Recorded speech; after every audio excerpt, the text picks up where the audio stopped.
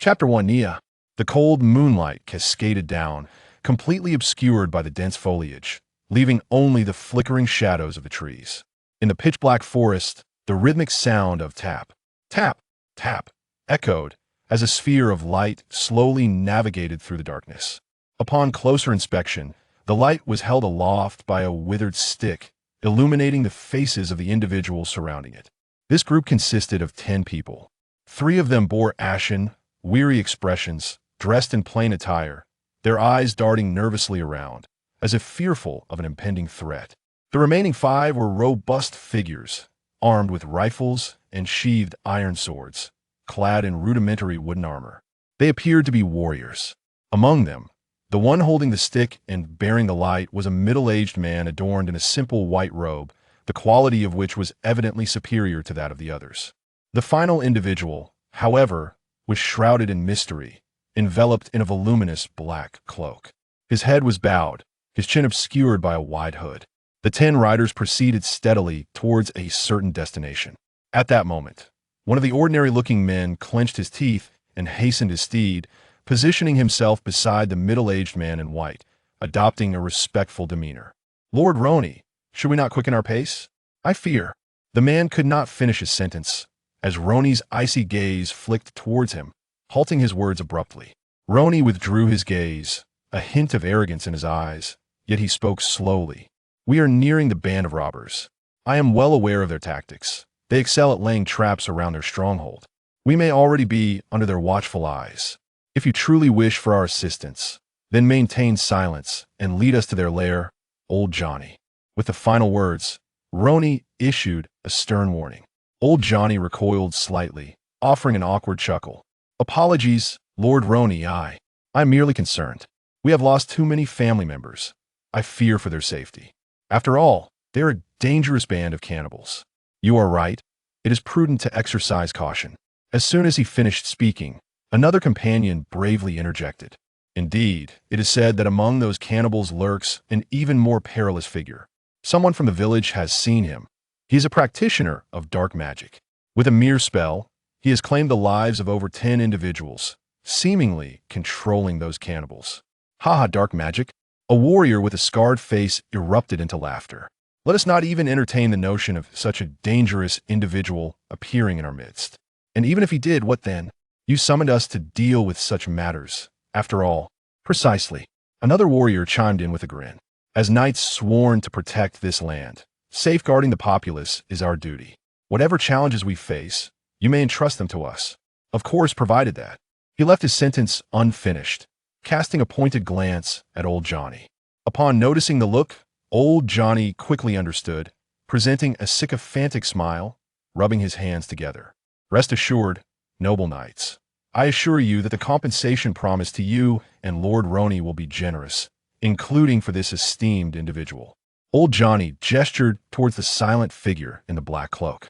He was unaware of the man's name. No one in the group knew it. He had joined them midway, merely after they encountered him while resting at night, offering him a piece of meat and casually mentioning the purpose of their journey, which prompted the stranger to volunteer his assistance. All he knew was that this individual was an adventurer, yet he had never seen his face or understood his strength. Who knows? Perhaps he is merely a novice with little to offer.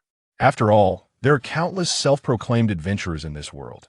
Even his foolish son, little Johnny, with a broken stick, dares to call himself one. The Empire has a strict hierarchy for adventurers, yet it seems few heed such distinctions. Despite the abundance of charlatans, Old Johnny did not refuse the black-cloaked man's inclusion. After all, if this mysterious figure possessed any real skill, then whoever could rescue the villagers taken by the robbers would be well compensated. The more willing hands, the better. Though the black-cloaked individual had initially stated that he required no reward, should he prove invaluable, Old Johnny could hardly deny him. As a mere farmer, he could not afford to offend peculiar characters. Contemplating the dire situation in his village, Old Johnny furrowed his brow. For those like them, who toil in the fields, money holds significance, but the lives of their kin hold even greater weight. If it were merely bandits abducting villagers, they could pay a ransom. Typically, bandits do not take too many. But these were cannibals. They sought not gold, but flesh. His anxious demeanor caught the attention of the nearby warriors. Suddenly, the black-cloaked figure raised an arm, causing everyone to halt. "Hey, what are you doing, kid?" The wooden-armored knight frowned, displeased. There is a sound. Something approaches. A muffled voice emerged from beneath the hood, indistinguishable in gender, as if concealed by some force. A sound? The scarred knight paused for a moment, his expression growing even more irritable. Nonsense. There is no sound. It is merely the wind. Hearing his comrade, another wooden-armored knight spat on the ground and retorted, even if something were amiss, it would pale in comparison to the might of we 5 knights. And besides, we have Lord Roni with us, do we not? He is a respected magician, capable of obliterating any foe. At the mention of Roni, respect tinged the knight's expression. The status of a magician is exalted. Even among equals, esteemed magicians stand apart. Society harbors a stereotype regarding magicians, perceiving them as wielders of formidable and mystical powers, capable of decimating armies with a single fireball. Upon hearing the knight's words, Roni's lips curled into a slight smile, his pride becoming more apparent, yet he spoke with humility. "Kind knight, you flatter me. I am but a magic apprentice, still exploring the mysteries of the arcane, unworthy of the title of true magician. My current achievements are hardly remarkable." "Huh, Lord Roni, do not underestimate yourself. Once we defeat the robbers, please feel free to claim whatever spoils you desire. With your presence, we are indeed more at ease."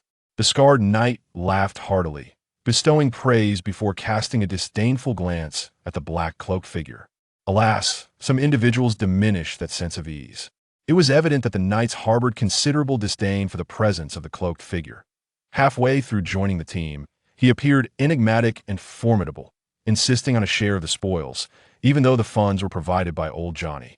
The agreed amount was neither excessive nor insufficient, yet this did not prevent their dissatisfaction. The figure in the black robe paid no heed to the idle chatter surrounding him. Instead, he remained silent, his gaze fixed on the ground until he suddenly exclaimed, "Beware! They are beneath us." No sooner had the words escaped his lips than a desiccated arm burst forth from the earth, grasping the horse's leg. Following it were more arms, causing the startled steed to whinny in terror and thrash uncontrollably. Yet it remained ensnared by the powerful grip. The group exerted themselves to stabilize their positions, only to witness additional arms emerging from the ground, revealing more of the buried corpses beneath the surface. These were decaying bodies, their eyes devoid of life, letting out guttural roars akin to those of beasts. The chilling cries echoed around them. Upon closer inspection, they counted at least 30 corpses, with more still hidden below the earth. "Damn it, dismount!" barked the scarred-faced knight. The group immediately complied, and 5 knights drew their swords, dispatching the nearest corpses before quickly forming a protective circle around Ronnie. Seeing this, old Johnny and his companions timidly shrank into the knight's protective embrace, unsheathing their own blades in confusion. The scarred knight sheathed his sword and shouted, "Use your firearms." As he finished speaking, the 5 knights swiftly unslung their guns, aiming at the heads of the approaching corpses. "Filthy wretches, go to hell!" Bang! Bang! The sharp reports of gunfire shattered the stillness of the forest, and several advancing corpses fell lifeless to the ground. Ronnie raised his staff. The orb atop it transformed into several crimson beams that, under his incantation, shot forth, bringing down more of the undead. After a brief interval, silence returned. The scarred knight exhaled softly, glancing at the smoking barrels of his guns to ensure no further corpses were emerging, allowing himself a moment of relief. "It seems we are safe," he uttered, but no sooner had he spoken than a force yanked him away. Startled, he turned to find the black-robed figure was the one who had pulled him, igniting a surge of anger within him. Yet before he could voice his frustration, a shadow flickered before him, followed by a deafening bang as one of his comrades' heads exploded like a watermelon. With a thud, something fell to the ground, a metal sphere smeared with red and white fluids. The knight felt a wave of suffocation wash over him. Had he not been pulled away, he would have faced more than just one watermelon exploding. "There are more enemies." The black-robed figure's voice rose, filled with heightened urgency. He released the scarred knight, brandishing a short sword that had appeared in his hand without him noticing. With a swift motion that stirred the air, he lunged several meters forward, severing a head from its body, which then crumpled to the ground. The creature resembled a human, but was smaller than an adult, with bloodied fangs, a protruding spine, and a ferocious, bloodthirsty gaze. "It's a ghoul," cried one of the knights, and they soon noticed many more ghouls lurking in the shadows and perched in the trees. Several ghouls emitted shrieks, propelling themselves forward on all fours with explosive speed. The knights, realizing the imminent danger, raised their guns once more to confront the threat. However, this time, the once reliable bullets failed to fire. The previous barrage seemed to have exhausted their efficacy. "Damn it! I told you not to skimp on cheap goods. At the very least, they should be well maintained." A wooden armored knight muttered frantically as he pulled the trigger repeatedly, oblivious to the ghouls' approaching form. The ghouls closed in rapidly, poised to devour the knights' heads. With widened eyes, the knights recoiled in horror, unable to react in time. Swish! A flash of light cut through the air, and the scarred knight's fierce visage appeared before his companions as he cleaved a ghoul in two. "Use your swords," he shouted. Yet two of his comrades were still devoured, their heads engulfed by the ghoul's grotesque maw. Having witnessed the bloodshed of their fallen allies, the remaining knights finally regained their senses, drawing their swords to engage the ghouls. The ghouls seemed to have learned, half of them attacking while the others remained on guard, hurling various objects to create chaos. Soon, two of old Johnny's companions met a grim fate, their heads crushed. The scarred knight and his two comrades found themselves unable to protect Ronnie, the esteemed mage meeting his end mid-incantation. Left unguarded, he could not even complete a single spell. The black-robed figure was taken aback by the disarray among the scarred knight's team. Two ordinary men fell before he could react, and the mage perished far too swiftly. Gritting his teeth, he returned to the knight's side, shielding the wildly swinging old Johnny, and began to fend off the encroaching ghouls, his gaze suddenly fixed on a dark mass. Within that shadow, he discerned a figure shrouded in dense, black mist. That must be the one controlling the ghouls. The black-robed figure thought resolutely, slicing through two ghouls, intent on charging forward when suddenly, he felt a loss of strength, stumbling and collapsing to the ground. What is happening? As he lay there, power drained from him, he caught a faint whiff of a pleasant aroma. His eyes fell upon the objects the ghouls had thrown earlier. Alongside the hard projectiles, there were some mashed-up plants emitting the enticing scent. "I've been ensnared." The realization struck him, and with it, he elegantly succumbed to unconsciousness. When he next opened his eyes, he found himself in a small cell, still clad in his black robe, his limbs bound. "Damn it, I was careless." A voice emerged from beneath the hood, now distinctly youthful and melodious. She surveyed her surroundings. The cell was cramped, and apart from her, there was only one other occupant. That individual lay still, appearing lifeless, yet the slight rise and fall of their chest indicated they were still breathing. From the looks of it, they seemed to be merely sleeping, perhaps even longer than she had. "Another captive like me?" Mia pondered, noticing that the chains binding her seemed peculiar, leaving her feeling somewhat weakened. If possible, she would need the other person's assistance. With this thought in mind, Mia picked up a stone from the ground and hurled it with all her might at the figure. No response. Taking a deep breath, she threw another. Still nothing, and she even heard the sound of snoring. Mia felt a sense of helplessness. She had not anticipated anyone could sleep so soundly in such a place. With no other options, she picked up a larger stone and hurled it once more. The sensation of being struck in the face by a heavy object while in the realm of dreams is anything but pleasant. For someone like Nia, who is prone to slumber, is a dual torment of both mind and body. Chapter 2. The Perils of Faux Wine. Nia rubbed the spot that had endured the brunt of the blow, unaware that he had been struck multiple times. He simply felt a pervasive ache throughout his body upon awakening. It was merely a little drink. How could it hurt so much? It must be that cheap wine I bought. I knew I shouldn't have skimped. Nia bore the appearance of a drunken man, just roused from slumber.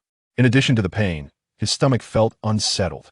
He attributed all his miseries to the inexpensive wine, regretting his trust in the burly, muscular vendor with thick eyebrows and large eyes. Every utterance of family from that deceiver had led to the plight of this innocent boy. His vision was still hazy, and it took several moments before he could somewhat discern his surroundings. A cell? Is drinking now a crime that lands one in jail? Mia murmured, taking a deep breath to suppress the urge to retch.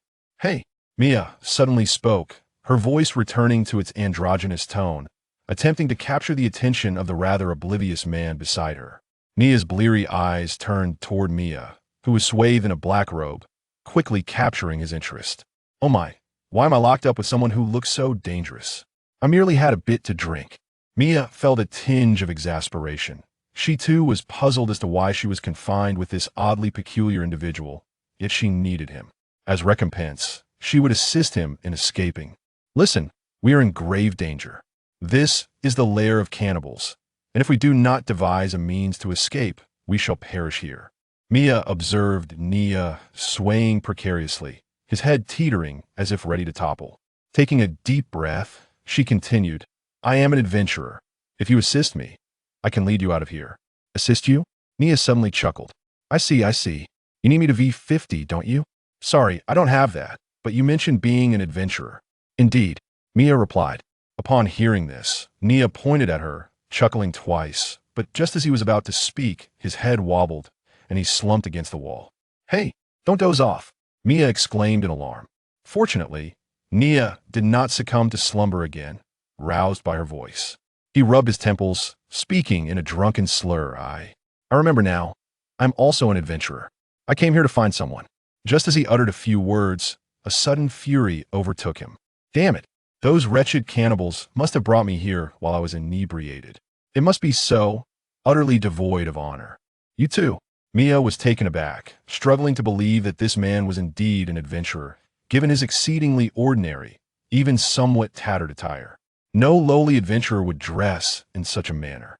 Not only his attire, but his appearance was also unremarkable. His long hair obscured much of his face, offering no notable features, and his intoxicated state did little to inspire confidence. Yet at that moment, she was reluctant to dwell on his identity. Regardless of who you are, you must first help me unchain myself if we are to escape. All right? Unchain? Nia inquired. Precisely. Mia nodded, preparing to elaborate on her plan when a clattering sound interrupted her. She blinked, realizing it was the iron chains that had bound Nia. Wait, how did you do that? She had not seen any movement from him, yet the chains had simply fallen away.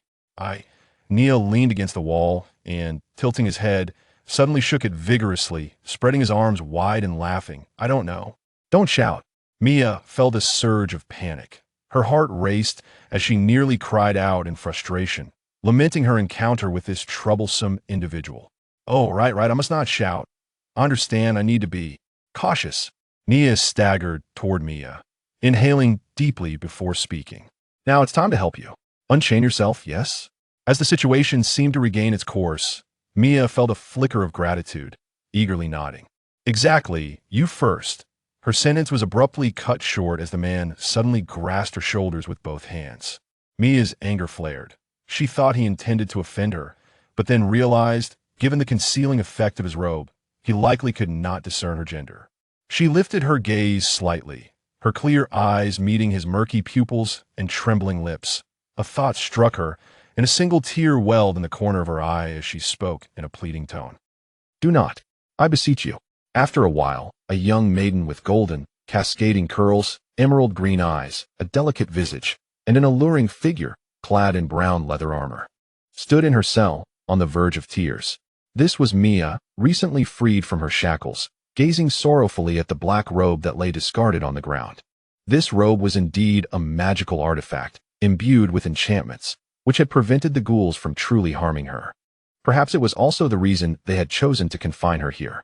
Wait, if she was imprisoned due to the black robe, what about him? Mia cast her gaze toward the figure leaning against the door, exuding an air of relaxed confidence, and a wave of confusion washed over her. What are you looking at? Did you not appreciate the gift earlier? I have no more to offer.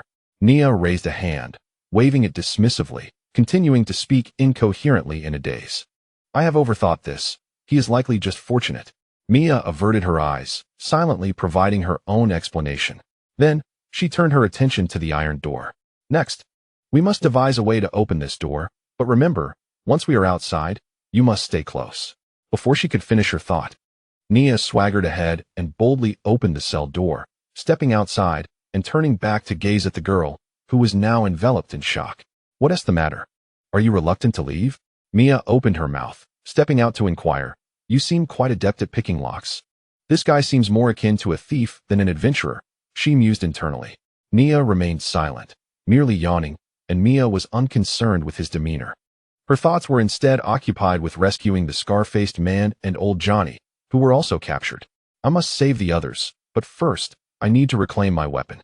Weapons, Nia muttered softly, and just as Mia thought he might collapse again, he suddenly widened his eyes. I know where they are. Speaking of which, I too have something that was taken from me, and I must retrieve it. Lead the way, then. Mia lowered her head, avoiding Nia's burp, signaling for him to proceed ahead. Before long, under Nia's guidance, they arrived at a small room at the exit of the dungeon. To Mia's surprise, she encountered no guards. Rest assured, those wretched creatures have surely gone in search of food. They are far more unruly than humans and rather dim-witted.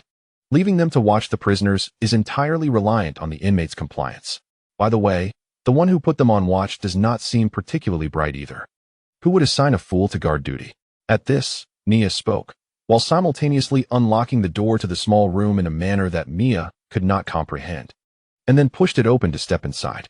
The room was cluttered with various items, and Mia even spotted the weapons of the scar-faced man and his companions. Naturally, her short sword was among them. Mia swiftly advanced to grasp her sword, and upon turning, she saw Nia had also approached, picking up a revolver from the ground.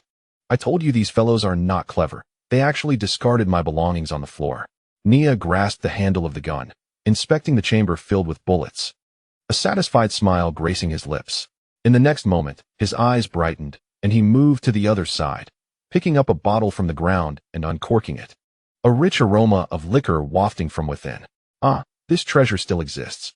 At that moment, Nia seemingly forgot that this was the very fake liquor he had previously mocked, and he tilted his head back, downing a substantial gulp. Just as he regained a semblance of normalcy, the effects of the drink swiftly ushered him back into a state of inebriation. Hey, Mia, who found him insufferable, prepared to voice her discontent, only to find him suddenly aiming his gun at her. A tightness gripped her heart, nearly suffocating her. Bang! The gun fired, yet Mia remained unscathed. She blinked in surprise, then quickly turned around to find a ghoul standing at the doorway, having appeared out of nowhere. Upon closer inspection, she could hear the hurried retreat of another ghoul fleeing the scene. As anticipated, a cacophony of warning bells soon erupted from all directions, stirring the ghouls into a frenzy. Burp. Nia discarded the empty bottle, raising his handgun, chest out, head held high. Now, it was time to play the hero. Just as he finished speaking, a series of noises erupted, compelling him to clutch his stomach. Damn this cursed fake liquor. I must address this matter. At this moment, Mia's eyes widened. She simply could not fathom the man's intentions, which seemed rather abstract. Apologies, it seems the mantle of heroism falls solely upon you. Take my share of the burden and proceed. Nia offered a wry smile, as if imparting a final wish, entrusting her with an important mission. Mia felt an overwhelming urge to punch him squarely, wishing to knock some sense into this insufferable fool. Taking a deep breath, she suppressed her frustration and addressed Nia with seriousness. I will divert all the enemies. Once I have dealt with them and rescued the survivors, I will come find you. Now, please seek a safe place, will you? Of course. Nia nodded emphatically, then informed Mia, if memory serves, the surviving individuals are likely confined in cages outside, awaiting harvest. The key to those cages is possessed by a blue-skinned ghoul, and the direction should be that way. Understood. Mia nodded, choosing not to speculate how Nia possessed such detailed knowledge. There was something enigmatic about him, yet he did not appear to be an adversary. Before long, Mia stepped outside, boldly attracting the attention of all the ghouls. Meanwhile, Nia, watching her departure, pressed his hands tightly against his abdomen and trembled as he retreated into the shadows behind him. At this moment, having exited the confines of the building, Mia was ready to showcase her skills. Having learned from her previous misstep, she approached the ghouls with heightened caution, prioritizing efficiency in her encounters. As for the projectiles they hurled, she adeptly dodged or retaliated. However, the ghoul encampment seemed extensive. It took her a good 10 minutes to shake off her pursuers and arrive at the location Nia had indicated. She swiftly dispatched the 5 or 6 ghouls before her and began to observe her surroundings. In an open area, several bonfires blazed, each simmering a pot filled with some unknown concoction. Mia merely cast a fleeting glance at the cauldrons before diverting her gaze, her curiosity about the contents waning. However, she did catch a glimpse of a familiar scarred knight in one of the pots. Shifting her focus, she noticed a few large cages nearby, each containing at least a dozen individuals, their faces a mixture of confusion and terror as they looked at her. Suddenly, one individual squeezed to the edge of the cage, revealing an expression of excitement. "Old Johnny, is that you? The one in the black robe?" Old Johnny hesitated, unsure of her identity, but he recognized that only the robed adventurer had not been imprisoned like them. Mia nodded slightly, her eyes scanning the area for the blue-skinned ghoul Nia had mentioned. "Are you looking for me?" A voice suddenly echoed, and Mia turned to see the very blue-skinned ghoul she sought. This creature towered over its kin, exuding a commanding presence. And to her astonishment, it could speak. Such a phenomenon was rare among ghouls, as they were typically regarded as lowly creatures. This one was at least of D-rank caliber. "Surprised? You must know I am stronger than the rest of the wretches," it declared, before whipping a massive spiked club from behind. Mia quickly dodged as the weapon crashed to the ground, creating a meter-wide crater. At that moment, rustling sounds emerged from behind her, and Mia turned to find her earlier adversaries rushing towards her. Faced with such a multitude of foes, the situation appeared daunting. The blue-skinned ghoul let out a cold laugh, raising a hand to halt the advancing ghouls before sauntering over to retrieve its club. "Fear not. I too am eager to test what makes you humans superior to us ghouls. Thus, this battle will be between you and me alone." "Oh, is that so?" Mia retorted, observing the creature's arrogance. She had no intention of boasting about taking on 10 at once. If her opponent was brash, she would ensure they paid the price for their hubris. Contemplating her next move, Mia advanced with her sword, her form graceful and agile, as she unleashed a flurry of icy arcs from her short blade. Yet, the blue-skinned ghoul's defense was formidable. Mia found no openings in its relentless guard. Instead, the ghoul seized opportunities to deliver powerful counterattacks, forcing her to retreat and evade. "What's the matter? Is that all you've got?" The blue-skinned ghoul sneered, gripping the end of its club tightly. It leapt into the air, preparing to strike Mia with a devastating blow. "Humph, but there is much more to come." Mia likewise wore a smile as she gazed at the blue-skinned ogre leaping above her, raising her slender arms. The green gemstones adorning her delicate fingers emitted an enchanting radiance. And in an instant, a magnificent flame coalesced in her palm, transforming into a fireball that swiftly flew forth, striking the blue-skinned ogre and sending it hurtling away. The creature landed heavily, half of its body charred, yet it still clung to life. Chapter 3. The Wheel of Fortune gasped. The blue-skinned ogre clutched its scorched side, gasping in shock. It had never anticipated that its adversary could wield magic. As it beheld the loathsome woman approaching, it bellowed, "Kill her!" with the ogre's command. The other ogres surged forward. Mia halted her advance towards the blue-skinned creature and swiftly turned to confront them. Meanwhile, the ogre began to manifest green specks of light, calming its breath and even mending some of its burned flesh. Gritting its teeth, it struggled to rise, seizing its intact left hand to grasp a spiked club before charging madly at Mia. "Die!" As Mia severed the head of the ogre before her, she was suddenly startled by the murderous shout, turning to see the blue-skinned ogre had regained its ability to move with alarming speed. The unexpected attack left her no time to react. Bang! A sound erupted like thunder as the blue-skinned ogre fell vertically from the air, landing motionless upon the ground, leaving Mia and the other ogres in stunned silence. Then, a whistle pierced the air, and a familiar voice resounded. "Miss Mia, I never expected you to hold out until the true hero arrived." Turning to the source of the voice, Mia recognized none other than Nia. It must be said that spotting Nia at this moment brought a sense of ease to Mia for the first time since their meeting. Whether it was due to Nia having dispatched the blue-skinned ogre, all the remaining ogres charged towards him after a brief moment of astonishment. "Be careful," Mia cautioned once more, even contemplating rushing to assist. However, she soon realized that he required no help. He merely wielded a revolver, effortlessly weaving among the ogres with a relaxed demeanor. Even as he emptied the chamber of bullets, he exhibited no signs of panic, dodging while reloading with an air of nonchalance. He even took a moment to adjust his attire, brushing back his tousled hair. At that moment, Mia noticed his striking dark red eyes. Although they appeared weary, bearing the signs of a hangover, they were undeniably captivating. Furthermore, Had anyone previously suggested to Mia that a change in hairstyle could transform a person's appearance, she would have scoffed, deeming them foolish. Yet from this day forth, she might reconsider. This individual was indeed quite handsome. Mia stood frozen in place, the echoes of gunfire ringing in her ears, and soon she beheld a scene strewn with the corpses of the grotesque ghouls. Bang! The life of one such creature was extinguished by Nia, who barely had time to lower her firearm before a loud shout pierced the air. Damn it! The blue-skinned ghoul, astonishingly still alive, rose once more, brandishing its spiked club and shifting its focus towards Nia, charging at her with alarming speed, propelled by an unseen gust of wind. Watch out! Mia managed to warn her companion, noticing that the creature was unhurriedly reloading its weapon. Nia glanced upward, deftly evading the swing of the ghoul's club. At that moment, the blue-skinned fiend revealed a sinister grin, baring its teeth as it lunged for Nia's shoulder. Instead of dodging, Nia merely tilted her head slightly, allowing the ghoul's fangs to sink into her flesh, observing as its sharp teeth tore at her bloodied skin. The ghoul gnawed with increasing fervor, but soon discovered that its teeth could not penetrate any deeper. TSK, up close, you're truly repulsive.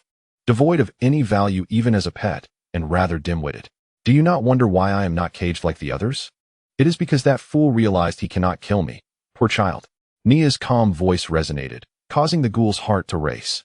Then, with a powerful blow to its abdomen, Nia sent it sprawling to the ground, her foot crashing down upon it with relentless force. Before the ghoul could comprehend its predicament, it found itself firmly pinned beneath Nia's heel. With a sly smile at the creature's frantic thrashing, Nia opened her magazine, letting the spent shells tumble onto its face, before loading 5 fresh bullets into the chamber. As my final guest today, I have decided to show you mercy and grant you a chance.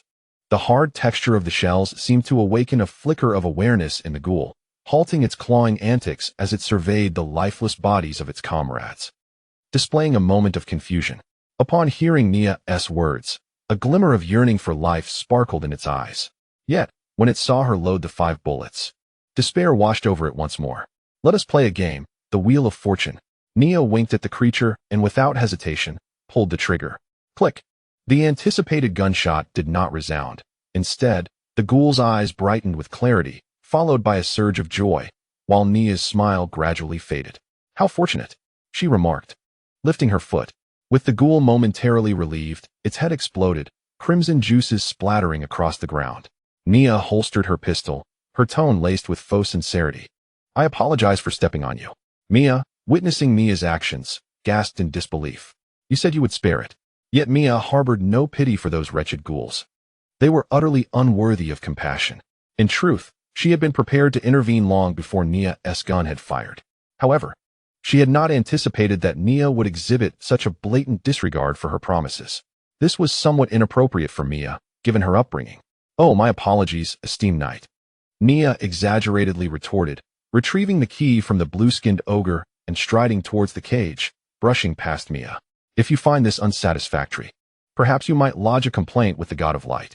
Should she receive your message and respond, I shall surely kneel before her in repentance. You should consider yourself fortunate that I am not among the fervent devotees of the God of Light, for your words could easily lead to your being consumed by holy flames. Mia sighed in resignation. Well, I am indeed grateful for that, Nia replied with a smirk. Soon, all the cages were opened by Nia's hand, and as the liberated individuals emerged, she raised her arms and shouted, Hurry and flee. Remember, it is the heroic Nia who has saved you. I reside in Crescent Town, a renowned figure. Should you wish to express your gratitude, do not forget to bring gold coins when you seek me. No one uttered a word to Nia. The moment they were freed, they began to flee in a frenzy. Even old Johnny merely exchanged a few hurried words with Mia before joining the throng. Is there truly no one who wishes to thank me? How disappointing, Nia remarked, lowering her hands and curling her lip. There was still one individual, a mage, who appeared quite formidable. They were aware of this and feared his return. Thus they hurried to escape. Noticing Nia's apparent disappointment, Mia stepped forward, recalling that old Johnny had advised her to leave promptly and later seek him for her reward. A mage? Nia scoffed, a hint of derision in her demeanor. Please, with his abilities, he wouldn't dare show his face. Have you encountered him? Mia inquired, astonished. Haven't you? That individual cast a healing spell, and perhaps even a wind spell? Unfortunately, he fled after using only 2 spells, Nia said, glancing at the blue-skinned ogre. Mia stiffened. She had not realized this, but if that was the case, the ogre's rapid recovery of combat readiness could indeed be explained. Well then, the matter is resolved. I must see what valuable items remain in this place, and it is also time to return and claim my quest reward. Nia stretched languidly, waved her hand, and departed. Mia stood there, staring blankly as Nia walked away. It was only when Nia's figure vanished that she suddenly remembered she had not exchanged names with her and had forgotten to inquire about her injuries. Just as she was about to call out to her, a sudden noise emerged from a cage behind her. Chapter 4. Claiming the Reward. Adventurers Guild, Eastern Domain of the Light Empire, Crescent Town. The evening in Crescent Town was tranquil, and Nia greeted the soldiers at the town gate with practiced ease before entering. Normally, there would be certain protocols to follow upon entry, but given Nia's amicable rapport with the town's guards, such formalities were easily overlooked. Yuya Town is but a quaint little settlement, named for its crescent shape when viewed from a height. Nevertheless, despite its small stature, the town boasts a certain vibrancy, devoid of the disheartening sight of beggars crowding the streets. Wooden structures, varying in height from 1 to 3 stories, are scattered throughout. Yet they do not create a sense of congestion. Rather, they present an orderly appearance, complemented by spacious thoroughfares. Hey Nia, you're back? I thought you might have drunk yourself to oblivion out there after 3 days away. The fruit vendor, Aunt Jenny, greeted Nia with a wave. Though her words were somewhat brusque, her smile suggested genuine pleasure at seeing him. Aunt Jenny, I merely stepped out to fulfill a task, surely. You wouldn't curse me for that? Nia replied with a shrug and a wry smile. Oh please, I know you too well. You must have been out drinking, which is why you took so long, Aunt Jenny chuckled, picking up 2 apples from her stall and tossing them to Nia. You surely skipped breakfast. Have these. It's on me. As Nia bit into the apple, the crisp sound mingled with the sweet aroma, delighting his senses. He flashed a smile at Aunt Jenny. Thank you for the breakfast, but don't think this will win my heart. Spare me the nauseating flattery. You're younger than my son. Now be off with you. Aunt Jenny waved him away with exaggerated disdain. Nia, unfazed, continued on his way. After his departure, a young man selecting fruit at Aunt Jenny's stall inquired with curiosity. Are you too close? Aunt Jenny glanced at him and replied with a smile. Close? Not at all. Who would maintain a good relationship with such a rogue? He merely saved many of our lives, so our rapport is decent, I suppose. Meanwhile, having just finished the apple, Nia yawned, and suddenly his eyes brightened as he quickened his pace. Xiaolin, Xiorgen, are you two gaming again? I bet it's with stolen money.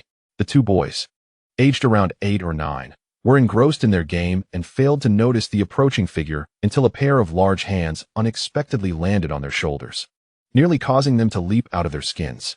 Upon realizing it was Nia, Xiaolin and Xiorgen breathed a sigh of relief. Nia Gidge, don't scare us like that. You might give us a heart attack, and my mom would come after you. Xiaolin pouted, half-jokingly threatening him. Indeed, Xiaolin's mother is quite formidable. Her words could silence both chickens and ducks. Xiorgen chimed in. Oh, how frightful. Nia feigned fear before directing his gaze toward the game console before the boys. Yes, it was indeed a game console. Long ago, when he first traversed into this world of swords and sorcery, he could never have imagined that, many years later, he would encounter such a familiar sight. The fantastical world that once conformed to his preconceived notions had inexplicably evolved in ways he could not have anticipated. Not only is there this gaming console, but there are also numerous other items. For instance, lights, small electric scooters, and many other things have gradually become familiar. This transformation may not be particularly evident in a small town like Crescent Town, yet it is strikingly apparent in the bustling metropolises of the Empire. Skyscrapers, colossal robots, aircraft, and artillery. In summary, it can be encapsulated in 4 words: magical technology. Even though the energy sources and methods of crafting these marvels differ significantly from what he remembers, they remain astonishingly familiar. Had he not been in this world for an extended period, he might occasionally forget the fact of his transmigration. Nia even pondered whether there might be another traveler in this world, holding on to a glimmer of hope for a reunion with a fellow countryman. But soon realized that such thoughts were mere fantasies. He had no companions in this realm. These occurrences were merely the natural progression spurred by various fortuitous circumstances. Of course, individual power has not diminished in this world. On the contrary, The era is witnessing an increase in formidable individuals, whether singularly or collectively. No one has ever ceased their endeavors. As for why the magical technology appeared in such a familiar guise to him, Nia was utterly perplexed. He had missed too many clues. Perhaps it was due to an alchemist's venture to the far side of the moon, as is widely known. A journey to the moon's dark side often leads to strange transformations. Who knows what one might discover? Let me see what you were playing. With just a little guidance, you could amass a tremendous amount of experience points. Bragging. This is the latest game, Heroes vs. Demons. You could never have played it, scoffed little Lin in, utterly unconvinced. I am a gaming expert. If you doubt my skills, let's have a match, Nia challenged. Absolutely not. Both little ones shook their heads in unison. After exchanging glances, little Logan remarked, "You just want to play without paying, hoping to hitch a ride on our fun.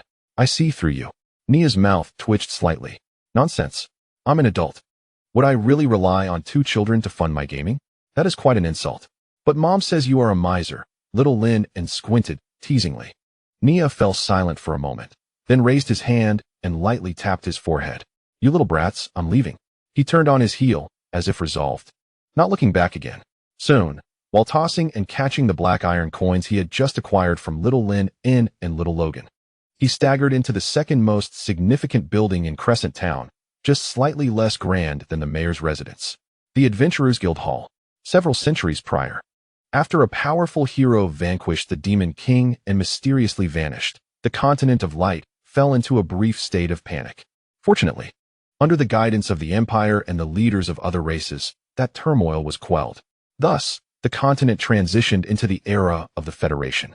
Nevertheless, the influence of the hero continues to endure, as countless extraordinary individuals yearn to uncover the mystery surrounding the hero's disappearance. At a certain moment, a rumor began to circulate across the continent. The hero has returned to the embrace of the God of Light, leaving everything behind in a hidden place. Whoever is able to claim those remnants shall ascend as the new hero and stand before the God of Light in the temple. Following this, a multitude of individuals embarked on their journeys into uncharted territories.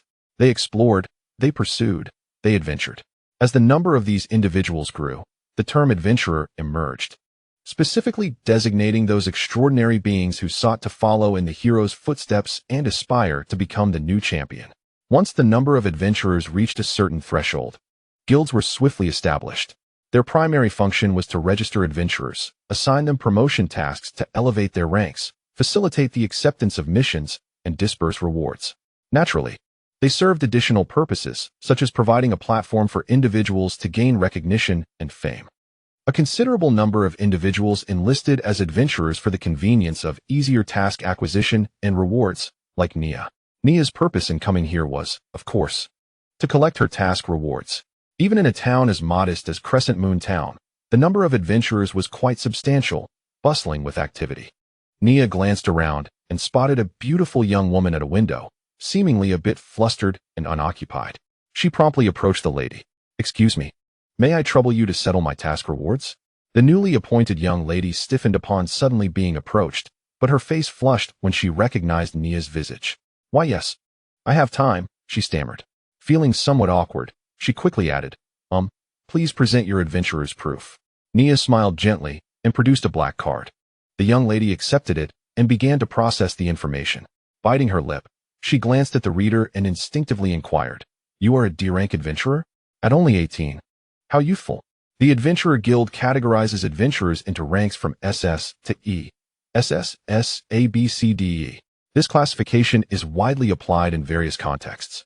Indeed, "I am 18, Nia replied, blinking and nodding, though she felt a twinge of resignation within. Truly, she had ventured out into the world, only to return still a youth. "You are even 2 years my junior," the young lady thought to herself, confirming Nia's current undertaking. "The task you are presently engaged in requires. I am fully prepared." Nia interjected, blinking and presenting a square device. This is something everyone is familiar with. A phone. Still, the essence remains, despite the incongruity of its craftsmanship. This device is undeniably a mobile phone, even in nomenclature. While it lacks the plethora of functionalities reminiscent of the mobile devices in Nia's memories, it serves its fundamental purposes, telling time, making calls, recording videos, and capturing photographs.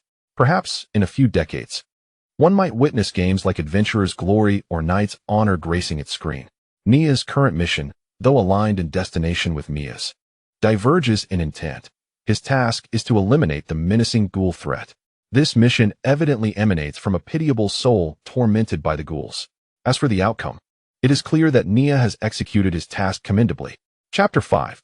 The generous soul. Upon viewing Nia's mobile video, the young woman offered a slight nod, her smile illuminating her features. I have confirmed the status of your mission, Mr. Nia. Shortly, your reward will be credited to your account, so rest assured. Excellent, Nia replied, retrieving his adventurer identification and mobile device, preparing to depart. Mr. Nia, do you have any plans for this evening? Apologies, beautiful miss, but I have pressing matters to attend to tonight. It is unlikely I will be available. Before the young lady could muster the courage to express her thoughts, Nia turned, interrupting her with his polite refusal. Observing her expression dimming, he spoke once more with a reassuring smile. Maintain that courage rather than succumb to silence. There will be many more guests before you. Your skills are commendable, complemented by your beauty, yet to achieve success, one must be bold. With that, Nia exited the guild. Though he paused momentarily as another figure approached. Raising his gaze, he was surprised to find Mia, accompanied by a delicate, porcelain-like blonde girl, no older than 6 or 7. Ah, the beautiful miss. I did not expect you to embrace motherhood so swiftly. Please forgive any prior disrespect I may have shown, he remarked. Hey, do you think I resemble her? Mia retorted, her expression darkening with irritation. Not in the least. Both possess golden hair, 2 eyes, 2 ears, 2 nostrils, and 1 mouth. Quite similar, indeed, Nia hesitantly pointed out, noting the resemblance he observed in the duo. Aside from the golden hair, you struggle to make a case. Do you not? Mia narrowed her eyes, but soon exhaled a sigh of resignation. This little girl is someone I discovered in the corner of a cage after your departure. Her name is Lena. Lena? Nia looked at the girl, who met his gaze with surprising composure. Devoid of the fear often found in those who have escaped a life devoid of kin. So, you have chosen to adopt her? Nia inquired. It appears she has no one left. For now, I can only take her with me, Mia stated, her voice tinged with fatigue. Yet I find myself unable to secure even a place to reside. Indeed, raising a child is far from the simplicity of caring for a pet.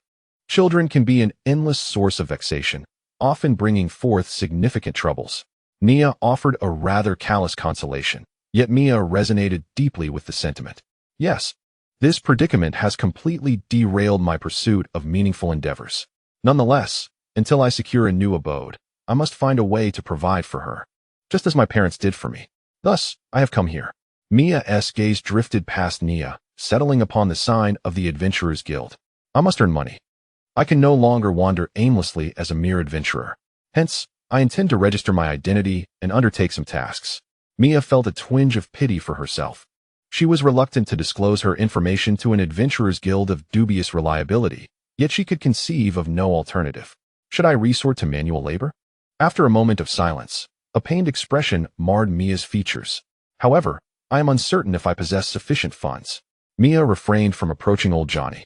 Having previously declared her disinterest in monetary compensation, how could she shamelessly request payment?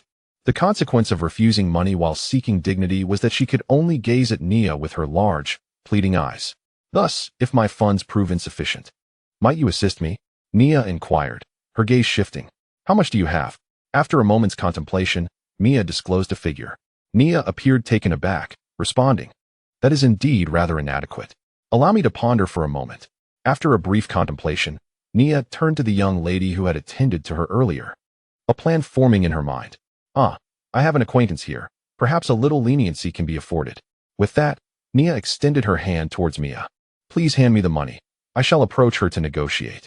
Once we reach an agreement, you may proceed with your registration. Oh, very well, Mia responded, retrieving her purse from her waist and handing it over. I apologize for the inconvenience.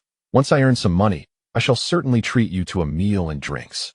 Such matters can be addressed later, Nia replied, weighing the purse in her hand and offering Mia a gentle smile before turning back to the young lady. Despite certain shortcomings, Nia is fundamentally a good person. Watching Nia fervently advocate for her with the beautiful maiden filled Mia's heart with warmth. Indeed, there are still many kind souls in this world. The nearby young girl, having overheard Mia's musings, glanced up momentarily before quickly averting her gaze and emitting a barely perceptible sigh. You are fortunate. She is a kind-hearted girl willing to risk reprimand to assist you, thus facilitating the resolution of your predicament. Soon, Nia returned with a smile, her tone light. Phew, that is splendid. I shall be sure to express my gratitude to her. Mia sighed with relief, patting her chest. Hasten forth, input your information, and then undertake a task related to plumbing to earn some coin for securing a place to reside, so that the little one does not suffer.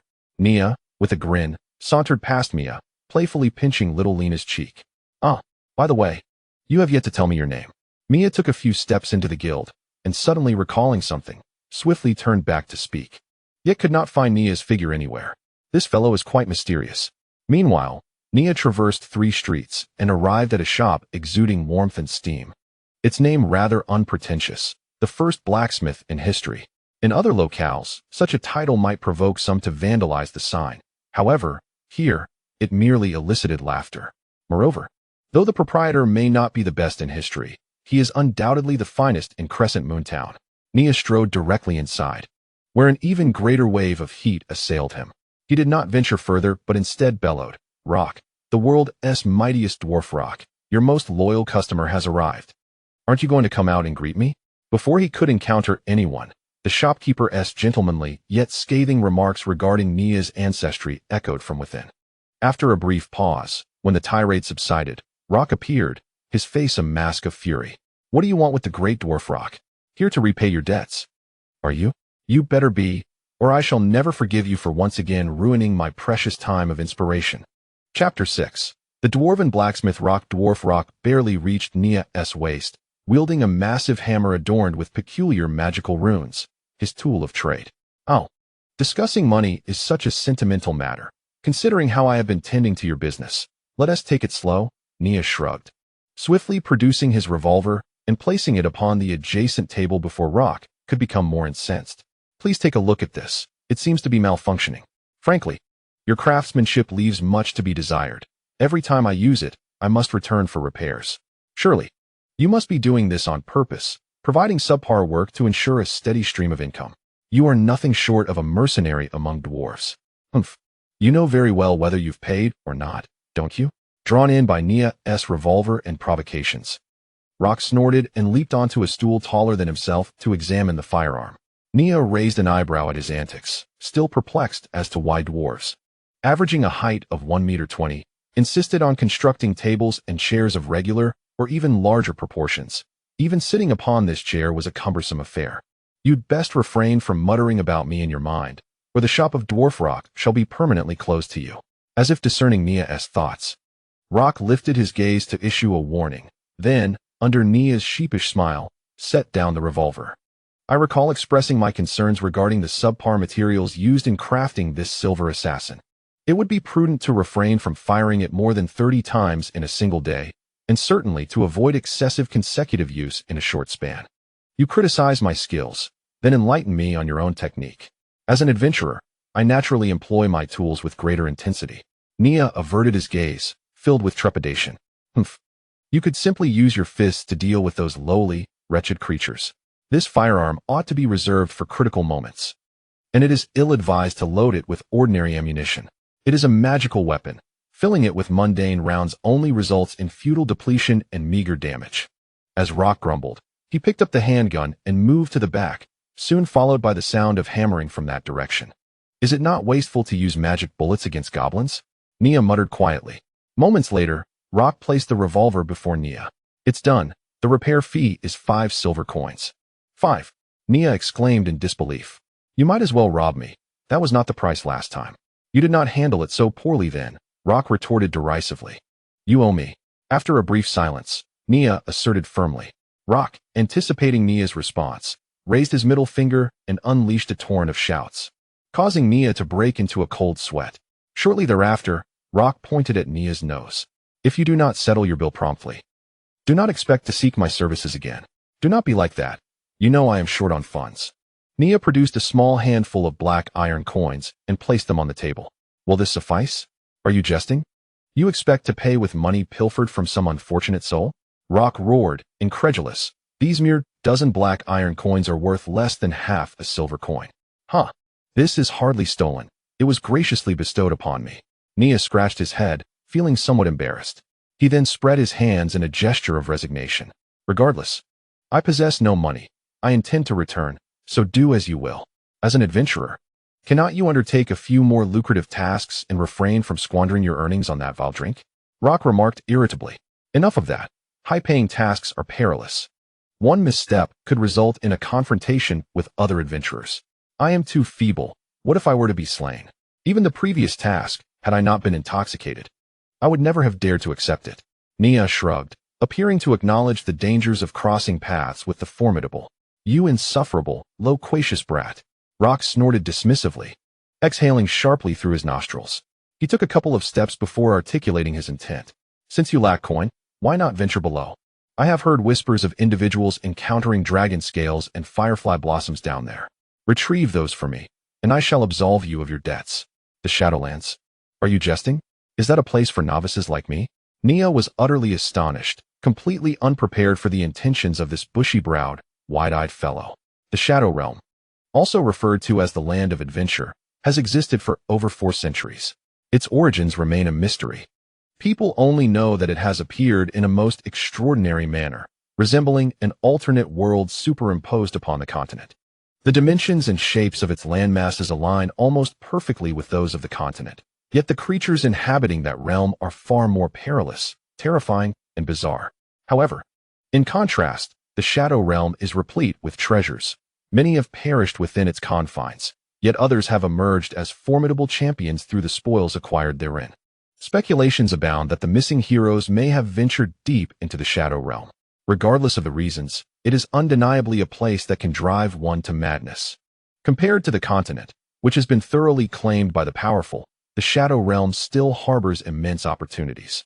Power, or fame, fortune, and authority, all are attainable from the Shadow Realm. Even an ordinary individual may dare to enter and seize that slender chance, perhaps striking it rich. Yet, the dangers within the Shadow Realm are manifold. Statistics suggest that to date, humanity has explored only 30% of its expanses, with numerous perilous areas left untouched. The emergence of the Shadow Realm coincided with a surge in adventurers following the disappearance of the heroes. To impose some degree of control over the Shadow Realm, the Federation has sealed all known entrances and connected them via teleportation arrays. Consequently, any adventurer wishing to enter must register and pay a fee to utilize these arrays. Payment. What a bunch of scoundrels. Fortunately, their charges are not exorbitant. You know whether you are a novice, and I know it too. What I demand now is that you procure for me a dragon scale from the fire dragon and a firefly blossom. Rocco leaped up and struck Nia's chest with a fist, his tone resolute. Rocco, the place is filled with reckless ne'er-do-wells. You would have me venture inside? I would rather exert myself to undertake a few more tasks to repay you. Then by all means, go ahead. Just a reminder. You owe me a total of 1,350 silver coins. Based on the highest paying tasks in Crescent Moon Town, you would need to complete at least 200 of those to settle your debt. Wait, hold on, do I owe that much? That's nearly equivalent to my rent. I merely asked you to repair a few things, Nia exclaimed, his eyes wide in disbelief, seemingly unaware of the extent of his debt. You have yet to pay for the forging of this gun, and I even gave you a discount. Rocco squinted, his tone serious. Moreover, the dwarf Rocco never speaks falsehoods. Nia turned his head away, genuinely embarrassed this time. After a moment of contemplation, he turned back, speaking earnestly. Well, you are not mistaken, but as you know, to venture into the Shadowlands, one must at least have a team of 3. I lack such a team, hence, they will not permit my entry. Then go find one. Dwarf Rock does not concern himself with these matters. He only cares about the outcome. Rock replied, turning to leave. What a thoroughly despicable character. Nia muttered under his breath, preparing to turn away when he suddenly recalled something of importance and whirled around to shout inside. Despicable Rock, what is the meaning of this? You berated me so harshly merely to set the stage for this. Consider yourself unfortunate. Upon exiting Rock's establishment, the hour had already progressed into the deep of night. Nia sighed for the dismal future he could foresee and prepared to return home for some much-needed rest. The 9th heaven. Before Nia could even step through the door, he was met with a cacophony from within. It was evident that a group of inebriated men occupied the space, raucous and boisterous, as coarse fellows raised their goblets, possibly regaling tales of last night's escapades with numerous beauties, or perhaps embellishing their trivial adventures with fanciful exaggerations. Yet, Nia detested these mindless drunkards. Despite often resembling one himself, he loathed them because their raucousness pricked at his senses. Alas, this was a tavern, and such drunken revelers were inevitable. Regrettably, unlike the similarly named Jerusalem, the ninth heaven was devoid of any semblance of decorum. Nia pushed the door open, his gaze traversing the central aisle to the bar, where an elderly lady with a mane of white hair and spectacles was skillfully mixing drinks for the patrons. Just an old woman, whose prime had long since faded, seemingly half buried in the earth. Nia thought helplessly. Ah, the great Nia, the mightiest in Crescent Town, has returned. Cheers erupted suddenly, as the regulars clearly recognized Nia. The moment he entered, a collective cheer arose at the behest of one enthusiastic patron. Nia scoffed at being thrust into the limelight so abruptly and raised a middle finger at the meddlesome individual before striding confidently to the old woman, emphatically slapping his savings card onto the bar. This contained all his earnings for the day, encompassing his task rewards and the meager proceeds from the sale of scrap gathered at the wretched ogre camp. It also included the game tuition he borrowed from a child, though he had not taught any gameplay maneuvers but had enlightened the two youngsters on the treachery of human nature. Furthermore, it encompassed the savings from a cunningly devised intermediary fee he had secured from an oblivious young lady by introducing her to a bashful beauty. Nia felt deserving of this boon. Old lady, serve the finest wine, Nia commanded without hesitation. The old woman's name was Daphne Elvira, the proprietor of the ninth heaven and also Nia's landlady. Observing your earlier demeanor, I initially believed that the esteemed Mr. Nia was finally ready to settle my substantial rent arrears. Alas, it appears you merely indulged in libations. The elderly woman skillfully seized Nia's debit card and swiped it, casting a fleeting glance from beneath her spectacles, accompanied by a sardonic smirk.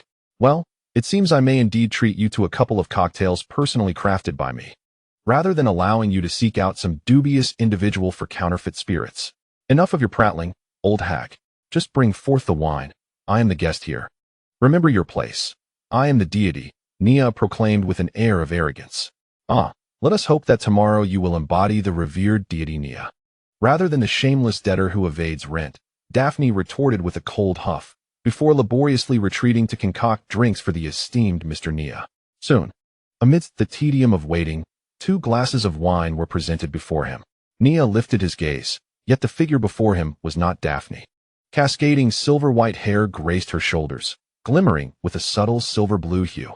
Clad in a black and white maid's uniform, she possessed a statuesque and voluptuous form, her legs enticingly encased in pristine white stockings, and a pair of bosoms that, though concealed, seemed poised to reveal themselves at any moment.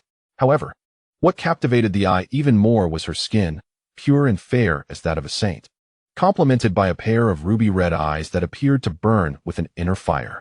This enchanting being was named Enixide, a wretched soul salvaged from a refuse heap by the old woman, much like Nia. Yet, unlike the drunken Nia, who neglected his rent, Enixide seemed to possess a sense of conscience. She chose to remain as a server, assisting in exchange for the cost of her lodging. Of course, Nia dismissed the notion of Enixide's moral integrity, believing instead that this wretched woman aimed to win over Daphne's fickle heart with her diligence and time, patiently awaiting the day when she could rightfully claim her inheritance after the old woman's death. As for why Nia thought that the inheritance should belong to him, the rent-dodging drunkard, rather than to Enixide, who had consistently supported Daphne like a daughter, perhaps only the divine could fathom. Moreover, Nia found something unsettling about Enixide. From a human perspective, Enixide was undeniably beautiful, perhaps excessively so. Nia irresponsibly asserted that her beauty could incite madness in many, surpassing even that of succubi. Yet, the ninth heaven had never encountered troubles due to her allure, as if her beauty existed solely for his eyes. Nia had previously attempted to persuade Daphne to expel the woman on these grounds, only to receive an eye roll from Daphne and merciless laughter from Enixide. TSK. Nia pursed his lips, evidently displeased by her presence. Does Mr. Nia appear to express dissatisfaction with my arrival? Enixide inquired, her eyes narrowing slightly, the corners of her lips curling upward in a languid smile. She leaned forward, resting a hand on the counter, subtly appropriating the full-bodied red wine glass that had just been placed before Nia, drawing it to her own side. Concerning the brazen individual who, upon making an entrance, sought to seize the wine I procured through my toil and sweat, I find myself utterly at a loss for an appropriate expression to regard her. Nia cast a fleeting glance at her before reclaiming his precious drink. My apologies. I had assumed that the prosperous Mr. Nia would graciously treat me, his humble maid. To a drink. Chapter 8. A post-drinking dialogue. On Nia's side gently pursed her lips, resembling a delicate young girl who had been wronged. Yet Nia was not so easily deceived by such trifling theatrics. Noticing Nia's complete disinterest in engaging with her, Anisade's eyes darted, and she withdrew her pitiful demeanor to inquire. It appears that Mr. Nia is in a rather foul mood today. Might you share your troubles? Perhaps I could offer some assistance. Oh, even if I were to divulge my woes, you would merely mock me internally and wait for an opportunity to ridicule me further, Nia retorted with a cold smirk. Both of us being wily creatures of centuries past, what is there to discuss? To be so misunderstood by Mr. Nia truly saddens me, Aniside lamented, though it seemed that only her lips expressed sorrow. After a moment of silence, Nia downed another glass of wine and began to speak slowly. Rocco insists that I repay him swiftly, or else he will send me on a wild goose chase in the shadow realm. It's utterly vexing. Nia's mood was indeed grim. And after a couple of drinks, even in the presence of Aniside, he could not suppress his urge to confide. Mr. Rocco is utterly unreasonable. How dare he demand repayment from you? One must remember that it is the illustrious Lord Nia who owes money, such a rarity that anyone could put him in debt. How dreadfully inconsiderate of him, Aniside exclaimed, covering her mouth, her indignation palpable. Moreover, fundamentally, he was the one who willingly allowed Lord Nia to incur this debt. Setting aside the facts, does he bear no responsibility? To suddenly render one's status null and void, leaving one unable to pay rent and reduced to spending all one's funds on wine. Can there be anyone more outrageous than him in this world? Hearing such words of defense on his behalf caused veins to throb upon Nia's forehead. Enough. I am the shameless scoundrel here. Is that not sufficient? With a piercing gaze, he scrutinized Aniside before taking a hearty swig from his glass. Aniside smiled slightly, narrowing her eyes as she continued. So, what exactly troubles you? Even in the shadow realm. With your prowess, you could certainly venture forth. Could it be? Aniside's eyes widened suddenly, as if she had stumbled upon an epiphany. Is it due to your laziness? My heavens. How cruel. I never imagined the great hero Nia could be so corroded by one of the 7 deadly sins. Surely, the radiant deity must be blind, for they have not bestowed upon you a flawless character akin to that of a true champion. As for all but the words regarding the radiant deity, I would like to deliver a firm slap to your face to jolt you back to reality. Nia raised his hand, pointing his index finger at Aniside's nose, and declared, Moreover, if you conclude our conversation with that ridiculous translation tone, I swear I shall stuff Daphne's old shoes into your pitiful backside. I truly swear it. I apologize. Aniside replied, spreading her hands in a gesture of contrition, albeit lacking any sincerity. After a brief pause, she inquired again, So, if it is not due to laziness, then what is the reason? Nia shrugged. Entering the shadow realm requires 3 individuals, and I cannot find anyone. Aniside tilted her head slightly, displaying a puzzled expression. If I may be frank, Mr. Nia, you are quite the emblem of Crescent Town. Surely, if you wish to venture into the shadow realm, many would be eager to join. Come now, I have no desire to escort 2 strangers into peril, only to spend my energy safeguarding them. I am hoping to find a formidable companion to accompany me, allowing me to relax and reap the rewards. Nia waved his hand dismissively. Oh, I see now. It appears that Mr. Nia lacks friends, Aniside stated bluntly. Enough of that. I merely contend that those individuals are not strong enough, Nia replied exasperatedly, for he was Nia, and he had a plethora of friends. How could he possibly lack companionship? Ah, I understand. Mr. Nia fancies himself a hero, seeking companions akin to brave warriors. Such confidence is truly remarkable, Aniside remarked with a sly smile. At her words, Nia, who had already indulged in a bit too much drink, paused momentarily. Lifting his gaze to the wicked woman before him, his focus narrowed, and even amidst the throng of drunken revelers, an inexplicable chill enveloped the air, causing them to awaken from their stupor and fall silent. However, Nia soon relaxed again, casting a venomous glare at the woman as he cursed her. Huh. I wager that no man has ever desired you in your lifetime. I swear by the purity of the God of Light, should anyone ever want you, I would have them pinned down and ravaged for eternity. Mr. Nia, you truly are a man who takes and gives, Aniside retorted with a chuckle. Yet if you could accomplish such a feat, I would not be averse to seeking out a man myself. Aniside smiled, and in matters concerning the God of Light, their opinions oddly aligned, though Nia was oblivious to the reasons behind Aniside's discontent with the deity. At that moment, Aniside turned her gaze to the elderly Daphne. Her crimson lips parting. Mr. Nia is truly remarkable. This is a path I had never envisioned. However, one thing is certain. Ainside cast a flirtatious glance at Nia and continued, not just men, but women too, and it is not a matter of perhaps kneeling at my feet, but an absolute certainty, for I am simply that beautiful. So confident, Nia teased. It is not confidence, but a fact. For the majority of people in this world are rather base. Even if I were to trample upon them, it would still be considered a grace. In the end, they would humbly proclaim long live the Queen. There have been numerous instances of high-ranking officers being assassinated or seduced into rebellion by succubi during the Great War between the Allied forces and the Demon King's army. If succubi can achieve such feats, there is no reason I cannot as well. I am far more enchanting than they are. It seems no one can resist your beauty? Nia chuckled, shaking his head in inquiry. Perhaps there are some, Ainside pondered before responding. Oh, who might that be? Perhaps the legendary hero, she suggested. Before Nia could utter a word, he collapsed onto the table. Daphne, witnessing this, swiftly produced a blanket she had prepared earlier and handed it to Ainside. Cover this rascal, or he will complain that I did not provide him with warmth. I cannot abide such grievances, she remarked.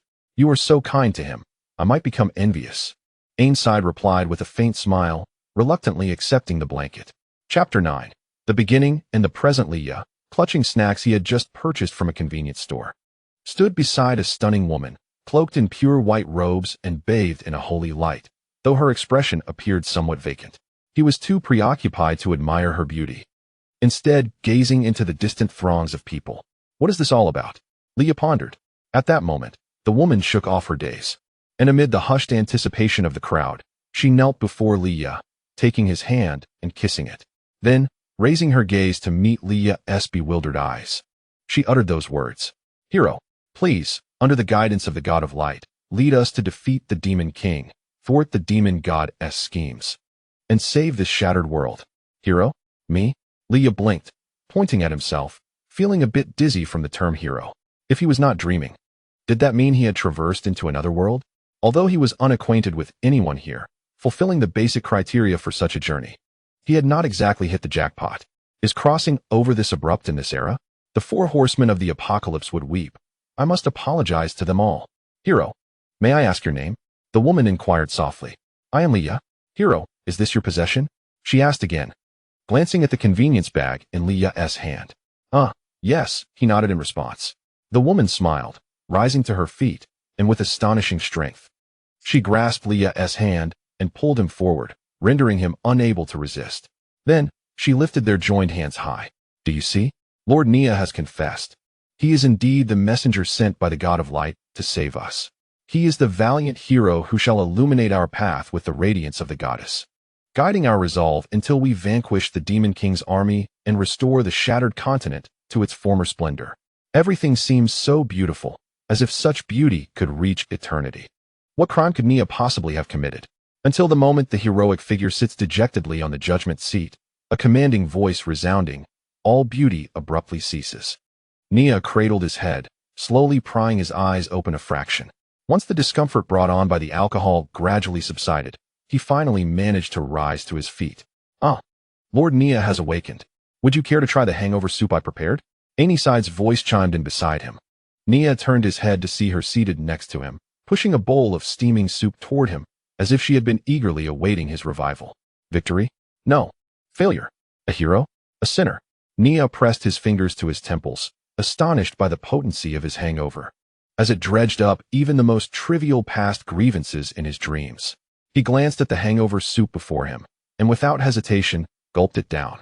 However, his face soon turned a shade of green, struggling to swallow the unmentionable concoction, and he shot a murderous glare at Ainside. Tell me, How much poison did you add? Poison? Side's eyes narrowed dangerously at the word. Mr. Nia, how rude. This is merely my heartfelt offering, inspired by the dreams you've been having. I learned from Granny Daphneal. A heartfelt offering? Nia's eyelids twitched. This nearly killed me. Just tell me if it worked, Side replied, spreading her hands innocently. It was indeed effective. Nia, being an honest soul, acknowledged that the hangover soup nearly sent him to meet his forebearers. Yet it was effective indeed, even more so than Daphneal's authentic remedy. He felt neither sore nor weary, and his mind was surprisingly clear. You mentioned I had a nightmare? Nia yawned, inquiring. Indeed, Side nodded, her expression exaggerated. Demon King, forgive my ignorance. How dare you treat me this way? I am the noble hero. I swear I shall send you to hell. Princess, wait for my return. I shall kiss your toes, for you have said many scandalous things that have made me blush. Perhaps you should keep quiet. Nia scowled at the rambling woman. Am I mistaken? Kissing the saint's toes is a desire many hold. I assumed you felt the same, Side lamented. He surely was not that depraved. At that moment, Granny Daphneal emerged, carrying 3 steaming bowls of egg noodles. Granny Daphneal is truly benevolent, despite the constant curses hurled at you by that scoundrel. You still remember to prepare breakfast for him, Side said, placing her portion before her, showering her with flattery. Who urged me to unwittingly extend my kindness and rescue this pitiable stray cat? Perhaps it stands as the most misguided decision of my life. Yet, there is no turning back. After all, he still owes me a considerable sum of money. If I were to cast him away, he would, as he desires, be free from repaying his debt, would he not? Daphne shrugged noncommittally. Indeed, while his existence has likely been fraught with difficulties, that should not allow a nefarious character to find such ease. Sider raised her hands in agreement. If it weren't for that stray cat keeping watch over your dilapidated establishment, you, old fellow, would have long lost your dominion to some nameless stray dog, wouldn't you? Thus, it is better to have the cat. Nia scoffed, turning her face away and confronting Sider defiantly. The cat huffed, how endearing. Sider squinted, resting her fists against her cheeks, a slight smile gracing her lips, seemingly reveling in Nia's current expression. Enough is enough.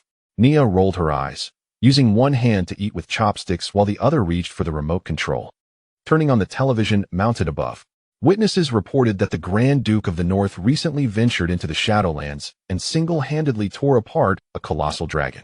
His Holiness the Pope, during a meeting with the king, explicitly stated that the relationship with the Empire would grow closer, preparing to send the newly anointed Saint Esidarch to the remote regions of the Empire to bring the sacred word to the impoverished, which is indeed noteworthy. The esteemed Princess Trispandaragon has recently declared an end to her swordsmanship training, yet we remain uncertain whether she has taken a significant step forward. Renowned as one of the closest to a hero, and as a formidable figure in our human empire, we sincerely bestow our blessings. To ensure the strength of the noble heirs, the director of the Imperial Academy sternly indicated that some noble offspring would be sent beyond the Academy for travels, to broaden their horizons and sharpen their minds, preventing them from becoming useless. The holy son of the church, Andrus, who once fought alongside the esteemed hero, recently listened to the divine voice of the God of Light and proclaimed the eternal vastness of the God of Light. It is said that Princess Helena, who journeyed to the Eastern realm to receive divine blessings, has yet to return. The Duke of Flames has stated that this is merely a child's desire to linger a bit longer at her familial home, and not a matter of great concern. However, knights under the Duke of Flames seem busier than ever, with some speculating that perhaps something has befallen Princess Helena. Upon hearing this rumor, the Duke himself vehemently denied such claims. Do you wish to ruin my television? Or do you believe you can repay me with something superior?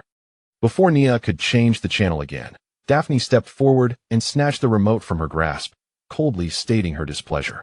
Faced with his wife's ire, Nia offered an awkward smile. This matter does not concern me. Just observe how tedious the news has become, endlessly reporting on the affairs of prominent figures. Who cares about the trivialities of individuals like us, who live from hand to mouth? It's merely a cacophony, and only someone like you would pay attention to it. Daphne remarked with a dismissive snort. Speaking of prominent figures, there has indeed been a plethora of happenings lately, such as the Pope, kings, and princes. Not to mention the saintly representative of the God of Light, the Valkyrie princess who stands closest to the hero, the head of the Imperial Academy, the most powerful priest in the hero's party, and the queen of the elven forest, the least among them being a mere princess, Anais observed, resting her chin on her hand. They can only attract attention with such trivial matters concerning the elite. Otherwise, who would care? It's hardly more engaging than a children's channel, Nia remarked with a scoff. If memory serves, aside from that little princess. Most of these individuals have existed for several centuries, Anais added. Indeed, they are a collection of ancient relics who should have long since made way for the younger generation. Just look at that esteemed hero. Once his tasks are complete, he vanishes without a trace, leaving no lingering matters behind. Nia expressed with evident frustration. Ah, Mr. Nia, you seem quite resentful. Are you envious of their high status?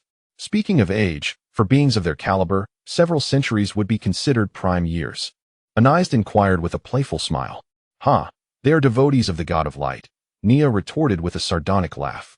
Then indeed, they ought to meet their end. Living for several centuries is rather excessive. Anais instantly concurred with Nia's sentiment.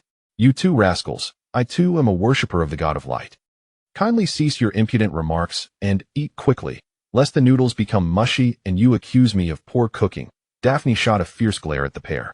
You audacious old hag, how dare you call yourself a devotee of the god of light? Have you forgotten how you once hurled her statue at me? Nia sneered derisively. Anais sighed deeply. Daphne, dear, while this child may be foolish, I do harbor doubts regarding your grasp of faith. To me, someone who uses the statue of the god of light as a table support cannot truly be considered a follower. Upon hearing this, Daphne showed no sign of embarrassment. The merciful and benevolent god of light, unlike you, would not take offense at my minor transgressions. Whether I use her statue to support a table or to strike someone, she would surely forgive this pitiful old soul. Moreover, I pray sincerely to her daily, yet she has never responded to my requests. Given my unwavering devotion, she ought to be more forgiving of my shortcomings. And what of the other statues in your abode? Do not tell me you also worship other deities, Nia scoffed. The god of light is generous. She permits us to venerate other gods, and she has never objected to this. Why do you meddle? And you, young rascal, what business do you have in an old woman's room? Good heavens, I just recalled that the socks I misplaced were found by you, weren't they? Anais exclaimed in astonishment. Mr. Nia, I must say I regard you with newfound respect. It is no wonder that despite leaving my door ajar every night, you have never ventured in. I find myself somewhat disappointed. Spare me your nauseating excuses. It was that decrepit old woman who neglected to close the door and failed to tidy up those peculiar items, including the socks, which were clearly your own doing. You ought to absolve me of all the rent I owe you and simply hand over this establishment to me. As a gesture of gratitude for my assistance in retrieving that crumpled sock. Creak. The sound of the ninth heaven's gate swinging open interrupted the trio's squabble, and they turned their gazes towards it. However, Nia quickly averted his eyes, redirecting his attention. My dear lady, this is not a breakfast establishment. Should you wish for a drink, you may return in the evening, if your thirst cannot wait. You might seek out a drunken soul on the adjacent street to procure some of his foul, inferior liquor to tide you over. Daphne regarded the figure at the entrance, her gaze shifting to a smaller individual, her brow slightly furrowed. Moreover, I must remind you that this establishment does not permit children who cannot afford to consume. If you wish to drink, kindly send the child home. Otherwise, you may find my incessant rambling quite unbearable. Mia, with a pair of furious eyes, disregarded Daphne's warning and, under Anisid's mocking gaze, swiftly targeted the only person who had not looked her way, recognizing him even beneath his blanket. Found you, you scoundrel. Mia advanced swiftly, approaching the man from behind, seizing his shoulder to compel him to lift his head. Look at me, you rogue. As Nia raised his head, a beard adorned his chin. Spectacles perched upon his nose, and wrinkles etched upon his face, his voice carrying the weight of age. Dear lady, what brings you here? Humph. What are you pretending for, Mr. Nia? Mia retorted through gritted teeth. Nia? A glimmer of contemplation flickered in the elderly man's eyes. Oh, are you searching for my son? Judging by your demeanor, he must have wronged you in some manner. However, he is not here. He has just stepped out, and you might still catch him. Nia is your child? Mia paused, astonished. Indeed, I believe we bear a striking resemblance, the elder affirmed, nodding with conviction. My apologies. It appears I mistook you for someone else, old man.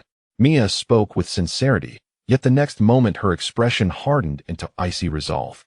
Do you think I would be so easily deceived by your feeble charade? With that, Mia raised her hand and struck, sending Nia's noodles and glasses flying. Observing him slowly retrieve a tissue to wipe his mouth, Mia crossed her arms and awaited his response. Chapter 11. The Cadnia, are you finished wiping? Or are you merely trying to buy time? After 5 minutes of watching Mia continue to clean himself, Mia could no longer contain her impatience. Oh, I was merely preparing my words for this heartfelt reunion. Mia set his hands down with an awkward smile. Beyond that, I am quite curious as to how you managed to find me. It is all thanks to your renowned reputation. I only needed to describe your appearance slightly. And the entire street was abuzz, asking, "Oh, that fellow? Why, he is the illustrious Nia, known to all, residing in the ninth heaven, a notorious drunkard and a rogue. Children, beware of provoking him, for he will surely lead you astray." Mia mimicked the concerned tone of those well-meaning individuals. Yet this undoubtedly elicited a reaction of utter disbelief from Nia. Impossible. Who in Crescent Moon Town does not know that I, Nia, am handsome and kind-hearted? They would never speak of me in such a manner. Wait, can someone enlighten this old fool about what transpired? Daphne inquired, her eyes gleaming with a thirst for gossip. Dear Daphne, it is quite evident that our esteemed Mr. Nia has, with his charm, committed some unforgivable act against this lovely lady. The details elude me, but the outcome appears to be abandonment, leaving her with a child who has now sought him out. Anisid firmly asserted her conclusion, casting a sympathetic glance at Mia. My dear miss, I am truly sorry for what has befallen you. Though I have long suspected I was living near a scoundrel, I never imagined he could be so detestable. Rest assured, even though I am merely an acquaintance of his, I shall do my utmost to assist you through these troubled times. However, I advise you to relinquish any hope of him taking responsibility. He is rather unreliable. Do not expect this old woman to assist that wretched scoundrel in any way. While I hold him in disdain, I am willing to offer this beautiful lady a sum of money to temporarily quell her fury, Daphne huffed. It is precisely because of individuals like you, who leap to conclusions without grasping the truth, that so many suffer unjustly. Are you not aware of the terror of public opinion? If this were to spread, my reputation would be shattered. Nia exclaimed, rising from the table in vehement protest at how swiftly they had judged the situation. Reputation? Daphne and Anisid exchanged knowing glances, laughing in unison. You possess none. Silence, you wretched old hag and vile woman, or I shall send you to dine with the god of light. And what resemblance do I bear to this girl? Before Mia, who was blushing at Anisid's remarks, could speak, Nia erupted in a tirade. Not similar? Anisid mused, her gaze flitting between Nia and Lena, contemplating. 2 eyes, 2 nostrils, 2 ears, 1 mouth. You even share 10 fingers and countless strands of hair. Hearing those eerily familiar words, Nia found himself at a loss for words. Wait, I assure you, my relationship with him is not of that nature. As the situation began to veer into peculiar territory, Mia hastily interjected, steering the conversation back onto the appropriate path. In truth, he had deceived me out of my money. Mia pointed at Nia, revealing the reason for her search. She had entrusted all her funds to him. Yet, the reality was far from what Nia had claimed. The registration of adventurers did not require the exorbitant sum he had demanded, not even a fraction of it. Had she not accidentally discovered this while conversing with someone, Mia would still be internally grateful to Nia. Removing Mia's finger from her own face, Nia, under the scornful gazes of Daphne and Anisid, spoke up. What do you mean? What does it mean that I deceived you out of your money? I saved your life, introduced you to a kind-hearted young lady, and assisted you in registering as an adventurer. This is not deceit. It is merely a fee for performing good deeds. Miss Mia, do you not believe that one should receive appropriate recompense for their good actions? Only then can one maintain a positive disposition towards justice and kindness. Does the fact that I sought such recompense render my benevolent actions despicable? The world should not operate in such a manner. Nia's righteous words left Mia momentarily speechless, standing there as she felt there was some truth to his argument, even beginning to perceive herself as somewhat aggressive. Indeed, he had assisted her immensely, and here she was, causing a scene over a recompense that was rightfully due to him. How inappropriate that seemed. Observing Mia's expression closely, Daphne lamented internally, realizing that this was a pure-hearted child easily swayed by Nia's duplicitous words. At that moment, Anisid interjected. Miss Mia, did you not discern that this fellow is employing a fallacy? Your voluntary recompense is one matter, but his cunning demand for it is entirely another. Daphne then turned her stern gaze upon Nia. Indeed, such behavior cannot be deemed noble. Moreover, I find it puzzling. If you genuinely desired recompense, surely Miss Mia would willingly offer it upon request. Yet, you resorted to this method, which I cannot comprehend. Nia retorted, there is nothing to misunderstand, dear Daphne. It is merely that someone wishes to uphold their noble deeds without seeking recognition or recompense, yet simultaneously desires financial gain. Thus, they employ this tactic, ensuring that others feel grateful while also securing their monetary desires. Perhaps, in time, that person will return with further gifts of gratitude, provided this charade remains undisclosed. This is truly vile. The cat I rescued possesses such a character? Daphne sighed deeply, seemingly genuinely disappointed in Nia. Please, cease your wild speculations. The matter is not as you believe. Do you think I am some shameless individual devoid of moral boundaries? I do possess a fundamental moral compass, Nia grumbled. But can you justify your actions? Aniside countered. Nia restrained his expression, placing his hands on the table to support his head, plunging into profound contemplation. Perhaps this is the inherent flaw hidden deep within the human heart. Even someone as powerful and radiant as I am cannot resist the filth of human nature. How terrifying. Chapter 12, Mia's Aspirations. Is there truly no other recourse than to attribute one's own mistakes to the collective? This is utterly disappointing, Mr. Nia, remarked Anishide, speechless. When the old woman picked you up, she certainly did not anticipate you would turn out to be this kind of person. Daphne shared her immense disappointment. Enough. Nia lowered his head, then turned his gaze back to Mia, his face filled with guilt and despair. Very well, Miss Mia, what is it that you desire? Do you wish to reclaim your money? But I am currently penniless, merely a destitute wanderer without a home, unable even to pay rent. I owe a considerable sum to others. All I possess now is my life, which I can offer you. Witnessing Nia's pitiful declaration to relinquish his life to her, Mia began to reconsider whether she was being excessively harsh. Indeed, Mr. Nia, despite his flaws, is fundamentally a good person. At least he is quite handsome. Why can I not be a bit more forgiving? Miss Mia, do not be so naive. He is indeed without funds and cannot pay rent. But not a single coin of what he has received has been used to settle his debts. On the contrary, upon acquiring a substantial sum, he squandered it all on alcohol. He merely seeks to exploit your kindness, hoping you will pity him and let him off the hook. Daphne fixed her elder gaze upon Nia, articulating the true nature of his antics. This is his scheme. You old hag. Did I have some grudge against you in a past life? Nia feigned a smile, raising his middle finger at Daphne. Is this also a deception? Observing this scene, Mia realized Daphne's words were indeed true, and she had almost fallen into his trap. Mr. Nia, you are truly beyond words. Mia puffed up her cheeks, uttering her serious thoughts. Seeing the young girl's innocent demeanor, Nia sighed. Very well, why don't you sit down first? Look at how your legs are trembling. Let us discuss your requests while seated. But I must clarify beforehand, I truly have no money, only my life. Mia, accompanied by Lena, took a seat nearby and, after a moment of silence, asked with a hopeful expression, is it really true that you have no money? Not even a little? Enough to find a place to stay for a couple of days? Miss Mia, I can assure you of one thing. He is indeed telling the truth. He is a remarkably pure pauper, Anishide chuckled. Upon receiving this answer, Mia immediately lowered her head. Oh heavens, what on earth happened to transform you into this state? Nia inquired curiously, recalling that when they last parted, Mia had exuded confidence. I underestimated the situation, Mia lamented, cradling her head in sorrow as she recounted everything that had transpired from yesterday to today. Yesterday, after registering as an adventurer, Mia brimmed with confidence as she prepared to embark on a quest with Lena. However, carrying an inexperienced companion proved to be quite troublesome. With the slightest misstep, Mia inadvertently allowed her target to slip away. This unnerved her, prompting the decision to find a suitable place to leave Lena before undertaking the task alone. Unfortunately, she found herself lacking funds, having entrusted all her money to Nia.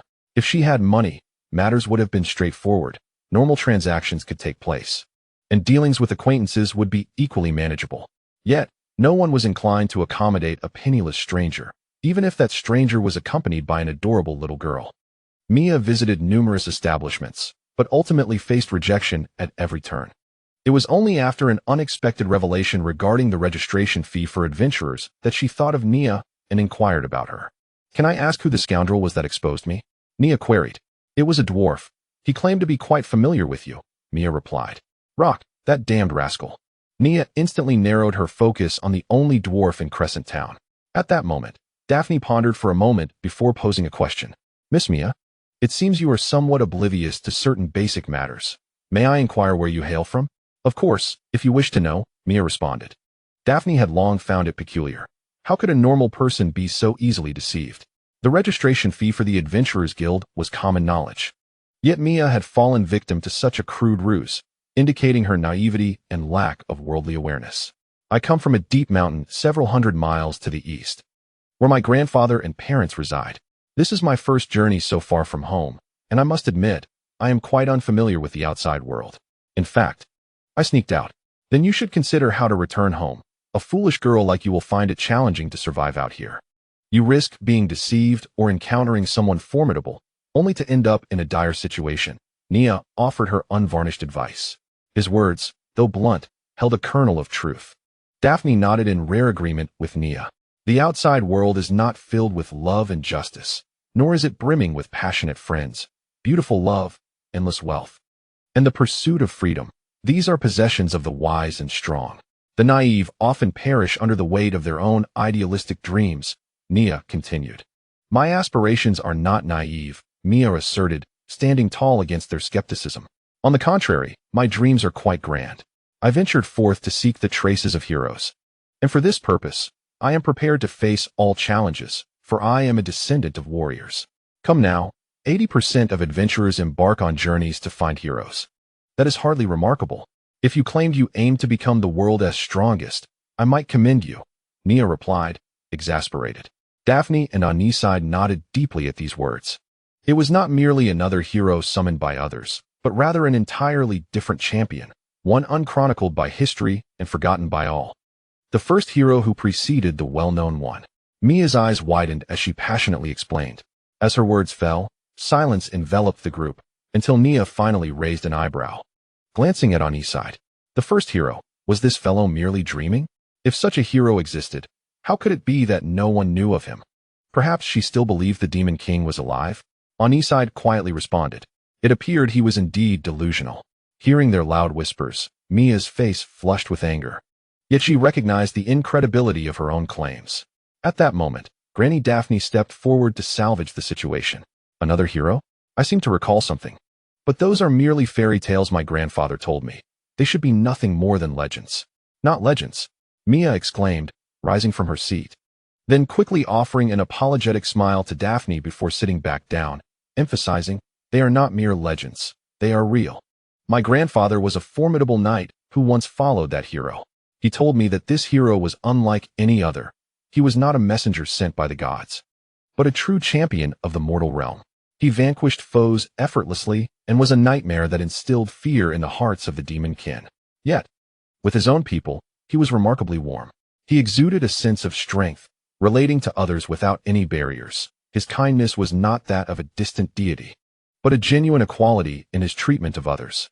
As she concluded, Mia clenched her fists, her tone resolute. My grandfather recounted many tales of that hero, and they cannot be false. At that moment, Nia let out a yawn, disrupting the atmosphere, and waved her hand dismissively. With all you've said, what can you prove besides the fact that your grandfather was also a madman?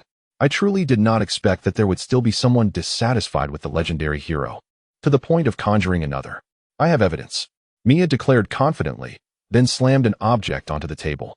It was a badge, roughly the size of a palm, adorned with a sun motif, beneath which two knightly swords were crossed. The craftsmanship and material of the badge seemed quite exceptional. Nia scoffed as she picked up the badge. Noticing the name inscribed beneath the crossed swords, O Chirotones, Nia whispered it softly, then lifted her gaze to glance at Mia lightly. Upon meeting her eyes, Mia wiped her nose, radiating pride. Do you see? This badge is forged from sacred mithril, a token only the most powerful knights are worthy to possess. My grandfather was once part of that hero's Sun Knight Order, holding the position of commander. The Sun Knight Order? Anise suddenly spoke, her expression one of disdain. It was indeed a rather pedestrian name, suggesting nothing of merit. I seem not to have heard of such a knightly order. Daphne was skeptical. She had indeed not heard of it, but the sacred mithril was a rare material possessed solely by the Church and the Empire, requiring explicit permission for its use. No one would dare fabricate a non-existent knightly order's emblem using a piece of sacred mithril, risking the wrath of a joint pursuit by the church and the empire. Not at all banal, my grandfather would say. The founding of the Order of the Sun Knights was inspired by the noble ideals of that hero. Before my grandfather, the hero expressed the vision embodied in the name of the Order of the Sun Knights. Mia, visibly moved, recited the words her grandfather had often spoken. I do not wish to become a lofty deity, but I aspire to be like the sun, bringing warmth and hope to the people. Though even the sun cannot illuminate every corner, as long as people are willing to step forth, I, along with us, shall extend our justice to aid them, bringing hope. That hero had spoken thus. So, what is it that you seek from him? Nia inquired, setting the emblem down, her tone one of resignation. I wish for him to meet my grandfather, Mia replied, clutching the emblem tightly and lowering her gaze as she revealed her intentions in searching for the hero. My grandfather recounts the glories and honors of the past each day, yet he laments that since that fateful failure, they have not seen the hero again. The Empire and the Church inexplicably commanded the Order of the Sun Knights to pledge allegiance to another unfamiliar hero. The hero had once stated that their loyalty was sufficient for those lives in need of salvation through justice, yet they were knights, unable to embody such nobility. They were willing to divide their allegiance between the hero they served and those the hero sought to protect.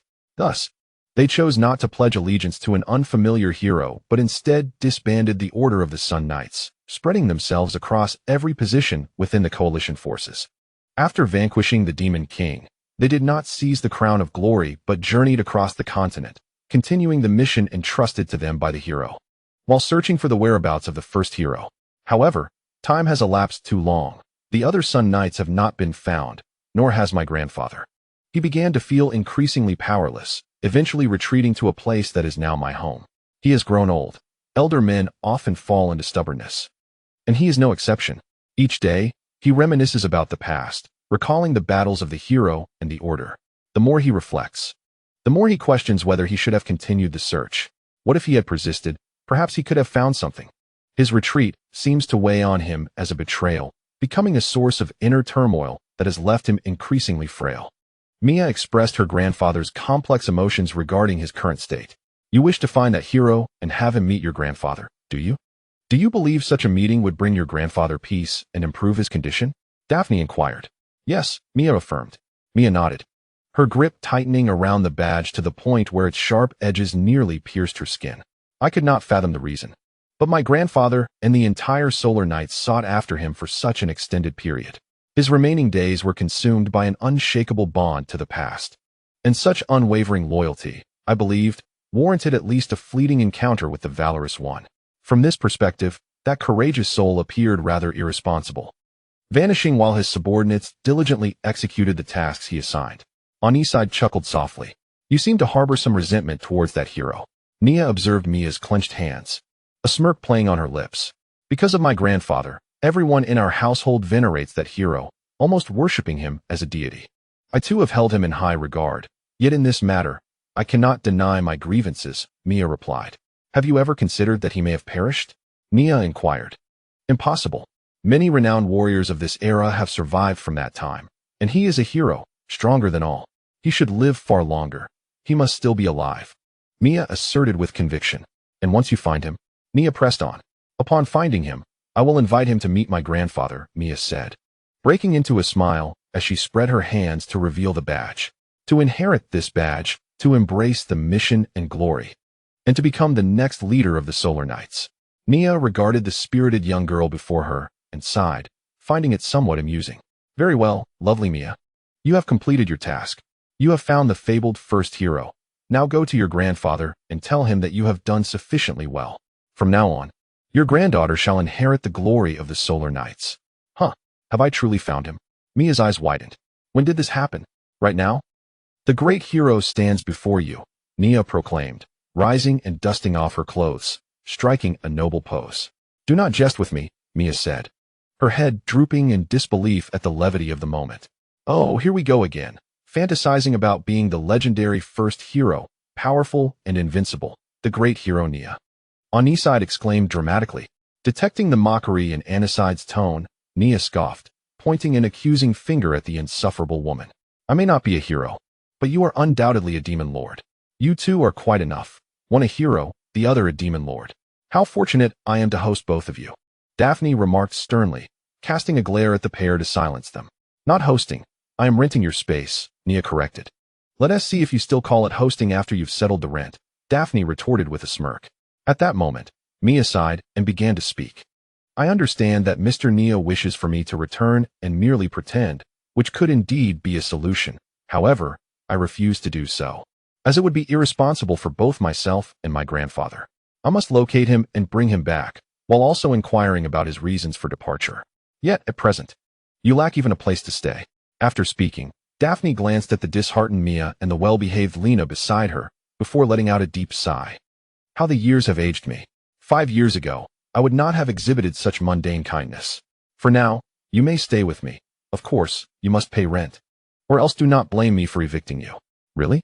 Mia exclaimed, her eyes sparkling with disbelief at the seemingly stern old woman's willingness to let her stay.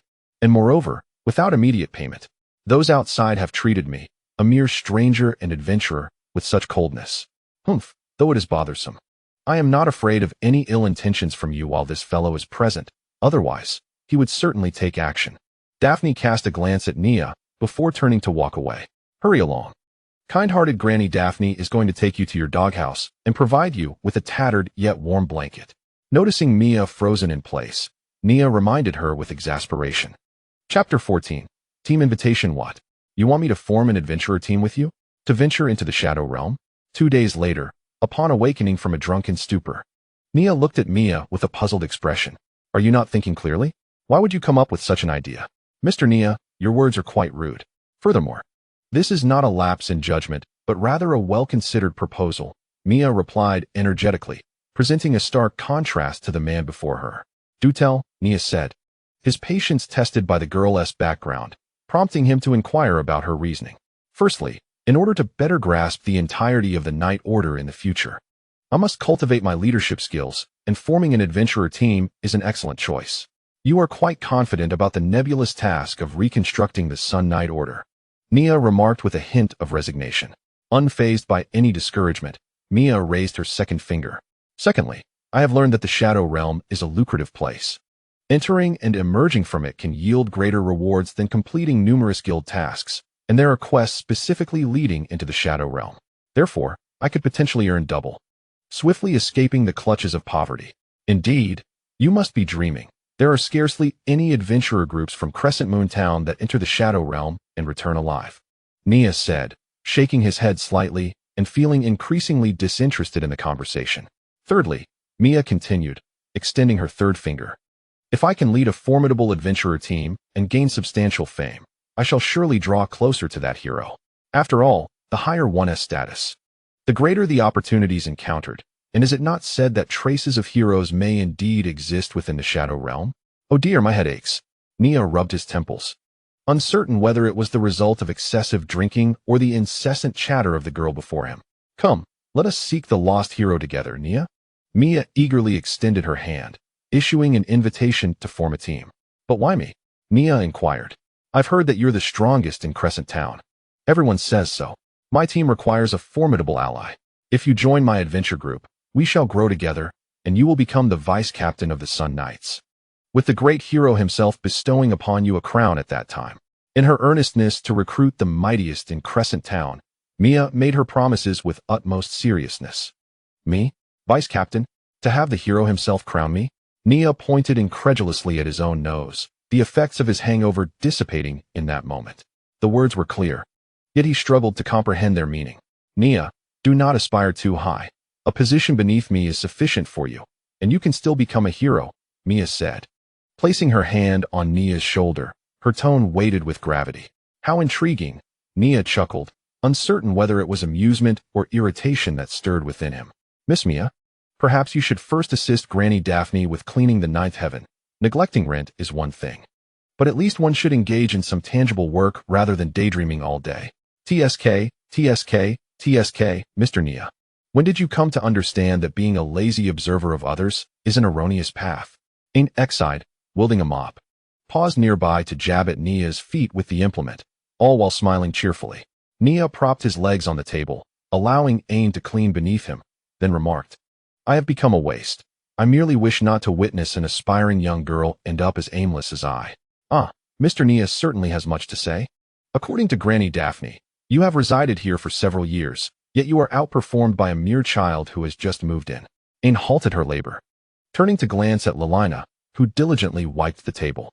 "This child, like me, possesses both intelligence and integrity, understanding that labor earns her the right to reside here. Unlike certain individuals who, despite living here, contribute nothing but drinking and freeloading on meals." At this, Nia stood tall, while Mia quietly lowered her head. Though the words were directed at Nia, Mia felt the sting of truth, recognizing her own status as a freeloader. As a self-proclaimed Sun Knight and future leader of the adventure group, Ain's words weighed heavily on her. Such young girls find that engaging in work is beneficial to their health and allows them to feel justified in their stay, while I cannot do the same. As an adult, I can no longer afford the audacity of youth, believing that minimal effort suffices. With age comes a growing sense of powerlessness, leading ultimately to self-destruction and abandonment. Upon uttering these words, the diligent little Lena, who had been toiling not far away, halted her actions, a palpable anger etching her youthful visage. "Mr. Nia, you truly possess a remarkable audacity." Annie sighed, shaking her head in bemusement, as she redirected her gaze towards Mia. "Miss Mia, on behalf of myself and Granny Daphne, I now entrust this indolent wretch to you, hoping that upon joining your adventuring party, he might undergo a profound transformation." "Hey, I am not some mere commodity. Shouldn't you consider my opinion as the party involved? Until you settle your debts, your thoughts remain inconsequential, and I, an old codger, believe you could benefit from a change." Granny Daphne interjected suddenly.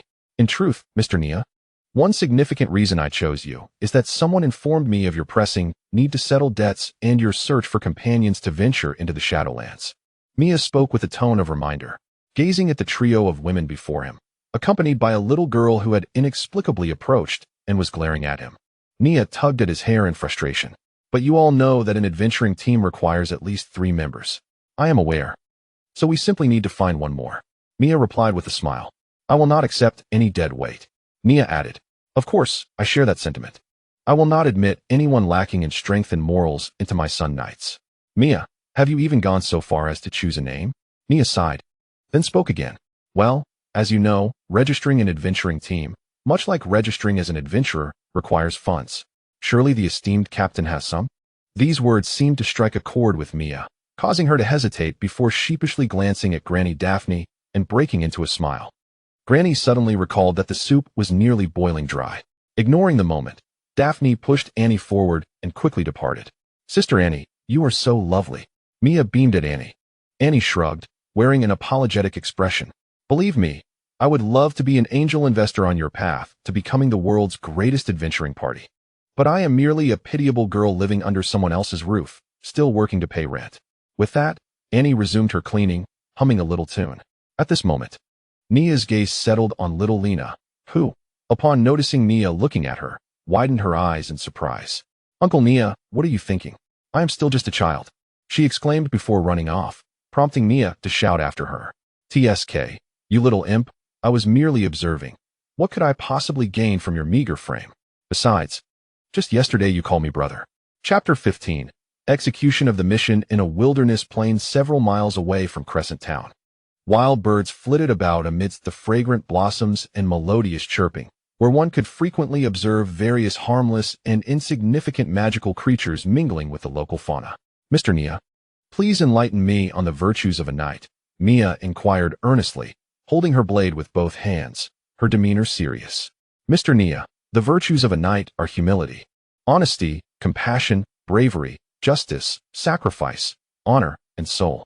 Please remember this well, for we shall embark on a path that is both righteous and glorious. Let us not debate how many actually embody these virtues. For now, you sound quite like an old nag, and such incessant chatter is unlikely to endear you to anyone. In fact, there are bound to be those who would scold you for your triviality." Nia raised a finger in jest towards the girl. "Who would dare to scold me?"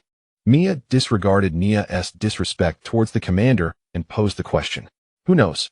Perhaps anyone who encounters you might do just that." Nia shrugged in response. "Mr. Nia certainly possesses a talent for absurdity," Mia remarked, But Nia's gaze drifted to the surroundings.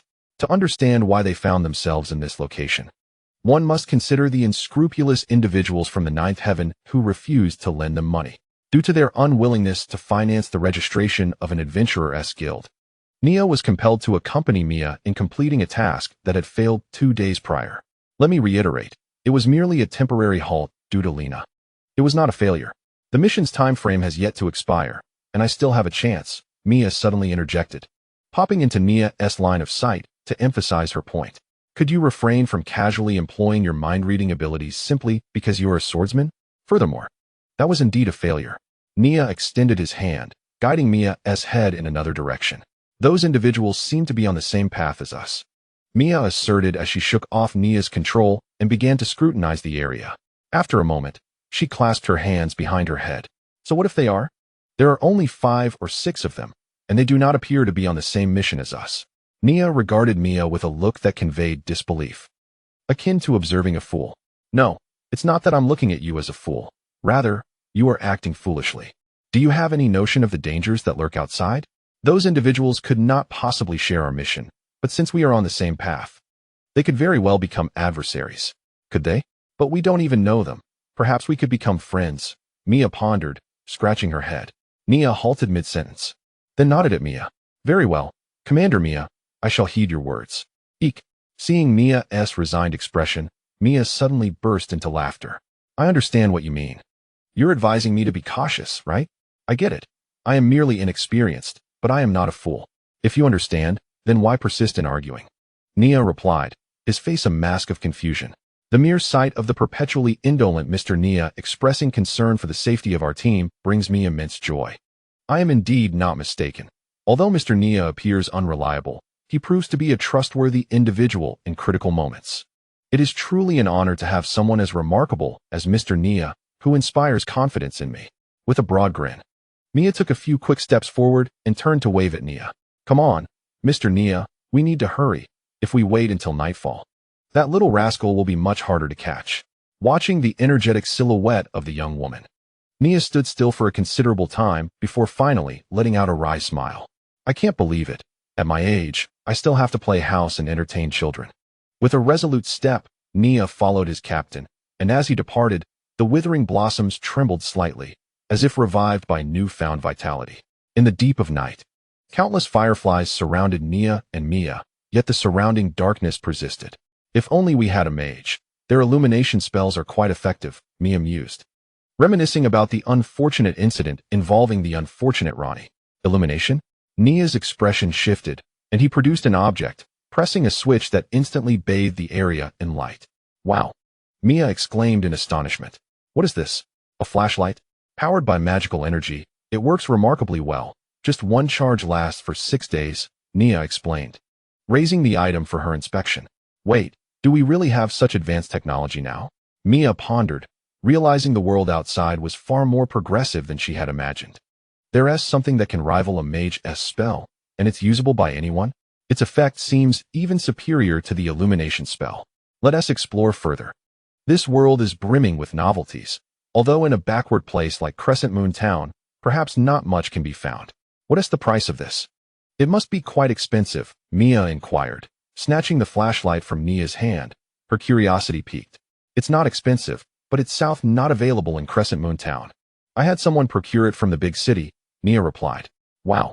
Mia accidentally pressed the button again, making the light shine even brighter. Can't, no?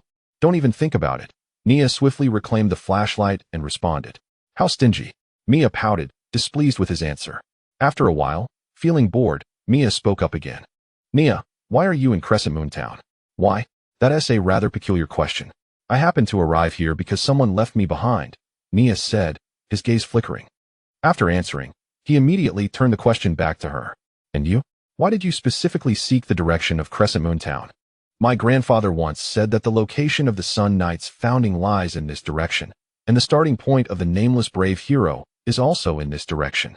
Although I am uncertain if I will find anything, I have no definitive path, so I might as well head this way. Perhaps I can uncover more information about him. Is the brave warrior truly so significant to your grandfather that he has shared countless tales about him, yet you do not even know his name? Nia inquired once more. Upon reflecting on this, Mia felt a pang of regret. Indeed, I do not know, nor does my father. He regards the stories of the brave Lord merely as tales, suggesting we need not toil, but rather live our lives in peace. The search for the hero is his duty. His failure to find the hero is his personal sorrow. He can carry these burdens to the grave alone. We have not been bestowed with the glory of the hero, nor have we pledged our loyalty to him. Thus we bear no associated responsibilities. However, I have long made a decision. I aspire to become a knight even greater than my grandfather, standing beside the hero. What a splendid old man, Nia remarked appreciatively. Nevertheless, I do know the surname of that hero. It shares the same name as the imperial royal family, Mia added. Oh, I am aware of that as well. The well-known hero bears that name, for the imperial royal family seeks to elevate their own status, she continued. Just as the words left their lips, the two paused, their ears twitching slightly as if they had caught wind of some disturbance. Chapter 16. Live more, observe more. Experience more. Did you hear that? Nia whispered, switching off her flashlight. Certainly. That sound can only belong to one creature. The lizard men, Mia asserted decisively, identifying the target of their mission. Lizard men, not mere monsters, but a type of beast man. Among all beast men, lizard men harbor considerable animosity towards humans, perceiving them as their most delectable prey from birth. In truth, prior to the emergence of the demonic threat, beastmen generally regarded humans with hostility, their attitudes largely mirroring that of the lizard men.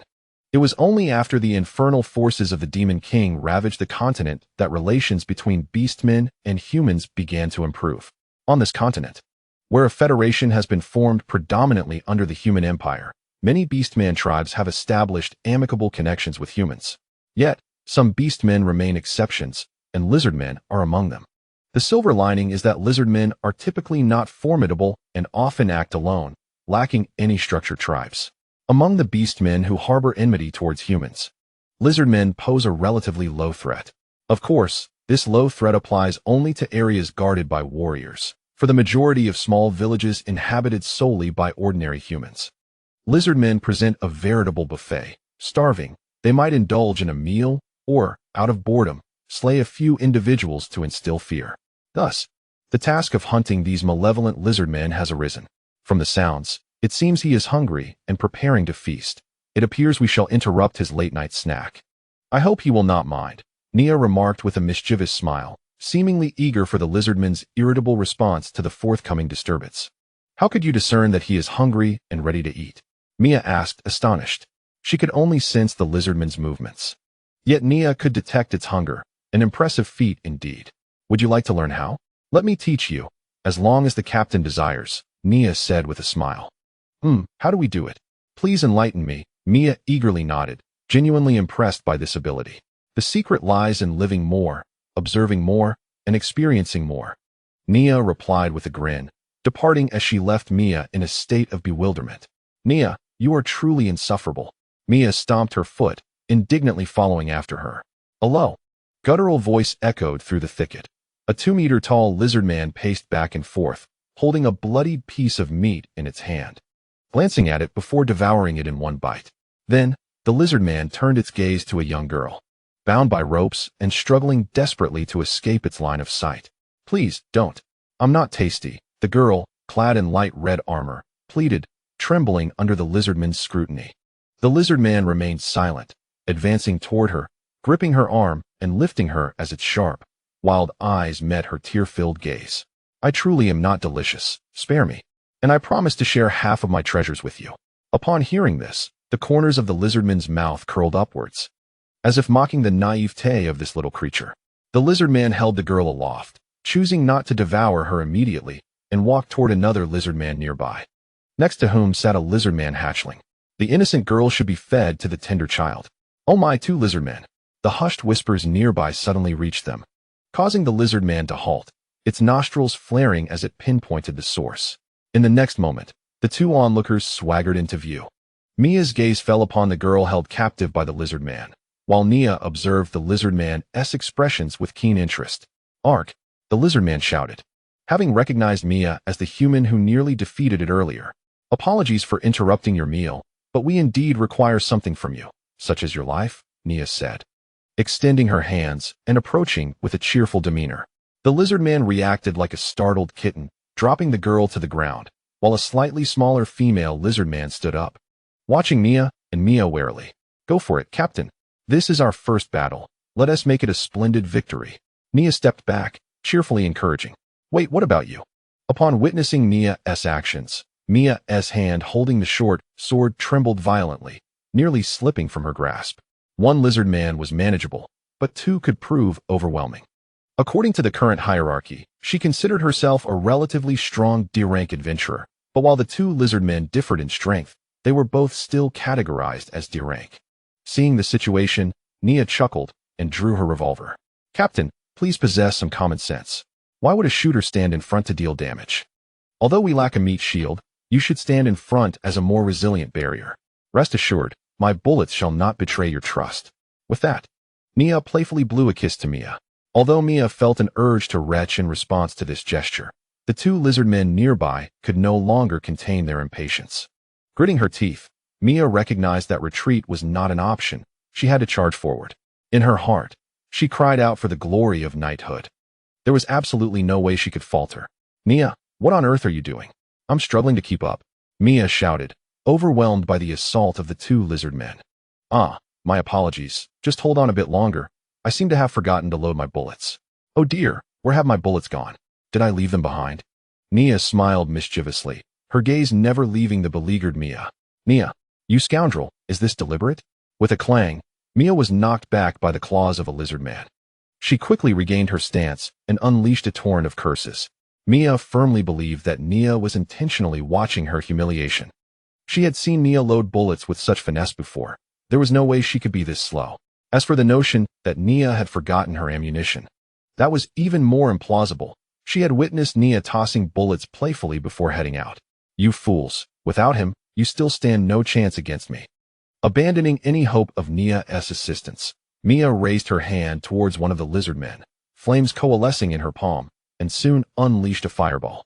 The lizard man raised its hand to block the fireball, and seizing this opportunity, Mia took a powerful step forward. Her sword shimmering with a cold light as several fierce gusts of wind converged under her magical influence. Wind cutter, Mia shouted sharply, striking with her sword. The speed seemingly doubled. The female lizard man let out a shriek, instinctively dodging, yet still lost an arm to Mia's swordplay. Impossible. Mia's eyes widened in disbelief, astonished that her full-force strike had been evaded. The consequence was the female lizardman's counterattack, along with the male lizardman's claws following suit. Bang! Bang! Two gunshots rang out, and the two lizard men collapsed in unison before Mia. Chapter 17, The Dragon Girl. Just as Mia was preparing for a desperate fight, she found herself frozen in place, staring at the two lifeless bodies before her. However, she quickly turned to Nia, who stood not far off, holding a handgun in a cool pose, effortlessly blowing away the smoke from the muzzle. Mia stormed over to him. Captain, it seems you are unaware of the mistake you just made? Before Mia could launch her inquiry, Nia interrupted her with a more serious demeanor. Huh, mistake? What mistake did I make? Mia, momentarily taken aback by Nia's earnestness, instinctively asked. As an ordinary person, you have certainly made no mistakes. As an ordinary adventurer, you have also committed no errors. However, as a member of an adventuring party, and indeed its captain, you have made a grave misstep. Nia carefully secured her pistol, her tone imbued with seriousness. Do you not trust your comrades? She queried. Just because assistance was momentarily absent, you abandoned collaboration with your team, recklessly opting to resolve everything on your own. The outcome of such folly is that you become a solitary hero, ultimately succumbing to your own brand of personal heroism.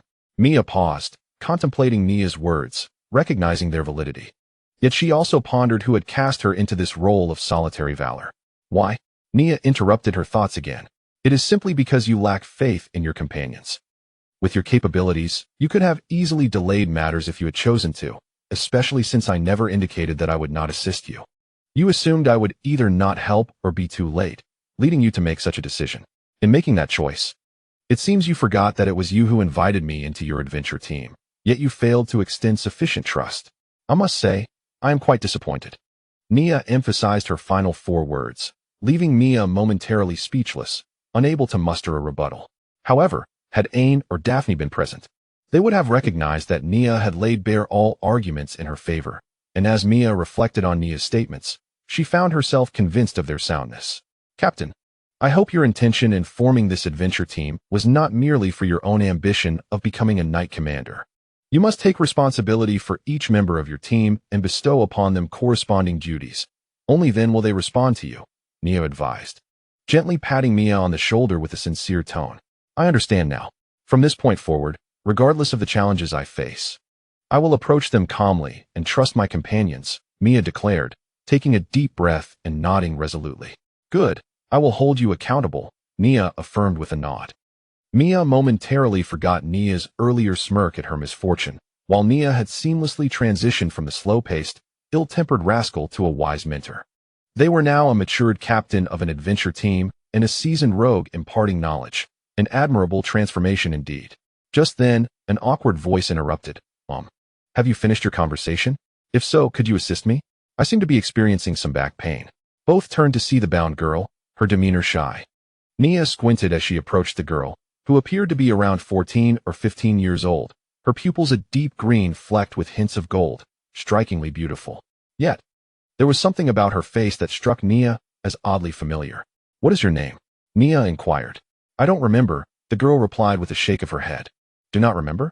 Nia extended her hand, placing it gently upon the girl's forehead. Hey, what are you doing? Mia exclaimed, feeling that as captain, she could not simply overlook Nia's peculiar actions. However, Nia did not engage in any unnecessary actions. He merely touched the young girl's forehead, revealing a fleeting expression of surprise and contemplation, before withdrawing his hand and turning to Mia with a slight smile. Captain, I believe this girl would be an excellent addition to our adventuring group.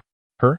Upon hearing Nia's words, Mia was momentarily taken aback, casting a skeptical glance at the girl bound by the lizard man. I don't think she is capable. She is, Nia insisted earnestly. After all, she belongs to the Dragonkin. With a bit of training, she will become remarkably powerful, I assure you. Dragonkin, Mia echoed, her surprise evident. Her grandfather had spoken of the Dragonkin, recounting tales of their valor on the battlefield, having witnessed their heroic forms numerous times. He had mentioned that Dragonkin warriors thrived only in the bloodiest and most intense of battles. Hence, it was clear that the Dragonkin were an immensely formidable race across the continent.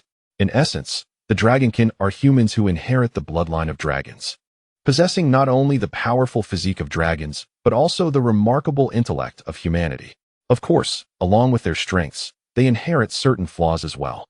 They tend to be arrogant, calculating, and filled with schemes, traits that have historically prevented this formidable warrior race from ever achieving true unity.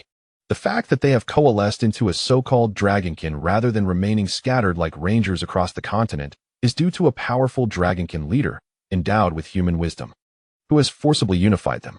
Their numbers are few, yet they remain the shining stars of the continent. If one is strong and provokes them, they may gain a powerful ally or a deadly foe. However, if one is not sufficiently strong and provokes them, they will become a corpse beneath the disdainful gaze of a Dragonkin. So far, the only beings capable of compelling a Dragonkin to lower their proud heads are heroes. If the girl before them truly is a Dragonkin, it is evident, without needing to look closely, that she possesses extraordinary talent. However, Mia remarked hesitantly, I see no draconic traits in her. Dragonkin may resemble dragons, standing on two legs with wings upon their backs, exhibiting numerous draconic features that make them appear undeniably strong. Others may appear more human, with faces akin to those of mortals, displaying only scant draconic characteristics. Yet, regardless of the extent, some dragon-like trait must be present to affirm their identity as Dragonkin. Dragon scales, dragon claws, dragon eyes, dragon wings. Surely, there must be some manifestation to prove one is a Dragonkin, correct? However, Mia felt that the girl before her was entirely human. Moreover, Nia's enthusiasm for the girl to join their adventuring party struck Mia as peculiar. When had he ever been so fervently invested in anything? She is undoubtedly a Dragonkin. Wouldn't you agree? Nia smiled knowingly at the nameless girl. I'm a Dragonkin. The girl blinked, seemingly taken aback by this revelation. Indeed, you are a Dragonkin. And I am quite certain of this. As she spoke, Nia untied the ropes binding the girl and then rose to her feet. Chapter 18. Amanda, let me ponder for a moment. Are you unaware of your own name? If so, Allow me to bestow one upon you, Nia mused. A name? The girl stared blankly at Nia's face, unsure whether her excitement stemmed from the prospect of receiving a name or some other reason entirely. Very well. You shall henceforth be known as Amanda, Nia declared, a mischievous smile curling at the corners of her lips as she regarded Amanda's countenance. Moreover, within our human realm, there exists a custom that only those closest may name another. Thus, you shall be mine, and I shall be your. Amanda's heart raced, her cheeks flushed crimson. Father. Nia nodded and uttered the word, adding, and I shall be your father. Now, call me so. No. Amanda's inexplicable anticipation instantly shattered, and she instinctively rejected the notion. You might want to contemplate this further. You must understand how honorable it is for me to grant you a name. Before Nia could finish his sentence, Mia interjected, pushing him aside and gazing tenderly at her little sister. Dear sister, do not heed his words. He is a rogue. There is no such peculiar custom among humans. However, might you share some details with your sister? Mia, undeterred, inquired further, only to discover to her dismay that the little sister knew nothing at all. When she had memories, her past was a blank slate, and thus began her life of wandering. Sister, is it true that he said I could join the Adventurers Guild? Amanda asked, her eyes glimmering with hope. Well, let us discuss that when we reach a safe place. Although Mia was puzzled as to why Amanda was so intrigued by Nia's statement, she still declined to provide an answer. Even if he were indeed of the Dragonkin, Mia would not easily permit a child to join her Adventurers Guild. To become a member of the Sun Adventurers Guild, one must possess a certain level of strength. Nia had just mentioned the responsibility one holds for their comrades. And as the captain, Mia took this advice to heart. Therefore, allowing someone incapable of self-defense into the team was out of the question. Is that so? Although Amanda had lost her memories, she was still an astute child and discerned the underlying meaning in Mia's words. She cast a forlorn glance at Nia, seeking his assistance, but found him shrugging with an expression of helplessness. In any case, our task is complete. Let us return.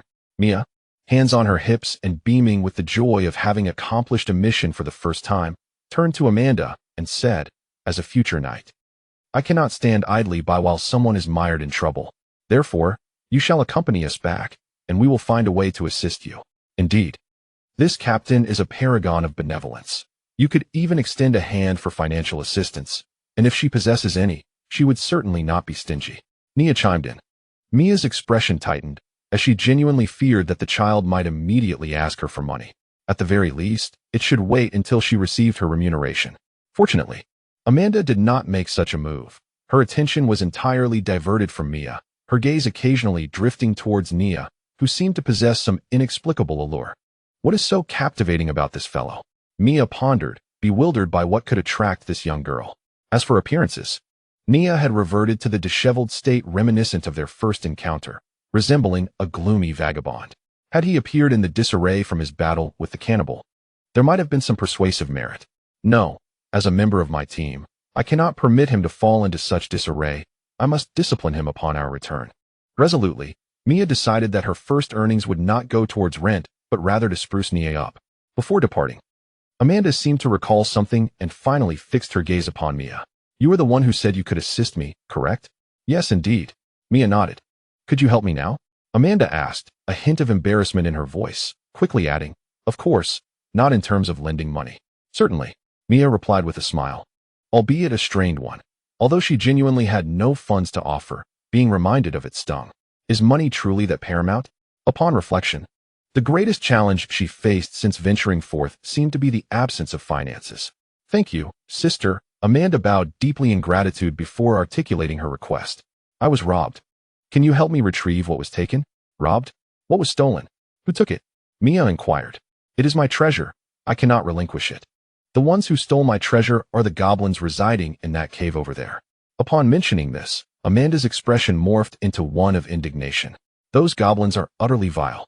I merely passed by and saw a beautiful gem I wanted to take, and they all swarmed to attack me, forcing me to abandon my treasure and flee, only to be captured by two large lizards that nearly devoured me.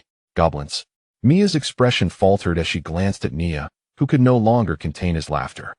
With a sigh, Mia turned back to Amanda, asking once more, are you certain they were goblins? Most goblins possess combat abilities akin to that of children. Even inferior to wild dogs, they are merely the rats of the sewers, too cowardly to confront others. Moreover, they are generally weak, if Amanda truly is a dragonkin. Even without training, it would be implausible for her to be unable to defeat a mere goblin. Mia once again began to doubt Amanda's identity as a dragonkin. It should be noted that Nia had never encountered a dragonkin either. Thus, he was not entirely devoid of the possibility of making unfounded claims. I am certain it is the wretched goblins. They are far too formidable for me to contend with, Amanda asserted confidently. Observing Amanda's childlike demeanor, Mia felt a sense of helplessness but nodded in acquiescence. Very well, I shall undertake this task. Let us go and eliminate those detestable goblins. Agreed. Amanda replied with a smile, and then unexpectedly veered to the side. Coming to a halt, she seized a large stone and brought it down with force. Wait, Mia exclaimed, attempting to halt Amanda's action, but she was unable to prevent the impending motion. The stone fell heavily, followed by the sound of something cracking. Huh, it is done, Amanda said, wiping the sweat from her brow and smiling at the two of them. Chapter 19. The legend of the goblins that smile was not one of vindictive satisfaction, but rather an innocent naivety, tinged with a hint of a desire for praise. He has yet to mature. Even if we did nothing, he could not survive alone. Why must we? Mia was somewhat dazed, unable to comprehend the other's actions. It was merely a life devoid of threat. They could simply depart and allow it to fend for itself. Upon hearing this, Amanda tilted her head at Mia, displaying a hint of confusion, while Mia was taken aback to discover a trace of disdain lurking deep within the young girl's gaze. Allowing it to fend for itself? Why should we spare the offspring of such a primitive creature? Although the commander was correct, the knights do not prey upon unarmed lives. Amanda's actions were also justified. Nia placed a hand on Mia's shoulder, prompting her to turn and face him. His expression bore a fixed smile. Creatures like lizard folk, or rather, most solitary beastkin, can already begin to remember and learn before they are capable of self-sufficiency. This is the secret to their eventual independence. The image of you slaying its parents is indelibly etched in its mind, while the chances of its survival are slim, if it does manage to endure. It will not seek vengeance against you. Instead, it will harbor an even greater animosity towards humanity, leading to further suffering among our kind. In such a case, you would become the root of all evil. Thus, preemptively eliminating a threat is the most prudent choice. Consider this. Our battle was so fierce. Yet that child made not a sound. This was not due to slumber, but rather its instincts urging it to conceal itself. Upon hearing these words, Mia fell into deep contemplation once again. However, it was you who killed its parents, not me. Do not fixate on such trifles. After a moment, Nia continued, speaking with the earnestness one would use to instruct a child. Moreover, you are not yet a true knight, nor do you fully comprehend the essence of knightly honor. Perhaps you should first set aside those rigid doctrines to prevent them from becoming your shackles. In due time, you shall understand that the justice of a knight cannot be encapsulated in mere words. You may discover that certain truths diverge from what you believe.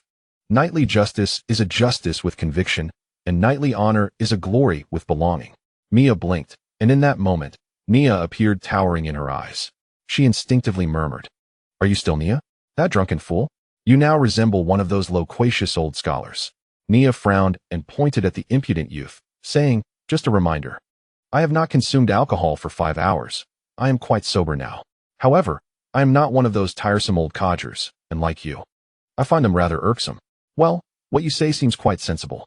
It appears one must first let go before being able to pick things back up, correct?" "It sounds quite complicated." Mia was astonished by Nia's peculiar words, yet she had always been receptive to counsel. Moreover, as the strongest in Crescent Moon Town, it was only natural for Nia to possess insights befitting her strength. Ultimately, Nia was her comrade, and she should trust in her. Let us embark on the second mission of the Sun Adventure Group, and it must be resolved impeccably. Indeed, Amanda nodded, instinctively taking Nia's hand and following along. Nia cast a glance at Amanda but quickly averted her gaze, neither pulling away nor gripping tightly. It seemed merely a casual gesture. "Just ahead, I believe." Following Amanda's pointed direction, Mia noticed some footprints on the ground, indicative of recent creature activity. Judging by the size of the prints, they appeared to belong to goblins. "Captain, how should we engage those goblins?" Nia raised her hand, earnestly inquiring about the forthcoming battle strategy. Mia shrugged nonchalantly in response and remarked, "They are merely goblins. There is no need for any elaborate tactics. We can simply charge in and strike them down with a few swift blows. Although this was the second mission of the Sun Adventure Group, the target being goblins failed to ignite Mia's interest. Yet, is there not a saying? A lion exerts its full strength even when hunting a rabbit. Even goblins should be approached with caution, for arrogance can cloud one's judgment. Even goblins, who manage to survive amidst such a myriad of races and not face extinction, must possess some underlying reason for their endurance. We ought to exercise prudence. Indeed, goblins are incredibly formidable. I cannot possibly defeat them and should remain vigilant, Amanda stated earnestly. Upon hearing their suggestions, Mia pondered thoughtfully, recognizing the validity in their words. Well, you make a compelling argument, but I find myself lacking the enthusiasm. After all, they are merely goblins. Who could possibly harbor any interest in goblins? However, that is not entirely accurate. Have you heard of the legendary goblin? Mia's captivating voice acted as a hook, drawing Mia's attention. What goblin? Are there even legends surrounding goblins? Mia inquired with curiosity. Certainly, it pertains to the god of goblins, the mightiest goblin in existence. Even the bravest of heroes would hesitate to utter its name, Mia replied. Wait, a goblin that instills fear in heroes? Which world-esque goblin are you referring to? Mia suspected that Mia was jesting. Goblins could not possibly reach such heights. You have no inkling of the terror that goblins embody. It is precisely because of ignorant individuals like you who underestimate them, believing they cannot stir up trouble, that a goblin, driven by a fleeting moment of compassion, sold its soul to the demon army in exchange for the power of lust. Through humanity's disdain and its own cunning, it seized an entire human city, ensuring that all its inhabitants, including a certain count, bore its goblin offspring. It nearly single-handedly nullified years of the hero's hard-fought achievements. It is said that when the hero confidently entered that city, their face turned pale. Mia recounted this legend with unwavering conviction, though it was in fact a personal experience of his own. He vividly recalled the time he had just captured a strategic stronghold and was preparing to seek refuge in a human kingdom. To his surprise, the gates were tightly shut. So Mia stealthily entered to investigate. To his astonishment, every inhabitant, regardless of gender, was surrounded by a litter of freshly born goblins. Though Mia had gained considerable renown, having fought in numerous battles and witnessed countless scenes, the sight before him was so repulsive that it left him nauseated for an entire year. He had vomited on the spot. Those grotesque goblins writhed upon their parents, their mouths filled with fragments of their flesh. In a fit of rage, Mia brandished his sword and charged out of the city, unleashing a wave of destruction. Naturally, he had thoroughly assessed the situation beforehand. There were no surviving humans left. Once the inhabitants had given birth to goblin offspring, they had perished. In the aftermath, Mia was shaken for a considerable time, for that city was a crucial supply point. Laden with resources, had he discovered it later, it would have resulted in a multitude of troubles. Subsequently, Mia conducted a thorough investigation and uncovered the connection between that goblin and the demon army. He learned the origin of the entire affair. The goblin was a youngling that a kind-hearted knight had spared, which grew up seeking vengeance. It was evident that the goblin bore no gratitude for this act of mercy. Instead, it vividly remembered the bloodshed wrought by the blades of humanity. This was, indeed, the closest the goblins had ever come to success. After the incident became known, Mia vaguely recalled that other goblins had erected a statue in honor of that particular goblin, venerating it as a deity. In this world, where relativity reigns, the emergence of deities inevitably beckons the presence of demons. Disturbed by the goblins, Mia resolved that from that moment on, she would eradicate every goblin she encountered, perhaps due to the sheer number she had slain, for a considerable time thereafter. A deep-seated fear of Mia seemed to permeate the very essence of goblin existence. Even those who had never laid eyes on her would kneel in submission at her feet upon their first encounter, too terrified to flee. Consequently, Mia was bestowed with the illustrious title of Goblin Slayer, an honor conferred by the king, along with the corresponding insignia. Chapter 20. The Great Goblin. In any case, one must not underestimate any adversary, even goblins. Mia firmly admonished Mia, for this naive girl was truly the type to charge into peril without a moment's thought. If Mia did not take it upon herself to educate her, Mia might one day find herself recklessly colliding with a wall, potentially leading to her own demise. Oh, Mia responded. Just as she was about to utter something, a shadow suddenly darted out from the side. Instinctively, Mia drew her short sword and swung it towards the shadow, only to realize that it was a diminutive, grotesque, green-skinned goblin. Without hesitation, Mia quickened her assault, cleaving the goblin in two. Were goblins now this audacious? Gazing at the severed remains on the ground, Mia blinked in surprise. Such a mere goblin dared to approach her proactively. Indeed, she had underestimated her opponent.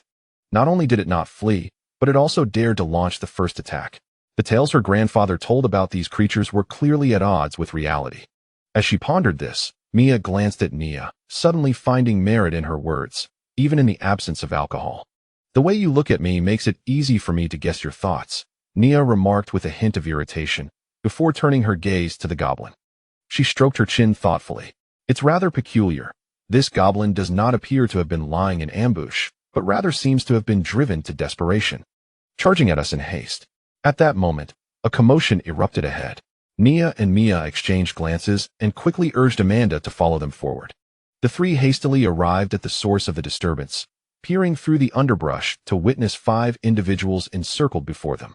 Not far from these 5 stood 2 red goblins, each towering over 2 meters, brandishing wooden shields and bloodied blades. It appeared that both sides were at odds, with small goblins and 2 human corpses strewn about. Likely a testament to the earlier skirmish, from which the goblin Mia had dispatched had fled. As those few humans observed closely, Mia and Nia also recognized them as the very individuals they had encountered before entering the forest. It was indeed these 2 goblins, whom I could never hope to defeat. Amanda glared furiously at the larger goblin, for it was these vile creatures who had tormented her. What a massive goblin!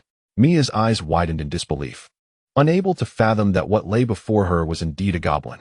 The larger goblin, a peculiar variant among its kind, intrigued Nia, who squinted in curiosity. However, their condition appeared rather peculiar. "Something seems amiss," Mia inquired, her curiosity piqued by Nia's observation. Nia's gaze shifted, locking onto the humans opposing the larger goblin. Among them were a shield warrior, a mage, a priest, and an archer. From a strategic standpoint, their team was quite well-rounded, seemingly capable of overcoming even 2 large goblins. Yet, they now appeared to be at a disadvantage.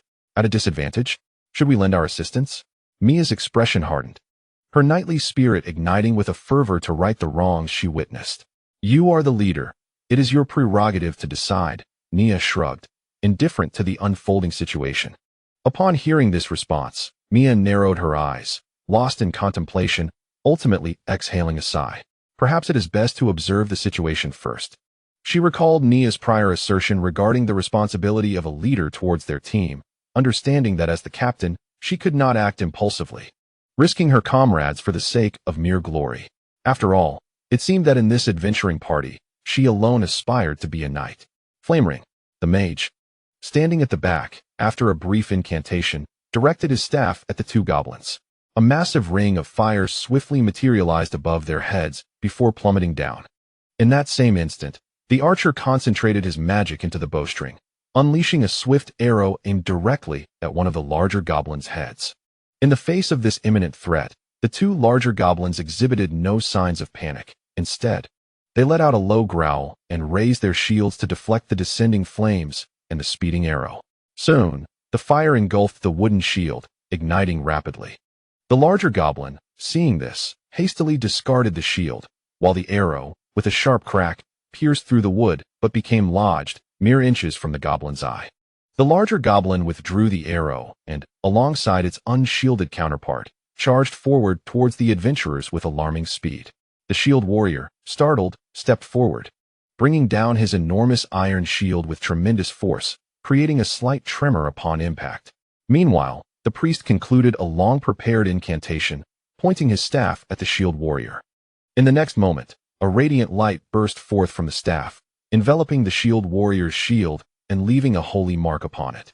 The 2 larger goblins swung their massive blades, yet as if guided by an unseen force, both struck against the shield warrior's defense.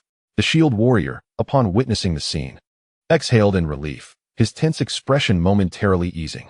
Meanwhile, the mage had finally concluded his incantation, bravely stepping forward and directing his staff towards the head of one of the formidable goblins. Gale Sphere. A pale green elemental of wind coalesced into a sphere at the tip of his staff, which he unleashed alongside his incantation. Thud! The half-meter-sized gale sphere collided with the goblin's skull, swiftly detonating and causing catastrophic damage that shattered half of the goblin's cranium. Even the other goblin was caught in the wake of the blast. Yet, astonishingly, neither of the goblins retreated an inch.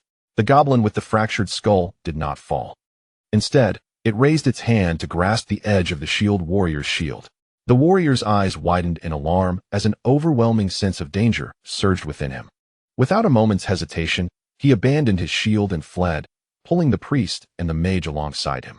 The archer, however, remained too distant and was slower to react. In an instant, a massive blade sliced through the air, cleaving the archer in two.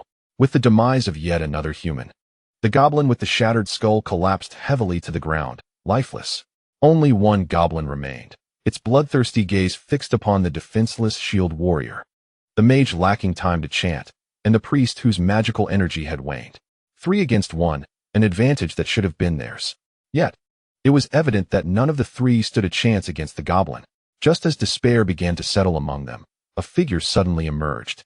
Chapter 21. The tenacious goblin Mia, wielding a short sword, appeared unexpectedly behind the goblin, thrusting her blade towards the back of its head. Should a knight's honor dictate direct confrontation? No, a knight's honor lies in the ability to save others, regardless of the means, as her grandfather had said. Echoing the words of that esteemed hero, while she still clung to many of the antiquated notions of knighthood, it was undeniable that the presence of that noble hero had transformed many aspects of the knights around her, rendering them rigid yet not inflexible. In critical moments, they displayed an understanding of adaptability. At least, after heeding the hero's counsel, her grandfather remarked that the casualty rate within their son knights had plummeted by more than half. Mia was adept at absorbing the wisdom of others, believing it to be beneficial. Thus, she resolved that, in pursuit of her goals, any means permissible, as long as it did not transgress moral bounds, was acceptable, much like her actions now. However, it was evident that Mia had underestimated the goblin's instinctive ferocity, surpassing that of humans. As her blade emerged, the goblin began to turn, swatting at her with a powerful blow, forcing Mia to halt her advance. She pivoted, using the goblin's body as leverage to propel herself away. Upon witnessing the emergence of new foes, the elder goblin hesitated to advance towards the trio. Instead, he gasped heavily while fixating his gaze on Mia, subtly shifting his stance to position himself beside the shield warrior, intent on preventing the latter from reclaiming his shield to rejoin the fray. This creature displayed considerable cunning. Mia observed the goblin's maneuver and instantly recognized that his intellect rivaled that of a human, coupled with a wealth of experience. At this moment, she firmly etched into her memory Mia's warning to never underestimate any adversary. With a decisive stride, Mia gathered her magical energy in her legs, propelling herself forward with the swiftness of a cheetah. The elder goblin furrowed his brow and swung his blade, only to miss his target. In the next heartbeat, he forcefully thrust his shield before Mia. Furrowing her own brow, Mia retreated, maneuvering left and right to draw the full brunt of the goblin's assault. She displayed commendable restraint, waiting for her ally rather than acting recklessly, leaving Mia somewhat embarrassed to observe the unfolding drama. Mia drew his pistol and turned to Amanda beside him.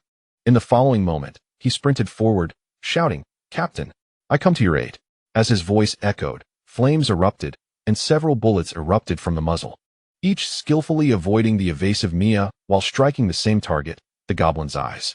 Yet, even after piercing through the goblin's skull, he did not cease his actions. Rather, he grew more frenzied. If he isn't dead, I would typically employ a divination to assess the situation. However, in this case, a swift execution seems more fitting.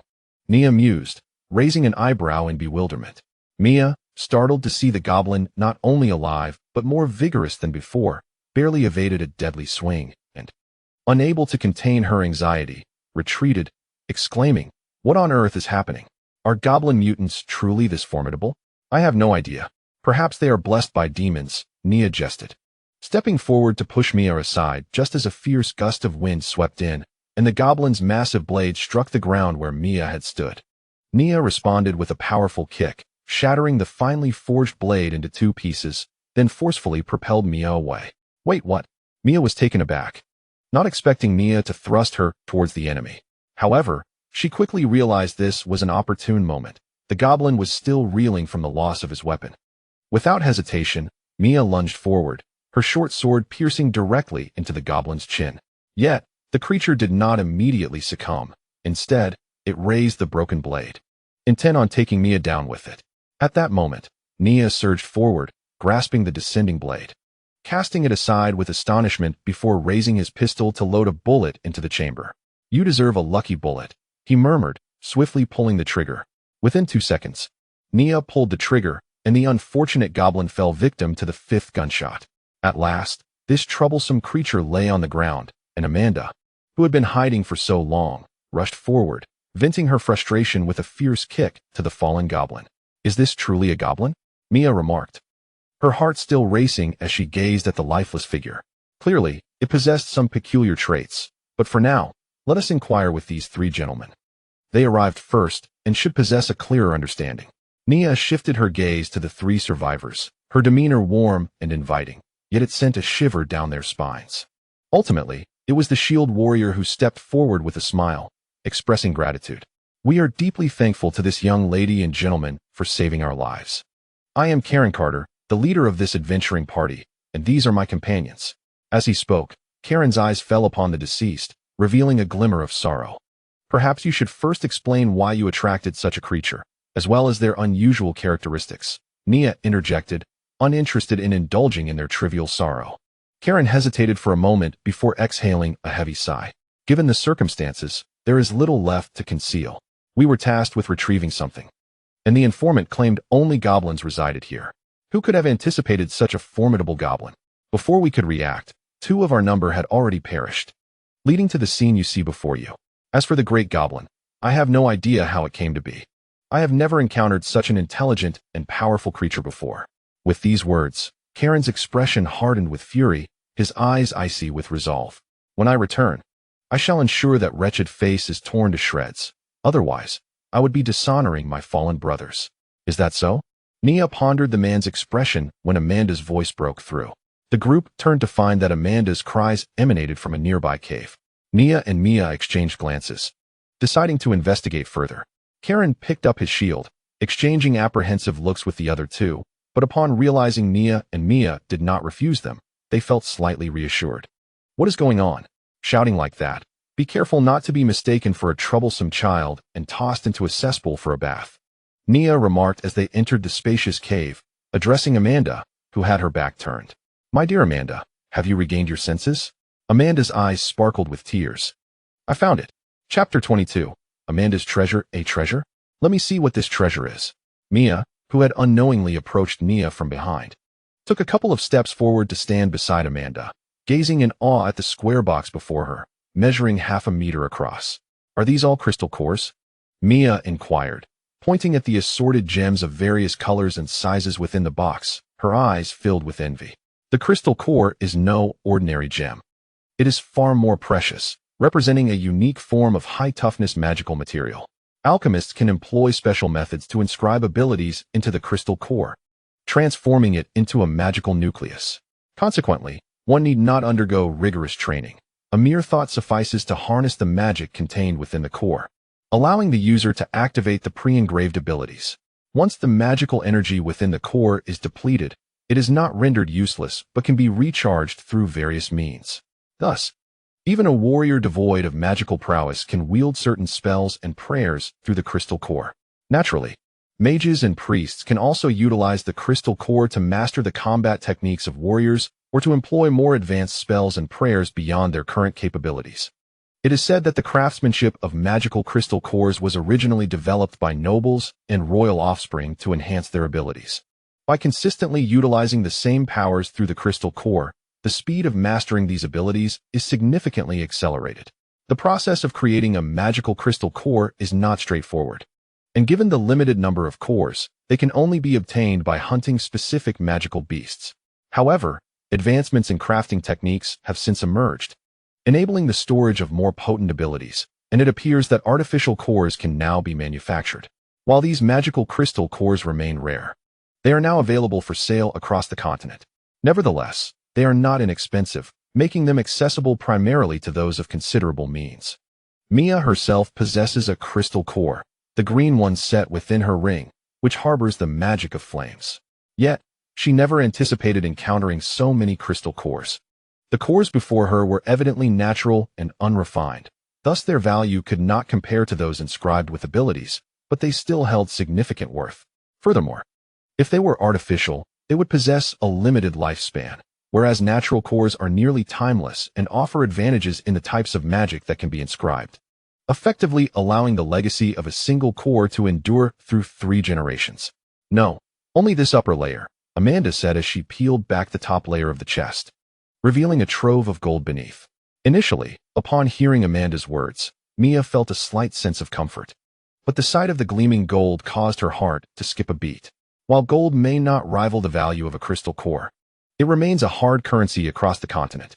This chest, Mia could only surmise, held considerable worth.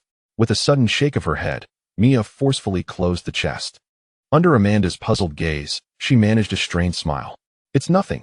Since this is your treasure, it would be best not to reveal it so casually. Mia inhaled deeply, for the treasure before her was challenging her sense of justice, and it must not be tainted.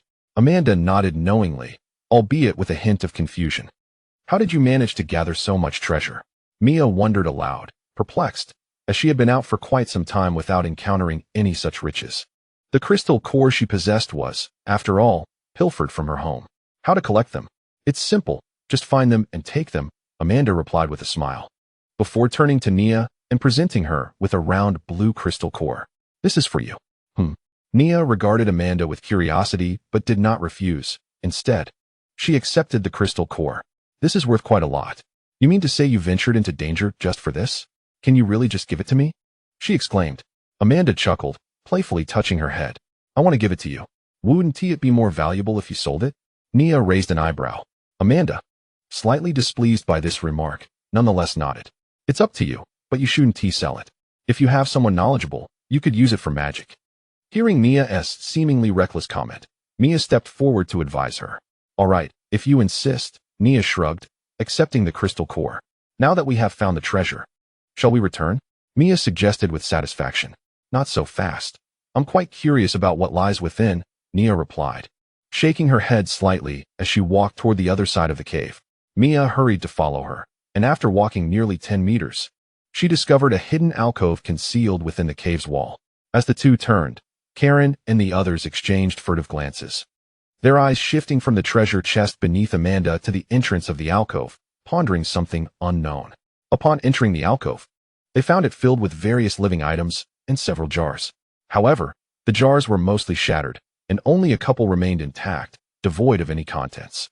The dust covering them indicated that it had been quite some time since they were last disturbed. Has someone been here before? Mia frowned. Indeed. It seems the goblins were the later arrivals, Nia observed, scanning the surroundings before stepping forward, her foot brushing against the ground, revealing peculiar patterns. Is this a magic circle? Mia approached to uncover the entirety of the design, uncertainly voicing her thoughts. It appears so, Nia squinted. It seems to be of no use now. But what was this magic circle intended for?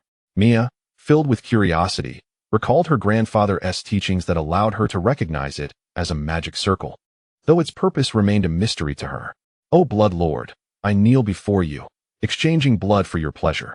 Grant me favor, Amanda intoned, gazing at the magic circle. Ah, you can understand it? Mia exclaimed, her face a picture of astonishment. Only fragments of the text are discernible, seemingly inscribed in an ancient script, likely extolling some object. However, the specific function of this array eludes me.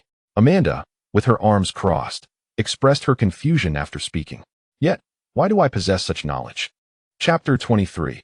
The quarrel. You merely have amnesia. Your mind hasn't turned into a blank slate. All those memories remain intact, Nia retorted with a hint of annoyance. In the next moment, Nia crouched down and placed his hand at the center of the magical array. Before Mia could inquire about his intentions, Nia forcefully struck down with his fist. Instantly, a fissure formed at the center of the magical array, and Nia's hand delved inside, groping about. Before long, he extracted a blood-red stone, pinched between his fingers. What is this? Mia inquired. Nia examined the thumb-sized crimson stone. Uncertain, but it possesses an ominous aura, imbued with a malevolent power that seems capable of influencing both my will and body. Those two large goblins may have undergone greater mutations due to prolonged exposure to this stone, making them exceedingly difficult to slay. However, it appears quite valuable, Nia mused, stroking his chin. The crystal core is unsellable, but this trinket should fetch a price. Alchemists would undoubtedly be interested. Perhaps we could find an informed buyer? Mia's eyes sparkled. Unlike the crystal core, she believed this enigmatic object could yield a substantial profit. This way, they could settle the rent and cover the registration fee for their adventuring party, and perhaps even save a little.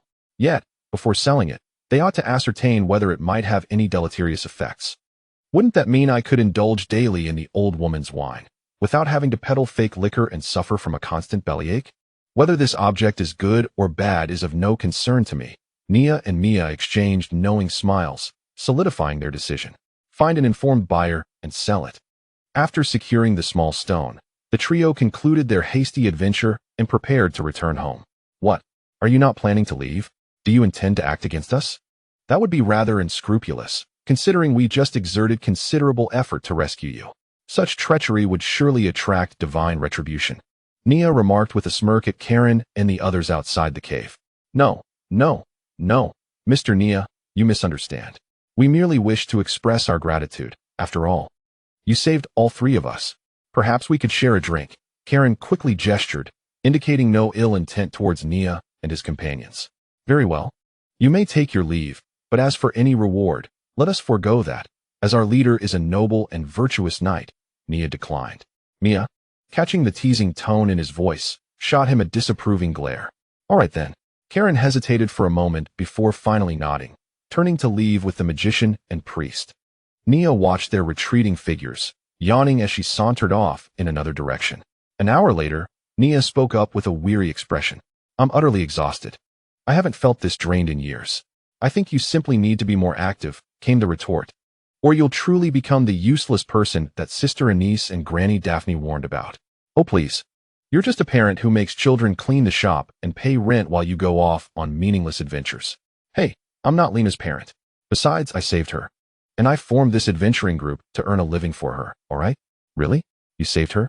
Are you certain the God of Light won't find that amusing? I merely took her away. She hasn't even thanked me yet. Well, to be fair, you did save her, but bringing her out was also a form of rescue. Otherwise, who knows what would have happened to her, a young girl out there. You two seem quite close, Amanda remarked, her gaze flitting between the bantering Nia and Mia, revealing a hint of displeasure and self-doubt deep within her eyes. Close. Nia blinked, then scoffed. How amusing. It seems that aside from treasure hunting and fighting, the dragon can have nothing particularly special. You can't even tell how much I disdain this esteemed leader. Wait, why do you disdain me? I admit I have my flaws as a leader, but that's merely due to my lack of experience. You've only been in the outside world a few more years than I have, and look at the mess you've made. My presence has given you an opportunity, Nia. Don't be ungrateful. A nameless nobody or a renowned figure. Smart individuals know how to choose.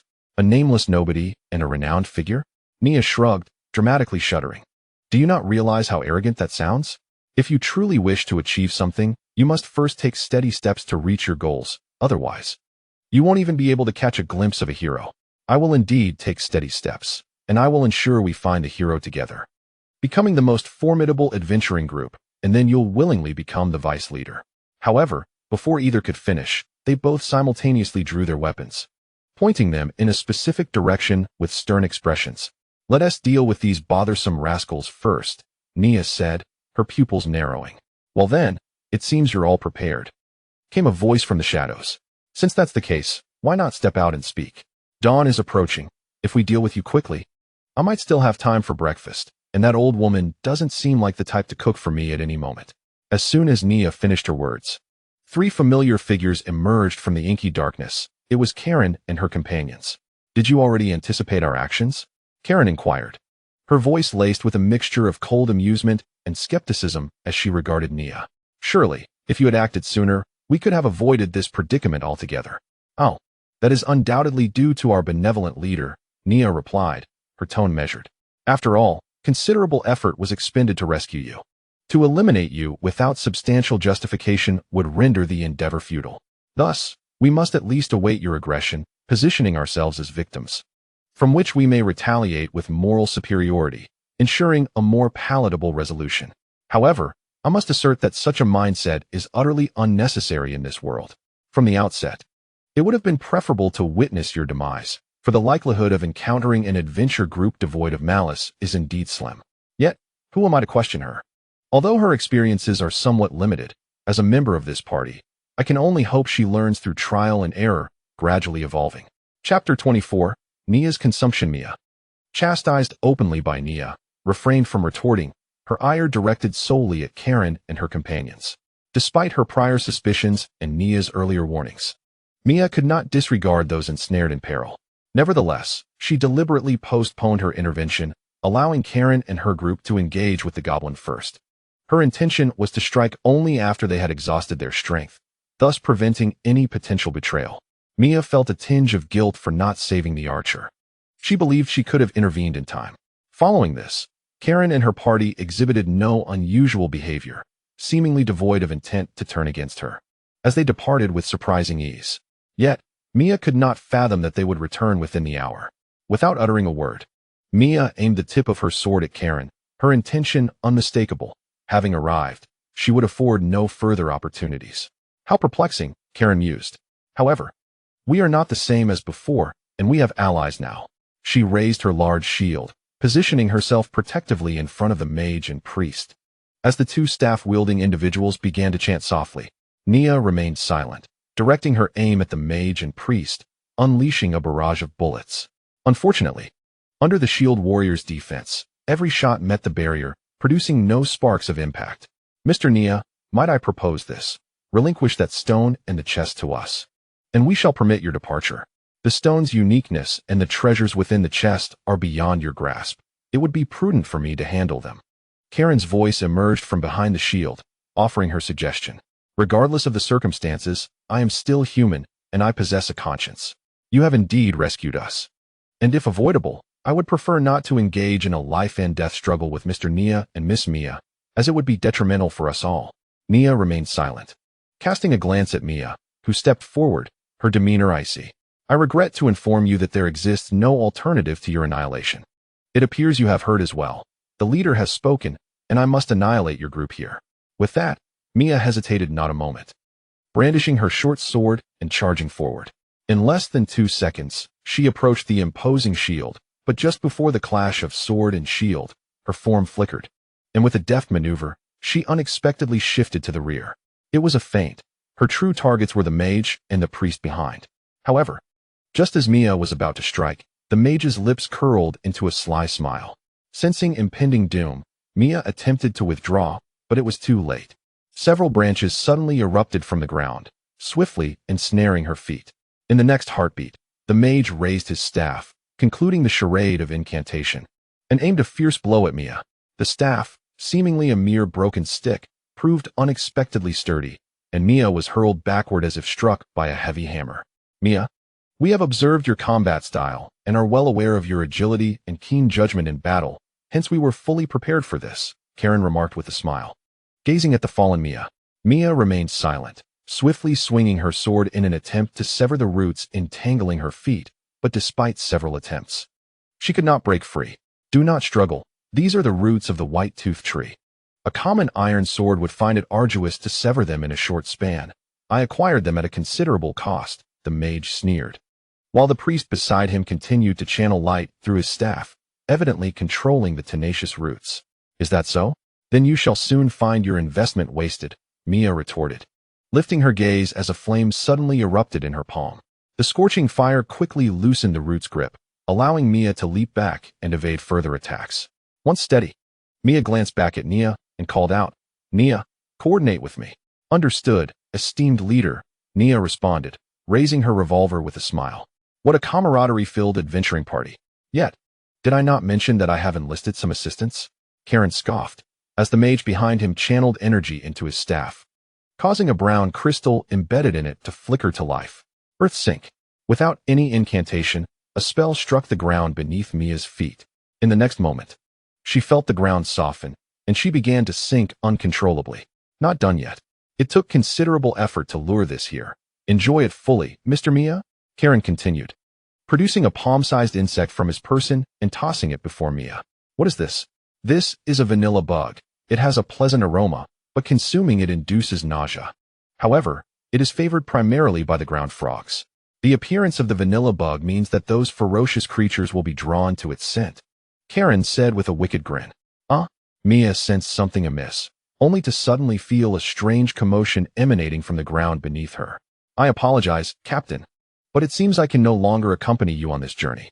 A familiar voice pierced the air, and before Mia could comprehend the situation, Nia suddenly stepped forward, grasping Mia's arm and forcefully pulling her from the ground, casting her aside. In Mia's perspective, she felt helpless as she was thrust into the air when a massive, 5-meter-tall brown frog unexpectedly emerged from beneath Nia, swallowing her whole. Nia, Mia cried out, her eyes red and heavy as she fell to the ground. But she failed to notice Karen approaching with a mocking smile. It's over. Karen raised his large shield and swung it down towards Mia, who, upon seeing him, found herself completely paralyzed. Bang! With a resounding thud, Karen grimaced, lowering his gaze to find a petite girl standing before him, the very one they had overlooked. The girl whom Nia and Mia had been protecting. How could this be? Karen's expression turned to one of shock. He could not fathom how this little girl possessed such strength. Why didn't you move? Amanda turned her head to look at Mia, tilting it in confusion. You shouldn't underestimate others, Karen roared in fury, witnessing Amanda's nonchalant demeanor towards him as he lifted his shield once more, preparing to strike again. At that moment, the nearby mage began to wield his staff, unleashing a magical attack.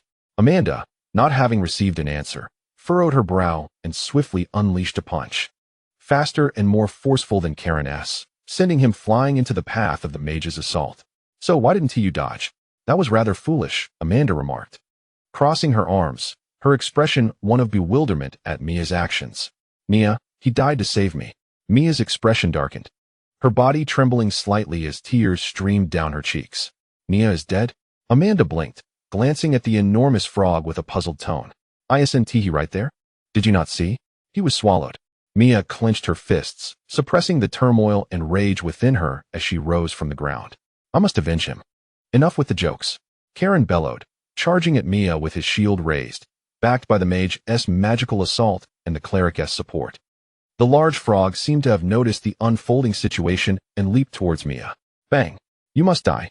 Mia gripped her dagger tightly, the flames of hatred igniting in her eyes as she disregarded the frog, focusing solely on Karen. Wind cutter. The elemental force of wind rapidly coalesced around the blade of her dagger, and with a glint of murderous intent in her gaze, Mia struck downwards. Creak. The power of the wind was astonishingly swift, manifesting as a fierce blade that struck Karen's shield, effortlessly shattering the protective enchantment bestowed by the cleric and cleaving the shield in two.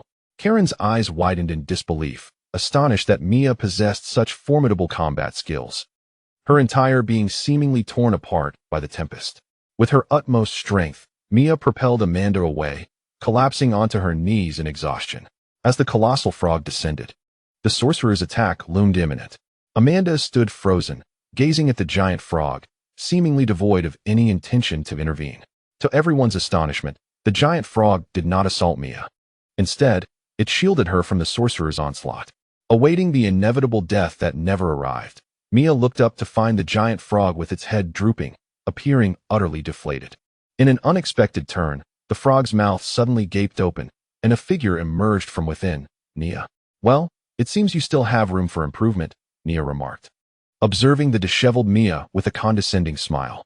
Upon hearing that familiar voice, Mia realized this was no dream, yet she still struggled to accept the reality. You're not dead. I believe I'm not quite at the point of demise, Nia replied, abruptly extending his hand as Amanda stepped forward, placing a mobile phone into Nia's palm.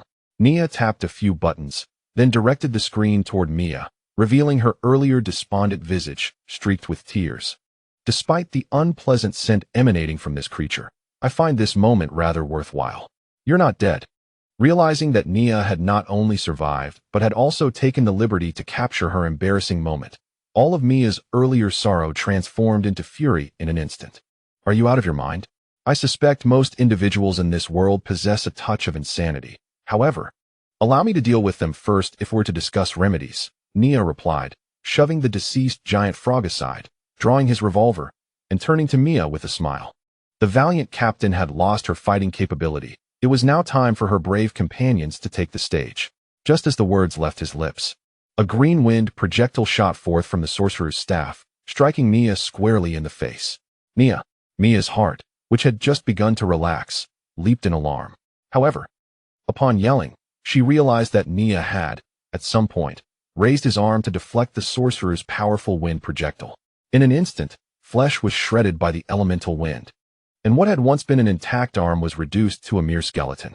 To Mia's astonishment, Mia appeared unaffected by the pain, his expression remaining calm as he lowered his bony claw and raised his revolver. Magical energy began to surge into the Silver Hunter. You should feel honored. This is my first time utilizing magic-infused bullets. I hope your fate lives up to my expectations. Mia's face radiated delight, while the sorcerer and priest turned cold with fear. The priest hastily raised his staff, conjuring a protective barrier before them, while the sorcerer swiftly summoned the power of the crystal core, attempting to influence Mia. Yet, in a heartbeat, the sorcerer's face contorted with terror as he took a step back. This is impossible. Regardless of how he manipulated the crystal core, it had no effect on the ground beneath Mia's feet. This was hardly surprising. After all, it was merely a trivial spectacle, was it not? As Mia's words fell, her finger tightened on the trigger, and the bullet erupted forth accompanied by the crack of flames. At first glance, it appeared to be an ordinary bullet, but strange engravings adorned its casing, radiating an unusual arcane glow. Boom! The bullet collided with the priest's barrier, instantly detonating, and a blinding light engulfed a radius of 10 meters. When the brilliance subsided, both the mage and the priest had been reduced to a gruesome heap of flesh. A bountiful harvest. Mia, striking a pose, blew a puff of air at the gun's muzzle, but before she could stow it away, Mia suddenly seized her shoulder. Concern etched across her face as she glanced at Mia's other hand. Your hand? Mia blinked, as if just now realizing her own injury. Wow, that fellow's magic is indeed formidable, but fret not, I am fine. With that, Mia raised her skeletal arm. The hand, devoid of flesh and tendons, surprisingly moved with ease under her command. Mia's mind went blank, overwhelmed with countless questions, yet the sheer multitude left her unsure of where to begin. At that moment, Mia offered a gentle smile. Do not overthink it, Captain. As your first task, you have already endured enough today. Human emotions cannot be in constant flux. They will break. Hearing this, Mia felt a surge of anger rise within her. Who made my emotions fluctuate? She had initially planned to deal with Kalen and the others adequately, although challenging. With their combined abilities, victory was assured. Yet, Mia had chosen to stage a false death, causing Mia's mental state to crumble, almost leading her to accompany someone to the grave.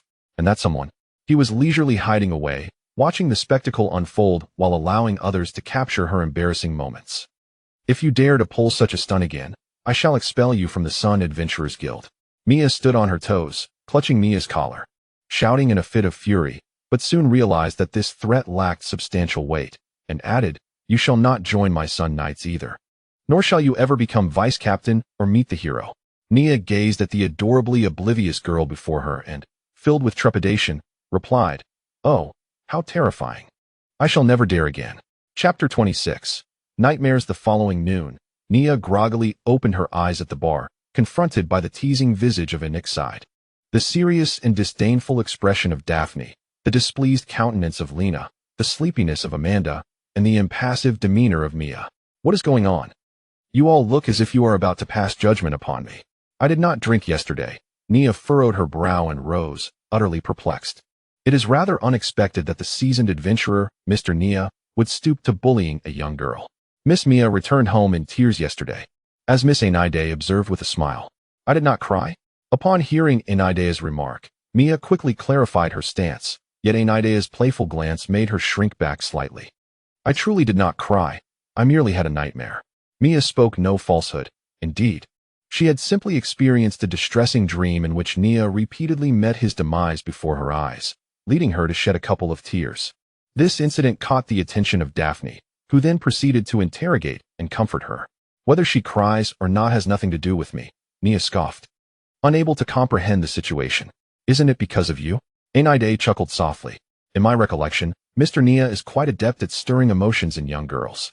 Hey, you are becoming increasingly skilled at slandering me, Nia retorted, mouth agape, prepared to defend himself, but Daphne shot him a look, prompting him to silence.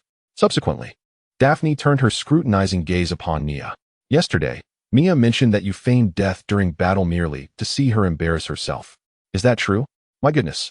To deliberately behave in such a manner just to witness another's folly is utterly disgraceful. Such conduct is unbecoming of a gentleman, and Naide fanned the flames. Brother Nia's actions were indeed inappropriate. Lena chimed in, crossing her arms, adding her verdict. In an instant, Nia appeared to be the enemy of everyone in the ninth heaven. Save for Amanda. The child on the children's channel, Macabaka Amanda, bobbed her head, showing no concern for Nia's predicament amidst the collective assault. Wait. Allow me a moment to defend myself, Nia interposed, attempting to shield himself from the onslaught of accusations. Oh, a defense, is it? It seems Mr. Nia himself acknowledges the indefensibility of his actions and merely seeks to mitigate his guilt, Enaide remarked, locking eyes with Nia, revealing his thoughts. Curse that dead woman. Nia thought fiercely to himself. Not at all, Enaide blinked in response. Daphne sighed heavily, her gaze shifting to Mia, realizing her foolish child had provoked anger in another. Miss Mia, would you be willing to hear this little scoundrel's defense? Mia fixed her intense gaze upon Nia. You best be able to persuade me. Nia nodded earnestly, his tone taking on a more serious note. In truth, my actions yesterday were not only to witness Miss Mia's woeful expression, but also for the benefit of our adventuring party. Consider this. As an adventurer, as the leader of an expedition, and as a fledgling newcomer, your skills are commendable, yet your experiences are woefully limited. Your capacity to endure suffering is rather feeble. You are destined to lead us into the Shadowlands, a realm fraught with peril, and thus, it is imperative that you prepare yourself to confront certain profound adversities in advance. For instance, the anguish of loss is a sentiment every formidable individual must come to know. Nia thumped his chest confidently. As a member of the Sunlight Adventurers, I, Nia, willingly embrace certain risks, within manageable confines, to allow my leader to experience such anguish. This way, during critical moments in the future, you will not falter or lose your composure should someone lag behind, thus preventing the annihilation of your entire team. It seems plausible, Mr. Nia's cunning rhetoric often leaves one speechless. After a few words, it appears that his intentions are solely to prepare Miss Mia. Though I am convinced that at least 70% of his motives stem from a desire to immortalize Miss Mia's embarrassing moments for future amusement. Go to hell. Or else tomorrow I shall place the light god upon your head. Nia could not resist raising his middle finger at any sit. Subsequently, all eyes turned to Mia. Leader, are you satisfied with my response? Nia inquired with a smile. Mia cast a sidelong glance at Nia, her expression tinged with exasperation. I hardly care about that. The explanations Nia provided were considerations Mia had already pondered the previous day. Although his approach may be challenging to accept, Mia ultimately acquiesced. Well, she is not a pushover. Rather, she believes that enduring this will indeed foster her growth. Nia is quite remarkable, though classified as a D-rank adventurer. She perceives that Nia's true capabilities far exceed this designation. Therefore, to become a leader worthy of him, Mia does not shy away from adopting certain extreme methods to accelerate her development.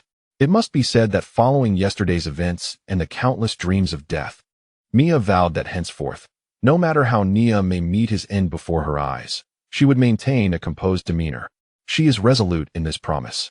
As for Nia's antics that might bring her embarrassment, she is utterly indifferent. Such behavior is merely a manifestation of his peculiar sense of humor, of little consequence. Once she grows stronger, she shall reclaim her dignity tenfold. At that juncture, she plans to remove his trousers and suspend him from a lamppost while recording it, subsequently broadcasting the footage repeatedly on the ninth heavens television. A chill ran down Nia's spine as he felt an unsettling presence, reminiscent of being stealthily pursued by a demon king. What concerns me is your hand. Noticing Nia's awareness, Mia promptly voiced her concern. My hand. Nia raised his unblemished hands. My hands are perfectly fine. Is there a problem? Mia gazed at Nia's now fully healed hand, remaining silent. Very well, it is merely a trivial trick. Can a mere D-rank adventurer possess such extraordinary restorative abilities? Do not jest. It would be more plausible to believe that I am the hero you seek. Nia spread her hands, her expression one of resignation. Mia fixed her gaze upon Nia, yet remained silent. If you wish to learn, I could teach you this little trick.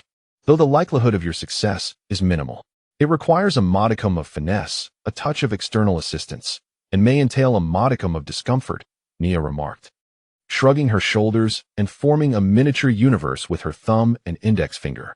Very well, since you assert this, I shall temporarily entertain the notion. Mia averted her gaze, choosing not to pursue the matter further, but paused to add, I realize I have yet to earn your genuine approval. Thus I hope that when I attain the strength worthy of your recognition, you will embrace me wholeheartedly. We'll see how it goes. Chapter 27. The 5-Year Pact. Nia. I have pondered this for quite some time. Were I to relive this moment, I would make the same choice again. On the streets of Crescent Moon Town, Nia, who had just enjoyed a complimentary lunch courtesy of a local woman, suddenly heard Mia proclaim such sentiments. What did you say? Nia mumbled, her mouth full of fruit, disinterested in engaging with Mia at the moment. To be precise, she had been rather reluctant to converse with Mia lately. After a night spent barely returning to the 9th heaven for a brief respite, she was subsequently subjected to a collective inquisition by her peers, compounded by the irksome provocations of Aenide. I really should not have involved myself with Mia, this troublesome hot potato, but after all, she is a connection from my past. When he next encountered that old chap, if he did not excitedly offer 3 bows, he would undoubtedly be expelled from the Order of the Sun Knights. Presently, however, Nia, deprived of adequate rest, had to accompany Mia to register their adventuring party while also seeking a buyer for the spoils from the previous day. If they could procure a substantial sum, it might serve to somewhat mitigate the injuries Nia had sustained. Contemplating this, Nia glanced at Amanda, who was walking ahead. Unlike Mia, who had been taken in and was persistently neglecting her rent while maintaining a pleasant demeanor, Amanda had smoothly integrated into the 9th heaven, merely presenting a coin the size of a fingernail to become the esteemed guest of the elderly matron. It is worth mentioning that following Amanda's impressive display of strength when she sent Karen flying with a single punch, Mia had personally invited Amanda to join the Sun Adventurers as their 3rd member. A cause for celebration indeed. Ugh, this loathsome, putrid world of money is utterly displeasing. If you possess any skill, come and corrupt me, Nia thought with venomous intensity, just as Mia's obviously displeased expression came into view. Nia, did you hear what I just said? Mia inquired, arms crossed, and her demeanor far from cheerful. You mentioned something, but I did not catch it clearly. Humph. Mia huffed, but chose not to dwell on it, instead reiterating, I said, I have reflected thoroughly, and if given the chance to choose again, I would still make the same decision. What decision? Nia asked, perplexed. Extend a hand to those ensnared in the mire, Mia asserted with unwavering conviction. However, I have come to realize that I am still quite tender, so much so that I cannot safeguard even myself, and perhaps my naivety could inadvertently endanger those around me. Yet, I do not deem my beliefs to be erroneous. My only shortcoming lies in my inability to bear the consequences. Mia remained steadfast in her belief that she was in the right. Benevolence is not a flaw, nor is justice. The true fault lies in her insufficient capacity to uphold goodness and righteousness, ultimately becoming a source of calamity. Ah, my dear child, it appears you have matured, Nia expressed with a sense of gratification. Those who cannot uphold their convictions cannot become strong. Please, refrain from taking advantage of me, Mia replied, lightly punching Mia's chest with her fist, her expression serious. If my grandfather were to hear you speak thus, he would surely draw his knightly sword and reduce you to mincemeat. He has quite the temper. Therefore, before I possess the strength to protect my own goodness and justice, I implore you not to forsake me and to assist me. She yearned for the ability to discern and confront evil without hesitation. Why me? Do I appear to be a teacher who enjoys lecturing? Nia questioned, somewhat perplexed. While he wished to support the descendants of an old friend, he was reluctant to assume the role of Mia's mentor, as it diverged significantly from his current philosophy of life. Undoubtedly not. You are an entirely different matter from those who relish lecturing. You are, in fact, a flawed rascal, yet undoubtedly a proficient instructor. Just yesterday, you imparted lessons on trust, reason, and loss. I was profoundly impressed, and I am certain I have grown. Thus I wish to continue learning, Mia said with a mischievous smile, extending her 5 fingers toward Nia. In 5 years, I shall present to you a thoroughly competent Captain Mia. Nia gazed at the 5 fingers she offered, lost in thought, his expression reflective. Are we thus establishing a 5-year pact? Intriguing. A 5-year pact? That sounds vaguely familiar, Amanda interjected, having approached unnoticed, also observing the 5 fingers with a contemplative expression. It seems someone once extended 5 fingers to me, claiming that in 5 years, they would have me on the ground. And I ended up being hammered into submission for quite some time. Come now, given your current state, it should be the other way around. You declared war with your 5 fingers and were subsequently subdued for 5 years, Nia retorted, playfully tugging at Amanda's cheek. That's impossible. I was quite formidable back then. Amanda scoffed. Formidable, my foot. Just a little overconfident brat, Nia shot back, then turned his serious gaze toward Mia.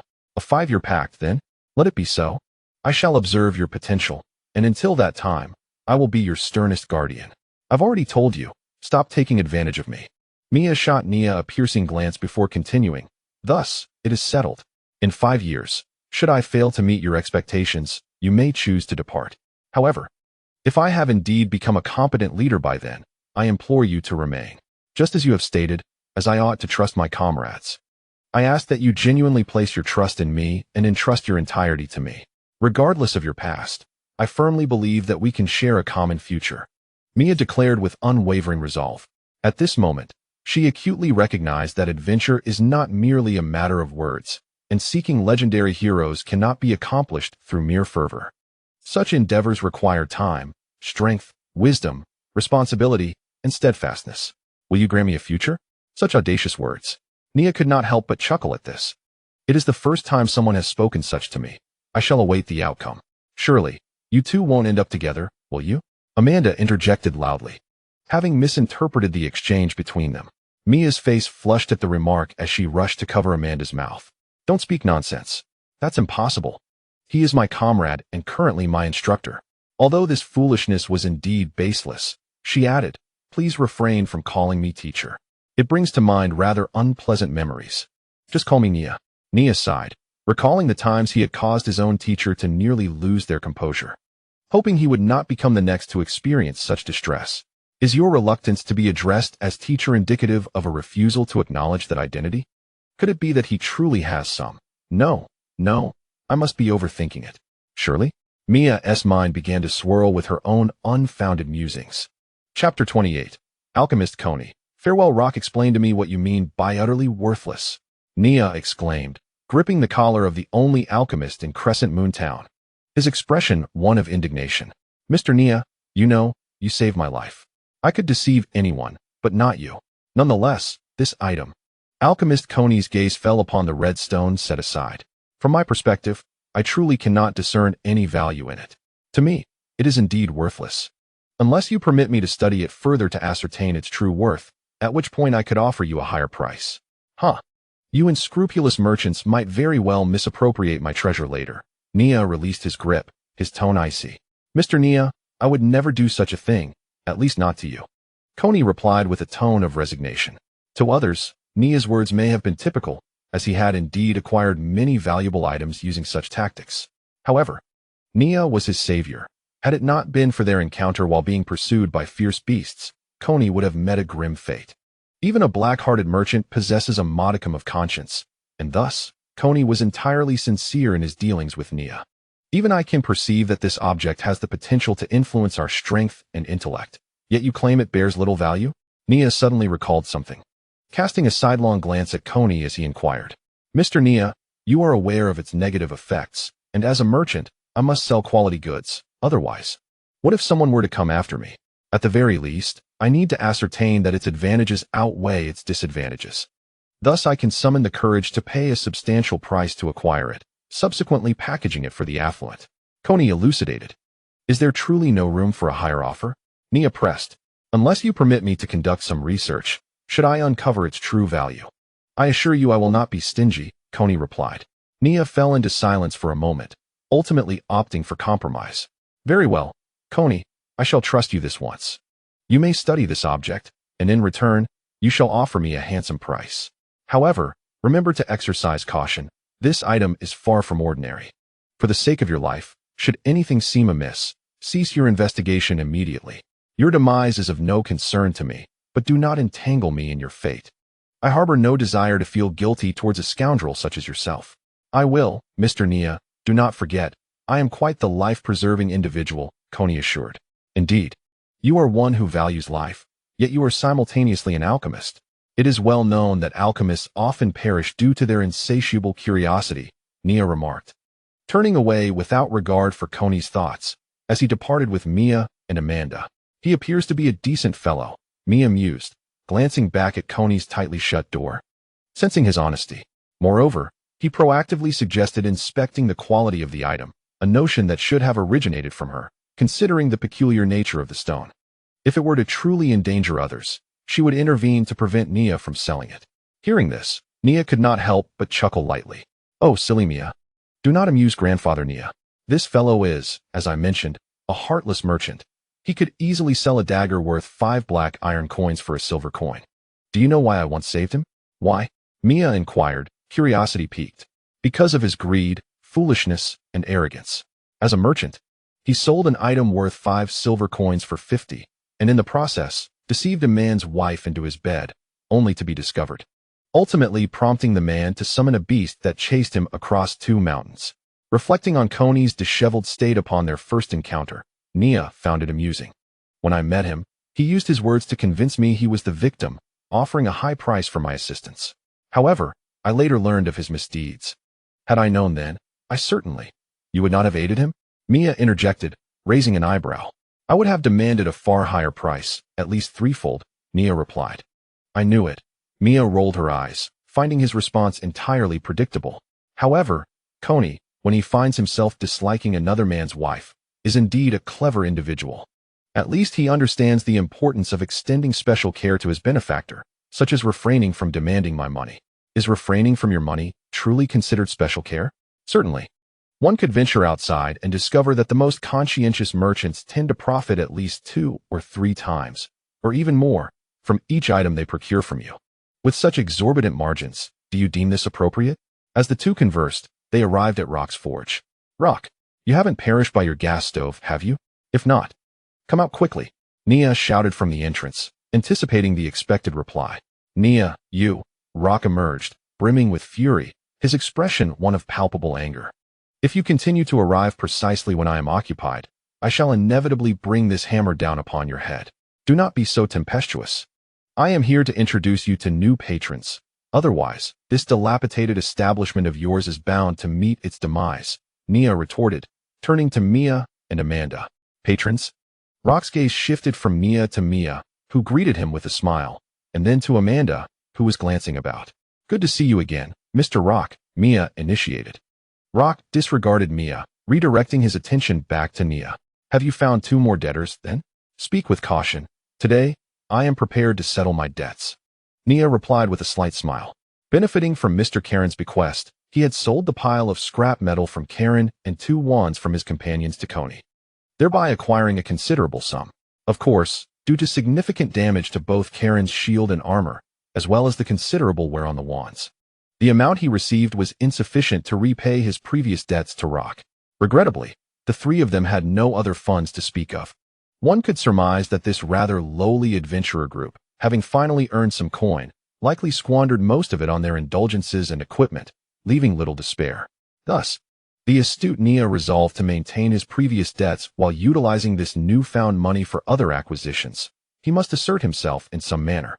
Incidentally, had Mia not resolved to gift the crystal core from the magician's staff to Amanda, perhaps Nia might indeed have had the means to settle his debts. Chapter 29. Acquiring equipment. Though the crystal core merely contained a D-grade magical artificial core, it was nevertheless worth around 300 to 400 silver coins. Alas, Captain Mia believed that Amanda deserved the core for her valor in saving her, and Amanda possessed no resistance to such alluring trinkets. Coupled with the fact that Nia had caused the captain to shed a few tears, he found himself with no opportunity to retrieve the core. Should one devise a scheme to deceive the naive child into relinquishing the crystal core and gold from her possession? Just as Nia began to contemplate some unsavory ideas, Rock, with an expression of uncertainty, inquired, Are you prepared to settle your debts this time? It appears that you have indeed made quite a fortune, Nia. How is it that you, having earned such riches, have not indulged in a drink of cheap wine? What has instigated this transformation in you? As they say, a separation of 3 days merits a fresh perspective. Do you not understand? I am now a leader of my own group, Nia proclaimed, lifting his chin with pride. In truth, the majority of this money ought to be allocated for the communal expenses of the Adventurers Guild and cannot be utilized for personal gain. Thus, it is forbidden for you to use it privately. Mia remarked, narrowing her eyes as she regarded Nia. Ah, I see. Rook let out a derisive chuckle before turning to face a wall, where he struck it twice. In the next moment, the wall parted down the middle, revealing a dazzling array of goods within. Rook's treasures will not disappoint you. Please, feel free to select at your leisure, he said, standing to the side with his arms crossed, observing the others with a keen eye. Wow. Gazing at the weapons before her, Mia was instantly mesmerized. I believe you should opt for a longsword. Your combat skills seem to suggest that wielding such a blade would grant you greater strength, Nia suggested. Indeed. My grandfather advised me similarly. However, I have never found a suitable weapon and previously lacked the funds to purchase one. But now, with this newfound wealth, Mia stepped forward, approaching the two longswords that had caught her eye. Having seen her grandfather's knightly sword, a truly exceptional weapon, she possessed a discerning eye. While the swords before her could not compare to her grandfather's blade, they were still notably superior to other longswords she had encountered. Mia's gaze shifted back and forth before finally settling on the longsword on her left, which shimmered with a green glow. You have a discerning eye. This sword was crafted from wind-blown wood and resilient stone. If your magical affinity leans towards the wind element, then this blade is undoubtedly meant for you, Rook interjected. Of course, it is a tad expensive, but I believe it should not pose a significant issue for you. Then it shall be this one, Mia declared without hesitation, making her decision swiftly. Upon hearing this, Rook nodded in satisfaction, casting a knowing glance at Nia, who, upon receiving that look, felt a foreboding sensation arise within him. Before he could voice his thoughts, Mia excitedly turned to Amanda and asked, Amanda, what has captured your interest? Do share, we have ample funds at our disposal. Well, that one. Amanda appeared entranced, her gaze unwavering even in response to Mia's inquiry, as she pointed towards a particular item. Following Amanda's finger, Nia's mouth fell agape. It was a shield, modest in size, no more than half a meter at its longest, shaped like a pentagon. The reason Amanda was drawn to it was not its strength, but rather its dazzling appearance. The shield was adorned with layers of gemstones, vibrant and resplendent. And at the center of this kaleidoscope of jewels lay a golden crystal core roughly the size of a palm. This shield, upon first glance, Nia hesitated, observing Amanda's rapt attention, unable to resist voicing his thoughts. Amanda, we are adventurers, and the nature of our work is fraught with peril, where one might lose their head at any moment. This shield appears to be nothing more than a decorative glass shield, utterly incapable of withstanding any form of assault. Indeed, I too find this somewhat preposterous. Mia, who was about to speak, was interrupted by Rock, who shot a furious glare at Nia. In Rock's establishment, there are no worthless items. This gemstone shield is a masterpiece born from my creative inspiration. The gems embedded within are crafted from magical materials, enabling it to absorb the enemy's power and release it at the opportune moment. Moreover, the core possesses a unique ability. If activated at the right time, it can instantly deflect an enemy's attack. The more precise the timing, the greater the force of the rebound, potentially achieving a complete reflection of the enemy's strike. If you so desire, at the moment of deflection, you may also unleash the energy previously absorbed by this shield. However, Rock suddenly hesitated, appearing somewhat uncertain. You see, it has its shortcomings, does it not? Your expression betrays the presence of a significant flaw. We cannot afford to acquire something so evidently deficient. Nia, as if finding an outlet for her frustration, swiftly interjected, attempting to quell Amanda's enthusiasm. Mia, who had been swayed by Rock's words, nodded in agreement, reinforcing her decision to reject the shield. You are correct, it indeed has a flaw. Due to the materials used, the energy it can store is limited. Furthermore, I believe it can currently only perfectly rebound attacks up to D rank. This limitation arises from the insufficient magical power stored within the core. However, if you are willing to infuse your own magical energy into it, perhaps it could reflect C rank or even B rank attacks, though not with complete efficacy. If you decide to purchase it, I can offer upgrades at no additional cost in the future, provided you supply the materials. Upon hearing Rock's words, Nia remained silent, unable to formulate a rebuttal, while Amanda immediately declared her intent. I want it. I absolutely must have it. It is simply too beautiful. I regret to say, though I wish to find a worthy owner for my creation, I fear you are unlikely to afford it. You do not appear particularly wealthy. Rock remarked with a teasing shrug directed at Nia. Nia continued to remain silent. How much? Amanda inquired directly. I would estimate around 3,000 silver coins. Converting that, approximately 300 gold coins would suffice, and this is merely an estimated price. Even if you can meet this cost, you must demonstrate your capability to pay. Rock contemplated aloud. Thud. The sound of a heavy object landing echoed as Amanda produced her treasure chest from an unknown location. She crouched down, opened the chest, and began to grasp handfuls of gold, scattering them onto the ground. After 5 or 6 seconds, Amanda pointed at the small pile of gold at her feet and innocently looked up at Rock. Is this enough? Chapter 30. The good friend Rock enough. Rock said with a stiff nod, momentarily taken aback. How do I prove myself? Amanda inquired once more. Rock remained silent, standing before a small pile of gold, casually picking up a piece and biting into it. He then earnestly addressed Amanda. No need for proof. Your genuine nature has already captivated me, dear lady. You are wholly deserving of my magnum opus, and you shall forever be my esteemed VIP client. Witnessing the proud demeanor of the dwarf Rock display such admiration made Nia feel a wave of disdain. He had never received such respect from Rock. However, reflecting on the disparity between Amanda and himself, Nia suppressed his discontent. At this juncture, although it was somewhat embarrassing for Amanda, a fellow team member, to spend her own money on equipment, he wondered, why should I feel ashamed? I am not the leader. With this thought, Nia glanced at Mia, who seemed oblivious to the responsibilities of leadership, her eyes sparkling with envy towards Rock. Hee, finally got it. This is splendid. Amanda exclaimed as she secured the treasure chest and bounced outside with her newly acquired prize. Meanwhile, Rock cautiously stowed the gold into his storage bag and turned his gaze back to Nia. So, what do you desire next, young Nia? Nia blinked, eyeing the longsword in Mia's possession. After a moment of contemplation, he replied, potions, healing potions, mana potions, and some antidotes. Ah, the essential 3 potions for your descent? It seems you are on the brink of fulfilling our agreement. However, if it's potions you seek, you ought to visit that alchemist reeking of copper. I only sell equipment here. Rock's tone was displeased, but he quickly shifted his approach.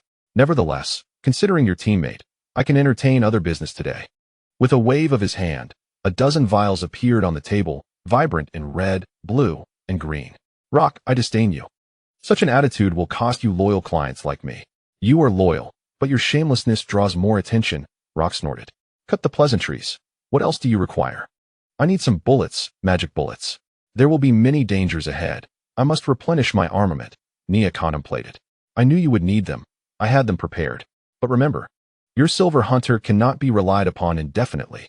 When necessary, use your fists. At this stage, the impact should be comparable.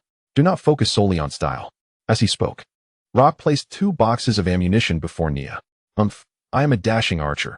How could I resort to such brutish tactics? After speaking, Nia's gaze was drawn to a ring on the wall, its deep crimson hue captivating. Upon closer inspection, intricate runes seemed to be engraved on the inner circle of the ring. Nia picked up the ring and examined it closely before slipping it onto her finger. It fit perfectly. Perhaps I shall acquire another just like it. Observing Nia's sudden desire for so many items, Mia felt a twinge of concern. However, seeing Mia's confident demeanor, Mia's worries somewhat abated. Is that all?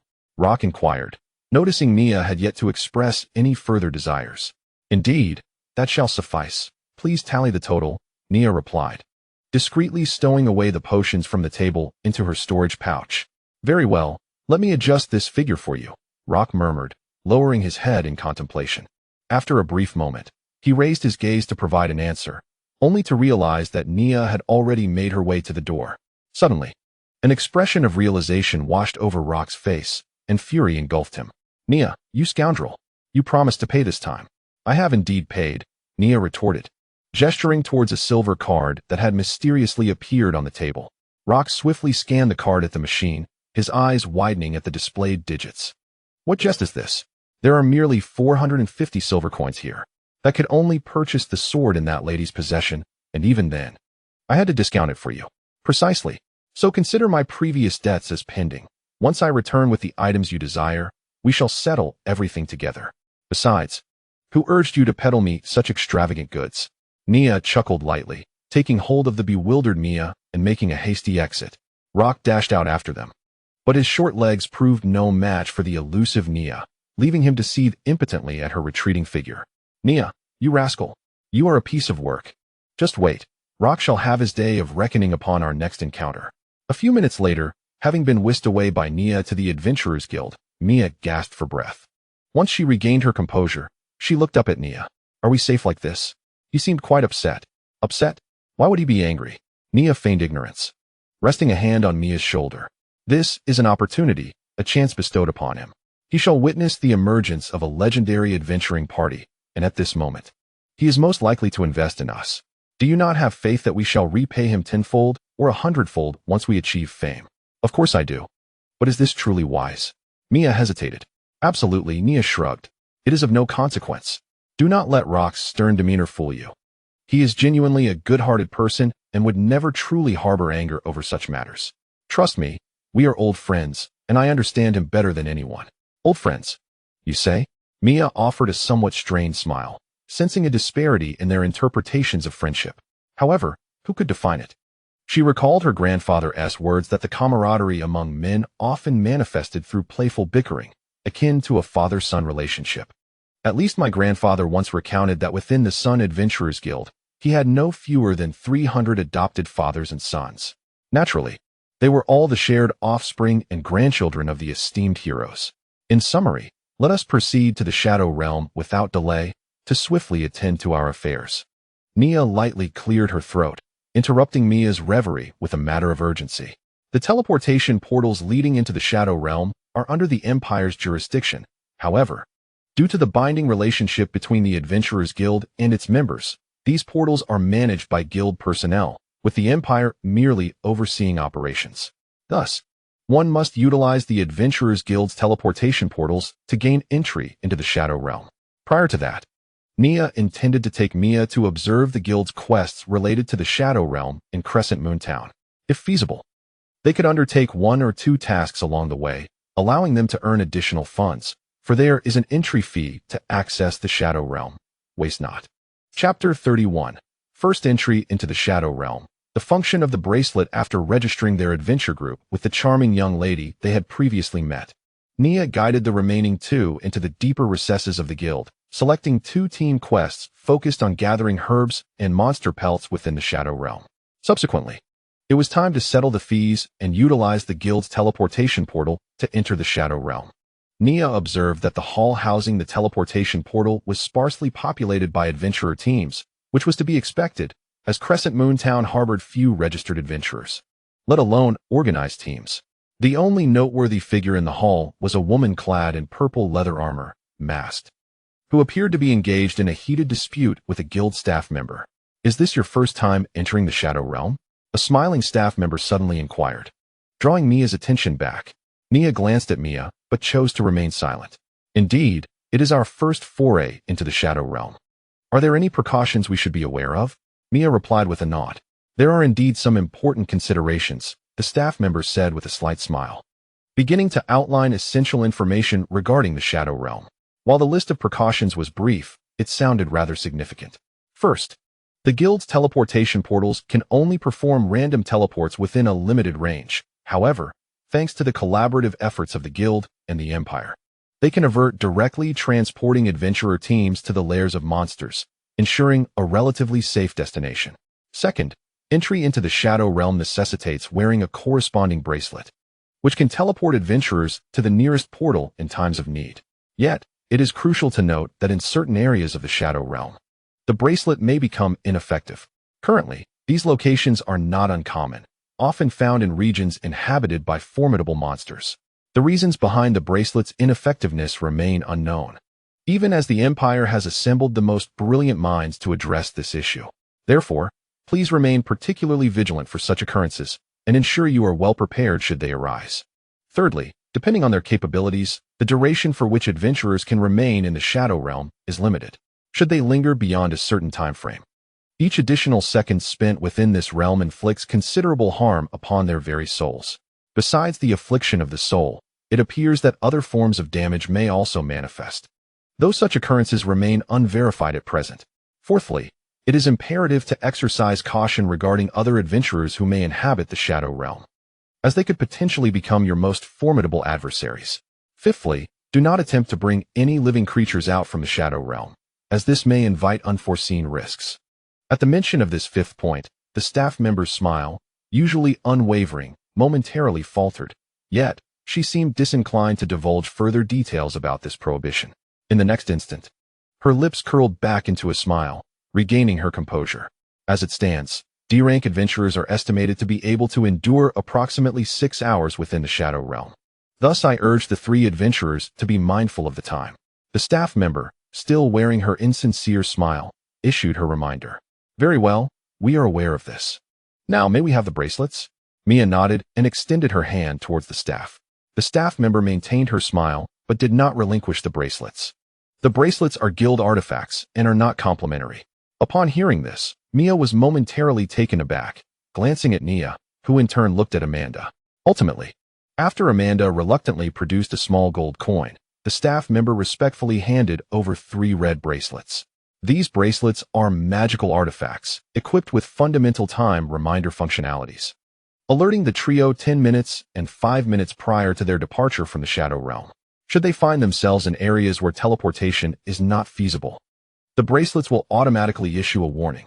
Besides these basic functions, the bracelets possess additional advanced capabilities, such as continuous monitoring of the user's physical condition and a map viewing feature. It requires payment to activate, does it? Mia inquired with irritation. Not at all, Mississippi. The payment you provided earlier is more than sufficient to unlock the advanced capabilities for all 3 of you. I have already activated 2 advanced abilities and input a map into your bracelets, marking areas of the Shadow Realm that have been explored for your convenience.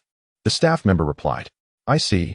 Let us proceed without delay, Mia said, lifting her head and speaking weakly. Having failed to repay Daphne, she now found herself indebted to Amanda as well. No, it should be 2 debts. The funds for purchasing equipment should have been her responsibility as the team leader. Moreover, there was the matter of wages. Indeed, as the leader, Mia felt it was her duty to provide some form of compensation to her teammates, Nia and Amanda. However, she possessed not a single coin to her name. With such sorrowful thoughts weighing upon her, Mia followed Nia and Amanda into the teleportation array. A dazzling light enveloped the 3 of them, and when the radiance dissipated, they had vanished without a trace. 3 individuals materialized in a dimly lit world, and soon thereafter, Mia's violent cough reverberated through the air.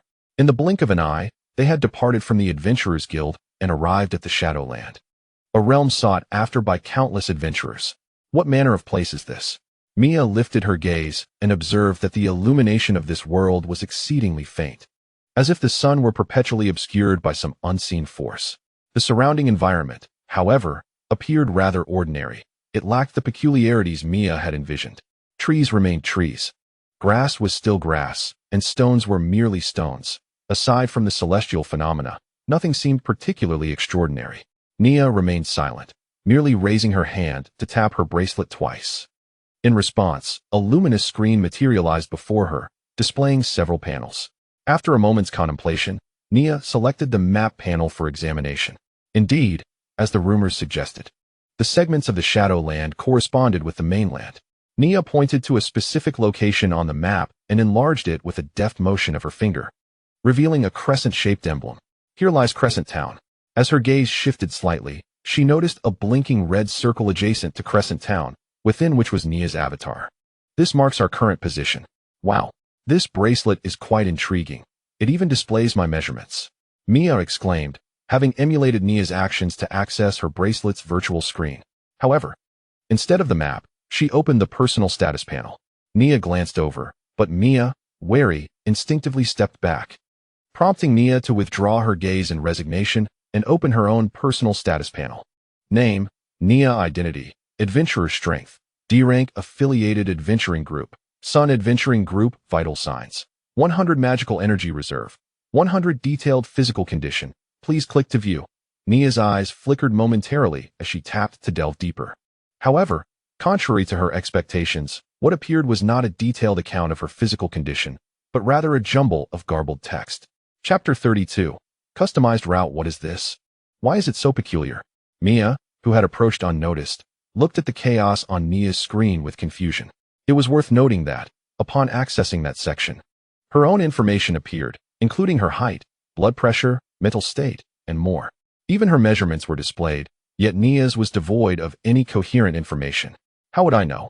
Perhaps it's a shoddy product crafted by those in the guild after a night of revelry, Nia replied. Wait, mine's just a mess of gibberish too, Amanda exclaimed, drawing Mia's attention. Indeed, Amanda's screen was also filled with incomprehensible text. This is outrageous. Are they targeting our Sun adventuring group? We've paid for this. Mia fumed, crossing her arms in indignation. What further frustrated her was that both Nia and Amanda's bracelets were filled with garbled nonsense, while hers was not, making her, as the group leader, seem rather out of place. Let it be, such trifles. If you trouble them, they might very well make things difficult for you later. For now, let us make do with what we have. Nia waved her hand dismissively and switched the module to the map page. Our objective is the dragon scales and firefly flowers that scoundrel Rock desires. Dragon scales? Are we truly expected to battle a dragon? Is that even appropriate? Mia exclaimed in disbelief. Battle a dragon? Do you possess the capability for that? A dragon's mere spit could drown 100 adventurers like you. Nia replied with a tone of disdain before magnifying a section of the map. If there were indeed a dragon in this vicinity, Crescent Town would not merely be home to a handful of low-level adventurer teams. There would be numerous reckless fools seeking fame, leading their parties to their doom. I suspect there might be only dragon scales, perhaps a few other formidable magical beasts, or it could be that there are no dragon scales at all, just erroneous information. Nia pointed to a location on the map, marked with a dragon's head and a question mark. She clicked on the dragon's head and the question mark, and information about this icon immediately appeared before them. There were reports of a dragon's roar, and some had seen the dim scales embedded in a massive stone, resembling dragon scales. It seemed a powerful magical creature guarded the area, and currently, the dragon scales appeared untouched. Mia relayed the information from the icon. Moreover, along the way, there are numerous lurking magical creatures, as well as various exotic flora, all of which could serve as obstacles. We must identify a suitable path, otherwise, we would merely waste time. This map contains quite comprehensive information. I wonder how the guild knows so much, Mia mused. The world is rife with information brokers. Many adventurer teams do not primarily seek treasures or challenge magical beasts. Rather, they delve into the shadows to gather intelligence, which they then sell for money or other rewards. The Adventurers Guild likely has established its own exploratory teams, but it certainly also purchases information from external adventurer groups, comparing and verifying it before marking it on the map. Regardless, this indeed facilitates our journey, for information is power, a potent form of power at that. However, we must not grow complacent. The dangers lurking in the shadows, yet to be uncovered, are abundant. While conversing, Nia tapped on the map several times, and soon a custom red line appeared, connecting their current location to the icon marking the dragon scales, with a fork leading to another area. Is this the route? Mia blinked in surprise. Yes, Nia nodded, though an expression of displeasure crossed her face. Typically, the responsibility for devising battle and retreat routes falls to the leader of the adventurer group, or at the very least, to someone dedicated to logistics, perhaps a priest or a mage, those more astute individuals, rather than me handling it. It seems that logistics have yet to be established. Moreover, I observe that you are quite adept at this, are you not? Why not take charge entirely, thereby eliminating the need to invite others into our adventuring party? While 3-person teams are common, would you truly wish for the future knightly order to consist of only 3 individuals? If that is your perspective, Grandfather Nia would be quite disappointed, as would the brave soul you seek. Nia glanced at Mia with a look of disdain. Well, let us discuss the route you have devised. Is there anything particular about it? Mia offered a bashful smile, quickly diverting the topic. There is nothing particularly noteworthy.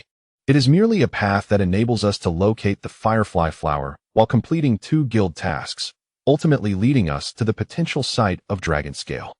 Although it may not be the most direct route, it allows us to circumvent many perilous zones marked on the map.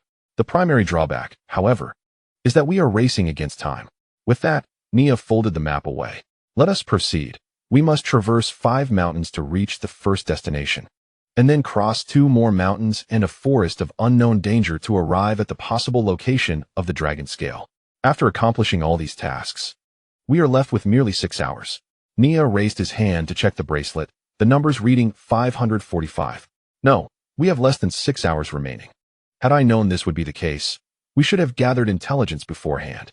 As he spoke, Nia noticed Mia staring at him, her expression one of surprise. "Why are you looking at me like that?" Nia felt quite uncomfortable under Mia's peculiar gaze. "Mr. Nia, you appear remarkably serious. You truly seem quite professional. Unlike someone who is forming an adventurer team for the first time," Mia remarked candidly, accompanied by a question. "Have you genuinely never joined another's team?" "No," Nia replied curtly. Yet this was not a falsehood. He indeed had never joined another's team. In the past, it was others who had joined his. And now? Now. Nia felt as though he were a max-level character unable to conquer the main quest, facing a plot devised against him, only to return years later to tackle the main storyline's dungeons. What a predicament, Nia sighed internally. What max-level character? He was merely at level 99 at best. Truly not. Mia pressed again, a slight smile gracing her lips. Truly not. Let us move. We do not possess ample time, Nia replied with exasperation. That is good to hear, Mr. Nia's first experience is mine.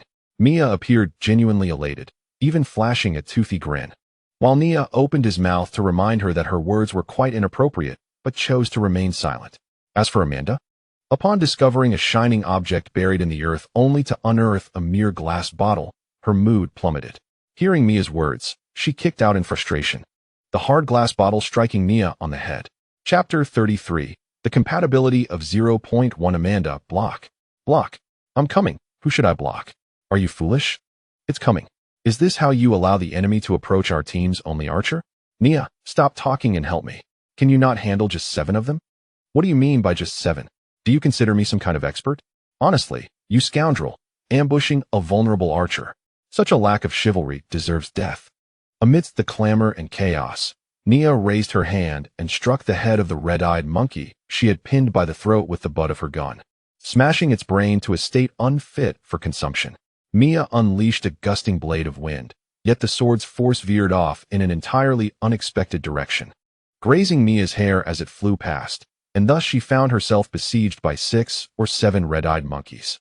The diminutive Amanda flitted about, her eyes darting between the two, brandishing her ornate shield, uncertain whether she feared to scratch her precious shield or was simply at a loss as to whom she should protect. Finally, gritting her teeth, she swung her shield toward the monkey in front of Mia. Fortunately, despite the newly formed legendary adventurers team currently exhibiting negative synergy, their individual prowess was sufficiently robust, and no bloodshed ensued. In a moment of calm reflection, Captain Mia, employing her intellect, finally discerned an opportunity. Together with her companions Nia and Amanda, they collaborated effectively to eliminate all the monkeys. Explain to me what you mean by no bloodshed. Is this not blood on me, Captain Mia? Nia exclaimed, pointing at the bite mark on her chest in exasperation. Wasn't I simply trying to make the record look good? Mia retorted, shrinking her neck in embarrassment. Moreover, it was indeed my idea to eliminate all those monkeys. And they were not as weak as you claim. They were larger and stronger than the red-eyed monkeys outside. I, too, was momentarily taken aback. Mia was quite puzzled. Outside the Shadow Realm, there were indeed red-eyed monkeys, but they were not significantly more powerful than ordinary monkeys. Hardly qualifying as magical creatures, they resembled mere variants of common monkeys. In contrast, the red-eyed monkeys here were different. Each possessed an E-grade strength. Thanks to the route devised by Nia, the red-eyed monkeys were the first magical creatures Mia encountered in the Shadow Realm, and their formidable nature had startled her upon their initial meeting. Oh, it seems Captain Mia truly is impressive, Nia remarked with a slight smile. Well, it's just okay. Rather average, really. There remains considerable room for growth, Mia said, scratching her head and smiling shyly. Then tell me, how do we find ourselves in such a predicament against a group of creatures that lack even D-grade strength? Nia chuckled coldly and inquired. What is the reason for our lack of coordination? Mia lowered her head, revealing the cause.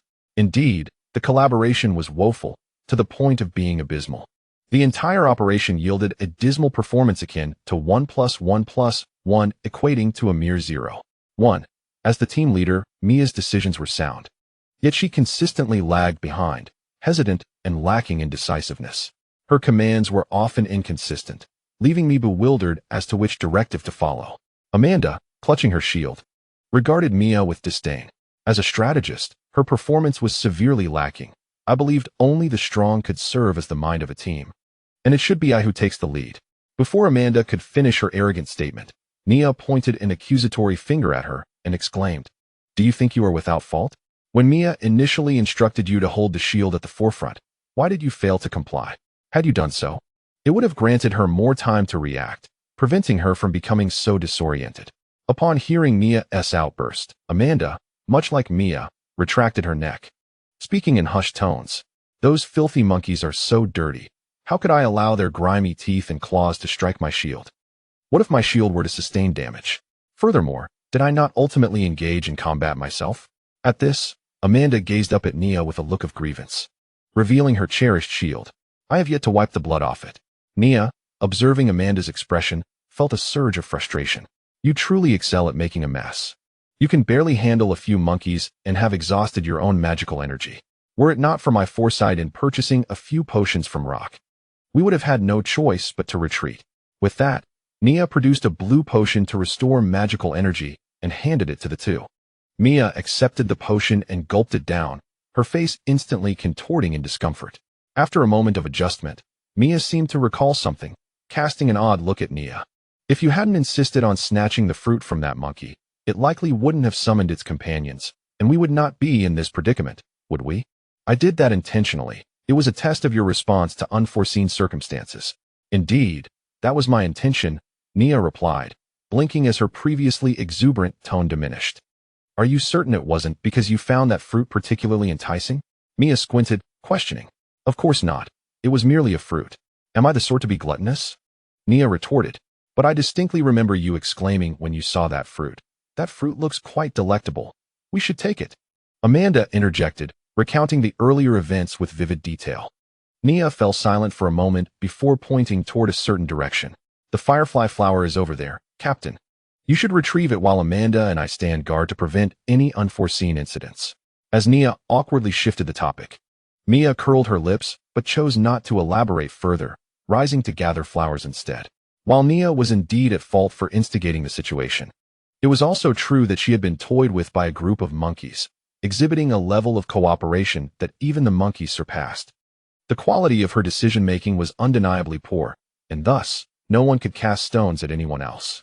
Noticing Mia attending to her duties, Nia glanced at the searing silver hunter in her hand and let out a sigh, plopping down beside Amanda. I can never comprehend why you dragonfolk are so enamored with collecting these glimmering trinkets. Chapter 34. A casual chat with Amanda because they are simply beautiful. Amanda replied, perched upon a stone, gently polishing her treasured shield.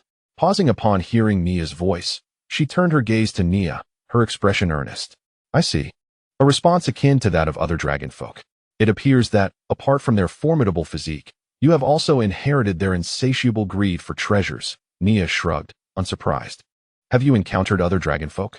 Amanda inquired curiously, unconsciously shifting closer to Nia. I have. Aside from one particular fool, the others left me with rather unimpressive impressions, Nia responded. Fool. Amanda blinked, seemingly lost in a recollection triggered by the term. Nia fixated intently on Amanda's eyes, waiting in silence, but Amanda remained unresponsive, her brow furrowing in evident distress. A flicker of understanding crossed Nia's gaze as she smiled and interjected, interrupting Amanda's reverie. Those dragonfolk are all exceedingly stingy. I merely wished to acquire a few items from them, and yet they clamored for my demise, displaying no generosity whatsoever. They shouted for your demise. What did you take from them? Amanda asked, her curiosity piqued, oblivious to the improbability of a D-rank adventurer surviving such a confrontation with dragonfolk. Oh, nothing significant. I merely sought to borrow the scales and feathers of their mightiest, along with a claw or two, and hoped to procure some of their blood and treasures. Nia's expression grew increasingly displeased as she spoke. Indeed, her intention had simply been to obtain a few items, yet the entire dragonfolk clan descended upon her, startling Nia considerably. However, it was worth noting that each dragonfolk was a tough adversary. She had to slay a third of those who attacked her before they finally settled down. I believe I understand why they sought your demise. The items you desired were not much different from a slap in their faces. Upon hearing Nia's words, a glimmer of apprehension flitted across Amanda's eyes, prompting her to inch away slightly. Ultimately, it is their stinginess that prevails. I undertook this endeavor in the name of world peace, yet they possess no sense of the bigger picture. However, I take solace in the fact that when I departed, a reckless little dragonfolk decided to follow me. Though somewhat oblivious to the dangers of the world, That individual proved to be quite helpful in the end. As Nia's words fell, Amanda's response was notably absent. After a brief pause, her low voice finally emerged again. Who is that person? Who? Nia pondered, stroking his chin. I have nearly forgotten as well, considering the long time since we last met. I only recall that this individual, in the beginning, was an arrogant soul who would point fingers at me and vehemently declare his desire for vengeance against me, boasting that in a few short years, he could reduce me to mere pulp. Over time, despite retaining that same arrogance, he was eventually trained into a more reliable persona. Yet, he would still occasionally attempt to pin me down, only to be sent flying by a swift kick from me. Was he not someone of great importance? Why then have I nearly forgotten? After all, Amanda seemed to care more about the things that had slipped from memory. Nia contemplated this for a moment. If one were to speak candidly, that person had indeed been significant in the past, but as I mentioned, it has been far too long since we last crossed paths. I am not even certain if he remembers me. Perhaps he has already forgotten. Yet, I am not a crucial figure. So it is quite natural for me to fade from memory. After all, there is nothing of great significance that time cannot diminish. However, if it is something important, then neither time nor even life and death can ever truly erode its essence.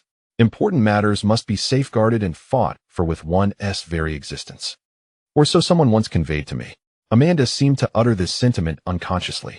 Yet, almost immediately, a frown returned to her brow, as if she were about to succumb once more to her previous inner turmoil. Noticing this, Nia swiftly changed the subject. Now, it is my turn to inquire. Given that you are aware of your identity as a dragonkin, have you not considered seeking out your fellow kin? Amanda hesitated momentarily. I do not wish to seek them out. Besides, was it not you who invited me to join this adventuring party? Did I compel you to join? Then why did you not call me father when I asked you to? Perhaps you should give it a try now? Nia teased with a smile. In the next instant, Amanda's fist landed atop Nia's head. Retracting her hand, she spoke earnestly. Since awakening, it seems I have lost everything. No one recognizes me, and I do not recognize anyone. I do not even know who I am. Those loathsome, contemptible scoundrels merely regard me with vile eyes and attempt to deceive me with their banal words. I can only evade those who are formidable and eliminate the weak, while I continue my search. Search? What is it you seek? Gold and jewels? Or perhaps your past? Nia inquired. Amanda shook her head, then nodded. It is my most treasured possession, something I must find. I believe it must be my most cherished treasure. She raised her hand and pressed it against her unyielding chest. This is what I tell myself. That thing is hidden within my memories, etched into my very instincts. More important than anything else. However, Amanda paused briefly before continuing. However, upon arriving here and encountering all of you, that insatiable yearning for discovery dissipated. Thus, I wish to remain. Perhaps it will evoke memories of some kind. As she gazed at Amanda before her, Nia offered a faint smile. Let us heed the call of our hearts and stay, awaiting the moment when everything returns. Until then, the Sun Adventurers Guild shall always have your back. Amanda looked at Nia, somewhat bemused. Though you are not the leader, you speak as if you were. With a chuckle, she continued, it seems I've grown accustomed to this. Since meeting you, I occasionally find myself reminiscing about the past, instinctively adopting this tone. Perhaps this is fate, two forgetful souls recognizing each other, leading you to stay. Just as Nia finished speaking, a startled cry from Mia reached their ears. Nia. With a resigned expression, Nia rose to her feet, glancing at Amanda, who had also stood up. Come on, it appears our leader has encountered some trouble again. This time, do remember to aim your shield properly. This requires practice. But for me, it is a trivial matter, Amanda replied, holding her head high. Just make sure you're not the one running away from something. Nia moved ahead, waving her hand to signal the others to hurry along. Chapter 35. The Firefly Flower is stolen. What happened? Nia inquired as she reached Mia's side. The Firefly Flower. It's gone, Mia said, pointing ahead, her face pale. What? Nia's expression shifted dramatically. The Firefly Flower was crucial for repaying Rock's debt. And if it were lost, there would be no other nearby. How could it be lost? Nia asked. I was just about to follow the steps in the book to preserve the Firefly Flower when a creature suddenly leapt out and snatched it away, Mia lamented, tugging at her hair in distress. If the Firefly Flower is not preserved properly and is simply plucked, it will wither within half an hour. Who would dare to steal my possession? Nia inhaled deeply, her frustration palpable. It seemed to be a monkey? Mia suggested uncertainly as she looked at Nia. Well, If it was a monkey, that might explain things. It must be one of those red-eyed monkeys that has been lying low, seeking revenge. Upon hearing this, Mia sighed. For now, we should pursue it. It headed in that direction.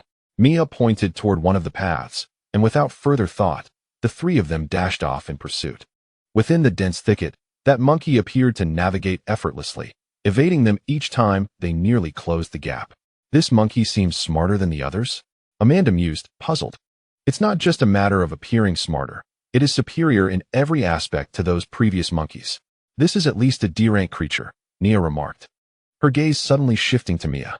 Did the leader perceive something? Mia paused in silence for a moment. Then her expression turned to one of confusion. It is a D-grade magical creature, and given how advantageous this environment is for it, it should have long since vanished without a trace. Its current behavior appears more like a deliberate attempt to lure us in. Moreover, if it were seeking revenge, it would have already destroyed the flower in its possession, which would effectively serve the purpose of retaliation. Haha, if that is the case, what should we do? Mia inquired with a smile. Mia's pupils constricted. Recalling that Mia had only paid for his own sword when purchasing supplies, shamelessly leaving the costs of the other potions, rings, and bullets on the previous bill. The debt incurred by Mia was no longer solely his. These items were bought for the team, thus it now represented the Sun Adventurer's debt. The Firefly Flower was essential, and we could not afford to lose it. Let us see what trick it is up to. The Firefly Flower is something we must obtain, regardless of where it intends to lead us. However, we must devise a plan to prevent it from destroying the flower. 7 minutes later, the monkey arrived at a large tree outside the cave, seemingly having reached its final destination.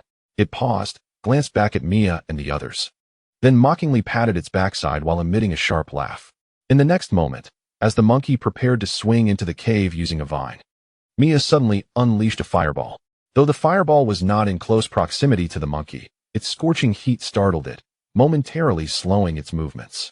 This was precisely what Mia had anticipated. Mia, already poised, raised his gun and swiftly shot the vine from the monkey's grasp. Soon after, Amanda raised her shield and charged fiercely into the tree where the monkey perched. The tree shook violently under Amanda's impact, causing the monkey to lose its balance and plummet to the ground. Mia had been ready for this. She swiftly stepped forward and pinned the monkey beneath her foot. Damn monkey! Mia exclaimed as she snatched the Firefly Flower, cursing under her breath before carefully storing it according to their previous procedure, finally letting out a sigh of relief. After reclaiming the Firefly Flower, the three turned their attention to the monkey. What should we do with it? They pondered, sensing their ill intentions. The red-eyed monkey emitted a series of chattering sounds and waved its hands at them in haste. Upon closer inspection, the monkey appeared rather endearing, far cleaner than those encountered before. Perhaps we could take it out for some fun, Amanda suggested, squatting down with gleaming eyes. Who would have thought you had a penchant for collecting living creatures? Mia laughed heartily. Indeed, I have a fondness for beautiful things, Amanda replied with a nod. Uncertain if it understood the exchange between Amanda and Mia, the little monkey widened its eyes and began to act adorably. You didn't hear what that person from the guild said? Mia sighed, facepalming. We cannot take living creatures out from the Shadow Realm, or else dire consequences will ensue. What kind of dire consequences? Amanda asked. Well, I'm not quite certain, but since they all say so, it would be prudent for us to comply, Mia pondered aloud. Letting out a sigh? We are merely a D-rank adventurer team. It's best not to overstep our boundaries. Very well, Amanda replied, a look of regret crossing her face as she raised her gem-encrusted shield. I'm sorry, little monkey, but if you cannot be my treasure, then perish. Watching Amanda utter such chilling words with a look of sorrow, Mia felt an inexplicable shiver run down his spine, even contemplating intervening on behalf of the unfortunate creature. However, before Mia could voice his thoughts, and before Amanda's shield had even descended, a tremendous rumble suddenly echoed from the nearby cave. The trio turned their attention to the source of the commotion, only to see a figure rapidly emerging from the cave. Its manner not indicative of a stealthy ambush, but rather as if it had been forcefully expelled. In unison, they instinctively sidestepped, while the little monkey, believing it had found an opportunity to flee from its nightmare, sprang up from the ground, only to be inadvertently struck by the figure and rendered unconscious in an instant. Who is she? Mia wondered, observing the figure that had just exited and was now slowing down. In the next moment, the figure leaped forward, vanishing like an afterimage. Mia gasped, swiftly raising her sword in readiness, only to realize that the figure's intent was not directed at her, but rather towards an immediate escape. Feeling somewhat embarrassed, Mia lowered her weapon. Nia turned to look, noting that the figure was now engaged in combat with a monstrous creature at the cave's entrance. The figure was a woman wielding dual daggers, clad in purple light armor, her face concealed behind a mask that revealed only her piercing eyes. Her dark purple hair seemingly stained with blood. Yet, it was evident that the woman was unsteady on her feet, evidently injured from the monster's onslaught. Nia squinted, recognizing her as the woman who had quarreled with the guild staff in the teleportation hall. Chapter 36. Onward, Sun Adventurer Team. Nia's gaze shifted from the woman to the creature she was battling.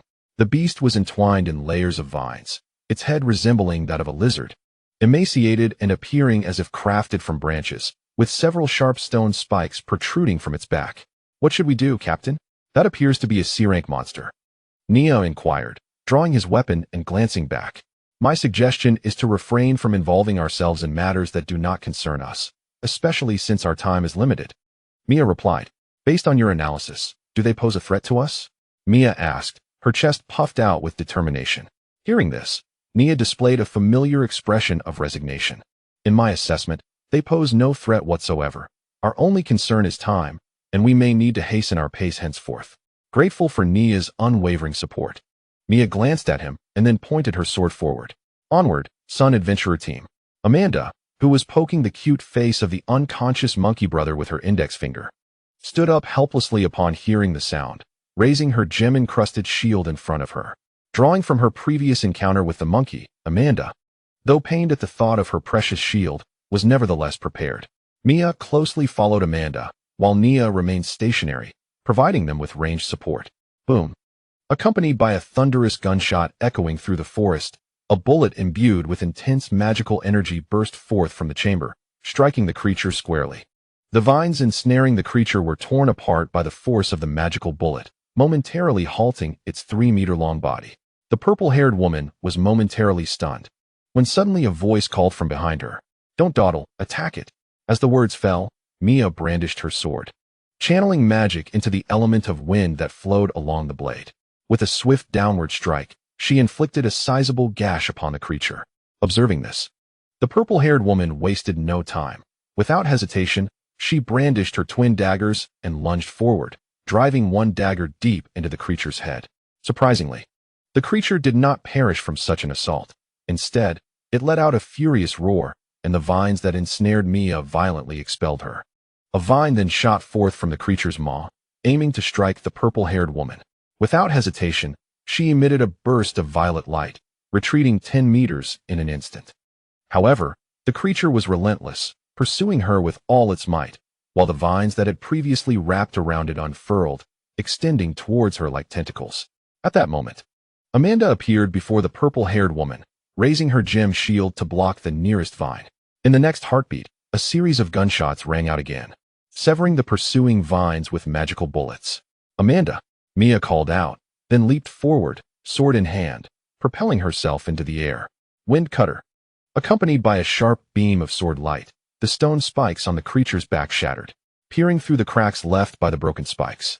A palm-sized insectoid creature emitted a shrill scream, immediately followed by a frenzied assault from the vines. Mia landed gracefully, slicing through one of the vines, while the remaining tendrils were held at bay by the arriving Amanda. Just as I suspected, what we see before us is merely its shell.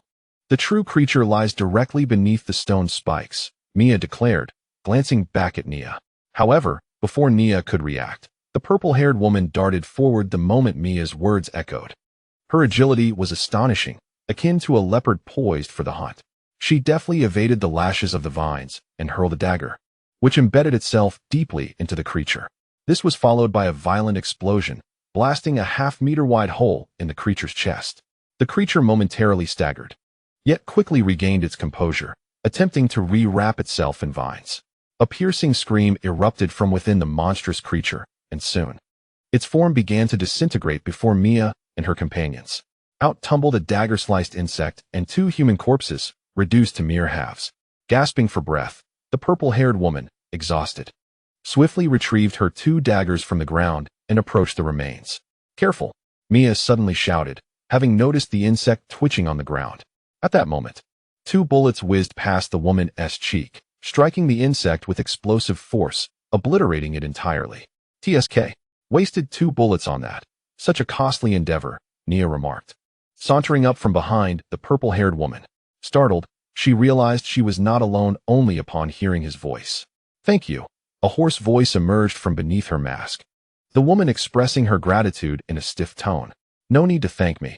Our leader is quite the soft-hearted one. Nia shrugged nonchalantly, casting a glance at the half-destroyed insect. I truly loathe these creatures. They're notoriously difficult to kill. Indeed, most would never suspect that the true enemy lies within. It would be challenging to overcome if one were alone. Mia nodded in agreement, sharing the sentiment. It seems you share a strong bond. Willing to risk your lives to recover their remains while battling such formidable adversaries, Mia observed with envy. She couldn't help but fantasize about whether Nia and Amanda would confront powerful foes in vengeance if she were to fall at the hands of a great warrior. Stop thinking like that. If you were to die, I would immediately split the luggage with Amanda, Nia said, lightly tapping his fist on Mia's head. A smirk on his face as he discerned her thoughts. Chapter 37. Evelyn, really, you can't say a single nice thing. Mia frowned at Nia's response. However, her attention soon returned to the purple-haired woman. Evelyn, the woman suddenly spoke, causing Mia to pause in surprise. Noticing Mia's lack of reaction, Evelyn hesitated before adding, "That is my name." "Oh, I am Mia. Mia Rodinus." She quickly introduced herself and then pointed to Nia. "And this is Nia. But where's?" Just as she prepared to introduce Amanda, Mia realized the latter had vanished without a trace. She went into the monster's lair, claiming her treasure radar was beeping. So she decided to scavenge. "I should have gone in with her," Nia lamented. Upon hearing this, Mia couldn't help but smile wryly and then addressed Evelyn.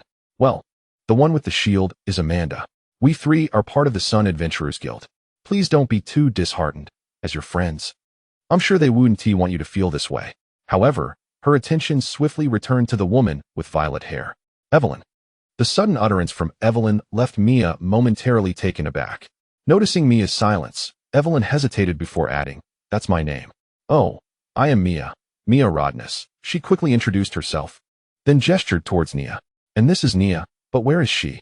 Just as she was about to introduce Amanda, Mia realized that the latter had mysteriously vanished without a trace. She ventured into the monster's den, claiming her treasure radar was going off. So she decided to scavenge a bit. "I should have joined her," Nia remarked, her expression tinged with regret.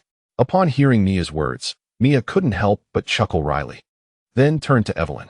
"Well, the one with the shield was Amanda. The 3 of us are members of the Sun Adventurers. And don't be too disheartened, as your friends. I believe they wouldn't want to see you so sorrowful." Kind-hearted Mia looked at Evelyn, attempting to console her, sensing that the loss of 2 companions must have weighed heavily on her heart. "I am not friends with them," Evelyn replied, casting a glance at the 2 corpses. "Huh." Mia was taken aback by this statement. "You just mentioned it was for them." "It is for them, but we are not friends. We merely formed a temporary party. I seek vengeance because they allowed me to enter with them, and this is my way of repaying that." After a moment of contemplation, Evelyn hesitantly defined her actions in confronting the monsters, though the demise of those 2 was entirely due to their own folly. Lacking vigilance as they boldly ventured into the monster's lair, disregarding her warnings, they ultimately met with such a fate. Nevertheless, they had brought her into the Shadow Realm. They were her temporary allies, and she felt compelled to avenge them. Temporary adventuring party? Mia turned to Nia, her eyes filled with curiosity. Nia sighed and began to explain. "Not everyone can find like-minded friends to form an adventuring party, nor is everyone willing to casually select someone to create one. However, entering the Shadow Realm necessitates a trio. So solitary adventurers often pay to recruit 2 individuals to register an adventuring party with them. When the time comes to enter the Shadow Realm, they find 2 seemingly suitable people to complete the group for a temporary team. This way, it doesn't matter if the 3 of them struggle to act together or part ways immediately afterward. As long as they have entered, that is all that matters." "Oh, so it can work like that," Mia said, realization dawning upon her. "Let us not dwell on these trivial matters any longer. We have little time for idle chatter. Captain, we must depart. You wouldn't want to face the scorn of Rock for failing to complete the mission, would you?" Nia pointed to the bracelet on her wrist and then looked towards Amanda, who was emerging from the cave. "I believe that Rock is likely to mock only you."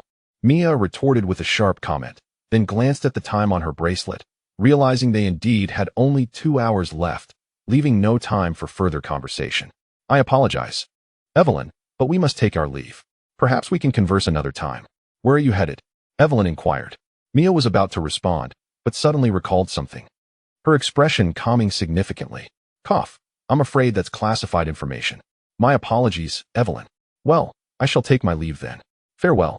Despite Mia's wariness, Evelyn displayed no sign of agitation. Her eyes, veiled by the mask, remained serene, betraying no emotional shift. Silently, she approached and dragged away 2 shapeless corpses, offering another quiet thank you before turning to depart. Is she a bit upset? What a pity. I thought we had a certain rapport. Given more time, I could discern her trustworthiness. If she proves reliable, perhaps I could recruit her into our adventuring party, Mia sighed.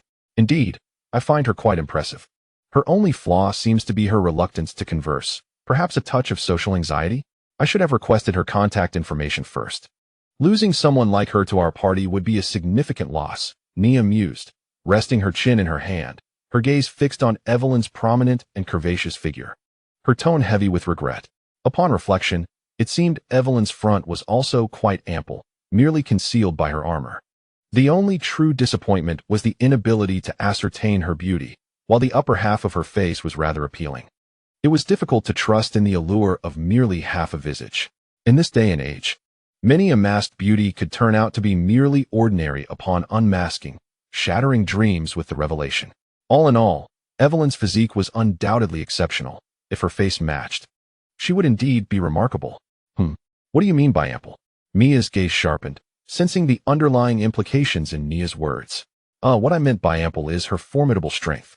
Observe how she can single-handedly contend with that monster without losing ground in a short span, indicative that her power is nearing C rank. Perhaps she has already attained it. If only she were more familiar with the monster's traits, she would surely have prevailed. Such a strong ally would be an immense asset to our adventuring party. Losing her would indeed be a considerable misfortune, Nia retorted, her face reflecting her contemplation. For a party like ours, consisting solely of D-rank novices, having a C-rank powerhouse would simplify many endeavors. A feeble excuse. Do you think I am oblivious to your insinuations? Pervert. Amanda, let us depart and ignore him. Mia scoffed, stamping her foot on Nia, before taking Amanda by the hand and walking away. Amanda followed closely beside Mia, glancing between them and letting out a long sigh. Pervert? How am I a pervert? Do you even know what a lecher is, you little girl? Have you ever encountered one? Nia's face was a portrait of confusion, pondering why Mia had branded her with such a label. Is Nia a lecher? Certainly not. Yet, being a man, he merely indulges in the desires that all men possess. What is wrong with that? Chapter 38. Am I to be treated as a soft persimmon? Beneath a rocky cliff, the rustle of foliage filled the air, revealing a flat expanse composed entirely of black gravel. 3 figures gradually approached. This must be the place, Mia remarked as she turned to Nia. Indeed, Nia replied, consulting the map for a moment before offering a slow nod. It seems we are in the vicinity. We should proceed with caution. Just as he spoke, Amanda stumbled and fell behind them. Nia's lips twitched slightly at the sight, yet he stepped forward to assist her up. What on earth? Amanda frowned, glancing down to discover that a protruding green brick had caused her fall. The stone, roughly half a meter in length, lay hidden among the dried grass, appearing remarkably ancient, its origins indiscernible. Infuriated, Amanda kicked the offending stone with force. Wretched rock, she exclaimed, only to find herself immediately reaping the consequences, collapsing to the ground in pain. Nia chuckled softly at her misfortune and then crouched down, lost in thought as he examined the stone before him. Is there something peculiar about this stone? Mia inquired, noticing Nia's intense focus. Not particularly, Nia replied, his brow furrowed as he cautiously infused his magic into the stone's core. After 2 seconds, however, the brick showed no signs of reaction. With a sigh, he expressed his disappointment, lifting his gaze to discover more bricks buried beneath the gravel, most of which appeared damaged in comparison to this one. It seems I was mistaken. This brick looks quite ancient and seems to harbor a trace of magical energy, which prompted my curiosity, yet it appears I have failed. Just as Nia was about to continue onward, a deep voice emanated from the brick at his feet, and shimmering white runes began to materialize upon its surface. Before Nia could decipher the runes, the ground quaked violently, and three identical white phantoms suddenly materialized before them, gradually intertwining. The apparition resembled a winged beast, approximately 5 meters in size, with the beak of an eagle, the tail of a serpent, and the body of a tiger, exuding a fearsome aura. What was even more astonishing was that the overlapping parts of the phantoms began to coalesce into a tangible form. Be cautious. This creature is even stronger than the previous one, Nia warned, observing as the entity took on a corporeal presence, pulsating with life. Mia nodded in agreement, brandishing her sword as she stepped forward. With a forceful swing, she struck at the newly formed beast. The sharp edge of her blade met the creature's corporeal form. An emerald blood splattered from the wound. At this moment, Nia pulled the trigger, and the magical bullet soared through the air, striking the wound inflicted by Mia. Amanda, witnessing the seamless coordination between the two, glanced at the gemstone shield in her hand and swung it down with force. The three attacks momentarily stunned the creature before them. However, the fusion of the illusion was completed in an instant, and the corporeal monster materialized before the three. Nia furrowed her brow and pulled Amanda and Mia back. Can this even work? I thought we could interrupt it, Mia remarked with a hint of resignation. It's not entirely useless. Although the monster has fully materialized, it is not in its complete form, and its power has not reached its original state, Nia observed, eyeing the vigilant creature ahead. Can we fight it? Mia inquired. Certainly. Nia nodded, swiftly reloading her magical bullets. Then let's attack. Amanda, we charge, Mia exclaimed, urging Amanda to take the lead. Upon seeing Mia and Amanda's advance, the monster gripped the ground with its 4 claws, its long tail sweeping menacingly. After several battles together, Amanda no longer hesitated. She could now accurately block incoming attacks. Boom. The tail struck the gemstone shield, and before the creature could muster enough strength to throw Amanda aside, the explosive bullets detonated on the tail. The monster howled in pain. And seizing this opportunity, Mia lunged forward with her sword drawn, aiming for one of the monster's legs. Unfortunately, just as Mia approached, the creature suddenly lashed out with its claws, sending a flurry of stones soaring into the air with tremendous force, halting Mia in her tracks. With a resigned flick of her sword, Mia deflected the flying debris, only to see the monster extend its neck, its sharp beak poised to rend her into pulp. Yet, instead of defending, Mia readied her sword. Clang! The descending strike was intercepted by Amanda's radiant gemstone shield. With a disdainful huff, Amanda concentrated, and the core of her shield glowed. In that instant, all the gems on the shield sparkled. The power previously absorbed surged forth in a brilliant counterattack, propelling the monster back several meters, crashing heavily against the stone wall and causing the ground to tremble. At that moment, Mia, who had been preparing her strike, darted past Amanda, her sword infused with a dense elemental wind. Without hesitation, she aimed directly at the creature and slashed fiercely. However, once again, Mia's assault met with failure. The monster regained its composure and unfurled its wings, conjuring a fierce wind that slowed her movements. The creature opened its beak, compressing the air with its magical power before forcefully expelling it. With no choice left, Mia was compelled to release her attack prematurely, shattering the compressed air before it could reach her.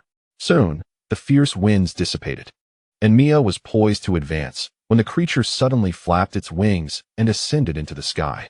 This is troublesome, Mia thought, her expression rigid. She had yet to master any aerial skills. Amanda, gripping her shield tightly, glared at the creature with evident displeasure and shouted furiously, "Disgusting insect, come down."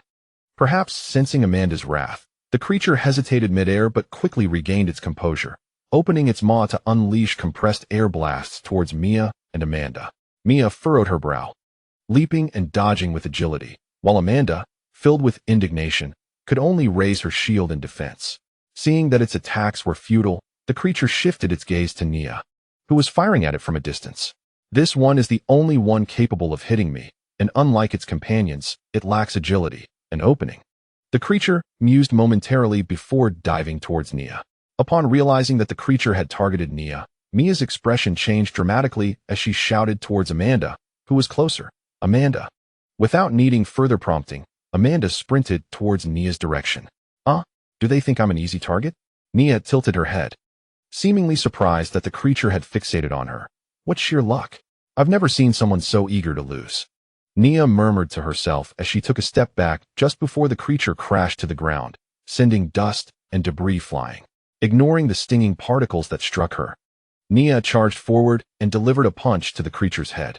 The creature howled in pain, pivoting to retaliate with an air blast that was thwarted by Amanda's timely shield. Then, Nia followed up with another punch, causing the creature to tremble, its saliva spraying out in surprise. It had not anticipated that the human hiding behind would possess the greatest strength among the trio. It promptly attempted to retreat into the air, but to its dismay, it found that no amount of effort could lift it off the ground. Glancing back, it discovered that Nia had somehow seized the end of its tail. "You wretched human even dares to smile at me." Enraged, the creature retaliated, swinging its claws at Nia. However, Nia swiftly changed her stance, stepping on her own tail before drawing her revolver and emptying the magazine. The creature soon realized that one of its claws had lost all sensation, obliterated into a mist of blood by Nia's bullets. Yet, it soon found that it could not control its other claw either. What a clean cut. The creature stood frozen, one claw obliterated, while the other had been severed without its knowledge. Damn it! Mia, propelled by an overwhelming fury, lunged forward and thrust her sword into the belly of the beast. The force of the wind swirled around her, striving to rend the creature asunder. Alas, it seemed that her strength was insufficient to achieve such a feat. However, she did manage to inflict severe wounds upon the monster, rendering it unable to resist. With a fierce glare fixed upon the creature, Mia turned her gaze towards Nia after realizing that the foe was no longer a threat. "Are you all right?" Nia inspected herself and replied with a smile. "It appears I am unscathed. I know you are formidable, but please remember to evade next time." Relieved by Nia's apparent safety, Mia's expression softened considerably. Yet, she soon recalled the earlier encounter with the goblin when Nia had stood in front of her, blocking the goblin's attack and effortlessly shattering its weapon with a single kick. This individual possessed a strength that far exceeded appearances. Surely, a sword would suit her better as a warrior rather than hiding behind a gun and merely shooting from a distance. Surely not for the sake of slacking off. "Captain, might I remind you that your current gaze towards me is rather impolite? Furthermore, please show some respect for our prey," Nia pointed out, gesturing toward the creature that had been reduced to only 2 claws. Mia blinked, redirecting her attention back to the monster. It emitted a series of panicked sounds, seemingly desperate. "Spare me. I cannot die," Amanda suddenly shouted at the top of her lungs. Mia looked at her in bewilderment, but Amanda shrugged nonchalantly.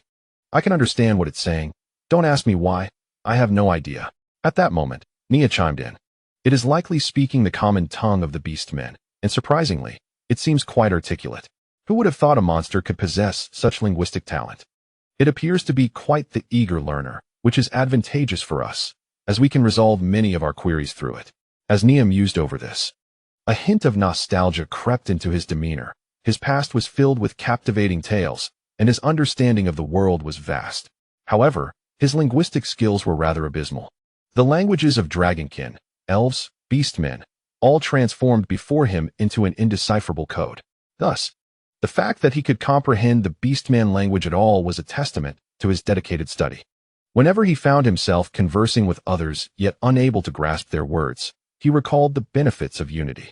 "Oh, can it understand what I'm saying?" Mia inquired. Nodding thoughtfully, Nia paused for a moment, then glanced at Amanda, who had unconsciously raised her head high, peering at them through her nostrils. "Isn't there a translator here?" Mia sighed inwardly as she followed his gaze toward Amanda. Shortly thereafter, under Mia's exaggerated and insincere praise, Amanda reluctantly decided to lend her assistance. "Well, what do you wish to know?" the creature inquired, retracting its neck. "Are there dragon scales here? Where are they? Speak truthfully, or I shall skin you alive." To enhance the menace of her threat, Mia bared her teeth and made a comical face, but the effect was more endearing than terrifying. The creature, momentarily taken aback by her expression, blinked in silence. With a sigh, Nia pushed Mia aside, determined to demonstrate what true intimidation entailed. Bang, bang, bang, bang. 4 bullets whizzed past the creature's head, snapping it back to reality. "Dragon scales?"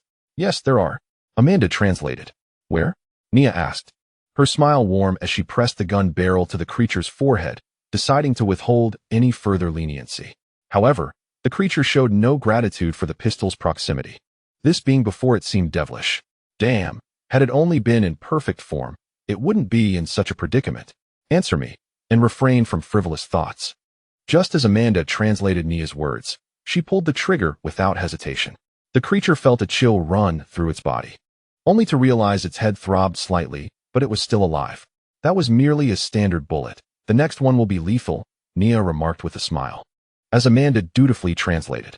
Hearing this, the creature abandoned any thoughts of defiance and hastily relayed everything it knew. In summary, it conveyed that the dragon scales Nia and her companions sought were located in another realm, of which the creature had limited knowledge, as it was merely the guardian of this place. How do we enter? Nia inquired again. The creature shook its head, prompting Nia's expression to turn icy. Sensing the shift, the creature quickly began to explain, casting a frantic glance at Amanda, hoping she would translate swiftly to avoid incurring Nia's wrath. It stated that entry was impossible. The area had suffered severe damage, and without a key. The only way to access it was during a full moon, when the magical apparatus would absorb the moonlight's power to rejuvenate itself, thus opening the way. No wonder the adventurer who claimed to have seen dragon scales must have witnessed them while harnessing the moonlight's magic here, Nia realized, understanding why they had not encountered any dragon scales previously. Soon, however, her expression darkened. If that's the case, won't we be unable to obtain the dragon scales? She mused. Well, this guardian seems to serve no purpose then. If we can't enter, I might as well kill it to vent my frustration. Nia nodded, her face steely as she prepared to fire. The creature, sensing the intent without needing further confirmation, frantically twisted its body and retreated. I have another way. Chapter 40. I am the noble guardian. Under Amanda's emotionally charged translation, Nia lowered his revolver. Witnessing this scene, the creature exhaled in relief and promptly began to speak. It revealed that the architects of this facility were of the dragon lineage, and only they possessed the knowledge of the key to unlock the door. However, there existed a method to open the door without the key. With that, Amanda stepped directly towards the stone wall. In the absence of a key, the door would only passively open when it lacked energy and required absorption to replenish itself. Thus, the solution was quite straightforward. One merely needed to find a way to deplete the door's energy. Oh, what a splendid idea. But how shall we go about expending that energy? Nia inquired, nodding in agreement.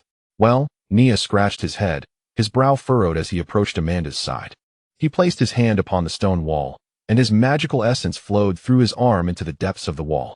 Soon, intricate patterns began to shimmer across its surface. Indeed, Nia squinted, his expression grave. Indeed what? What do you perceive? Nia stepped closer, her face a mask of bewilderment, wondering why she could discern nothing. Indeed, I cannot perceive anything at all. I fail to comprehend the principles behind these phenomena, Nia declared, extending his palm in a gesture of resignation. The internal structure of this mechanism, along with the magical inscriptions, is remarkably sophisticated and ancient. Though Nia possessed considerable knowledge, he was only at a level to appreciate the intricacy of the device. Such an ancient mechanism was beyond his capabilities to unlock. At best, he could decipher some medium-level contraptions, and that was only due to the incessant guidance of some elder figures nearby.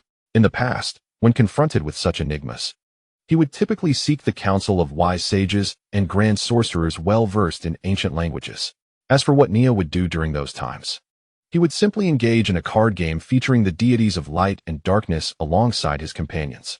Nevertheless, it was truly impressive that a place could harbor artifacts of such antiquity. What? I thought you might have some insight, Nia remarked, slightly irked by Mia's expression of disbelief. Come now, it's apparent this is a very ancient artifact. It's entirely normal for me not to comprehend it. If it were that easily understood, could it still be considered a door? However, Nia's tone shifted, suggesting he had further thoughts. However, what?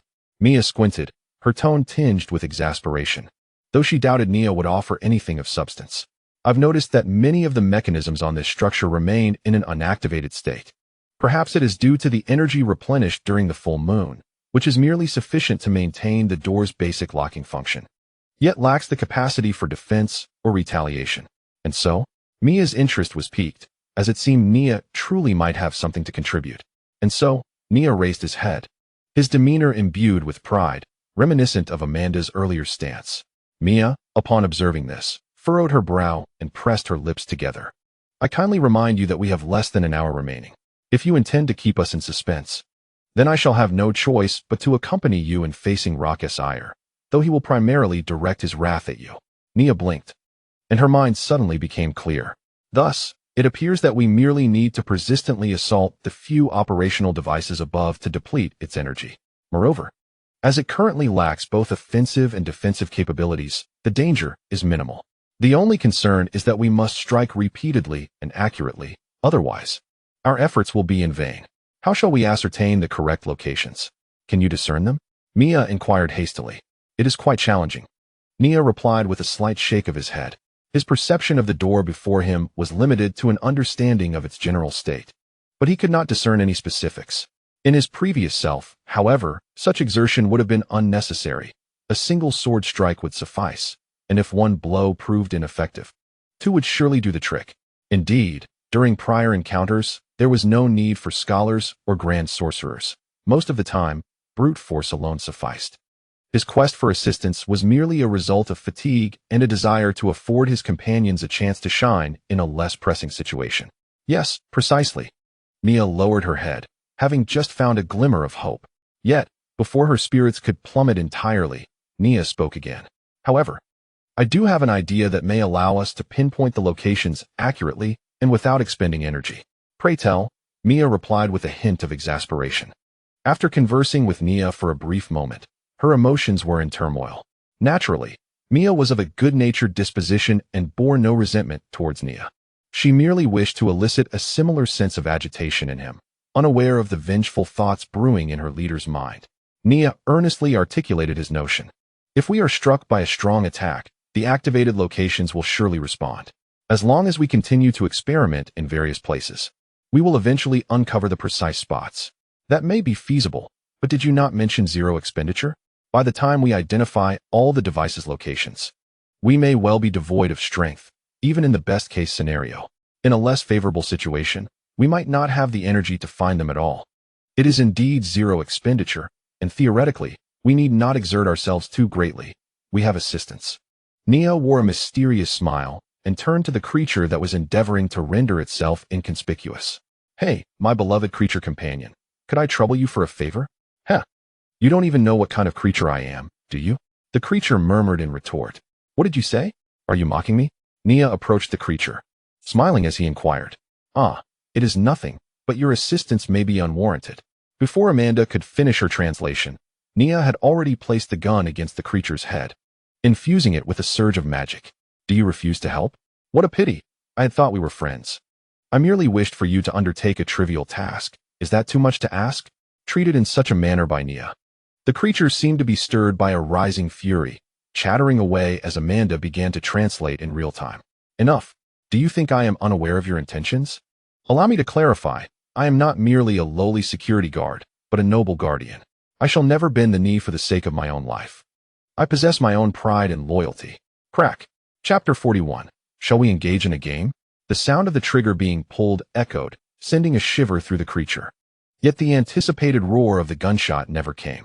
The creature fell silent for a moment before bowing its noble head. I shall offer my loyalty to you, my master. I knew we were friends, Nia said with a satisfied smile, turning to glance at the dazed Mia. You see, this tactic may be cliché, yet it proves effective, forcing those arrogant fools who believe themselves invincible to confront the fragility of their own lives, ultimately kneeling before me in supplication.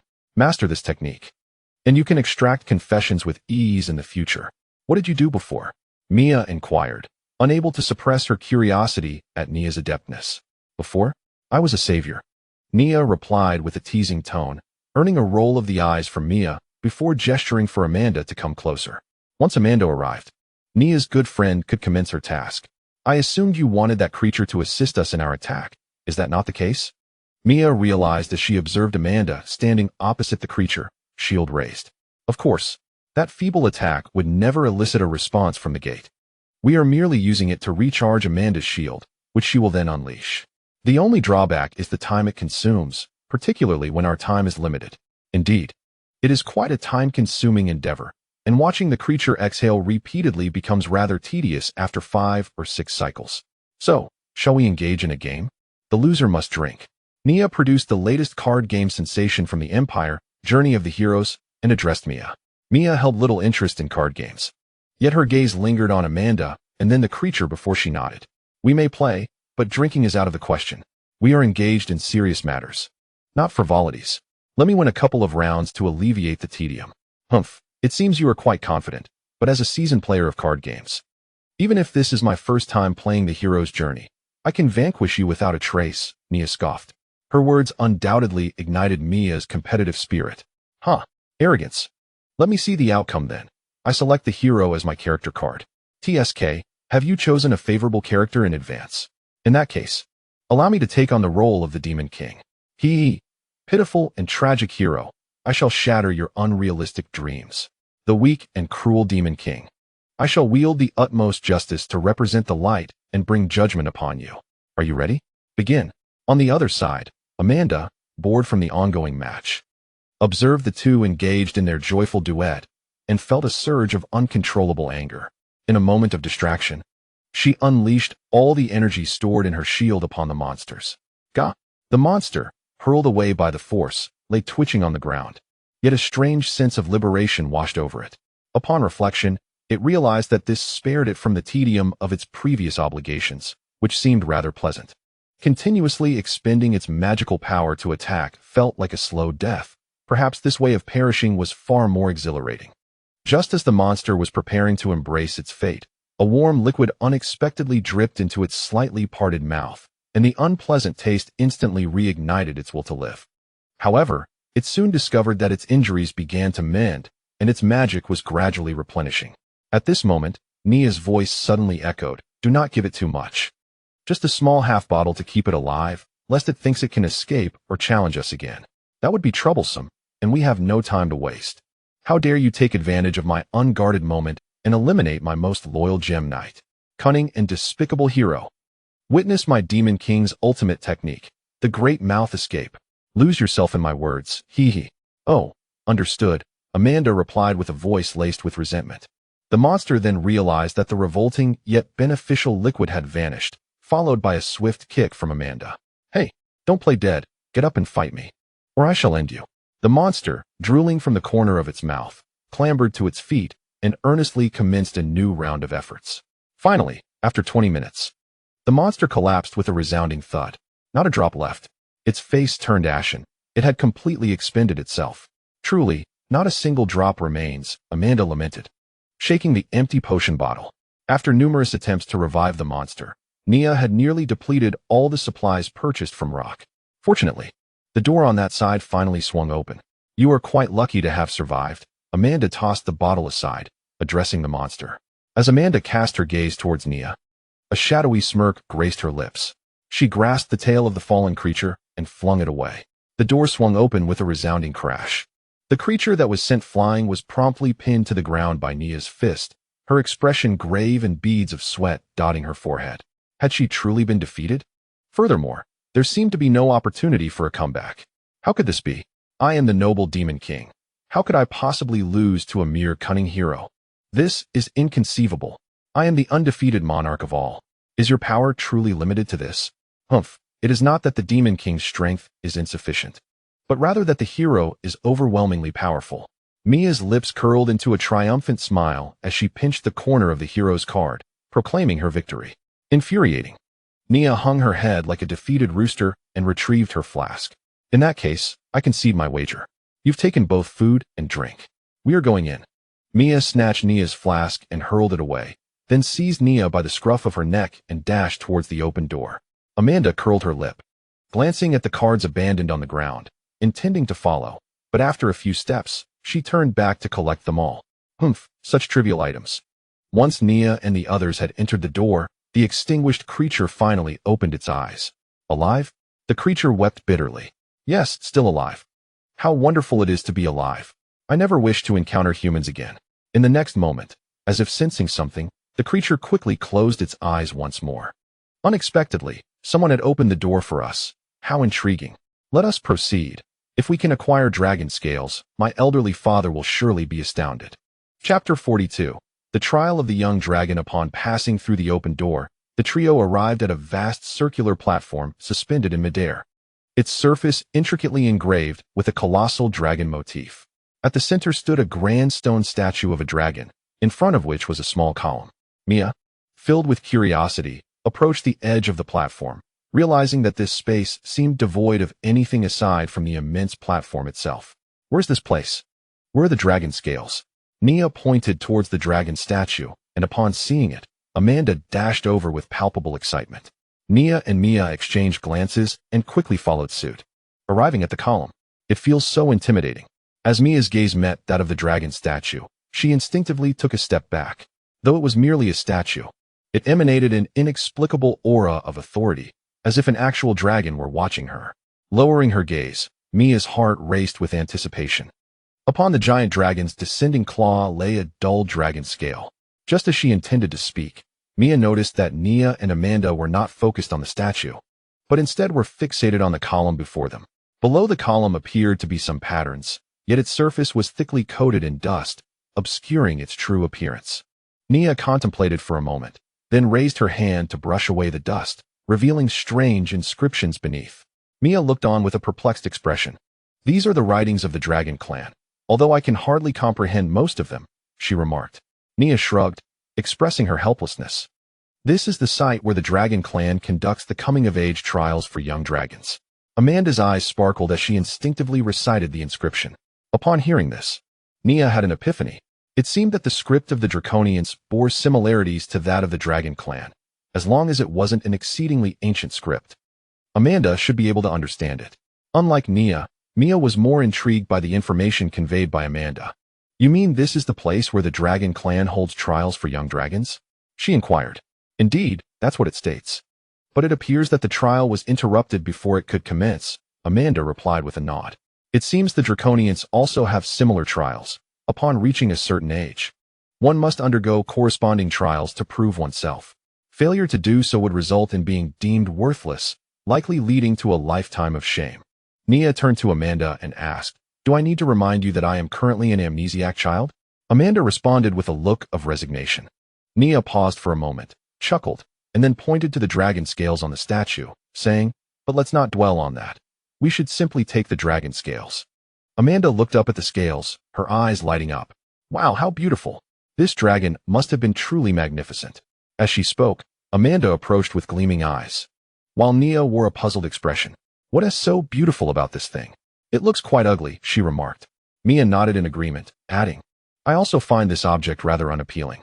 After a moment's thought, Mia seemed to remember something and halted Amanda's actions, gazing at Nia with caution. You mentioned that this is used to test young dragons, and that it was interrupted before being activated. Could there be any peculiar circumstances arising from this? I've watched many dramas and movies lately, and they often feature unexpected surprises. Are you worried that we might inadvertently activate this trial? Nia chuckled and shook her head, waving her hand dismissively. That is impossible. This trial is indeed in a state of interruption, but let us not forget that this place is devoid of energy. Moreover, to activate the trial, it requires the trial taker to be present and successfully authenticated. Otherwise, if anyone could partake, it wouldn't be a trial exclusive to the Dragon Clan, would it? In any case, if nothing goes awry, there will be no issues. Seeing Mia's unwavering confidence dispel her concerns, Mia felt reassured, though a hint of unease lingered as she absorbed Mia's final words. With Mia's nod of approval, Amanda resumed her actions, slowly reaching out to the fallen dragon claw, preparing to collect the exquisite dragon scales. However, the instant her fingertips brushed against the scales, a tremendous humming resonated throughout the entire space. Nia furrowed her brow, sensing an unusual wave of energy. At that moment, several figures appeared on the other side of the door. 3 individuals frowned and turned back, curious to see who the unwelcome intruder was. However, before long, dozens of shadowy silhouettes, resembling phantoms, emerged from the dragon's eye, gradually enveloping the stone statue of the dragon. Subsequently, the entrance closed, and a colossal light screen abruptly rose at the edge of the massive platform. So much transpired. Yet no one noticed the faint glow emanating from the inscriptions on the column. What is happening? 2 individuals simultaneously voiced the same question. One was Mia, who was momentarily taken aback by the sudden changes, and the other, among the newcomers, was a young man clad in silver armor, appearing to be in his 20s. He had intended to enter and see something, but was taken aback to find the door vanished. Wait, Why is that thing moving? The young man suddenly pointed towards Nia and the others with an expression of disbelief. However, long before he uttered a word, Nia seemed to have anticipated this. Snatching the long sword from Mia's grasp and swiftly turning to strike. With a swift motion, the razor-sharp blade transformed into a chilling arc in the air, followed by a violent gust of wind and an aura of lethal intent. Now aware of the situation, Mia and Amanda noticed that the once dormant dragon statue had come to life, nearly striking them with its massive claws. Fortunately, Nia had detected it early and held the creature's claw at bay with her sword. A thunderous roar erupted from the dragon, causing Nia's eyes to narrow. She drew her revolver and fired several shots directly at its head. The colossal dragon statue, measuring over 10 meters, was forced to halt its roar. Nia then advanced with a sweeping strike, sending it flying 10 meters away. My apologies, Captain. It seems your weapon inadvertently ended up in my hands, Nia said with a slight smile, returning Mia's sword. What is going on? Mia blinked, still in shock from the turn of events. Perhaps, as expected. The unexpected has occurred. Those black creatures have reactivated the dragon statue that had lain dormant due to a lack of energy. However, do not worry. It will not reach the intensity of a trial. It is likely just the combined strength of those dark beings, Nia remarked with a wry smile. In any case, it seems we are about to experience a scene reminiscent of a movie. With that, Nia turned her gaze towards the newcomers. I shall handle these uninvited guests. Let me bear the brunt of the most arduous battle. As for that massive creature, I entrust it to you, Captain, and Amanda. Is that agreeable? Chapter 43. Uncle Eddie and Grandpa Nia, can you manage on your own? The naive captain, still assessing strength in terms of numbers, mistakenly believed that Nia's choice of opponents was more challenging due to their greater numbers. It's all right, I can endure. As long as you two swiftly deal with that behemoth and come to my aid, I will persevere. I have faith in you, Captain. It is precisely because of this trust that I can withstand any adversity. Nia raised his thumb, revealing a relaxed smile as he stepped forward to confront greater challenges. The young man and the three companions exchanged glances, sensing a dissonance between the reality before them and their expectations. Hand over the dragon scales to Elder Eddie. And I may spare your lives, shouted the young man clad in silver armor, his tone reminiscent of a wealthy heir. As Nia loaded one bullet after another, he regarded the four adversaries with a mocking expression. Apart from the heavily armored nobleman, the trio consisted of a middle-aged man wielding a silver sword, a young sorcerer clutching a staff, and a muscular girl gripping a hefty crossbow. One could surmise that a considerable sum had been spent to enlist these visually appealing yet ineffectual adventurers for a mere game of pretend. Such a facade is merely a guise to validate oneself. I have encountered many children like you in my time, Nia remarked with a knowing air. They are often naive, only to realize their folly when disaster strikes, at which point their entire family must kneel and plead for mercy, a most unsightly affair. Do not lecture me in such a tone. Eddie's calm was shattered, his fury igniting as he pointed an accusatory finger at Nia. I have changed my mind. You shall perish here, and I will have you minced to feed the dogs. At Eddie's proclamation, a fleeting moment of helplessness crossed the faces of the other three, quickly replaced by a chilling resolve as they responded in unison, as you wish. The middle-aged swordsman surged ahead, brandishing dual silver swords, his voice a roar of fury. Crushing stone. The crossbow-wielding girl knelt, bracing her weapon to load a bolt for a furious shot. The young sorcerer raised his staff to his forehead, murmuring an incantation. Nia slightly tilted his head, catching a glimpse of Amanda and Mia engaged in battle with the black dragon statue. Nodding faintly, he raised his hand, and the long-anticipated gunfire erupted, striking the ground beside the swordsman's next step in a burst of crimson flame, thwarting his advance. Anticipating the next move, Nia inclined his body and head just as a massive crossbow bolt whizzed past his ear. In the startled gaze of the crossbow girl, Nia fired 3 shots, shattering her weapon and rendering her powerless. The girl, momentarily stunned, watched as Nia's finger tightened on the trigger once more, a gunshot resounding. In the blink of an eye, her head exploded, and she collapsed lifelessly to the ground. Before Nia could act again, the sorcerer completed his incantation. Fireball. A 2-meter sphere of flame coalesced at the tip of the staff, launching forth in concert with the sorcerer's fierce shout. The swordsman charged forward, magic coursing through him, unleashing a ferocious technique. Nia swiftly retreated a step. The swordsman's silver blade struck the ground, missing him entirely and leaving the stone platform unscathed. Yet, the magic still affected the area, causing Nia's footing to sink as if burdened by an unseen weight. At this moment, the searing fireball had descended, and Nia had already missed the optimal moment to evade. Yet, his expression remained unchanged as he swiftly approached, seizing the swordsman's collar and lifting him high before the stunned gaze of the latter, using him as a shield against the intense assault. After a brief pause, Nia casually tossed aside the unfortunate soul, now charred to a crisp, as if it were a trivial task. He lifted his gaze, his calm eyes resting upon the young sorcerer, as if to say, "You are next. Are you prepared?" The young mage, fresh and inexperienced, felt a shiver of intimidation from that piercing look and involuntarily took a step back. He sensed no substantial disparity in power between them, and the only noteworthy aspect was the formidable firearm. At best, the foe was merely of C-rank adventurer caliber, despite being D-rank like his companions. A 3-to-1 advantage should have sufficed. However, the reality was that the adversary effortlessly dispatched 2 of them, even utilizing their own magic in the process.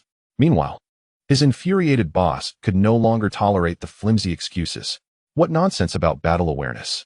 A fool is a fool. No amount of money could change that. If you cannot handle such trash, I shall take matters into my own hands. Oh, child, it seems you wish to play house with Grandpa Nia. Come here. Grandpa will keep you company, he said, disregarding the other's fury, as he opened his arms with a benevolent gaze.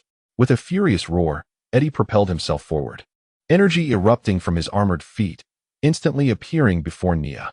Oh, at this sight, Nia's expression shifted to one of surprise, only to be met with Eddie's iron fist, sending him flying. This is rather intriguing. Rising from the ground, Nia fixated on Eddie's armor, having initially thought it was merely a suit of armor, only to discover its true nature. There's more to come.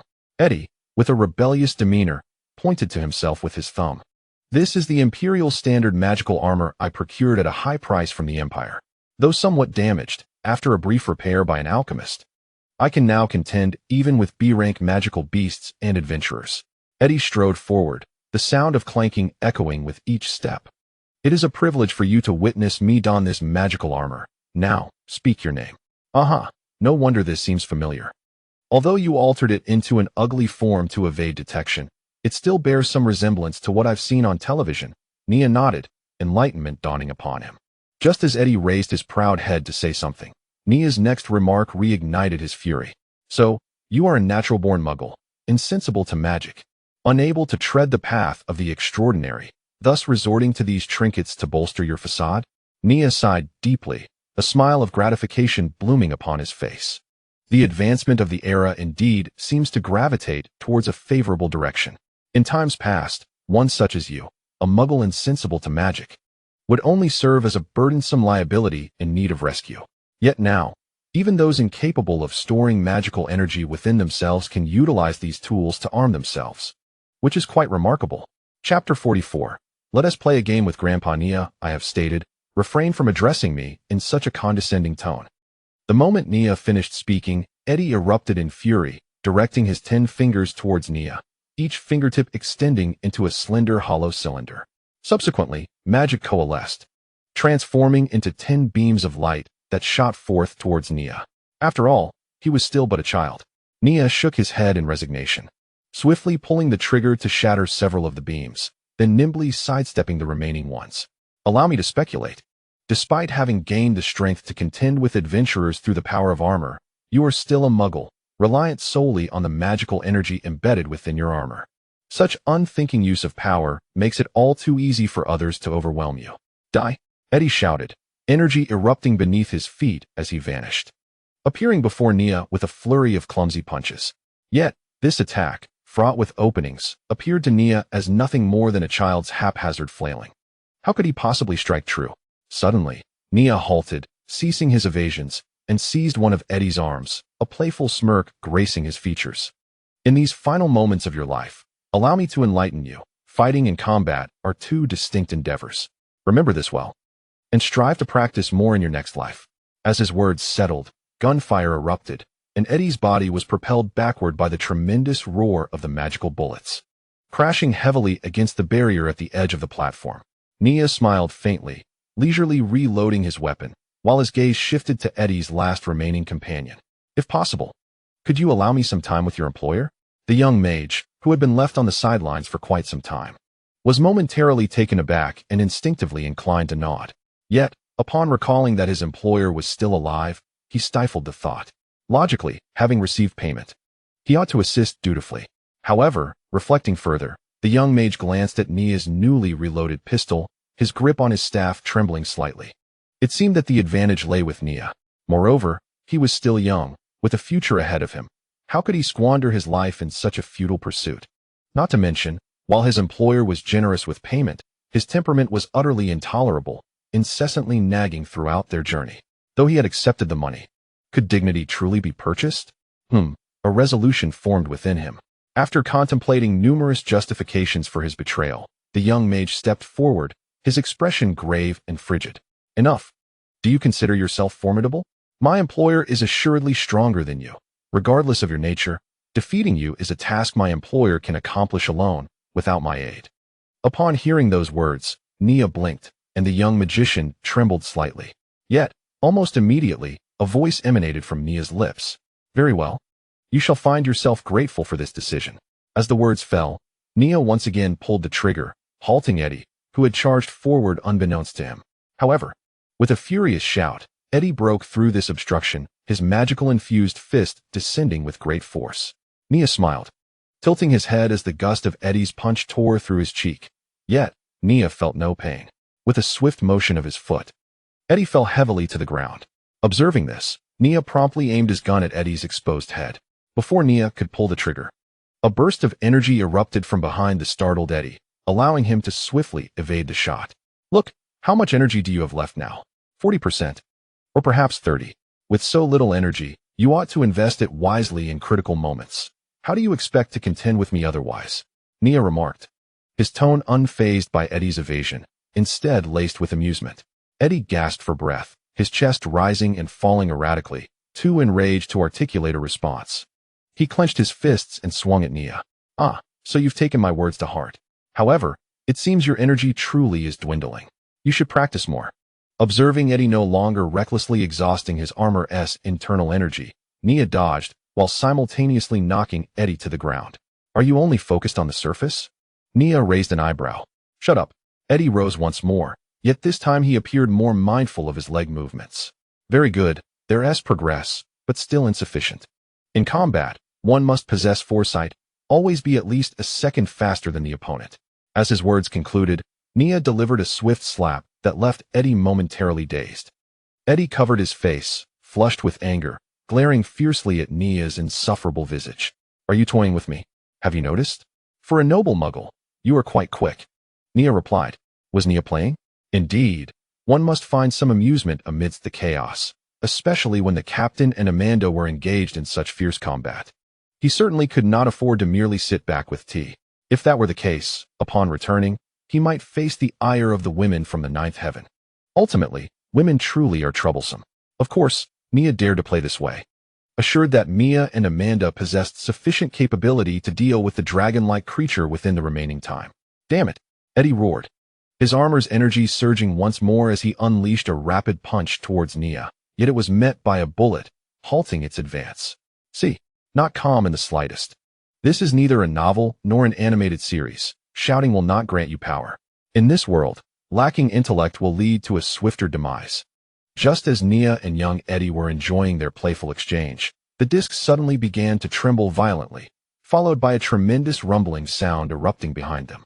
Nia swiftly turned around, his brow furrowing instantaneously. The circular stone pillar that had been positioned before the dragon statue suddenly erupted with a dazzling radiance, causing the statue to become rigid. However, Nia soon discerned that the magical fluctuations emanating from the dragon statue had intensified dramatically, seemingly multiplying several times over.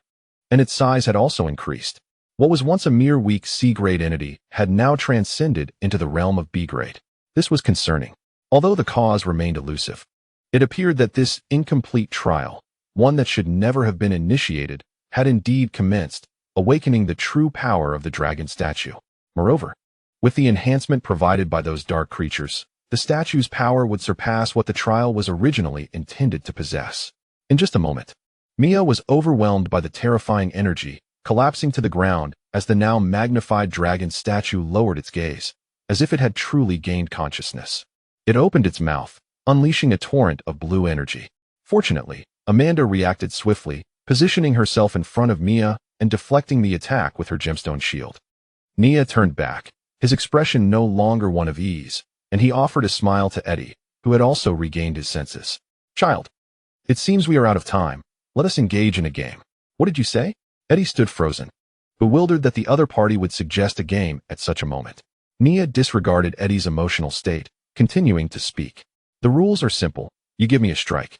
I give you one in return, and we shall not evade. Whoever remains standing is the victor. I am granting you this opportunity. It is your only chance to win." Upon hearing this, Eddie's face contorted with uncontrollable fury. "A game, is it? Fine, I shall go first." Anger aside, Eddie recognized this as his opportunity to gather all his energy for a formidable blow against this scoundrel. "Very well, you are but a child, and this is your due privilege. However, you must be quick. My time is limited." Mia shrugged, not refusing Eddie's request. Eddie huffed disdainfully and stepped forward, raising his fist as all the energy from his magical armor converged at that point. After approximately 5 seconds, Eddie launched a punch that pierced straight through Nia's chest. Success!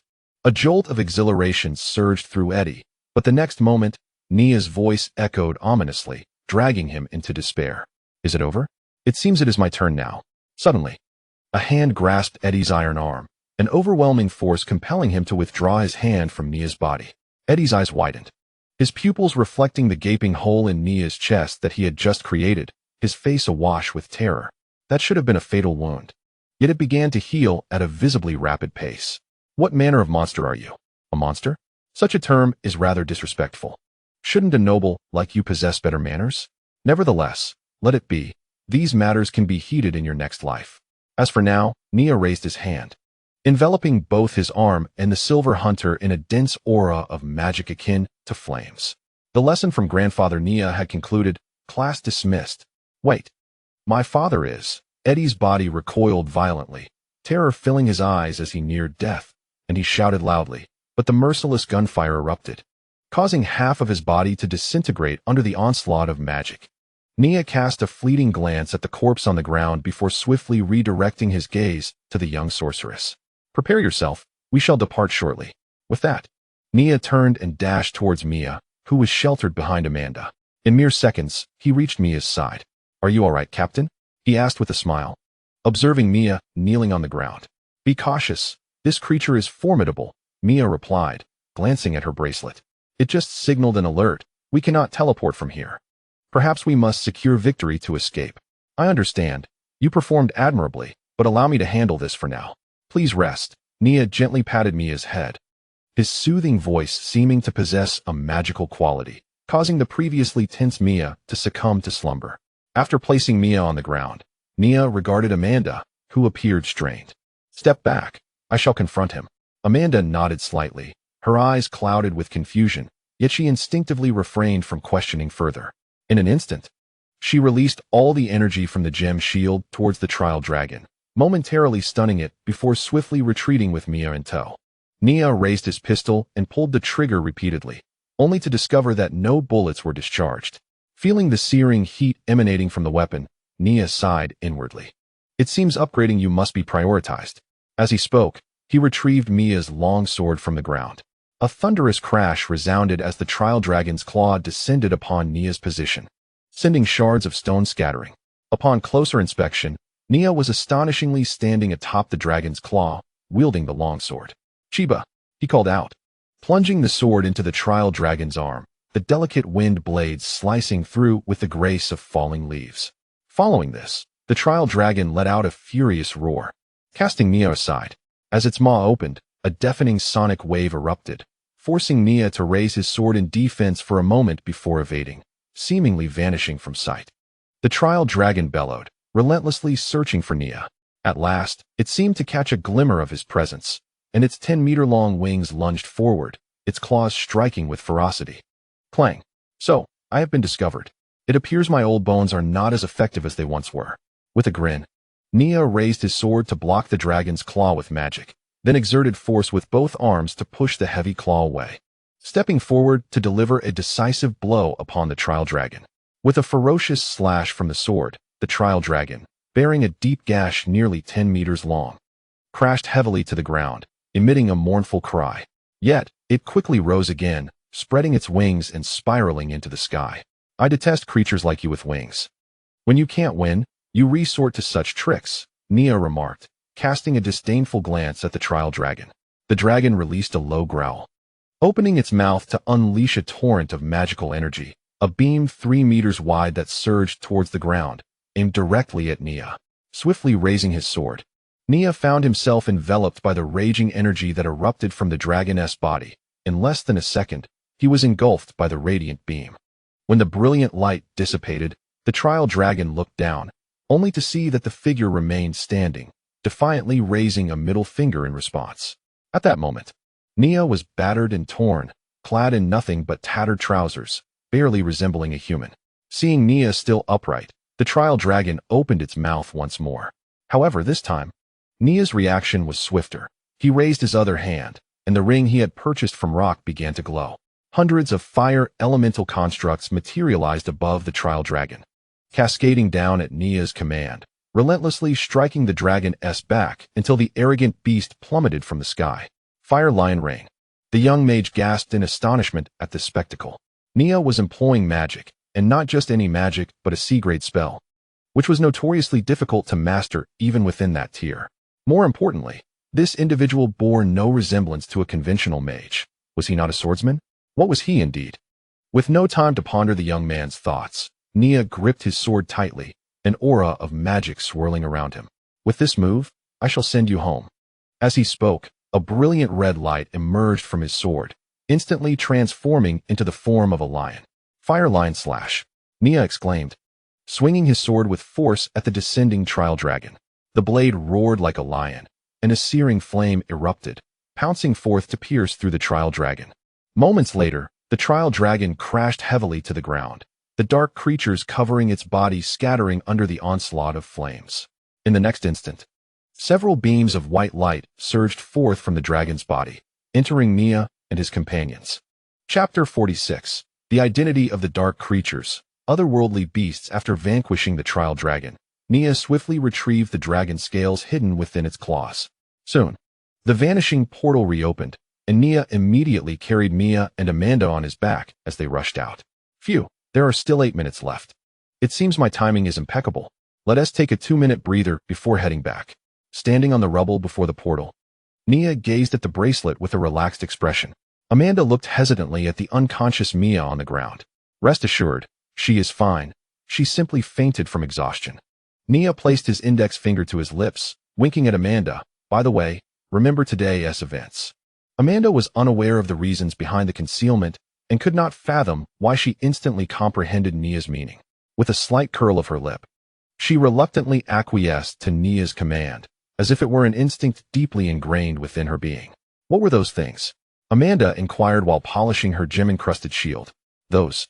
The ones that activated the dragon statue? Upon hearing this question, Nia pondered momentarily before responding. They are likely the aberrant demons. Aberrant demons? Amanda tilted her head in confusion. Ah, right, you probably don't know, Nia realized, chuckling wryly. To be honest, I don't fully grasp it either. These entities seem to have emerged suddenly a decade after the Shadow Realm appeared. Initially, they were thought to exist solely within that realm. But it appears that some have gradually begun to manifest outside, though only in areas rife with formidable magical creatures. Beyond that, my knowledge is rather limited. At this juncture, a young mage stepped forward, continuing Nia's explanation. Aberrant demons are exceedingly strange beings. Their combat prowess is inherently weak. Their greatest skill lies in seizing the bodies of other life forms, whether they are living or deceased. They resemble malevolent spirits, albeit more formidable. The bodies they possess retain their original combat capabilities and consciousness, but with the augmentation of the aberrant demon's influence, they become significantly stronger than in their natural state. Once they have seized a body, they unleash a massacre, holding all living beings, save for themselves, in equal disdain, slaughtering everything within their sight. I have heard of instances where aberrant demons have extensively invaded human bodies, resulting in considerable casualties. Fortunately, the Empire discovered this in time and dispatched a nightly order to quell the situation. Moreover, I have heard that aberrant demons possess many other peculiar traits. It seems there are powerful aberrant demons that can combat without relying on a physical form, but I am not well versed in those matters. I never expected to encounter such demons in this place. Furthermore, it is truly terrifying to think that aberrant demons can even seize control of statues. The young mage shook his head, visibly shaken. There is nothing to fear. It is likely that the statue is quite unique, initially designed for testing young dragons. Its ability to be manipulated is not entirely incomprehensible.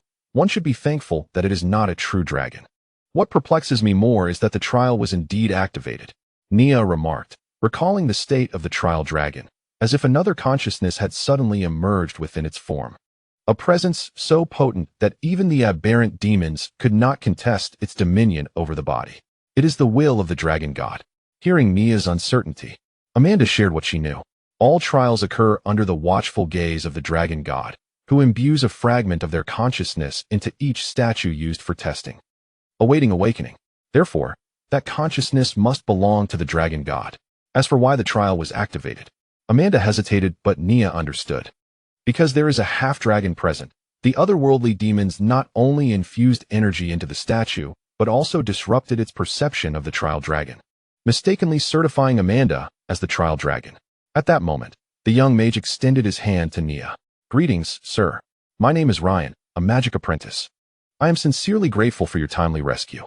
I am Nia. You should attribute your success to your own wisdom. It was merely the right decision." Nia replied with a smile, placing his hand on the young man's. Ryan shyly smiled in return, opening his mouth as if to speak, yet hesitating. He had many questions for Nia, but glancing at the numbers on his bracelet, he realized time was fleeting. "Mr. Nia, I hope we can have a more in-depth conversation in the future. For now, I must caution you regarding Eddie. Be wary of those behind him. Nobles are not to be trifled with. If they find you, it could spell trouble. It would be wise to prepare accordingly. As for me, you need not worry. I will flee far from the Shadow Realm and will not trouble you. I swear by my God." "Who are the people behind him?" Nia pondered, inquiring. "I do not know. We encountered each other by chance. He admired my magic, and I was drawn to his wealth. We struck a deal, and he invited me to accompany him to the Shadow Realm. All I know is that he is a noble, but what does it matter? They are mostly the same. If you offend them, you must tread carefully. They excel at bullying their own kind," Ryan remarked with a shrug, a tone of sarcasm lacing his words. "Indeed, you speak the truth. These individuals possess little of worth beyond their foul wealth," Nia agreed, nodding in understanding. "It seems that Mr. Nia and I share a rapport. However, let us save further discourse for another time. Allow me to share my contact information, so we may reconnect." Ryan waved his phone, added Nia as a friend, and then vanished through the teleportation bracelet. "What if he deceives us and sells us out once we exit? I think it would be better to eliminate him," Amanda remarked, arms crossed as she gazed at the spot where Ryan had disappeared. "Must you always resort to violence? Trust me, such a clever lad deserves my confidence." "My judgment has always been sound, has it not?" Nia responded, though his smile faded slightly, as if remembering something. "Of course, except for that wretched deity of light. She is the only one I ever misjudged." Amanda shrugged, indifferent to Nia's disdain for the deity of light, merely glancing at her bracelet. "Time is up. We must depart." "Yes, let us go," Nia nodded, assisting Mia on the ground and activating the teleportation button. Carrying Mia on his back, Nia felt Amanda's hand resting on his waist, transforming a solo teleportation into a group one. Chapter 47. Dialogue. "Could you refrain from touching my waist?" Nia said, turning back with a hint of exasperation. "I did not touch you," Amanda retorted, turning her gaze away with a huff. Soon, a sensation of weightlessness enveloped their bodies. In a daze, the three once again entered the portal. However, this time, the sensation of transmission was not instantaneous. Rather, it felt interminably prolonged, to the point of evoking a chill, even allowing Nia to regain consciousness in the boundless expanse of space. What was happening? Nia furrowed his brow and glanced back, observing the shadowy realm shrinking infinitely behind them. Ahead lay the minuscule size of the guild's teleportation array. Could it be that the bracelet was indeed a defective item? Suddenly, Nia noticed Amanda's gaze drifting erratically, and he realized something in an instant. "Amanda, what have you done?" Nia approached, grasping Amanda's shoulders, his eyes widening in inquiry. Amanda fumbled in a small pouch behind her, retrieving a comatose monkey, precisely the one they had encountered when meeting Evelyn. Why did you do that? Didn't we agree not to bring any living creatures? Nia asked, utterly perplexed by Amanda's thought process. I just wanted to experiment, Amanda replied, shrinking her neck like a child caught in a significant transgression. Nia inhaled sharply, the corners of his lips curling into a smile of exasperation. Yet, before he could utter a word, a wave of profound cold suddenly enveloped him. Looking at Amanda, he saw her face filled with panic, frost forming upon her body. What a terrifying presence. Nia's expression turned grave, sensing an aura that felt like an endless destruction. A second encounter with the suffocating grip of fear. It seemed as though he, Amanda, and Mia were all marked by an indescribable force. Is it still useful to discard it now? Amanda asked cautiously. Upon hearing this, Nia immediately discarded the monkey, pulling Amanda a short distance away. Yet the dreadful aura did not relent. It seems futile. We, who have transgressed the taboo, must leave something behind, Nia sighed, retrieving the monkey once more and handing Mia over to Amanda. I will stay here with it. You take her and run ahead. Perhaps this force will not pursue you. Remember, do not speak of anything once you are outside. Just wait for my return.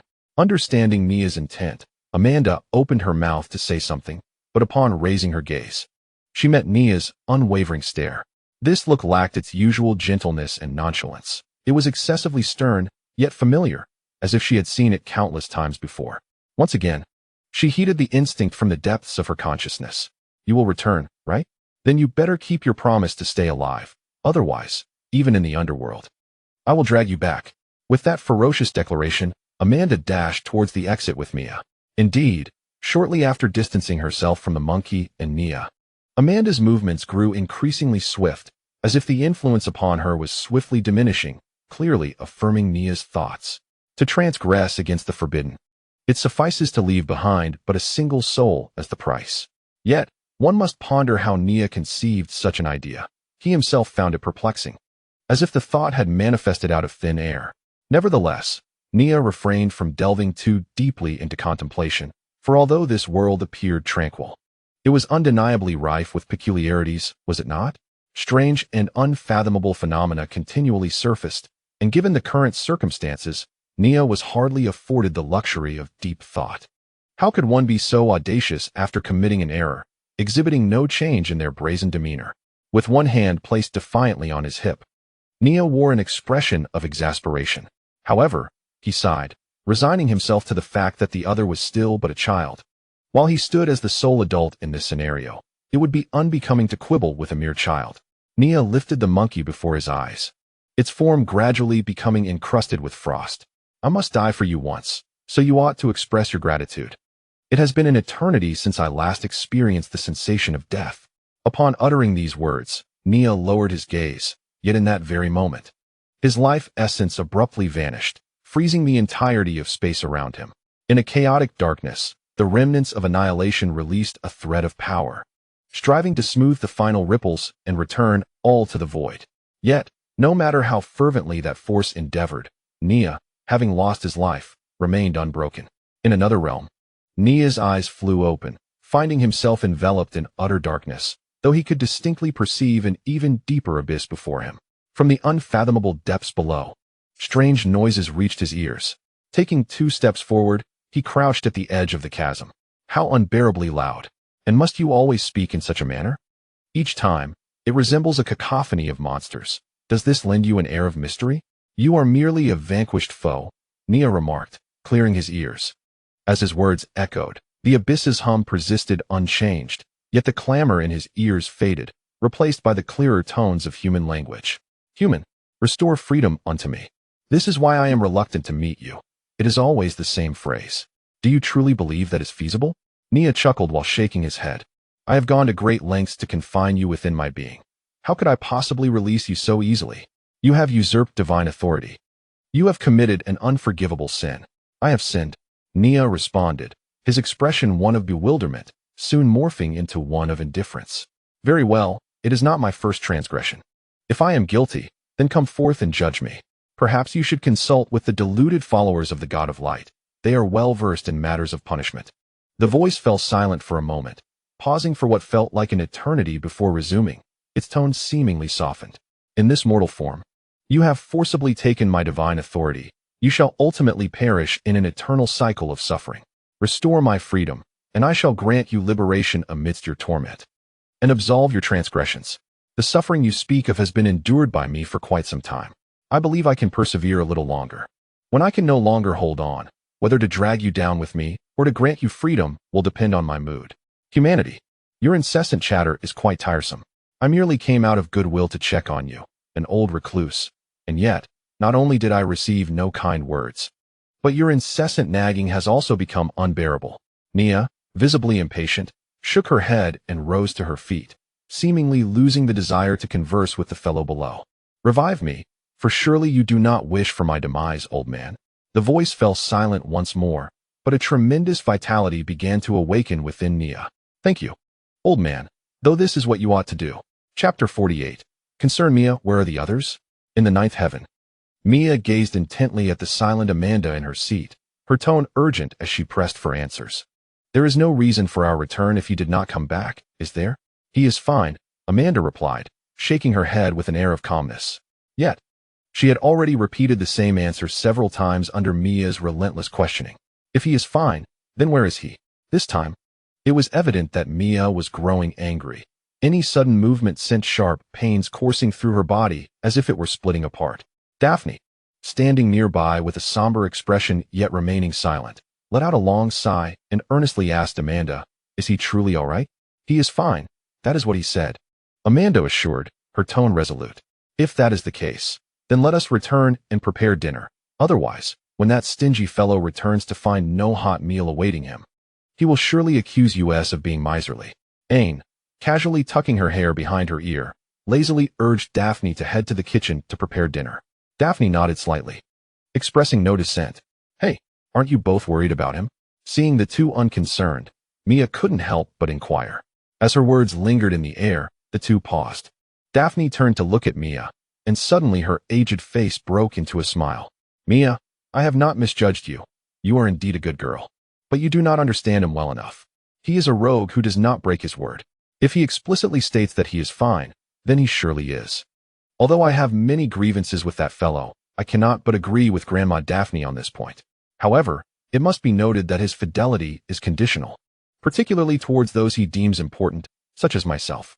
Aine smirked, pointing to her own nose. His promises to me reek like a rat in a filthy gutter. Yet for Grandma Daphne, he has indeed ensured her safety, transforming the ninth heaven into a harmless haven.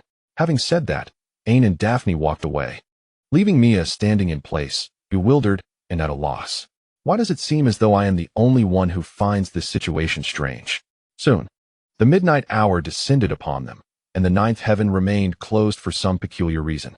Despite the illumination, it served merely to light the dining area for the internal staff supper. Mia absent-mindedly picked at her meal, her gaze frequently drifting toward the entrance. Yet, upon glancing up, she noticed that the trio before her appeared utterly unfazed. Amanda even seemed intent on pilfering morsels from her own plate. Why were they so unperturbed? Mia furrowed her brow, feeling a sense of urgency for someone significant to her, yet not a word had been uttered regarding their whereabouts. She glanced at the empty space beside her, eyeing the untouched food, her mind filled with confusion and anxiety. Though their time together had been brief, Mia had come to regard Nia as an essential person in her life, accustomed to their presence that, despite its flaws, could never overshadow its virtues. Nia, where on earth are you? Creaking open, the grand doors of the ninth heaven revealed a familiar voice. You're all eating without me? How wicked of you. Wanting me to dine on cold food. And here I thought to bring you gifts. This must be your doing, you wretched Anisad. Mia turned around to behold Nia, unscathed yet clad in a new outfit. Enough of your rambling. Come over here and plant your behind in a chair, then eat. Your dear wife has graciously closed for the day in anticipation of your arrival. Consider this expense your burden, Nia declared, plopping down into a seat and immediately flipping on Nisad the bird. Nia, my dear sir, I recall that I have done you no wrong today. Why must you be so rude to a lady? Anisad sighed dramatically. For no particular reason. I simply find you irritating, Nia replied, adopting a tone distinctly his own to provoke Anisad further. At that moment, Mia seized the opportunity to interject. Nia, are you all right? Nia paused, raising a hand to touch Mia's forehead, his expression shifting to one of pity. Alas, our captain seems to have lost her wits. She cannot even discern whether a person is in a complete state. Amanda, how pitiful are we? We've barely formed our adventurer team. And now we may be forced to disband, all because our captain is a fool. That's enough. Mia interjected forcefully, interrupting Mia's antics, her tone serious as she inquired. Can someone explain to me what transpired after I lost consciousness? And Nia, what exactly did you do? Your captain Mia is quite earnestly exercising her authority. So perhaps one restless team member should contemplate how to respond. It would be rather amusing if they were inadvertently expelled from the Adventurers Guild, Anisad remarked. Her gaze expectantly fixed on Mia and Nia, as if awaiting the curtain to rise on a grand performance. What happened after you fainted? Captain, do you not recall anything at all? Nia asked, astonished, then turned to Amanda. Did you not mention it? She said nothing. Mia interjected on Amanda's behalf. Amanda shrugged and addressed Nia, saying, You mentioned it. Say nothing at all. Nia replied, Well, your command was executed flawlessly. Allow me to recount to the captain what transpired. Nia nodded and recounted everything that happened after Mia lost consciousness. Moments later, upon hearing the entire tale, Mia fell into a state of bewilderment. Are you saying that after I fainted, I suddenly unleashed tremendous power, and with your and Amanda's collaboration, I vanquished that dragon and others? Are you jesting? Am I unaware of my own capabilities? Indeed, that is precisely the case. Otherwise, would I have accomplished it alone? Don't be absurd. You do not even believe I am the hero, yet you expect me to single-handedly defeat such a formidable dragon? If I possessed that prowess, why would I even form an adventuring party with you? Surely, it is not merely for play acting, Nia retorted disdainfully. Nia, what nonsense are you spouting? On what grounds do you look down upon me? The Sun Adventurers Guild is the precursor to the legendary knights of the future. You should feel honored. But do I truly possess such power? Mia gazed at her hands, enveloped in profound doubt. The notion of being the protagonist harboring inexplicable strength within her body was difficult for her to accept, bordering on incredulity, yet Nia spoke with utmost seriousness. Of course. Why would you question me? Nia nonchalantly took a swig from her flask and asserted, Did you not say your grandfather was part of the Day Knights? Anishida reminded her. Nia's lips twitched as she shot a fierce glare at Anishida, only for Mia's corrective voice to resonate in her ears. It is the Sun Knights. Please, Sister Anishida, do not misremember it again. Whatever it may be, it is all the same. They are undoubtedly superficial. Anishida shrugged, displaying her disdain. Very well, the captain of the Sun Knights. Nia cleared her throat and promptly redirected the conversation. I have heard that these esteemed figures often possess peculiar powers within them. Perhaps you have inherited this power, but it has simply remained undiscovered until now. Why has my grandfather never mentioned such a notion before? Mia furrowed her brow. Perhaps he believed you had not inherited such strength. Or perhaps he felt the time was not yet right. Who knows? There could be various reasons. You should inquire the next time you see him. Daphne suddenly interjected, casting a clear gaze at Nia and providing a seemingly plausible explanation. Indeed, ask him to elucidate upon your next meeting. And Captain, have you not sensed any transformation within your body? Nia prompted with a guiding tone. Transformation? What transformation? Mia frowned and glanced down. There is no change. I am still. Mia's voice trailed off abruptly, as Nia took a moment to observe the fly's vital signs, indicating she had heard nothing. After 2 seconds, Nia finally spoke up. The transformations within your body. Have you not felt an increase in the magical essence within you? Have you not sensed that surging power? Upon hearing this, Mia's attention shifted from superficial observations to an introspective awareness of the changes within her body, leading her to discover that her internal reservoir of magic had more than doubled. Beyond the enhancement of her magical prowess, her physical resilience seemed to have intensified as well. Indeed, I feel significantly more formidable than before, Mia exclaimed, her eyes sparkling with realization. Chapter 49, The Final Supper. See, I told you. This is proof that the power you awakened has not entirely faded. Rather, it has left a vestige within you. Nia chuckled. So it is true. Nia, you were not deceiving me. Mia marveled, enveloped in the joy of her newfound strength. What do you mean by saying I was not lying? Nia retorted, her expression revealing displeasure.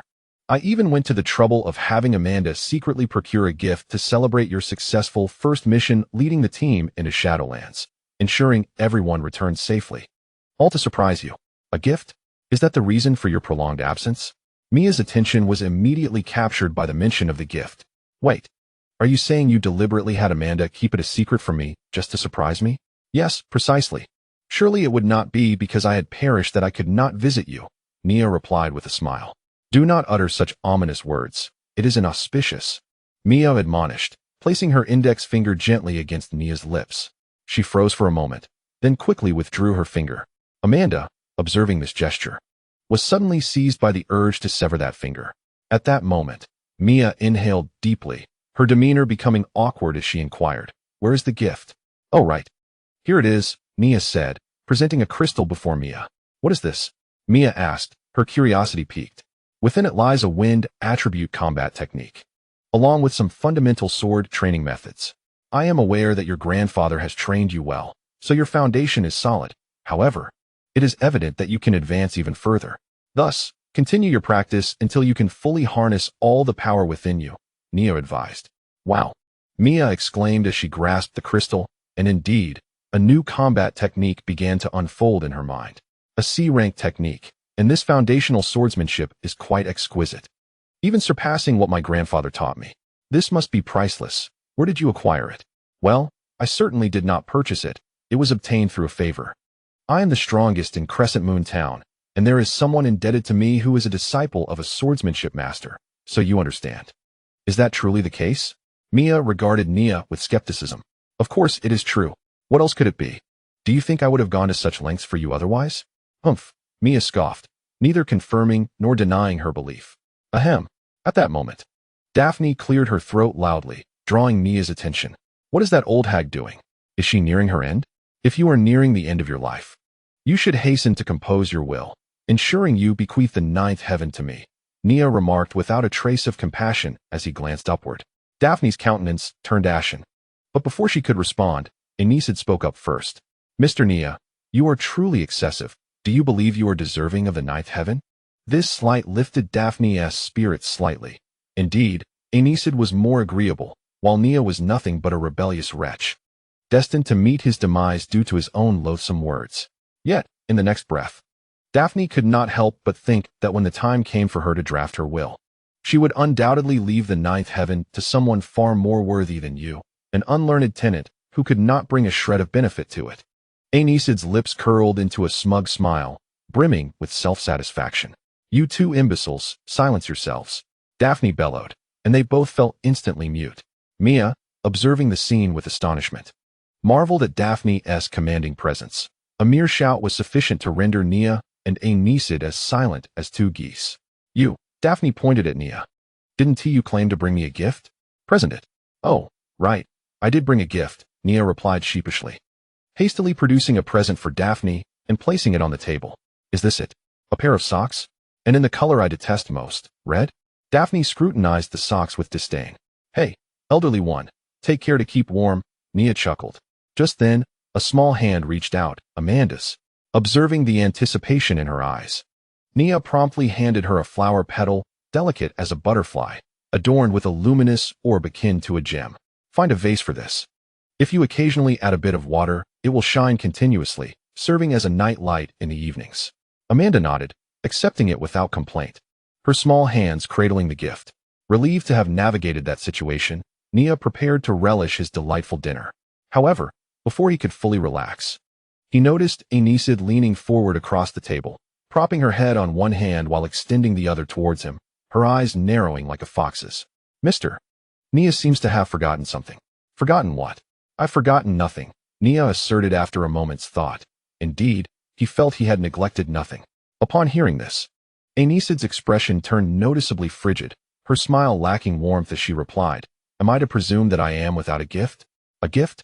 Good heavens. Aeneid, how dare you expect a gift from me? Enough of this. Before he could finish, a sobbing sound suddenly pierced the air. Aeneid transformed from her previously icy demeanor into a picture of fragile femininity. Ah, I see now. I had thought that despite our constant banter, we had forged a strong friendship over time. To my dismay, Mr. Nia, You have never regarded me as anything of significance. I understand now.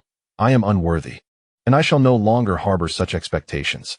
As her words faded, Nia noticed Daphne's gaze upon him shifting ominously, compelling him to pat himself down. Uncertain of what was amiss. Wait, there are gifts. How could there not be? Even for someone like you, Enisid, I have generously prepared a present. Ultimately, Nia placed a gold coin in Enisid's hand. Is this it? Enisid grasped the coin, her earlier feebleness vanishing. The deceased woman was indeed merely performing, Nia fumed inwardly. Nevertheless, it should suffice as the finest offering Nia could provide.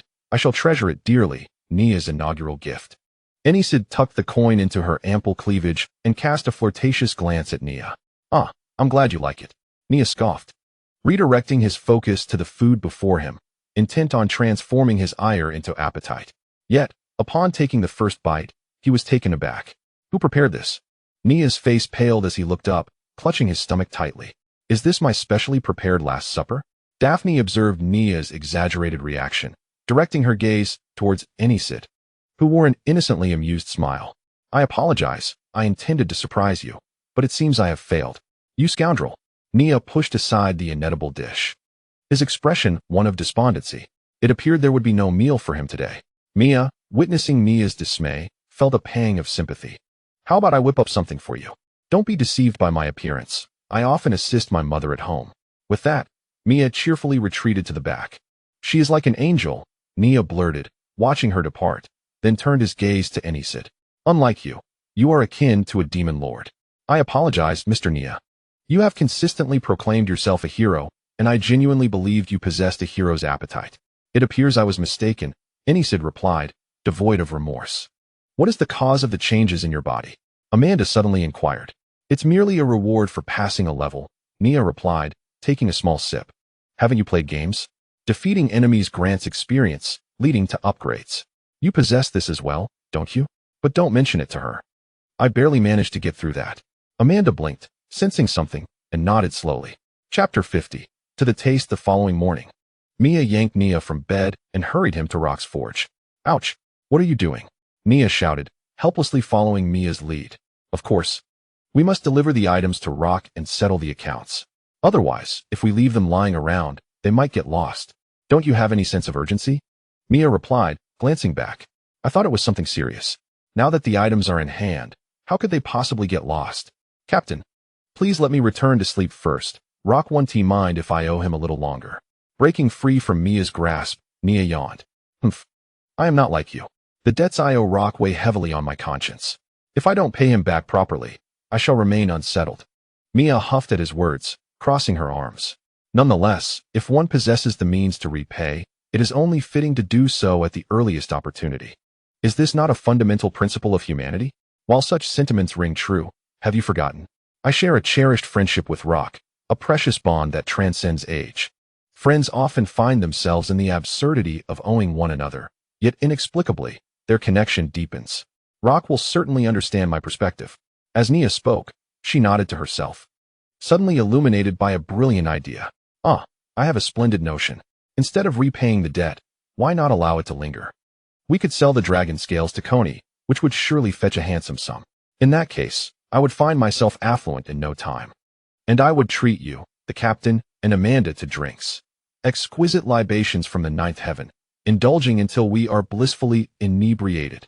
Observing Nia's exuberance, Mia felt utterly speechless. Judging by Rock's demeanor, I hardly believe you can claim to be his friend. Moreover, your behavior is rather distasteful, and are you truly aware of your own shamelessness? Sister Enixide was correct. Your audacity has reached heroic proportions. As captain, I will not tolerate such impropriety. Mia's gaze turned fierce as she locked eyes with Nia. Remember, Nia, I must remind you that the funds in question belong to the Sun Adventurers Guild and are not your personal expenses. You are not permitted to treat them as your own. But if you allow me to manage the funds, does that not imply they are mine? Nia countered, a glint of mischief in her eyes. Granting you the responsibility of managing the funds does not equate to them being yours, Mia asserted, stepping forward with her arms crossed, her authority intensifying. Is that so? Nia mused, resting her chin on her hand in contemplation. Certainly. This is basic logic, Mia affirmed with a nod. Then, according to this basic logic, what about my salary? As a member, I cannot be expected to work for free, especially as a veteran of the guild. I deserve preferential treatment. Nia replied with narrowed eyes and a teasing tone. This left Mia's resolve shattered, instinctively retreating a couple of steps. After a brief silence, she pointed towards the distant forge, several hundred meters away. We have arrived. Let us set aside these trivial matters for another time. With that, Mia turned on her heel and briskly walked away, disregarding Nia's antics. Seeing the young girl capitulate before her, Nia couldn't help but smile. Soon after, as they entered the forge together, Nia was astonished to discover that this time, she need not shout to announce her presence. For Rock was comfortably seated in a chair that towered above him. Rock! Nia gasped, her expression shifting as her eyes glistened with emotion, and she rushed to his side. What has happened to you? Are you finally on the brink of death? Oh, divine deity! How could you be so cruel as to threaten the life of such a remarkable individual? You should perish alongside him. Nia wiped away the non-existent tears on her face and then grabbed paper and a pen from the side. Rock, my dearest dwarf friend, will you inscribe your name in this place? Perhaps you could add a few more words, such as the fact that upon your passing, this establishment shall belong to Nia. I shall cherish the final gift you bestow upon me. I vow to utilize it for great profit. Uncharacteristically, Rock refrained from unleashing a torrent of curses, instead opting for a prolonged silence before finally speaking. Firstly, I shall not grant you the opportunity to inherit my estate. I, Rock, still have many years ahead of me, indeed. A considerable span. Though I am 3 centuries old, I am merely in the prime of my youth. Secondly, Rock cast his gaze towards Mia, who stood behind Nia. The situation was somewhat awkward. Yes, indeed, it is, Mia admitted, her eyes darting about in embarrassment, feeling quite mortified. Thirdly, Rock leapt from his chair, his expression serious as he fixated on the duo. Since you are here, it implies that you have brought the items I requested, correct? Of course we have. Pushing the embarrassed Nia aside, Mia responded, presenting both the dragon scales and the firefly flower before Rock. Rock pondered for a moment. His eyes locked onto the 2 items before him. After a brief interval, he nodded slowly. Indeed. While the flower is somewhat lackluster in preservation and the dragon scales are rather antiquated, they are still usable. Then, regarding what I owe you, Nia interjected with a smile. The debt we owe, that means it is waived? Mia repeated shyly. At this point, Mia still felt as though they had come out ahead. While the firefly flower may not hold significant value, it was evident that they were unaware of the true worth of the dragon scales. That alone sufficed. Rock grasped both items and proceeded into the back of the shop. After taking a few steps, Rock appeared to sense something and turned around, looking at the 2 with surprise. Come along, do not dawdle. The 2 exchanged glances, and the astonishment in Nia's eyes was unmistakable. Could it be that Rock was truly nearing his end? Nia gasped in disbelief. What do you mean? Mia inquired. He never allows anyone into his forging area. I recall once, out of curiosity, I ventured in, and he chased me down 8 streets wielding a hammer. Nia's lips twitched at the memory. That day, he had lost face and returned to be ridiculed by that wretched woman, a Nixide, who had bestowed upon him the nickname Dumpling of the 9th Heaven. Indeed, after that day, his appearance did resemble a dumpling. In any case, the situation was unusual. We ought to return, lest we provoke him. You too. Why are you still lingering? Must I kneel outside and beg you to enter? Truly, you are both imbeciles. Your minds are filled with nonsense. Upon hearing this familiar tirade, Nia took a deep breath and gave Mia a thumbs up. That's the spirit. It appears all is well. Rock is indeed still alive. Although I cannot inherit his shop, it is nonetheless a touch regretful. Chapter 51. Forging with a heavy heart, Mia followed Nia into the shop, where they were immediately met with an even more intense heat than outside. Mia suddenly felt as though she had been transported back to the peak of summer's heat, and she wondered if a sudden craving for ice cream had overtaken her. How did you know? Mia inquired with surprise, as the thought had only just crossed her mind. When I first entered, I too desired ice cream, but I advise you to dismiss that notion. Ice cream in this place melts away in an instant. Nia replied with a playful smile, then stepped forward to gaze at Rock, who stood before a colossal furnace. Why are you suddenly willing to let me in this time?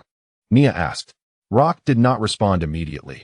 Instead, he opened the furnace and tossed in some firefly flowers, before walking over to a corner where a stone mill rested.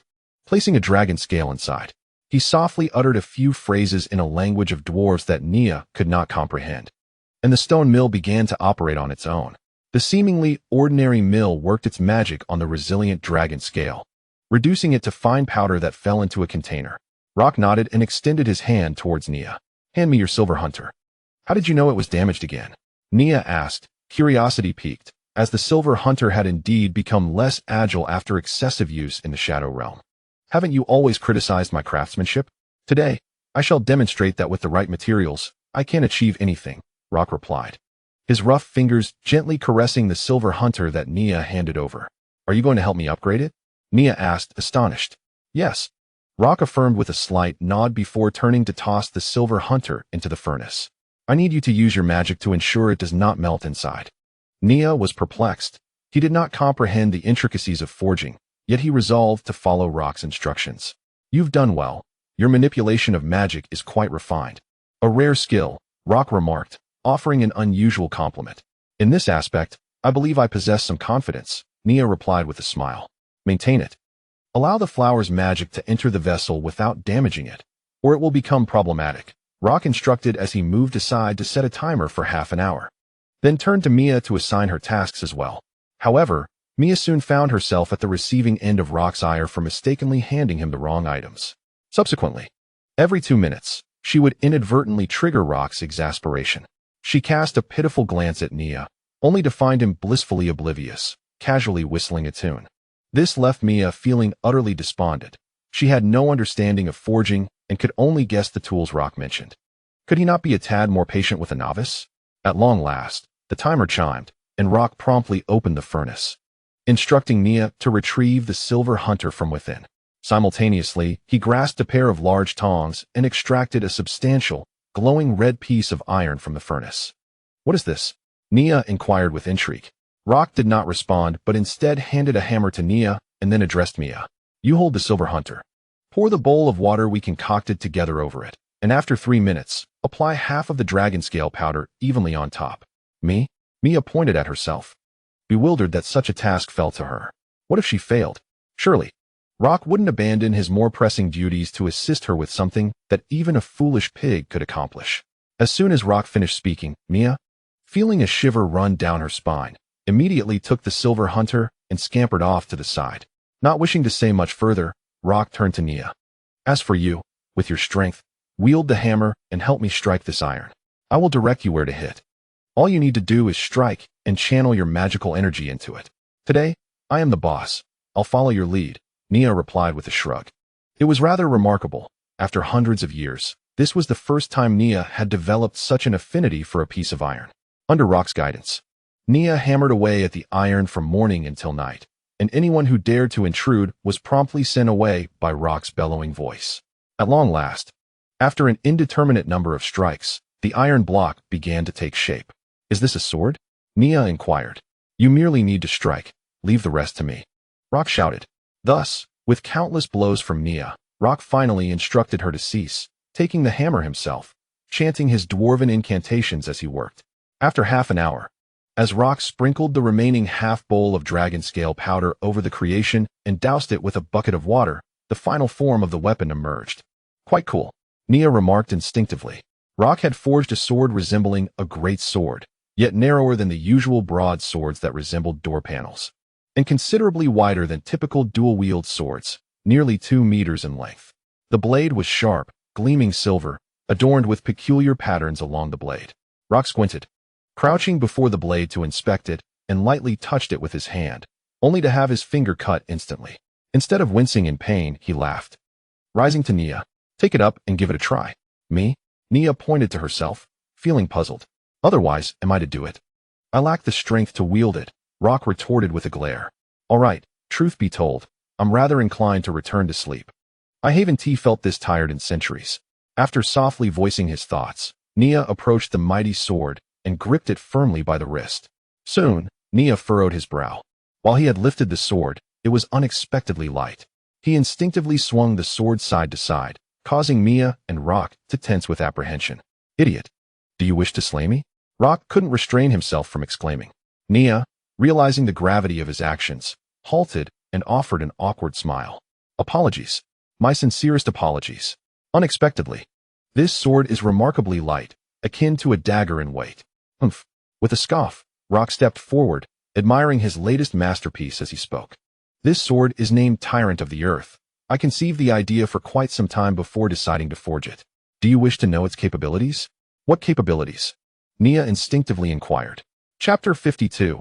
Tyrant of the Earth and Silver Hunter. It possesses the ability to alter its weight both externally and internally, in accordance with the user's will. Rock replied with a smile. What does that mean? Nia understood the concept of increased weight, but what did external and internal imply? It means that, if you desire, it can feel as light as a feather to you while appearing to weigh an immense burden to others. Of course, this is not without limitations. It requires a certain amount of magical power. As long as your magical energy is sufficient, its weight can continually increase. However, be mindful, once you exceed a specific limit, the distinction between internal and external weight will vanish. In other words, beyond this threshold, you will bear the same weight as your adversary. Wow, that's impressive. Nia's eyes lit up, and he instinctively tried it out, indeed feeling the Tyrant of the Earth grow even lighter. So what is the limit? Nia casually asked. Well, I don't know. I merely forged it, but I cannot claim to be the one who understands it best, Rock replied. Nia nodded, not overly concerned, continuing to play a tossing game with the Tyrant of the Earth. Moreover, observing Nia's expression, Rock beamed with pride. It possesses additional abilities, such as the capacity to absorb a degree of enemy attacks, albeit limited to physical strikes. Can it reflect them, like Amanda's gem shield? Nia's eyes sparkled. Despite having wielded the finest sword in the world, he felt a twinge of excitement at this moment. Upon reflection, that broken sword might not even be the best. Considering its primary function was merely to deal special damage to demonic beings, nowhere near as impressive as these embellishments. It cannot reflect, but this ability significantly enhances its defensive capabilities. Rock retorted with a sidelong glance at Nia. It can't reflect? Nia expressed some disappointment. Yet, it's still quite impressive. Humph, indeed, this is my crowning achievement. Although it cannot reflect, it can. Rock pointed to a rather concealed button on the hilt of Nia's sword. Do you see this? By pressing it for an extended period and infusing it with magical energy, you can activate an internal mechanism, bestowing the Tyrant of the Earth with searing damage. Button? Nia searched and indeed found one. He attempted to press it and infused it with magical energy. Soon, a wave of intense heat enveloped the blade, and sparks began to ignite along its length. Stop, you fool. Do you intend to burn down my shop? Seeing the flames intensifying on the Tyrant of the Earth, Rock's expression shifted, and he immediately shouted at Nia. Haha, come on, give it a try. Nia promptly halted his actions, grinning sheepishly. Humph. With a cold snort, Rock continued. To achieve this, aside from the built-in magical device, the most crucial element is the fire attribute crystal core I placed within. Therefore, if necessary, by merely substituting it with another attribute crystal core that bears no engravings of magic or combat techniques, one can seamlessly switch to infuse the power of the Earth Tyrant upon awakening. Oh, how convenient. Nia nodded repeatedly. Next, Rock's lips curled into a smirk as he approached the Silver Hunter, presenting it to Nia. What changes does it possess? Upon receiving her treasured hunter, Nia promptly set the Earth Tyrant aside. While the Earth Tyrant was formidable, the Silver Hunter was truly her prized possession. I have specifically enhanced its resilience this time. The previous issues will no longer arise. If you desire, you can effortlessly infuse magic into ordinary bullets for firing, though the potency will only reach a third of that produced by magical bullets. Will that truly be effective? I recall that when I infused magic into ordinary bullets before, they would explode. Nia raised an eyebrow, reminiscing about the time she had caused the barrel to burst upon first acquiring the Silver Hunter. It was not a fond memory, as she had to hand it over to Rock for repairs on the very first day, enduring an hour of his scolding. That will not be the case now. It has undergone remarkable transformation. You may infuse magic, and it will enchant the bullets appropriately on its own. Moreover, the damage inflicted using magical bullets has increased by approximately 20%. You will need to test it for precise results, Rock stated, arms crossed. Rock, you are truly a genius blacksmith. It seems living longer has its advantages, Nia conceded wholeheartedly. Her words bore no exaggeration. Even among the master blacksmiths of centuries past, none possessed the agile thinking of Rock. They tended to focus solely on singular upgrades in strength or defense. Even today, the mindset of blacksmiths has not evolved significantly. Rock is among the rare few who dare to innovate boldly. Boldly change, boldly develop, boldly upgrade. However, his willingness to think and speak freely is secondary. The most significant aspect is that he can indeed bring his visions to fruition. Even if you flatter me so, I shall not feel the slightest joy. For you are merely a scoundrel, and I have no need for such praise, Rock retorted, appearing unappreciative, yet the corners of his mouth betrayed a hint of a smile. Very well, say what you will. I shall return to rest now. Farewell. Observing Rock's playful obstinacy, Nia chose not to press the matter further and turned to leave with Mia. Hey, have you forgotten something? Do you intend to make Rock carry such heavy items to find you? Before Nia could take a step, Rock suddenly shouted from behind. Nia turned around to see Rock pointing at the Earth Tyrant he had set aside moments earlier. He stood there, momentarily stunned, before exclaiming in disbelief, "Wait, Rock. Are you telling me that this weapon is meant for me? I am utterly astounded by your audacity. Who, apart from you, could wield such a formidable weapon in Crescent Town? Did you go to such lengths to create it just for it to gather dust?" Rock retorted with irritation. "There's no reason behind it. I simply desired to craft it, and I do not wish for it to languish unused. Besides, you are the only one I know who is capable of wielding it, and that's the crux of the matter." He stepped closer, his gaze piercing as it focused on Nia's hands. "You cannot deceive me. From the dexterity of your hands, I can tell you are a skilled swordsman." "Rock, what can I say?" Nia replied, gazing at him with profound sentiment. "I almost believed you had developed feelings for me. Do not utter such repulsive words." Rock replied with a look of disdain. "Regardless, I appreciate your goodwill. I genuinely like this weapon." Nia stepped forward and grasped the Earth Tyrant firmly in his hands. "In gratitude for your efforts, I shall refrain from cursing you in my heart today. Farewell." With a beaming smile, Nia prepared to depart. But after taking just a couple of steps, Rock called out, "By the way, regarding this sword, I'll mark it at 3,000 silver coins for you." "What? This is robbery. You despicable scoundrel are attempting to coerce me into a transaction. I shall not yield to your demands." With that, Nia, as if anticipating the moment, seized the weary Mia and made a swift exit. Chapter 53. Turning the tide born of inherent malevolence. I shall not submit to you, Rock. At the bar of the ninth heaven, Nia downed a drink along with 2 peanuts, beginning to mutter to himself. "Enough already. You've been rambling since yesterday morning. When will it end?" Mia, sitting beside him, cast a helpless glance at Nia before placing her combat card in front of Amanda. Although Mia contemplated refusing Amanda's invitation for a match, the eager look in Amanda's eyes ultimately compelled her to avoid disappointing her teammate. Of course, the primary reason was that their Sun Adventurers Guild was rather idle at the moment. There were no suitable solo quests available, and as for team quests, Mia was reluctant to revisit the Shadowlands. The tasks outside the Shadowlands were hardly enticing, mostly comprising mundane errands. Lastly, it was rumored that Amanda had dominated all the patrons at the ninth heaven with her card set the previous night, earning her the title of a master. However, Mia intended to educate her with the truth about who the true card champion was. Her gaze fell upon Lena, who was intently observing the battle beside Amanda. "Dear girl, pay close attention. Your sister Mia will show you who truly reigns supreme. Do not mistake a novice like Amanda for an idol. Instead, observe those who truly deserve your admiration." "What does it mean to have enough?" Nia scoffed. "Rock is clearly engaging in coercive tactics. He must be deliberately trying to make me indebted to him. So what if I owe him? I'll repay him as soon as I earn some money. If you ask me, he is the one who is truly at a loss. I've discreetly inquired, and the items Rock has hidden within the walls are exorbitantly priced. Not a single one has been sold in Crescent Moon Town. My Wind Whisperer, when mentioned, he quotes prices in the thousands of silver coins." Mia sighed as she spoke, initially believing that Rock's mention of rounding off was merely a figure of speech, only to realize that it was indeed literal. The same applied to Nia's Earth Tyrant. It was possible that it had also been subjected to a similar rounding down. Though resolved to repay her debts in the future, Mia found herself surprisingly unperturbed upon learning the extent of her indebtedness. Could it be that the multitude of lice makes one immune to the itch? Mia furrowed her brow, perplexed. How could she suddenly find herself at a disadvantage? She glanced at Amanda, who smiled faintly, yet her narrowed eyes concealed an unmistakable chill and malice. The calculations within her mind were utterly inscrutable, unfathomable.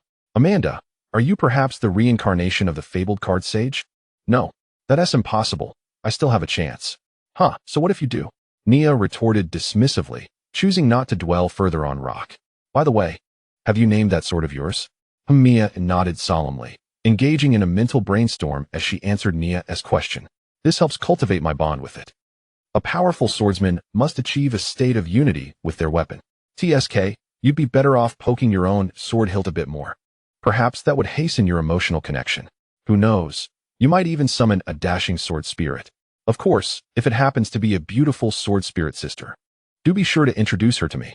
Nia curled his lip in disdain at such a tedious method of fostering emotional bonds. He took a sip of his drink and, finding no response from Mia, turned his gaze towards the television. According to reliable reports, numerous reckless cult organizations have recently emerged across the continent. They worship malevolent deities, attempting to extract power through nefarious means. Should anyone encounter individuals resembling cult members, please refrain from publicizing it. Instead, discreetly dial to report. Rest assured, the Empire will protect all its citizens, just as you protect the Empire. Now, a brief interlude boring. Nia muttered under his breath, just as his phone rang. Who is it? Coney? He picked up the phone and saw it was Coney. Without hesitation, he answered and nodded repeatedly. Yes, and then? How much did you earn? Only 70% for me. TSK, whatever, just transfer the money. That's that. Goodbye. Coney, why did he call? Mia inquired, finally breaking her silence as the tides of fortune shifted slightly in her favor. It is of little consequence. The last item we provided to him has been sold, and quite at a favorable price, yielding us approximately 1,000 silver coins, which is commendable. Oh, it has been sold? Did Coney ascertain what that item truly was? Could there be any danger in its sale? Mia inquired, her expression tinged with concern as she turned back. Coney replied that he had not discerned any inherent danger in that object. However, those buyers seemed to possess knowledge of its nature, referring to it as a magical material and offering a high price. Thus, he made the decision to sell it without consulting us first, fearing we might miss the opportunity since we were unreachable during our time in the Shadowland. Is that so? Then there should be no issue, Mia reflected, feeling reassured and dismissing her worries. You are about to lose. Nia pointed at the table, offering a reminder. What? Impossible. I distinctly Mia's gaze snapped back to the board. It appears you have made a critical blunder, brave hero. Nia smirked, reveling in the unfolding drama. Well, it is time to concede. You cannot hope to defeat me, Amanda said with a slight nod, enjoying the admiration radiating from Lena. No, I still have a bit of fight left. I shall do my utmost to uphold the honor of the hero. Mia clenched her fists, her spirits ignited. Yet soon her eyes turned to Amanda, curiosity flickering within them. But how could you possibly have improved so dramatically in just a few days? Of course, it is due to me. Ishida appeared behind Mia like a specter, a peculiar smile gracing her lips as she gazed upon Mia's hero character card. While I may have offered some guidance to Amanda, her own diligence is equally vital. Besides, this is merely a hero. How could one hope to contend with the Demon King? Nia, uninterested, turned away. Nay, the true conclusion lies in the hero vanquishing the Demon King. A reversal where the Demon King retaliates against the hero is simply heretical. Allow me to turn the tide. Having lost decisively, Mia's final resurgence, though surprising, brought no hope but rather deeper despair. She could have gracefully accepted defeat, yet now she found herself devoid of life, and all her companions had been vanquished. Amanda, did I not tell you? Indeed, the Demon King reigns supreme, Ishida chuckled. Yes, the Demon King is undeniably formidable, Amanda conceded with a slight nod, having recognized the Demon King's prowess. Enough of this Demon King and hero banter. Ishida, you best come in here and peel potatoes for me. Or prepare to dine on excrement tonight. Daphne's furious voice echoed from within, causing Ishida to instantly suppress her haughty demeanor, adopting the refined and graceful gait of a maid as she entered. Do not despair. Here, take a sip, Nia said, observing Mia's downcast expression with sympathy, as he extended his strong liquor towards her. Mr. Nia, I have no desire to become a drunken uncle like you at such a tender age, Mia replied, squinting her eyes like a listless fish. You fail to recognize a kind heart. When you reach the age of Grandpa Nia, you will understand. Wine is not merely a vice. It can also serve as a balm for your weary soul and aching body. To see only its faults without acknowledging its benefits indicates your youth. Nonsense. However, speaking of which, Nia, there's something I wish for you to assist me with. Chapter 54. I have already told you not to call me teacher. You wish to learn the art of swordsmanship from me? What has prompted such a sudden desire? Nia cast a gentle glance at Mia and inquired, is it not quite natural to seek guidance from someone of formidable strength? Mia replied, no. Nia shook his head slightly. What I mean is, why do you believe that I can teach you swordsmanship? I have already provided you with a foundational text on sword techniques. You could simply practice according to its teachings. That book is indeed excellent, but I am certain that my progress would be significantly swifter with someone to instruct me. Mia paused momentarily, her gaze becoming markedly earnest before she continued. Furthermore, Nia, do not attempt to deceive me. You are undoubtedly a master swordsman. The combat skills and foundational sword techniques you imparted to me must derive from your own experience, correct? Nia was momentarily taken aback by her words, but did not refute them. He calmly asked, how did you discern this? Must I explain? I had my suspicions long ago. But it was truly when Rock entrusted the Earth Tyrant to you that my certainty solidified. Nia recalled Rock's words and then broke into a wry smile. Rock truly is a scoundrel. Admit it, Mia chuckled. I know you must have a hidden past. Perhaps you were once a formidable swordsman but suffered betrayal, leading you into this current state of despair and daily indulgence in alcohol. But fret not, I shall grow stronger, so strong, in fact, that I will lead you to reclaim what was lost. Those who have wronged you shall all meet their demise at the hands of our son adventurers.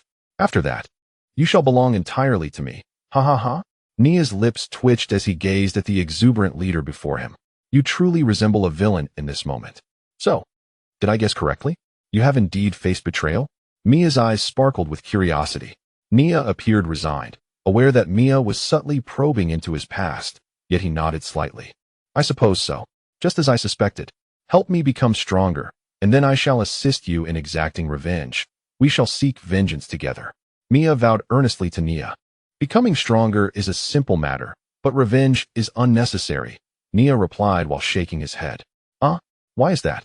Because I have already avenged myself. The despicable wretches are all dead. What further grievances remain? Is that so? Mia looked doubtful, unable to reconcile his claim with his daily indulgence in alcohol. Nia glanced at her, as though he could see through her thoughts. Is it possible that I simply enjoy drinking? Is that truly the case? Mia repeated the same 4 words, clearly still harboring some disbelief. Honestly, your level of suspicion is rather excessive for a child, she remarked. Enough prattling. After we finish our meal, let us find a suitable location. I must forewarn you, my teachings are quite rigorous and perilous. Nia gestured towards Daphne and Anise who had just served breakfast. Upon hearing Nia's words, Mia fell silent for a brief moment, but within less than 2 seconds. She tilted her body and quietly inquired, so why were you betrayed? Because as a hero, I failed to vanquish the Demon King due to a web of lies spun by a group of fools, resulting in the deaths of many. Those wretched fools shifted all the blame onto me, Nia replied with a look of utter indifference. TCH, if you don't wish to speak of it, then don't. To think you would even use your dreams to deceive me. Only a 3-year-old would believe such tales, Mia scoffed, completely unconvinced by Nia's claims.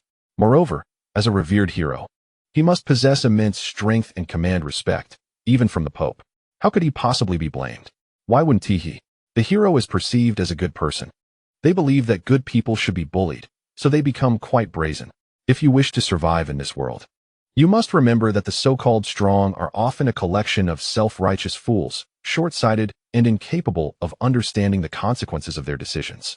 They fancy themselves clever enough to control everything, so discern such individuals and keep your distance. The fools are oblivious. The hero is genuinely good, righteous, and brave. Yet once stripped of his title, he loses much of that goodness. After all, who can blame him for being merely an impostor? Perhaps even the justice he clings to is but a facade. It sounds almost believable. If you don't want to share, then don't pretend to be profound. Mia pursed her lips. She did not believe these nonsensical tales, yet she sensed that Nia's response was undoubtedly tied to his own experiences. He must have been terribly deceived by those in high positions. However, to be so thoroughly deceived by the powerful suggests he must possess some standing himself. Could he be of noble lineage? Mia's heart raced, and she quickly glanced at Nia, but his disheveled appearance caused her to quickly avert her gaze. No, that is impossible. Nevertheless, Mia felt he had already shared enough. She should not compel him to relive painful memories. Of course, if Nia were to discover her thoughts. he would likely consider her to be quite foolish. After all, Nia was an honest person. When had he ever lied to her? In a mere 5 minutes. Mia devoured her breakfast like a hungry dog, and then excitedly called out to Nia, "Teacher, I'm finished."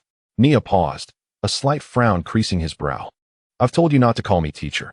I'm still a passionate youth of just 18 years and a few months. Such titles make me feel old." "Ah, speaking of which, you're only 18. I completely forgot. You seem like a washed-up old man," Mia exclaimed, her eyes widening.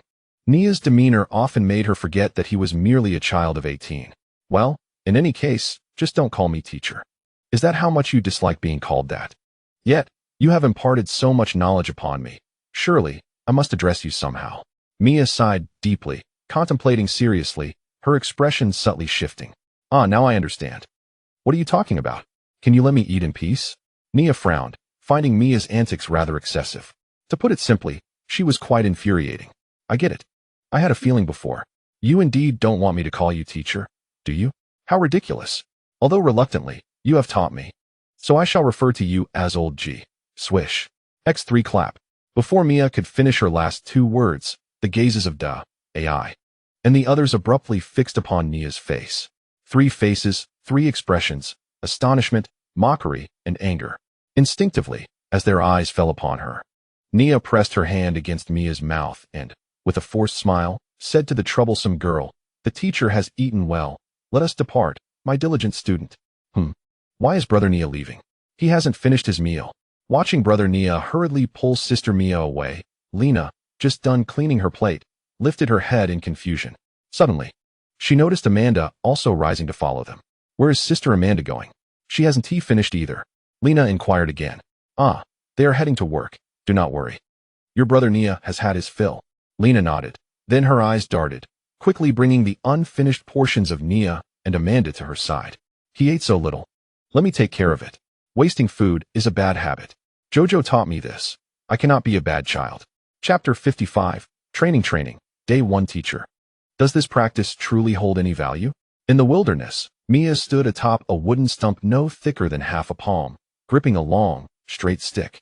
As she ducked and dodged the stones thrown by Nia, attempting to strike them back. Enough with the chatter. The teacher entrusted you with the cherished holy sword Triss. Do you think it was merely for trifling exercises? Focus on evasion. With that, Nia hurled 2 stones at her. Mia scrambled to avoid them. One successfully dodged, while the other struck her squarely on the forehead, causing her to tumble down. "But this is different from what the book says," Mia groaned, clutching her head as she sat on the ground in pain. Nia smiled slightly, casually picking up a few stones from the ground. Books are one thing. They must be approached in a rigid manner. However, in a real one-on-one situation, the teaching must be tailored to the individual, allowing for expedited learning. Trust me, after today, when you return to practice the techniques from the book or those your grandfather taught you, you will experience a profound difference. But first, get back up. Nia's gaze was exceptionally serious, reminiscent of her grandfather, causing Mia to tremble as she jumped back onto the wooden stump. "Now, let the instruction continue." Teacher Nia's lips curled into a menacing grin, causing Mia to momentarily hold her breath as she hurriedly brandished the holy sword, Talus, in a haphazard manner. "Training. The following day, teacher, you were right. After yesterday's practice, my bodily coordination has improved significantly. I am confident that after your rigorous training, I will be able to harness the power within me and ascend to the rank of a sea-level adventurer." "Ah, such confidence. Let us continue then. Today's practice will be even more grueling," Nia responded with a faint smile, gesturing towards the spot where they had trained the day before. What's wrong?" Mia inquired, her face a picture of confusion. "Didn't you notice? Your focus seems to still be lacking," Nia remarked, shaking her head slightly, a hint of disappointment in her expression. At that moment, Amanda, holding a book, chimed in. "The wooden post is a third thinner than yesterday, and the material is of even poorer quality." "Wow. You noticed that right away, Amanda?" Mia exclaimed in surprise. "I didn't observe that. I was looking at this," Amanda said, showing Mia the comic book she had been reading. However, before she could finish her thought, Nia's expression darkened as she quickly covered Amanda's mouth. "Humph. I don't like you at all, you troublesome creature," Nia said, releasing her grip. Flushed, Amanda muttered incomprehensible words and once again buried her face in the world of comics. "Forget it. although I am unsure of what Amanda is rambling about. Her discretion is a blessing. Teacher, let us begin. Today, I will surely deflect all your stones. Such confidence. That's the spirit of my student Nia. You 1T bring me shame. But today is different from yesterday. You will have more to evade than just stones, Nia remarked, regarding Mia with appreciation. Is there anything else besides stones? Mia asked, surprised. Not yet, but you will find out in due course. For now, let us practice with stones. Just as we did yesterday. You may either dodge or strike them away, Nia instructed, promptly throwing a handful of pebbles into the air. The difficulty has increased. But just enough. Mia's pupils contracted as she began practicing once more, her movements, whether dodging or wielding the holy sword talus, flowing more naturally than the day before. Soon, for hours had passed, providing Mia with a brief respite while Nia busied herself with new preparations. Wow, I didn't expect to have a break after just 4 hours today, Mia said, wiping her sweat as she sat on the grass, feeling somewhat perplexed. You should be prepared, Amanda said with a peculiar smile, sending a chill down Mia's spine. What kind of preparation? Am I going to die? It's only the second day, and the difficulty is already so high. You 1T die, but it will be 100 times more uncomfortable than death, Amanda replied, shaking her head slightly with an air of mystery. Just as Mia was about to press her for more information, Nia returned, her face adorned with a warm and amiable smile. Mia, rise. Our new round of battle is about to commence. Are you prepared? Or shall you abandon the path of becoming stronger? No, regardless of the challenges that lie ahead, I shall undoubtedly break through them. Mia clenched her fists and immediately returned to the wooden post. Before long, she spotted Aniside, her heart filled with curiosity. Is Aniside's sister participating in today's training as well? Soon, Mia noticed 2 goblins trailing behind Aniside, pulling a wooden cart laden with numerous barrels. As they drew nearer, the scent wafting into Mia's nostrils grew increasingly potent. It seemed she could identify the contents of the barrels without even opening them. Yet, she stood there, bewildered, casting a disbelieving glance at Nia. Where is everyone? When Mia shifted her gaze, she discovered that Nia had somehow moved to a more distant position. At that moment, Aniside took out a whip and struck the 2 goblins several times, then smiled faintly. You'd better work diligently, or I'll send you back to pick cotton with the blacksmith. Afterward, Aniside approached Nia, exhaling heavily. With narrowed eyes and a stern expression, she stated, I have brought what you requested. You mentioned wanting to witness something intriguing. If it proves dull, then you shall kneel and lick my toes. Rest assured, it shall be most entertaining. If it is not, I shall become immensely wealthy by tomorrow and take 100 wives in the process. With that, Nia turned to the dazed Mia. Captain, our training has advanced. You must evade lethal attacks while simultaneously countering non-lethal ones. Be sure to discern between them, or you shall suffer greatly. Lethal. A shiver coursed through Mia as she glanced at the barrels being unloaded by the goblins, her face twisting into a panicked, incredulous smile. Teacher, what constitutes a lethal attack? Are you jesting? Nia smiled slightly, directing her gaze at the 2 goblins. You'd better work diligently, or I'll send you back to pick cotton with the blacksmith. Mr. Nia, I have already reminded you. They will behave. Aniside interjected. Oh, is that so? Then let us commence. Nia raised an eyebrow and gestured to the goblins. No, Mia shouted, her face contorted in horror. Training. Day 3. Mia stood anxiously before Nia, her mind haunted by the lingering nightmares of the previous day. No, perhaps it would be a nightmare she could never shake off in her lifetime. Do not fret. Today is not like yesterday. Today serves merely to assess your progress. Nia reassured her, placing a hand on Mia's shoulder. Really? Mia could hardly believe it. Indeed, it is true. Today's task is rather straightforward. You must deflect attacks while shattering them, ensuring that neither the wooden posts nor my holy sword, talus, is damaged. Utilize all your strength and skill, harnessing the power of the wind, which you wield most adeptly. Then let us begin. Mia, having been persuaded by Nia's seemingly simple words, turned to glance at the slender wooden stakes before leaping onto one. Nia nodded approvingly and waved her hand, prompting Amanda to come into Mia's view. However, behind Amanda, Mia's expression paled as she suddenly turned to Nia. A catapult? Indeed. I spent a considerable sum renting it from the mayor, so put in your best effort. Chapter 56. If you are willing, you might as well give it a try. Haven't you been practicing diligently? Why have you suddenly ceased? Nia looked at Mia with a perplexed expression, filled with confusion. I believe I have made significant progress, so I can afford to take a break for now. After all, haste makes waste. Mia forced a smile, her mind involuntarily recalling the relentless trials Nia had subjected her to over the past few days. Progress? Indeed, there has been progress. Mia could distinctly feel her advancement. She had attained the strength of a C-rank adventurer, merely needing to take the exam to obtain her certification. But at what cost? The price was the irreversible damage to her soul, accompanied by an indelible nightmare for the rest of her life. Stone, and the catapult. Before meeting Mia would never have imagined that training could manifest in such a manner.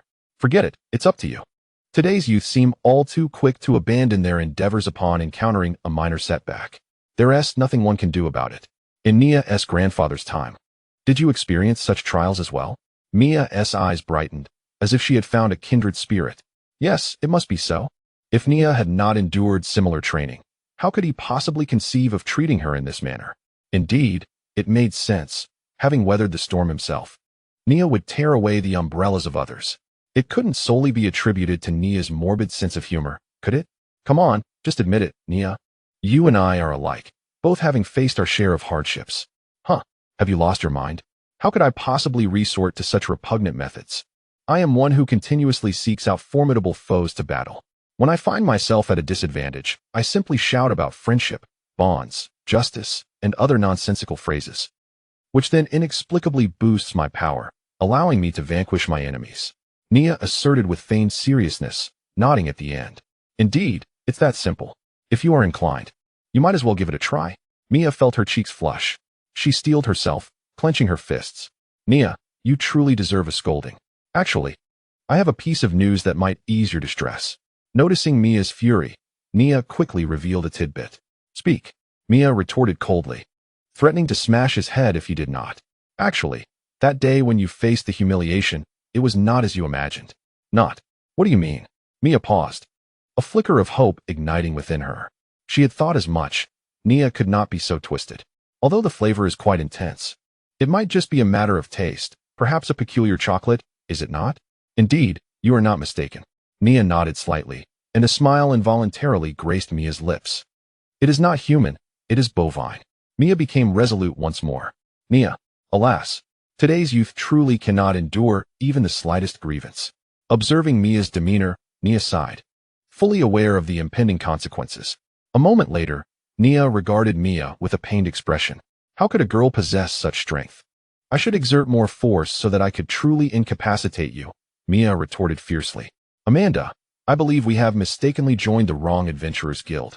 This leader is far more violent than anticipated. Despite being unable to pay us, she remains so audacious, seemingly unafraid of us leaving to pursue our own ventures. Nia lamented pitifully to Amanda. How can you even say that? All the money we just received has been squandered by you, and yet you have the audacity to bring it up? Mia shouted, gripping Nia's collar, her eyes nearly bulging with fury. Nia, upon hearing this, cleared her throat and calmly pried Mia's hand away, declaring with righteous indignation, "This is for your training. Do you think borrowing a catapult comes free of charge? I must make arrangements to secure the catapult. Without it, how can your abilities progress? While that may be true, can you justify spending so much on merely borrowing a catapult?" Mia asked with a cold smile. What do you mean? Do you doubt me? Nia pointed at her own nose, her face a mask of indignation. You dare to suspect me of self-interest? I am utterly disappointed, leader. I thought you had grasped the essence of trust, but it appears you have not. Indeed, you are correct. I should not doubt you. Had Amanda not personally informed me that you spent only half the money to borrow the catapult, while keeping 2/3 for yourself to buy alcohol, and used the remaining third to purchase various comic books and games for Amanda, I would never have questioned your integrity. Mia articulated each word through clenched teeth, her irritation palpable. She crossed her arms, choosing silence, but her gaze remained fixed on Nia, scrutinizing her every expression. Nia paused for a moment, then raised her hand to gesture forward. So, are we not here to make a profit? Hee. Humph. Mia smirked, yet chose not to press further. After all, it was not a grave matter. If Nia truly needed it, she would comply. This money should rightfully be divided among Nia, Amanda, and herself. Mia merely disapproved of Nia's conduct. Alas, I feel our adventuring party is still lacking a member, specifically someone who can manage finances well. Otherwise, there will always be those who are unaware of their own shortcomings. At this proclamation, both women immediately halted, their attention fixated on Nia's face. What are you looking at? I am merely contemplating the future of our adventuring group. No, this is quite astonishing. Yet, did it truly come from your lips? Mia shook her head, a swirl of confusion and bewilderment enveloping her as she pondered how Nia could muster the audacity to utter such words. Suddenly, Amanda sprang up, delivering a sharp slap across Mia's cheek, prompting an instinctive gasp from her. When Mia turned to face Amanda, the latter appeared visibly relieved. Indeed, it was not a mere dream. Mia blinked, an inkling lingering that perhaps this slap carried a tinge of personal vendetta. She shook her head, dismissing the thought, opting for silence as she quickened her pace into the Adventurers Guild. After greeting the staff, the trio made their way directly towards the task area. 1 or 2. Nia pondered aloud. Let us take 1. It will be more convenient, Mia replied, glancing towards the team task section. Today, their mission was not solely about earning gold, but rather aimed at elevating the rank of their adventuring party. There exist 2 methods to enhance the party's level. One is for over 60% of the members to meet the criteria and directly apply for a rank upgrade. For instance, a D-rank party aspiring to ascend to C rank must have 60% of its members attain the qualifications of C-rank adventurers before applying to the guild. In Nia's case, they would need to undertake at least 2 individual promotion tasks to meet the standard. The second method involves the party collectively accepting a group promotion task and completing it without any reduction in members, thereby achieving success. However, such tasks inherently possess greater difficulty. Chapter 57. For little dogs, their target was 4 C-rank magic wolves, a formidable challenge indeed, yet the reward was substantial. Do you possess confidence, Captain? Nia inquired as they observed the information regarding their task materializing on the bracelet. Of course. Otherwise, what would have been the purpose of my extensive training? Mia declared with pride, her chest puffed out and head held high, radiating confidence. Then it shall be your responsibility alone. Amanda and I shall retire for the night, Nia remarked. No sooner had Nia finished speaking than Amanda set aside her comic book, a flush of unnatural color gracing her cheeks. Together? How utterly revolting. Yet, despite my slight disdain, if you insist, I suppose it could be arranged. After all, who could? Hey, can you please stop? Let us not steer the conversation into inappropriate territory, Mia urgently interjected, gripping Amanda's shoulders tightly. Stay focused, do not utter nonsensical words. Finally, Mia took a deep breath, pointing at herself, then gesturing towards Amanda and Nia. We are a team, and this is a team task. We must accomplish it together, understand? Understood, Captain. Nia responded with military precision. That's a relief. Captain, Nia called out once more. What now? Mia asked, exasperation evident in her voice. There are 4 adorable little dogs frolicking behind you. For little dogs? Mia was momentarily taken aback by the sound, only to be met with the low growl of a beast, a sound that could scarcely be attributed to a mere adorable puppy. Without further contemplation, she promptly drew her wind whisperer and turned to face the source of the noise. Indeed, 4 imposing and robust magical wolves emerged from various concealed positions, seemingly aware of their exposure. Captain, you are the strongest. I leave those 2 to you. Nia waved her hand in greeting, directly assigning the 2 largest wolves to Mia while she took on the smallest one herself. Whatever, it's just as well. I too wish to test my current abilities. Mia shook her head in resignation, understanding that Nia intended for her to acclimate to her newfound strength. Confronted by the beasts, Mia charged forward without hesitation. The 2 magical wolves mirrored her resolve, their fierce eyes glinting with a bloody and ravenous light as they advanced. The speed of the wolves was astonishing. Had it been her former self, Mia was certain she would have succumbed to their assault. However, she had since ascended to a higher level of prowess. This enhancement was not solely in her swordsmanship. Her movements had become more fluid and harmonious, and her mastery over the wind element, transformed by her magical prowess, had significantly improved. Thus, in the face of 2 C-rank magical wolves, she found herself maneuvering with remarkable ease, her wind whisper striking with such precision that it drew blood from the wolves first. Once blood was shed, the wolves had a choice, to flee or to unleash greater ferocity. Clearly, they opted for the latter, their strength and speed heightened, swiftly regaining the upper hand. The bodies of the 2 magical wolves darted like phantoms, leaving Mia unable to pursue. She could only block their attacks and seek out vulnerabilities. Meanwhile, Amanda stood her ground, wielding her gem-encrusted shield, enduring the onslaught of her assigned magical wolves from all directions. Whenever one of the wolves attempted to assist its comrades in their assault on Mia, she would suddenly appear, interposing herself before them. The magical wolves grew increasingly ferocious, yet their stamina waned, while Amanda remained unfazed, even casting a disdainful glance at the wolves' relentless attacks, as if to convey sentiments of worthlessness, filth, and repugnance. And what of Nia? He calmly produced a bone and tossed it to the ground, repeatedly emitting a mocking tch, toward the wolves before him. Roar! The magical wolf growled, indignant at such indignity, and lunged toward Nia. Bang! The sound of gunfire erupted as a crater suddenly formed at the wolf's feet, causing it to hesitate and switch directions in its assault. Yet, the human before it seemed to possess a prescient awareness, firing just as it moved, leading to explosions beneath its paws every time it landed. After enduring this repeated onslaught a dozen times, the wolf ceased its futile attempts, its beastly growls fixated on Nia. After a brief moment of contemplation, the human tossed out a large bone with meat attached, followed by the derisive tch that carried a distinctly humiliating tone. I am a noble wolf. In a fit of unbridled rage, the demonic wolf howled loudly, its voice so fierce that even its own mother would scarcely recognize it. The beast was momentarily taken aback. As for Nia, he was filled with exhilaration, as if he had stumbled upon a new realm, taking a couple of steps forward, then crouching down, gesturing towards the bone while still making a curious noise. The demonic wolf, enraged once more, approached Nia with menacing strides. The human before it had grown careless, allowing himself to come so close. He was courting death. Suddenly, a heavy thud echoed in the air, and the wolf glanced at a menacing weapon nearby. With a low growl, the demonic wolf lay down, seizing the bone offered by Nia, and began to gnaw on it. After all, one survives in this world for sustenance, and since the human had already provided it, why not spare his life? Such is the nature of the wolf's pragmatism. As for his three other brothers, they were merely companions found along the path of survival. Indeed, one must be clever to endure, and Nia, with narrowed eyes, gently patted the little wolf's head before tossing another piece of meat to the ground. Meanwhile, the little wolf engaged in battle with Amanda witnessed this scene, and its taut body began to relax. It glanced at the delectable bone and felt the pangs of hunger, casting a hopeful gaze towards Amanda as it approached her step by step. Suddenly, with a swift motion, Amanda, losing interest in the little wolf's slow advance, hurled her shield, striking the wolf squarely on the head.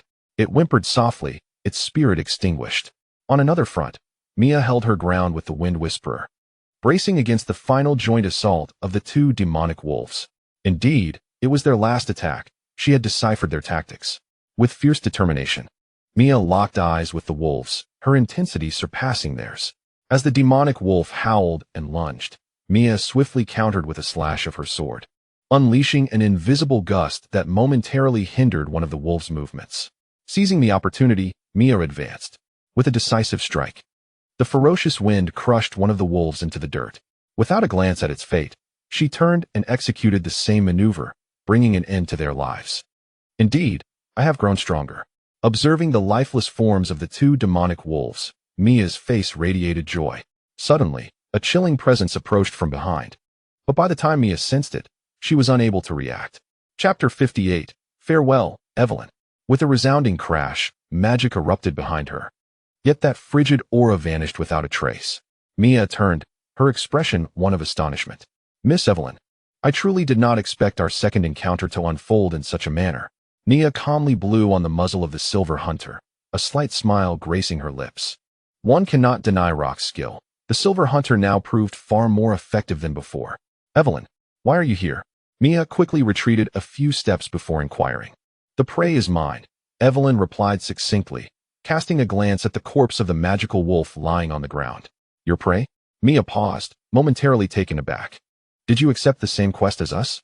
No sooner had she spoken than she shook her head in denial. No, that's impossible. Guild quests are vetted for uniqueness. It is inconceivable for the same task to be undertaken by different individuals. Moreover, hunting the magical wolves is a team advancement mission. How could you possibly undertake it alone? She hesitated, voicing her confusion. Even if they truly are your targets, there is no need for you to resort to violence against me, is there? By eliminating you and seizing the magical wolves, they will become mine, Evelyn replied, her tone devoid of any emotion. Nia regarded the two for a moment, gently stroking the small dog at her side before speaking. I believe there may be some misunderstandings on your part, Miss Evelyn. Perhaps we should sit down and discuss this matter thoroughly? Fear not. You know we are good people. Upon hearing this, Evelyn hesitated for a moment before finally nodding in agreement. Once the group settled down with the magical wolf's corpse, Mia immediately posed her question. So, could you elaborate? After a brief pause, Evelyn's voice emerged. I intend to hunt the great bone rock crocodile and require the magical wolves as bait. Once I eliminate you, I can claim the wolves for myself. Nia and Mia exchanged glances, beginning to grasp Evelyn's intentions. It seemed she had not accepted the same quest as they had. Rather, her true objective was the great bone rock crocodile, and she merely sought to use the magical wolves as bait. However, the great bone rock crocodile, Mia furrowed her brow, recalling her recent studies on magical beasts. This creature dwelled in decaying swamp environments, boasting a colossal size. An adult great bone rock crocodile could measure over 30 meters when upright, its body in a state of grotesque decay, exposing ghastly white bones. Mia had certainly gleaned this from the beast's illustrated guide. Yet, what was more striking was its formidable strength.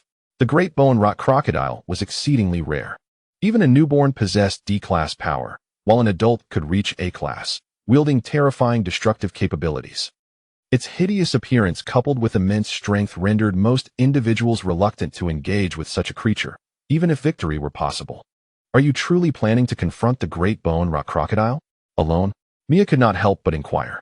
Nia also nodded, puzzled, and asked, Miss Evelyn, you must be an assassin, correct? Without sufficient preparation or justification, such irrational actions should not be undertaken.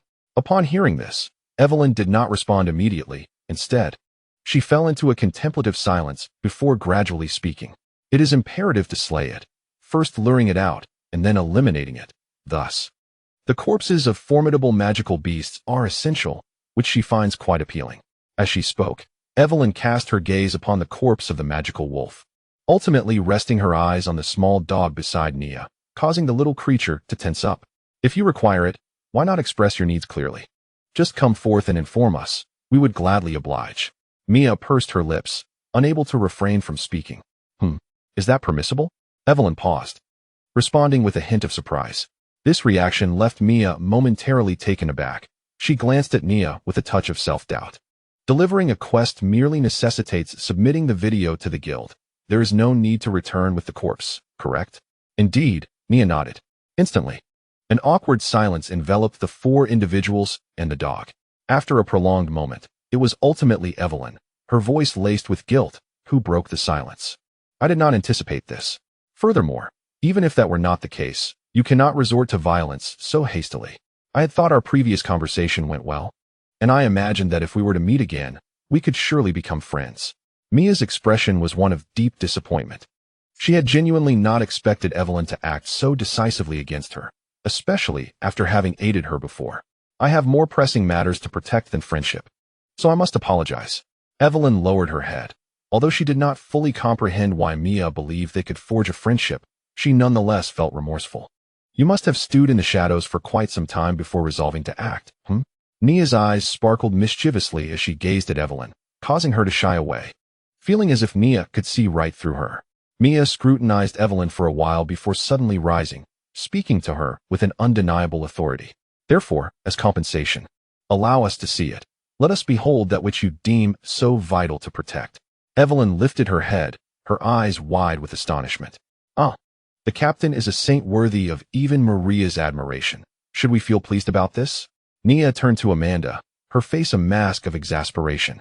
Do you not trust us? Mia furrowed her brow. It would be wise to place your faith in us. After all, we are even willing to offer the magical wolf's corpse as bait. This alone could fetch a considerable sum if sold. In other words, we are currently expending our resources to assist you, and all we ask in return is to view that which you seek to protect, Nia declared. Upon hearing this, Evelyn silently rose and began to lead the way. Follow me. Mia smiled faintly, preparing to follow, but suddenly seemed to remember something, casting a puzzled glance at the small dog beside Nia. By the way, Are you not planning to slay it? If it remains alive, our mission will not be deemed complete, will it? Nia glanced down, noticing that the little dog seemed to understand Mia's intentions. Promptly panting and nudging Nia's leg with its head. It had debased itself to such an extent for its own survival. How could she bring herself to act against it? After a moment's contemplation, Nia crouched down, a smile gracing her lips as she affectionately stroked the dog's head. If her memory served her correctly, the task at hand involved neutralizing the threat posed by 4 magic wolves, right? As long as she could demonstrate that it posed no danger, wouldn't that suffice? What do you think, Wankai? Let me see just how far you are willing to go for your life. Woof, woof, woof. Wankai hesitated for a moment before promptly rolling over and exposing its belly. Upon witnessing this scene, Mia could only sigh in resignation. Well, you take good care of it. Absolutely, Nia replied sharply, then casually handed the dog over to Amanda, whispering, take good care of it, Amanda. Wankai looked at Amanda, who in turn regarded Wankai with a hint of disdain. EW it peed. Disgusting. Chapter 59. Offering assistance. Where is this place? After trailing behind Evelyn for about half an hour, Mia and her companions traversed through a densely wooded area and entered a modest village. Though referred to as a village, it was merely a cluster of around 20 houses, easily visible at a glance. The population was sparse, consisting of a few gray-haired elders and several children of tender age, all observing the trio of outsiders with curious gazes. My home. Just as Evelyn finished her sentence, a robust man emerged from one of the houses.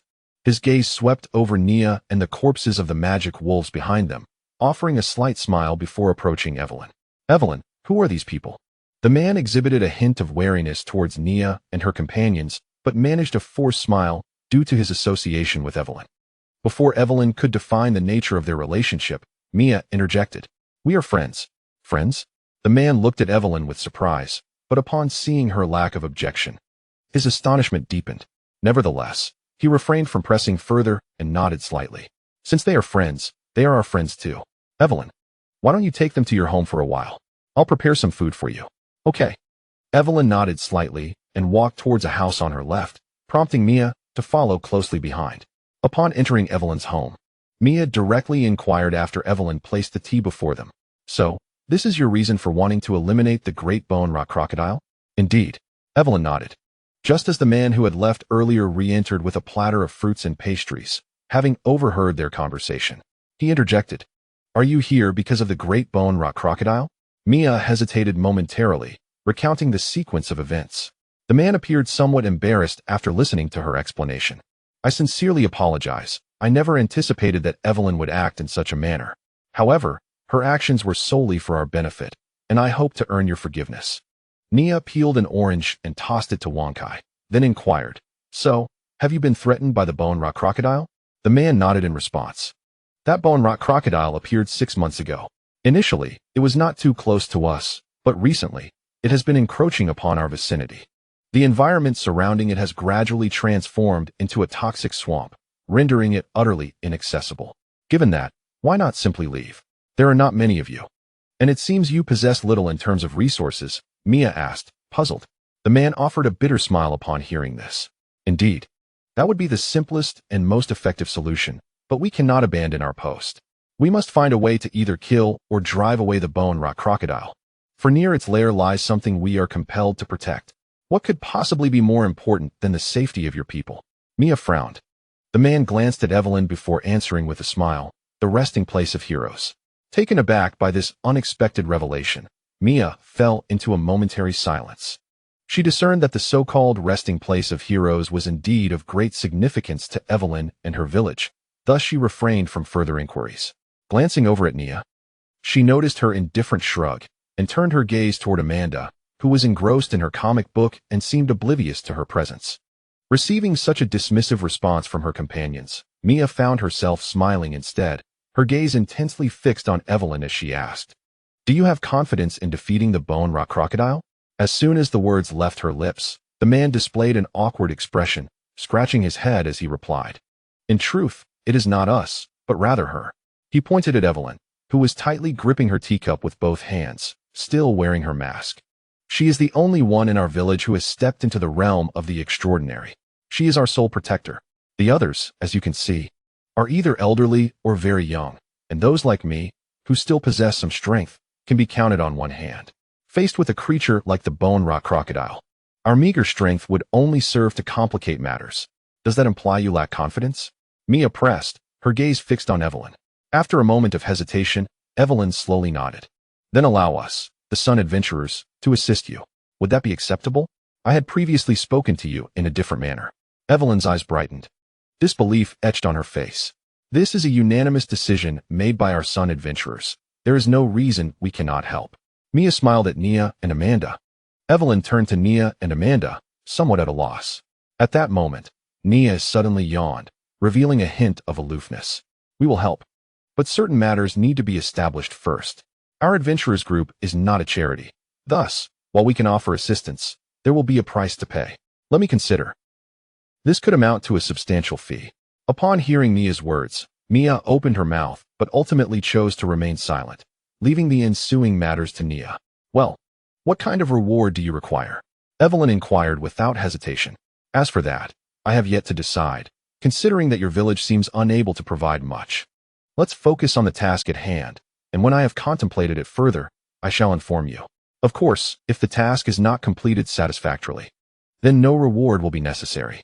Very well, regardless of what you say, I shall endeavor to fulfill it as long as it is within my capabilities, Evelyn replied, without a moment's hesitation, as if fearful of Nia's potential change of heart. All right then, let us set off in the evening. If I recall correctly, the great bone-rotting crocodile is more likely to appear at night.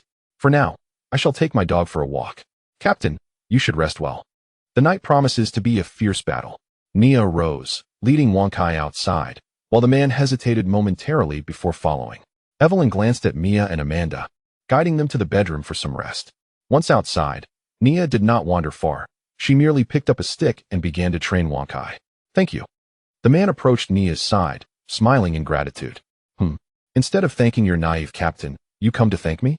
How intriguing, Nia remarked, casting a sidelong glance at him and chuckling lightly. The man smiled faintly. I must express my gratitude to Miss Mia as well, but I owe you a debt too. If it weren't for your words, Evelyn might not have agreed so decisively. Your request provided her with a sense of reassurance. Indeed, she appears to be a girl lacking in security, Nia observed, throwing the stick again with a tone of reflection. The man, hearing her words, could not help but glance at Nia's youthful face, feeling somewhat resigned. You speak the truth. That child has lacked security since her youth. As the only one among us, she has borne the heaviest burden from a tender age, with the survival of the entire village resting almost solely on her shoulders. The earnings from her missions are largely funneled back to support this place. Despite being such a kind-hearted child, she often hardens herself to fulfill her responsibilities, only to retreat under the covers and weep after the tasks are done, as if she were two different people. Mr. Nia, may I ask you for a favor? The man hesitated for a long while before finally voicing his request.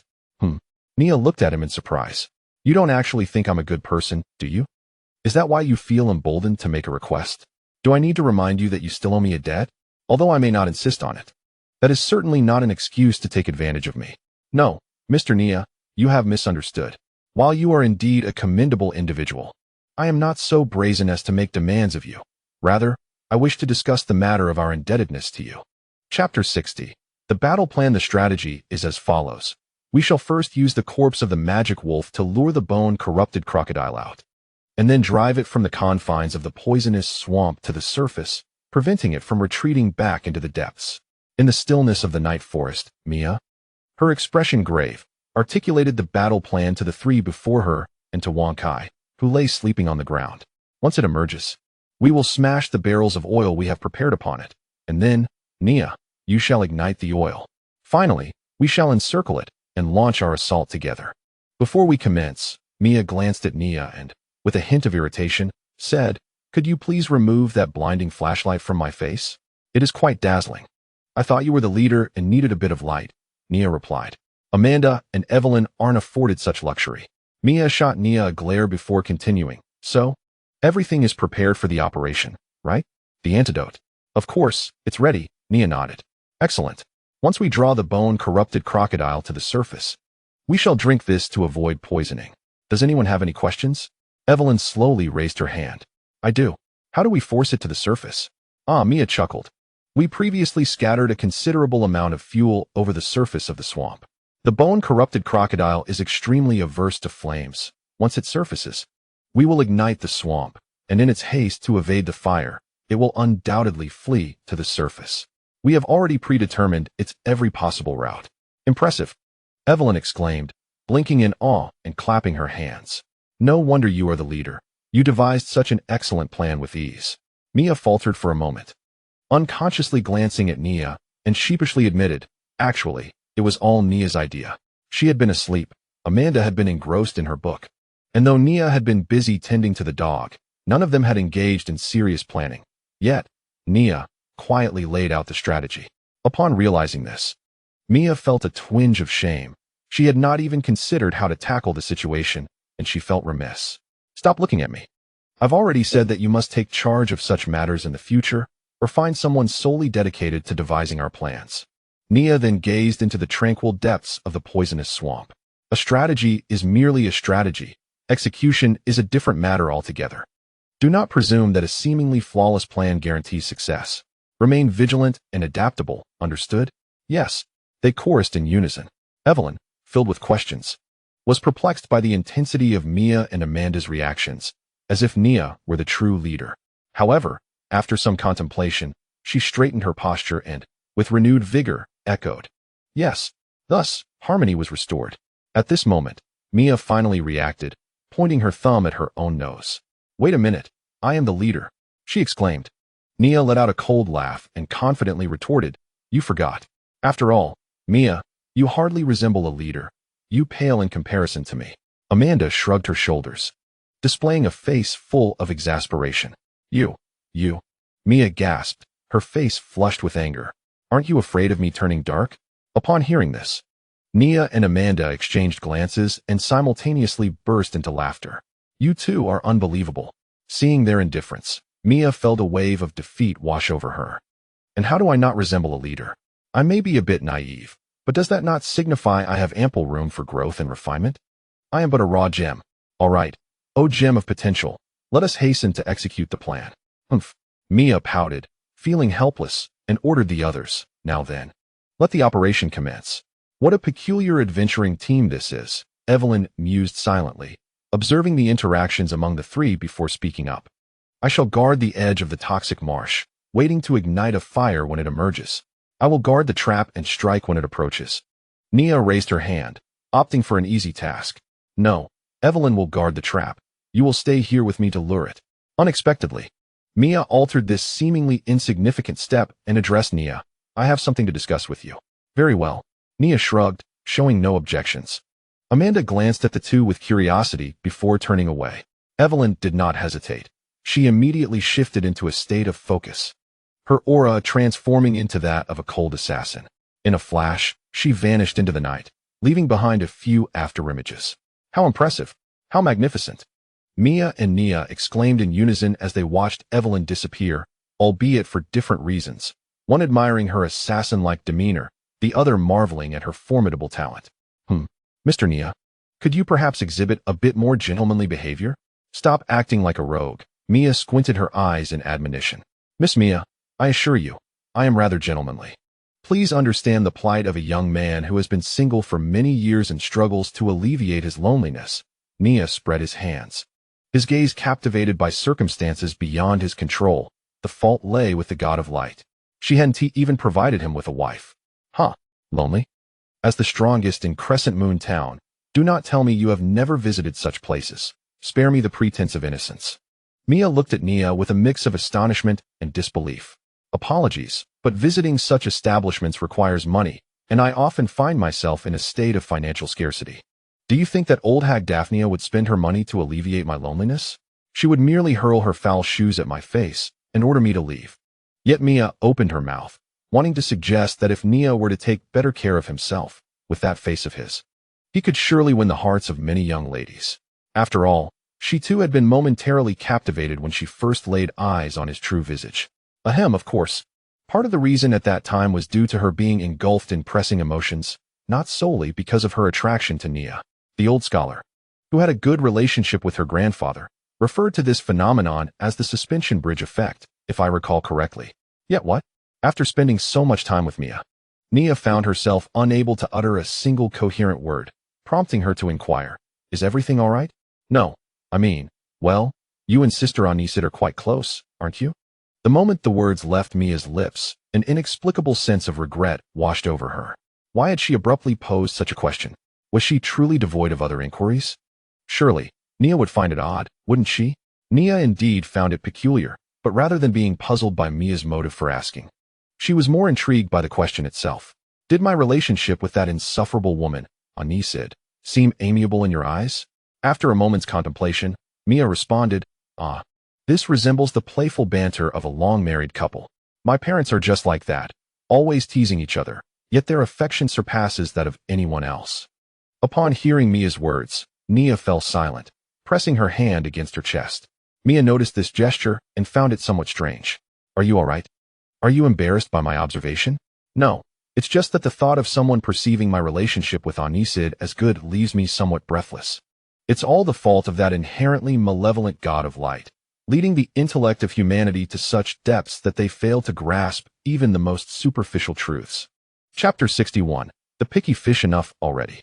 As they exchanged words, the two had already placed the carcass of the demonic wolf in an appropriate position and returned to the underbrush to maintain their quiet vigil.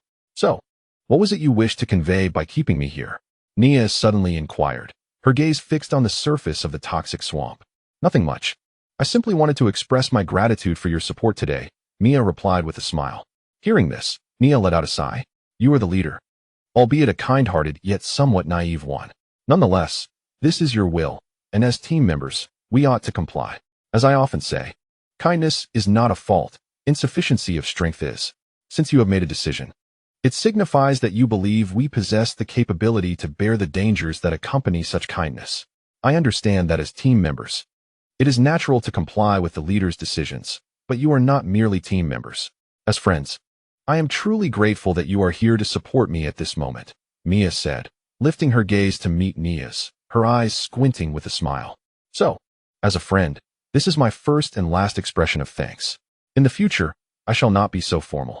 "Ugh, what a bothersome personality," Nia replied somewhat impatiently.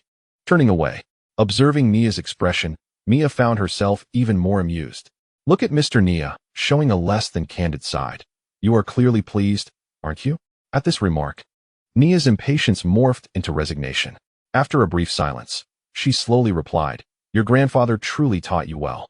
Indeed, I am earnestly dedicated to my studies. It appears that your grandfather has exerted considerable effort. In you, I perceive the shadow of a long-lost acquaintance. It is conceivable that your grandfather may have molded you after that individual's prototype. I jest, for how could my grandfather possibly know your acquaintance? However, who was this person you mentioned?" Mia hesitated for a moment before inquiring with curiosity. "Unimportant, merely a wretched lad who perished in the past. That fellow was consumed by flames, ultimately leaving nothing but a heap of ashes." "How tragic, quite pitiful indeed," Nia remarked with a faint smile, opting not to elaborate further. Suddenly, Mia spoke up, asking earnestly, "Would you care to visit my home someday? I would like to introduce you to my grandfather." "Oh, why?" Nia questioned, perplexed. "For no particular reason. I simply wish for my grandfather to meet my friend. Moreover, I have an inexplicable feeling that you and he would get along splendidly. Perhaps a conversation between you two could benefit my grandfather's situation," Mia responded earnestly. "Since you've invited me so kindly, I shall accept if the opportunity arises," Nia replied casually, but then abruptly pointed ahead to change the subject. "Speaking of which, it has been quite some time since we received any response."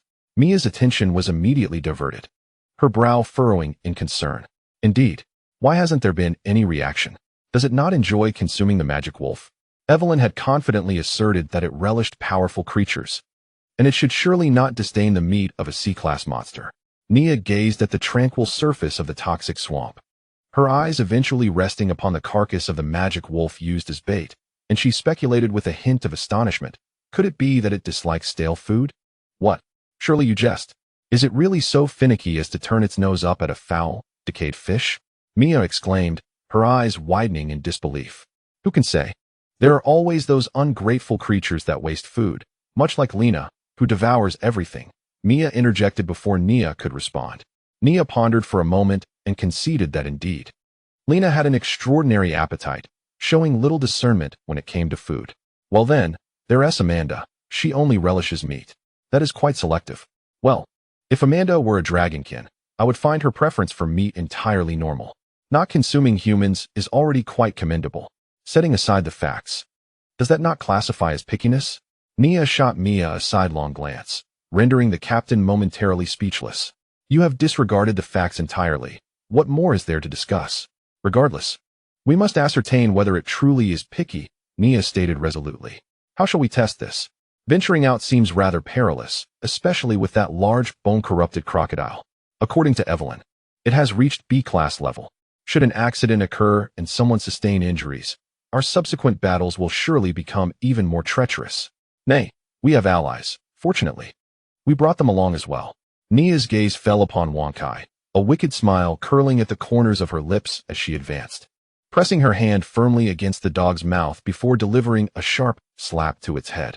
Awakened from a deep slumber, Wankai instinctively attempted to bark, but Nia held its mouth tightly shut, rendering it voiceless. It was only when the reflection of Nia's silhouette appeared in its eyes that the dog fell silent. Noticing Wankai's confusion, Nia offered a warm and friendly smile. Do you remember what I told you? To survive, you must strive to prove yourself harmless, to demonstrate your worth.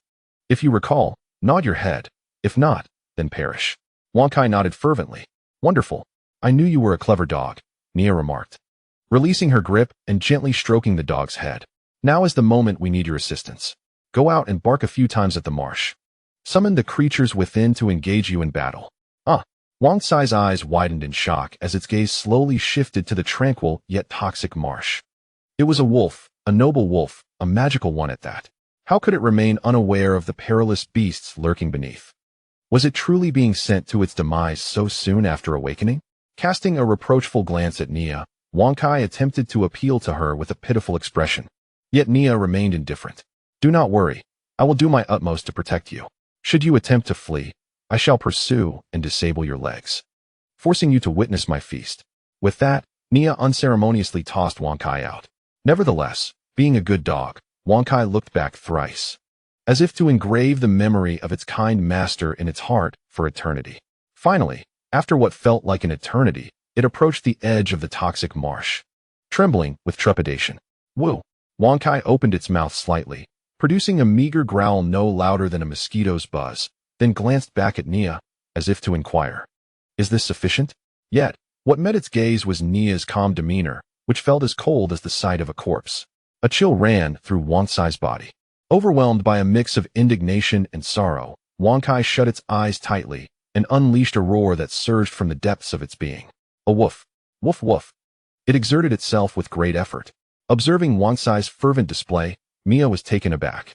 Just moments ago, this dog had been timid, yet now it exhibited such audacity. Even without understanding canine language, she sensed the dog was hurling profanities. I told you, it is a clever dog. Chapter 62. Fierce Battle with the Corrupted Crocodile. 1. Woof woof woof woof woof. For reasons unknown, amid this cathartic outburst of defiance, Wankai's fear began to wane, replaced by increasing excitement and boldness, until it finally dared to open its eyes. Woof. When had such a monstrous entity appeared before it, exuding a stench far more pungent than the marsh. Its head was adorned with decaying flesh, yet its eyes, cold and piercing, remained eerily intact. Wankai understood all too well that it could never hope to contend with such a creature. Wankai let out a whimper and collapsed to the ground, leaving one to wonder whether he had succumbed to fainting from fright or was merely feigning death. The colossal beast gazed down at the fallen magic wolf, leaning its head closer, its massive body emerging further from the toxic mire. Slowly, it opened its maw, intent on consuming Wankai. At that moment, Nia shattered the stillness of the night with a gunshot. Mia quickly rushed forward, kicking Wankai away just in time. The great bone-corrupted crocodile, realizing its midnight snack had vanished, let out an enraged growl, raising one claw from the toxic swamp. Yet, before it could launch an attack on Mia, a sudden wave of heat surged from behind. The bone-corrupted crocodile, highly sensitive to extreme temperatures, immediately halted its movements, turning to see flames spreading from the edges of its lair. Loathing the very essence of fire, it recoiled, reluctant even to approach the inferno. Retreating into the toxic mire was one option, but the aversion to flames ran deep. Even the mere presence of fire above its head made it feel profoundly uncomfortable. As the flames spread with increasing swiftness, it became evident, just as Nia and her companions had anticipated, that it had but one choice left: to ascend to the land, evade the flames, and perhaps consume 2 humans along the way. Truly, a picky predator. Observing the bone-corrupted crocodile's actions unfold as planned, Nia fired 2 shots, taunting as she retreated. Soon enough, the monstrous creature emerged fully from the toxic swamp, its nearly 20-meter-long body advancing step by step towards Nia and Mia. With each movement, a foul stench wafted from the crevices of its decaying flesh, causing the surrounding flora to wilt and rot under the oppressive gas. My goodness, this creature is even more grotesque than depicted in the illustrations. Mia hastily downed an antidote to shield herself from the noxious fumes of the bone-corrupted crocodile. Indeed, I have always despised battling such repugnant entities. It takes a veritable deluge of water to wash away the filth afterward. Nia pinched her nose and continued to shoot in provocation. The bone-corrupted crocodile, seemingly infuriated by Nia's relentless taunts and the destruction of its hard-built home by the hated flames, finally let out a thunderous roar. Its gaping maw expelled a noxious, putrid liquid. In a flash, Mia seized the moment, stepping forward with a swift strike of her sword. The gust it created dispersing the foul substance. Any object that came into contact with the liquid instantly erupted in smoke, rapidly corroding. Meanwhile, the bone-corrupted crocodile quickened its pace, charging forward.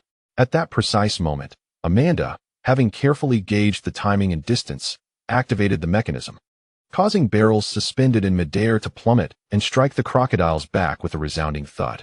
Seeing this, Nia, who had been waiting patiently, allowed a smirk to grace her lips. A bullet was fired, detonating upon impact with the crocodile's back. In the next instant, flames erupted, halting the creature's charge. The searing heat provoked a primal howl from it, and it collapsed to the ground, rolling in a futile attempt to extinguish the fire. Such an opportune moment was not one that Nia and her companions could afford to miss. Evelyn, who arrived just in time, exhibited no hesitation as she swiftly hurled the 2 daggers in her grasp.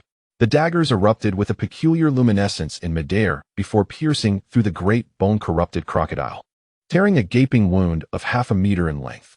Mia sprang forth, leveraging the momentum to leap high, as the wind whisperer enveloped in potent magic cascaded downwards. Nia, with a deft movement of her fingertips, unleashed the magic bullet she had meticulously charged. Boom! Accompanied by a tremendous roar. Nia's bullet and Mia's frenzied blade wind struck the wound inflicted by Evelyn's daggers almost simultaneously. The 2 forces converged through the narrow aperture, detonating within the beast's body. Soon, the great bone-corrupted crocodile fell still, lifeless on the ground. Mia landed gracefully, while Evelyn summoned her daggers back to her hand. Mia, wordless, silently reloaded her bullets and began to channel magic into the silver hunter once more. Is it over? Evelyn inquired with furrowed brows. Such an attack, especially from within, should have been lethal even for a B-rank magical creature, Mia remarked as she cautiously approached, Wind Whisperer at the ready. Suddenly, Amanda appeared before Mia, thrusting her gem-encrusted shield forward with great force. Before Mia could express her confusion, a putrid gas erupted from the previously still great bone-corrupted crocodile, its magical energy surging explosively and extinguishing the flames that had engulfed it. The noxious gas surged forth, barreling towards Mia's face. Fortunately, Amanda's shield intervened, shielding her from the onslaught. Otherwise, even with the antidote she had previously consumed, Mia would have fallen prey to the toxins. As for Evelyn, she had sensed the impending danger the moment Amanda appeared, her body cloaked in flickering purple light as she vanished behind a towering tree. How foul! Ugh! Nia, unflinching, braced herself against her knees, nearly retching the meal she had consumed that day. Mia cast a concerned glance at Nia, but quickly regained her composure. It hasn't perished. Prepare for battle. No sooner had she spoken than the massive head of the great bone-corrupted crocodile collided with Amanda's shield. With a mental command, Amanda's shield shimmered brilliantly, expelling all its internal power. The beast staggered, and Mia seized the moment to dart out from behind Amanda, cut through the wind. The elements of air surged along the blade's edge, erupting with Mia's motion. The great bone-corrupted crocodile was forced back 10 meters, yet it appeared utterly unscathed. At that moment, Evelyn reappeared, her daggers landing squarely upon the creature. However, despite her efforts, she could not penetrate deeper. Struck bone, Evelyn's expression shifted as she attempted to withdraw, only to be flung away by the crocodile's tail. Next, the beast opened its maw, preparing to swallow both Mia and Amanda whole. Bang! A bullet found its way into the creature's mouth, and the overwhelming magical force momentarily halted the great bone-corrupted crocodile, shattering its decayed flesh and causing cracks to appear in its underlying bones. Now's our chance. Mia let out a low growl and launched another attack, this time employing the new combat technique bestowed upon her by Nia. Thousand Leaves. Mia surged forward, her sword striking the leg of the great bone-corrupted crocodile. Guided by her magical energy, a colossal gust of wind coalesced, ultimately dispersing like countless falling leaves. Chapter 63. Fierce Battle with the Corrupted Crocodile. 2. Roar. The great bone-corrupted crocodile emitted a pained cry as its legs, engulfed by the leaf-like tempest, had all decayed flesh severed, leaving only the fractured bones to support its weight. Yet, amidst its agony, a profound rage surged within. The immense creature reared up, preparing to crush Mia beneath its massive weight. At that moment, Amanda stepped forward, bracing against the great bone-corrupted crocodile. Mia seized the opportunity to fire, forcing the beast to retreat once more. Evelyn swiftly appeared, thrusting her dagger into the fissures of the crocodile's bones. Then, with a flick of her mind, she ignited the magical energy contained within. However, even this effort merely distracted the great bone-corrupted crocodile for a fleeting moment. With a powerful flick of its tail, it sent Evelyn sprawling. A collision ensued, and Amanda, unable to withstand the tremendous force, was catapulted away alongside Mia. In the next instant, the great bone-corrupted crocodile opened its maw, unleashing a stream of rancid phlegm towards Amanda. Seeing this, Amanda's expression shifted, and she quickly retracted her shield, leaping aside. Yet, the crocodile's jaws remained agape, spewing forth another projectile, this time aimed directly at Mia. Mia shook her head vigorously, still reeling from the impact. Evelyn, witnessing the unfolding scene, shimmered with violet light and instantaneously positioned herself in front of Mia, propelling her out of harm's way. Unfortunately, Evelyn herself was unable to evade the oncoming assault and was struck. Evelyn drew the object that had hit her from the great bone-corrupted crocodile, only to find it was a shard of bone, seemingly laced with the creature's toxic decay. Within seconds, she felt her strength draining away. Meanwhile, the great bone-corrupted crocodile, oblivious to its surroundings, charged forward with merciless intent, raising its claws to deliver a crushing blow. Boom, boom, boom. The resounding explosions echoed in Evelyn's ears. To her surprise, she found herself still standing, and upon turning, she saw Nia, gun in hand, advancing steadily towards her. Yet, the great bone-corrupted crocodile was not so easily vanquished. It quickly regained its composure, preparing for another assault. This time, Nia unveiled his new equipment, stepping firmly in front of Evelyn and forcefully restraining the crocodile's head. Nia trembled slightly, but did not yield an inch. The craftsmanship of that fellow, rock, was indeed impressive. The shock absorption capabilities were of the highest caliber. Nia smiled faintly, managing to leverage the beast's own force to topple it to the ground. At that moment, the revived Mia finally arrived, channeling all her strength to repel the great bone-corrupted crocodile. Amanda descended from the air, wielding her shield, and smashed it down onto the crocodile's back, releasing all the power she had previously absorbed in a single, mighty blow, pinning the great bone-corrupted crocodile momentarily. Do not hesitate, for the things we seek to protect, we must endeavor with greater zeal than others. Evelyn heard the voice of a man, followed by a bitter, chilling liquid entering her mouth, which significantly improved her condition and clarified her vision. She glanced at the bottle discarded by the man, realizing he had provided her with an antidote. "Thank you," she said as she rose from the ground. "Thank me later. That creature is still alive," Nia remarked, gazing at the great skeletal rotting crocodile, which, despite having been the target of a concerted assault from the group, was still struggling to rise, burrowing its head into the earth. "What is it doing?" Mia withdrew her gaze from the antidote bottle, puzzled by the crocodile's actions. "It is creating an environment." Nia observed the trembling ground and provided an explanation. "What?" Mia paused momentarily, then grasped Nia's implication as a putrid odor began to seep from beneath their feet, and the once solid ground grew increasingly soft. She could already feel the effects on their bodies, and realized, is it attempting to transform our vicinity into a toxic swamp? Mia's expression turned to one of alarm, swiftly followed by resolve. It must not succeed. If the skeletal rotting crocodile achieves its goal, our chances of victory will vanish. We must eliminate it swiftly, Mia declared, raising her sword and positioning herself at the forefront. In this situation, I shall take the lead. Without waiting for Mia's consent, Nia charged forward with her sword drawn. Mia, though somewhat exasperated, could only shout, provide cover for her. Clang. In an instant, Nia struck the ground tyrant with her sword, landing a blow on the crocodile's head and interrupting its actions. As the beast prepared to retaliate, Mia unleashed a gust of sword wind, momentarily halting its movement. Seizing the opportunity, Nia leaped and delivered another devastating strike, crashing her sword down upon the crocodile's head. Though it appeared to be a mere strike, it bore tremendous weight, forcing the crocodile's head down into the earth. The crocodile's tail lashed out fiercely, but Amanda, wielding her shield, intercepted the blow. With determination, Nia swung her sword again, and the skeletal head of the crocodile finally displayed a significant crack, revealing a mass of putrid flesh that resembled a brain, continuously oozing decaying fluid. Without hesitation, Nia advanced to deliver the final blow. As if sensing its impending doom, the crocodile unleashed an unprecedented surge of strength, crazily aiming its head at Nia, mouth agape, ready to swallow her whole. At that moment, Evelyn's two daggers suddenly struck both the upper and lower positions of the crocodile's mouth. The unexpected force prevented the creature from closing its jaws, allowing Nia to smash its jaw with her sword, followed by another strike that shattered its upper jaw completely. With a thunderous roar, the great skeletal crocodile unleashed a devastating cry, its head shattering abruptly, causing the corruptive fluids within its body to surge and circulate through its bones.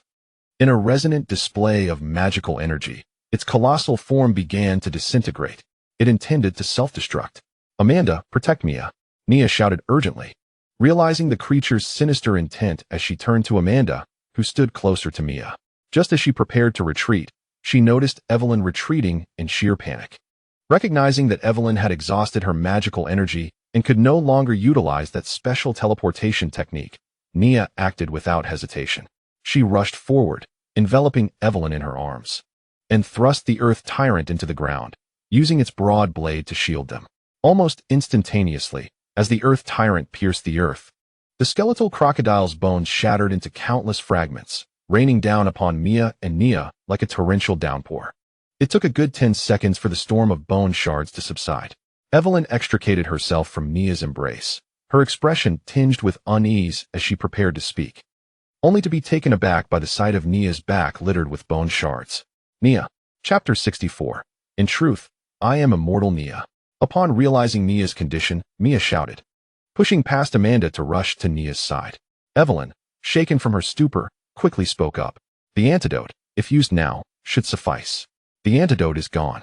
The last bottle was the one he gave you earlier, Mia replied, supporting Nia while casting a glance at the empty vial several meters away, leaving Evelyn momentarily speechless. How do you feel? Mia asked, concern etched across her face. I believe your worry is somewhat excessive. A person like me wouldn't easily risk my life for others. Nia chuckled lightly, raising a hand to point at the composed Amanda approaching them. See, Amanda is far more at ease. She knows I won't come to harm. Unable to discern any signs of distress on Nia's face, Mia's anxiety eased slightly, yet she couldn't suppress her questioning. Are you truly all right? Absolutely. Nia replied with a slight shake of his head, despite the toxins coursing through his lungs and blood, inflicting excruciating pain akin to being frozen while being gnawed by a multitude of ants. He insisted he was fine. After all, it's merely a trivial fatal wound. What does it matter? Yet, he added, but it's not entirely without issue. His words sent fresh waves of concern through the two women. Help me remove the bone shards from my back. You don't expect me to do it myself, do you? Mia, momentarily devoid of worry at Nia's nonchalance, felt an urge to strike him on the head in frustration. However, as a wounded comrade and friend, she chose to exercise patience. Be gentle. It hurts, Nia shuddered, casting a disdainful glance at Mia. Hey, that last one was pulled out by her, Mia retorted through clenched teeth, pointing at Evelyn. Upon hearing this, Nia immediately turned to Evelyn. Your grip is rather strong. My apologies, Evelyn said, lowering her head in remorse. Then gazing at Nia's swiftly healing wound with a look of uncertainty. Mr. Nia's injury heals at an astonishing rate. Indeed, it is remarkably swift. Mia could not help but place her hand over one of Nia's already healed wounds, her tone filled with astonishment, noting that not even a scab remained. The residual venom from the bone shards posed a considerable risk. Even when they removed them from Nia, both she and Evelyn had to exercise utmost caution to avoid contamination. Yet, despite being struck by most of the venom, Nia appeared utterly unscathed. Are you truly all right? Is it not merely a fleeting revival, perhaps? An ephemeral surge in healing due to a near-death experience? Mia couldn't resist asking once more. Do you truly believe what you just proposed could be considered a fleeting revival? Nia retorted, his tone tinged with irritation. With a deep sigh, he continued, since we are at this juncture, I shall speak plainly. What do you mean? Mia inquired. In truth, I am immortal. Such injuries cannot bring about my demise. They are but trifling wounds. Those that could indeed claim my life are classified as non-injuries. Nia replied solemnly. Suddenly, Nia shuddered, casting a fierce glance at the two women. What are you two doing? Nothing much. We were merely startled to learn that Mr. Nia possesses such formidable immortality, Mia scoffed, bemused by the absurdity of his claims. If you do not wish to divulge, then do not tease us. My apologies. I was heavy-handed, Evelyn said, feeling a twinge of embarrassment. Nia took a deep breath, momentarily struggling to regain his composure. With such a petty mindset, be wary that neither of you may ever marry. Humph. The significant matters of life for Miss Evelyn, and I do not require Mr. Nia's concern, Mia replied dismissively, casting a fleeting glance at him. After a while, Mia and Evelyn finally finished tending to the wounds on Nia's back, except for a few larger ones. All the minor injuries had already healed. In reality, had he not wished to spare the two young women any fright, Nia could have simply channeled a bit of his magical energy to hasten the healing process even further. Now that we have completed our task, shall we return to rest? Nia inquired, feigning drowsiness as he looked at Evelyn and Mia. Although the great bone-corrupted crocodile lay dead, the toxic swamp still posed a dilemma. How shall we deal with this? Mia asked Evelyn. This matter does not require our intervention. Without the power of the great bone-corrupted crocodile, the toxic swamp can be easily managed by others. We should return to rest, Evelyn replied. Very well, Nia nodded, then whistled. The previously kicked dog, Wonkai, came bounding out from behind some bushes. Witnessing this, Mia felt exasperated. She had braced herself for a chase after the magical wolf, only to find that Nia had indeed managed to train it successfully. The four individuals and their dog did not linger any longer. Upon returning to the village, they conveyed certain matters to a local man before seeking refuge in a modest dwelling to rest. At dawn the following day, as Mia stepped out of Evelyn's home, she spotted Nia outside, accompanied by Wonkai. Upon closer inspection, she noticed that Wonkai was adorned with a collar, exhibiting the unmistakable signs of having been completely tamed. However, what captured Mia's attention even more was the assembly of dogs before the pair. At that moment, Evelyn unexpectedly approached Mia, who immediately grasped her arm and inquired, "What is he doing?" Evelyn shook her head slightly, replying, "I'm not quite sure. I just asked Mr. Nia, and he mentioned wanting to appoint Wonkai as the leader to form a dog squad to protect the village." Protect the village? A dog squad? Mia raised an eyebrow, seemingly still half asleep. Suddenly, the world around her appeared enchanting and surreal. But where did he find so many dogs? Mia asked. A look of confusion etched on her face as she pointed at the group of aspiring canine recruits. He had Wonkai gather them, promising to ensure they are fed daily in exchange for their cooperation, Evelyn explained. Mia opened her mouth in disbelief. Indeed, she must still be in a daze. Taking a few steps forward, she finally discerned Nia's address to the pack. Remember, from now on, you are no longer ordinary strays. You are now Nia's dogs, the guardians of this village, an organized unit. Your duty is to protect the people here, and in return, you shall receive 3 meals a day. This is the promise made to you by your captain, Wonkai. After concluding his speech, Nia affectionately patted Wonkai's head. Wonkai, give them a few commands.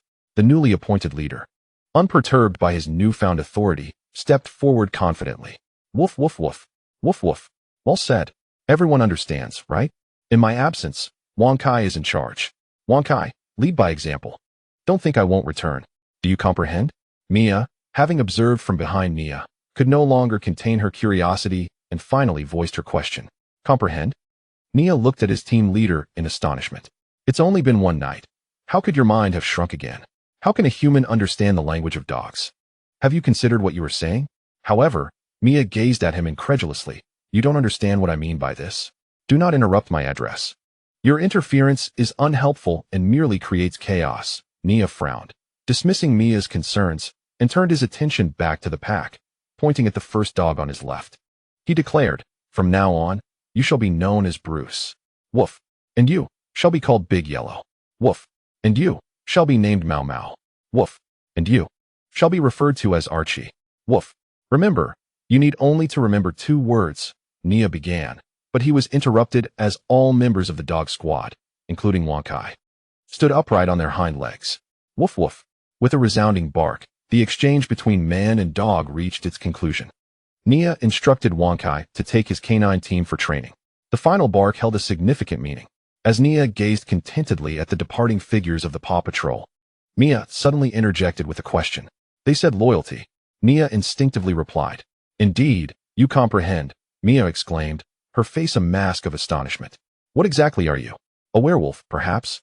The notion struck her, recalling the formidable regenerative abilities attributed to such beings. Nia regarded her with an impassive expression before shifting her gaze to Evelyn. My captain seems a bit daft. How about 2 silver coins for her? Perhaps not, Evelyn responded awkwardly. Where do you conceal all these secrets? Mia, unable to contain her frustration, threw a small punch, only to have Nia catch her fist deftly. Shoo. Secrets add to a man's allure, Nia said, winking and placing a finger over her lips with a playful smile. Flushed, Mia's eyelashes fluttered. Then she exclaimed, ah? Nia clutched between her legs, collapsing to the ground, overwhelmed by an excruciating pain. Phew, that's a relief, Mia sighed, feeling a sense of comfort at last.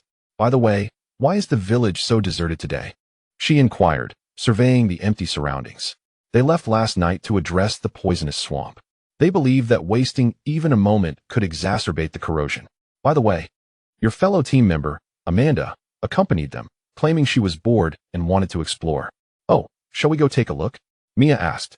Of course, Evelyn replied, immediately leading the way, while Mia playfully nudged Nia. Stop pretending to be dead. Get up. I barely touched you. After more than half an hour, the trio arrived at the site where they battled the giant bone-eating crocodile the previous day. The vast expanse of the toxic swamp still lingered, though it had undoubtedly diminished in size compared to yesterday. Mr. Nia, Miss Mia, you've arrived. A man called out, spotting Evelyn and the others. He waved, surrounded by several robust men engaged in labor. Amanda stood before a stone door, gazing vacantly at it. How is the situation? Evelyn inquired with concern as she approached the man. Most of the surface has been dealt with. There shouldn't be any major issues. Even if there were, he sighed, glancing at the stone door, that would pertain to what lies beyond. We cannot enter, and we have no way of knowing whether the depths have been corroded. Is that where you speak of the resting place of heroes? Mia asked, her curiosity piqued as she stared at the stone door. Indeed, it is true. A hero who rescued our ancestors was spoken of by my father. This hero was a knight imbued with a spirit of justice, who, upon witnessing our forebears in peril, valiantly struck down the monstrous threats. However, he was already gravely wounded, and after the fierce battle with the fiends, he succumbed. The man paused for a moment before continuing. After the hero's passing, our ancestors erected this tomb to allow him to rest in eternal glory. At the time, the hero had brought along one of his children, who was subsequently nurtured by the people of our village after the hero was laid to rest. At this juncture, the man inadvertently cast a glance at Evelyn, causing Mia to be taken aback, and she too turned her gaze towards Evelyn. Could it be? Yes, Evelyn nodded slightly. I am the granddaughter of that hero. The man then suddenly offered a bittersweet smile, looking somewhat ashamed. It is indeed quite embarrassing. The intention was to allow the hero's descendants to grow up well within the village, yet both Evelyn and her father chose to remain, protecting us and safeguarding the hero's tomb. Just then, before Evelyn could utter a word, Mia pointed at the stone door, as if she had discovered something remarkable. Oh, the pattern on that door. Her words trailed off as Mia hurriedly ran to Amanda's side, her eyes fixated on the design above the stone door, gradually becoming filled with astonishment. She turned to Nia, only to find her gaze calm and unfaltering. Nia, do you recognize this? Nia did not respond, but merely shrugged, her eyes never leaving the pattern. This design was familiar to both Nia and Mia, a sun emblem, beneath which two swords crossed, undoubtedly the insignia of the Sun Knight Order. Do you recognize this symbol? The man inquired, perplexed by Mia's curious behavior. How do you know this emblem? Mia initially refrained from answering, posing a question instead. The man furrowed his brow, pondering how to respond, when Evelyn suddenly produced a badge and, looking at Mia, spoke. Is it the design upon this? Mia blinked, seemingly in disbelief, but soon she realized and retrieved her own badge, smiling at Evelyn with an expression of incredulity. My grandfather, as well as yours, were both knights of the Sun Knight Order. The Sun Knight Order? Evelyn paused, her expression filled with confusion, as she had never heard of such an order. Yes, the Sun Knight Order, don't you know it? Seeing that Evelyn appeared completely unaware of the Sun Knight Order, Mia quickly divulged everything she knew, including the existence of the order and the tale of the lesser-known hero. Observing the two girls chatter animatedly, Nia let out a barely perceptible sigh, her demeanor tinged with a hint of resignation. Strange destinies are attempting to awaken those who slumber. Chapter 66. The Life of Randvorst. 1. To our astonishment, our grandfathers were both members of the Order of the Sun Knights. After sharing the information she had with Evelyn, Mia could not help but grasp Evelyn's shoulders. Perhaps this is what is referred to as fate. Fate. Evelyn gazed at the emblem in her hand, her thoughts swirling yet failing to crystallize into clarity. She seemed to be searching for something elusive, unable to grasp it. It had been a long time since her heart had experienced such tumultuous emotions. Isn't anyone curious to take a look inside? At that moment, Nia suddenly spoke, interrupting the collective reverie. Go inside. The man was momentarily taken aback, not expecting Nia to suggest such a thing, and he quickly shook his head. No, that would disturb the heroes. After all, while they are heroes to you, to Evelyn, they are merely her grandfathers. Besides, there is a risk of being poisoned by the swamp below. In other words, Evelyn's grandfather might be in danger. Nia directly interrupted the man, her gaze shifting from the emblem inscribed with Randvorst's name to Mia's eyes. Moreover, what harm is there in a little girl wishing to see her grandfather? Surely, she must be curious about the nature of his existence. As her words settled, Evelyn's eyes began to clear. She realized what she wished to do. For the first time, she felt a profound desire to uncover the truth about the grandfather she had never met. The villagers had often spoken of the knightly spirit she and her father inherited from him, but she yearned to witness it for herself, to understand what kind of legacy she would pass on to her own descendants. Even if it were merely a corpse, perhaps it could reveal the essence of the spirit that had been so vaguely described by the villagers, yet had always inspired her since childhood. Actually, I too wish to see him. As a comrade of my grandfather, it is only right that I pay my respects. Mia nodded, sharing her thoughts. This was her grandfather's old comrade, and she wanted to bear witness and then return to convey everything to her grandfather. Since we have made our decision, let us venture inside. Nia smiled gently, casting a resigned smile at the man beside her.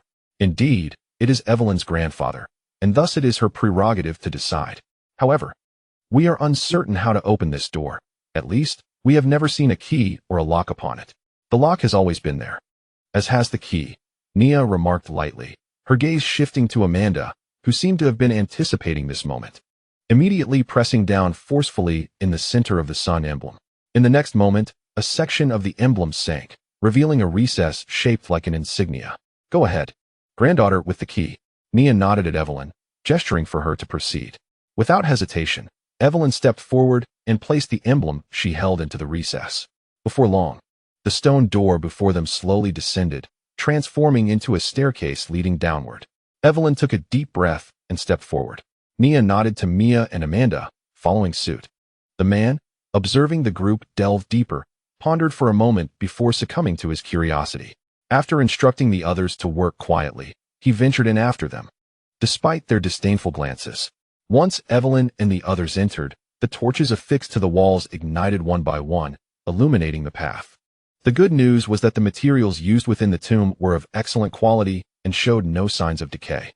The stone staircase was not particularly long, descending only about 100 meters, before Nia and the others arrived before another door.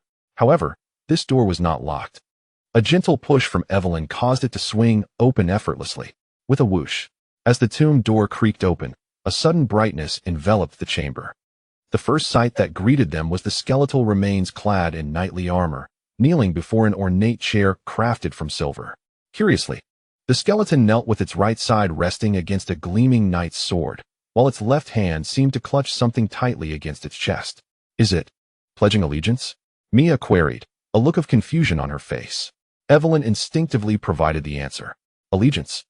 Mia's eyes lit up as she immediately considered the object of the skeleton's loyalty. "Look at the wall." The man seemed to have discovered something. Gesturing for everyone to direct their gaze toward the wall, Mia turned to see what appeared to be intricate engravings upon it. No, it was a story. "This is the tale of your grandfather," Mia exclaimed, rushing to the first wall, quickly comprehending the narrative etched there. It was the story of Randvorster. Evelyn approached with a seemingly calm demeanor, gazing at the mural depicting her grandfather. Within the artwork, it was not the skeleton, but a young boy, brandishing farming tools as he faced a field. Then came the flames that consumed his home, followed by, "It's him." Mia pointed excitedly at another figure emerging in the mural. Mia, however, wore a peculiar expression as he scrutinized the indistinct visage of this new character, internally lamenting. "While I know this is me, why was my face rendered so obscured?" Of course, Mia could roughly surmise the reason. The individual who carved these tales likely did not know his likeness, but was reluctant to arbitrarily assign a different face. Thus, they left it blank. This newly introduced character was none other than the nameless first hero. At this moment, the mural illustrated the encounter between Randvorster and the hero Nia, a cliché tale of heroism saving the day. What followed next?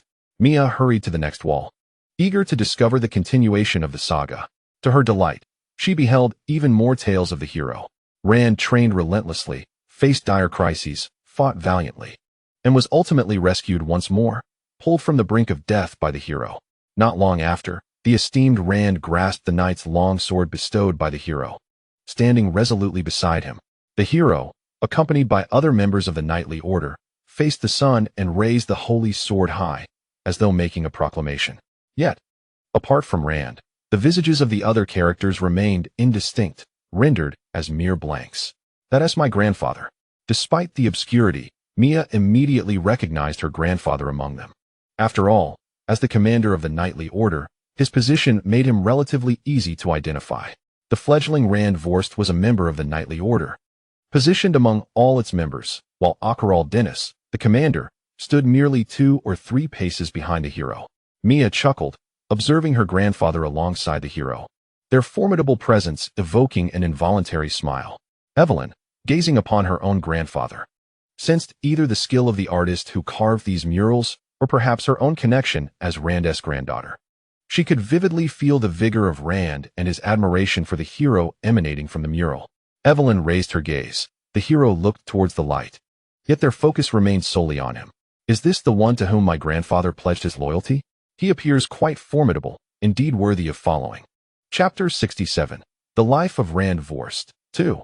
As the narrative unfolded, it depicted battles and charges, with all members of the knightly order closely trailing the hero. Undeterred by the fearsome adversaries they faced, marching steadfastly into the fray, the hero never disappointed anyone. While he could not save all, he consistently rescued the majority. He would gather the knights around the campfire for casual conversations, always attentive to each person's concerns, addressing them with care, even engaging playfully with an ordinary farmer's child as though they were peers. Even when confronting the darkness within the coalition, he was unyielding, delivering just judgments. Initially, Rand seemed not to be the protagonist in the murals. Rather, it appeared to recount the hero's tale from his perspective. Ultimately, the narrative culminated in the assault on the Demon King's castle, abruptly halting. "Where's the hero?" Mia's gaze flitted back and forth between the 2 murals. The previous scene depicted everyone charging fiercely into the Demon King's castle, yet with a shift, the next mural portrayed the knightly order dispersing. The murals could convey no more, yet those present felt a lingering sense of desolation. Then came Rand's own experiences, traversing the wild landscapes daily, enduring numerous battles. He continued to fight for justice, ever courageous in his sword swing against malefactors, rescuing many. He sought the hero, just as my grandfather did. Subsequently, he saved a girl, developing feelings for her, and after enjoying a period of happiness together, they embarked on their journey. Alas, why not simply relish the quietude of life? Nia furrowed her brow. It is disheartening to witness individuals who have found their partners yet continue to recklessly venture forth, oblivious to the potential dangers that may arise. Mia, observing the unfolding narrative on the mural, instinctively voiced her thoughts but quickly silenced herself, realizing the impropriety of her words. Evelyn displayed little of the emotional turmoil one might expect, her gaze remaining placid as she continued to watch. After a brief interlude of sorrow and silence, the knight, cradling the child in his arms, embarked on his journey once more. His tenacity was remarkable. My grandfather, by this time, had likely begun to enjoy a peaceful existence. Mia regarded the depiction of Rand on the mural with a complex expression, her heart a blend of admiration and regret. She admired his unwavering dedication to seeking out a hero, unwilling to relinquish his quest even upon finding his beloved, despite having aged into a middle-aged man. The regret stemmed from the fact that such a person, so devoted, lacked a suitable resolution or destination. How she wished everything could have culminated in a life shared with the one he loved. In the ensuing moments, Rand visibly deteriorated, his vitality waning as he sustained grievous injuries while battling formidable foes to save others. Witnessing this, a heavy weight settled upon the hearts of those present. They were already aware of the outcome and understood that it foretold the impending conclusion of Rand's life. As anticipated, what followed was the tale they had long known: aiding the village, entrusting the child in his arms, imparting his final wishes, and embracing death with honor. Nia internally lamented as she approached Rand's skeletal remains. Did you fools never consider that I might not be worthy of such devotion? With the demon king vanquished, could one not simply lead a fulfilling life? Standing before Rand, Nia's mind swirled with thoughts, while Mia and the others gazed at the remains with equally intricate emotions. Suddenly, Nia stepped forward and retrieved a tightly held object from Rand's grasp, revealing a book. Mia's expression shifted at this action, her instinct urging her to caution against such a transgression. Yet Nia opened the book without hesitation. Evelyn, observing the scene, exhibited little reaction, prompting Mia to clear her throat softly, swallowing her intended warning, and quietly inquiring, "What does it say?" "This is a diary." The entries we just witnessed were likely inscribed based on its contents. As Nia swiftly perused the pages, her actions abruptly halted. "What is it?" Mia, intrigued by Nia's sudden oddity, approached and paused, while Evelyn blinked and joined them in examining the diary. "They seek to have me pledge my allegiance to a man I do not even know, claiming he is a hero. How ludicrous! He may possess great strength and righteousness, yet he can never be the hero I recognize, nor can he ever be an object of my loyalty. He falls short in comparison to the other. Why deny the existence of that individual, merely due to a single failure? Many are aware of his existence. They cannot obscure the truth. Those individuals are wicked, and I must seek out the brave hero. He still exists. I am certain of it. He is still here. I shall find him, and she is willing to accompany me. What an honor it is, and I shall protect her with all my might." Why? Why has no one remembered? Why does everyone insist he is but a figment? Does he truly not exist? Then who resides in my memories?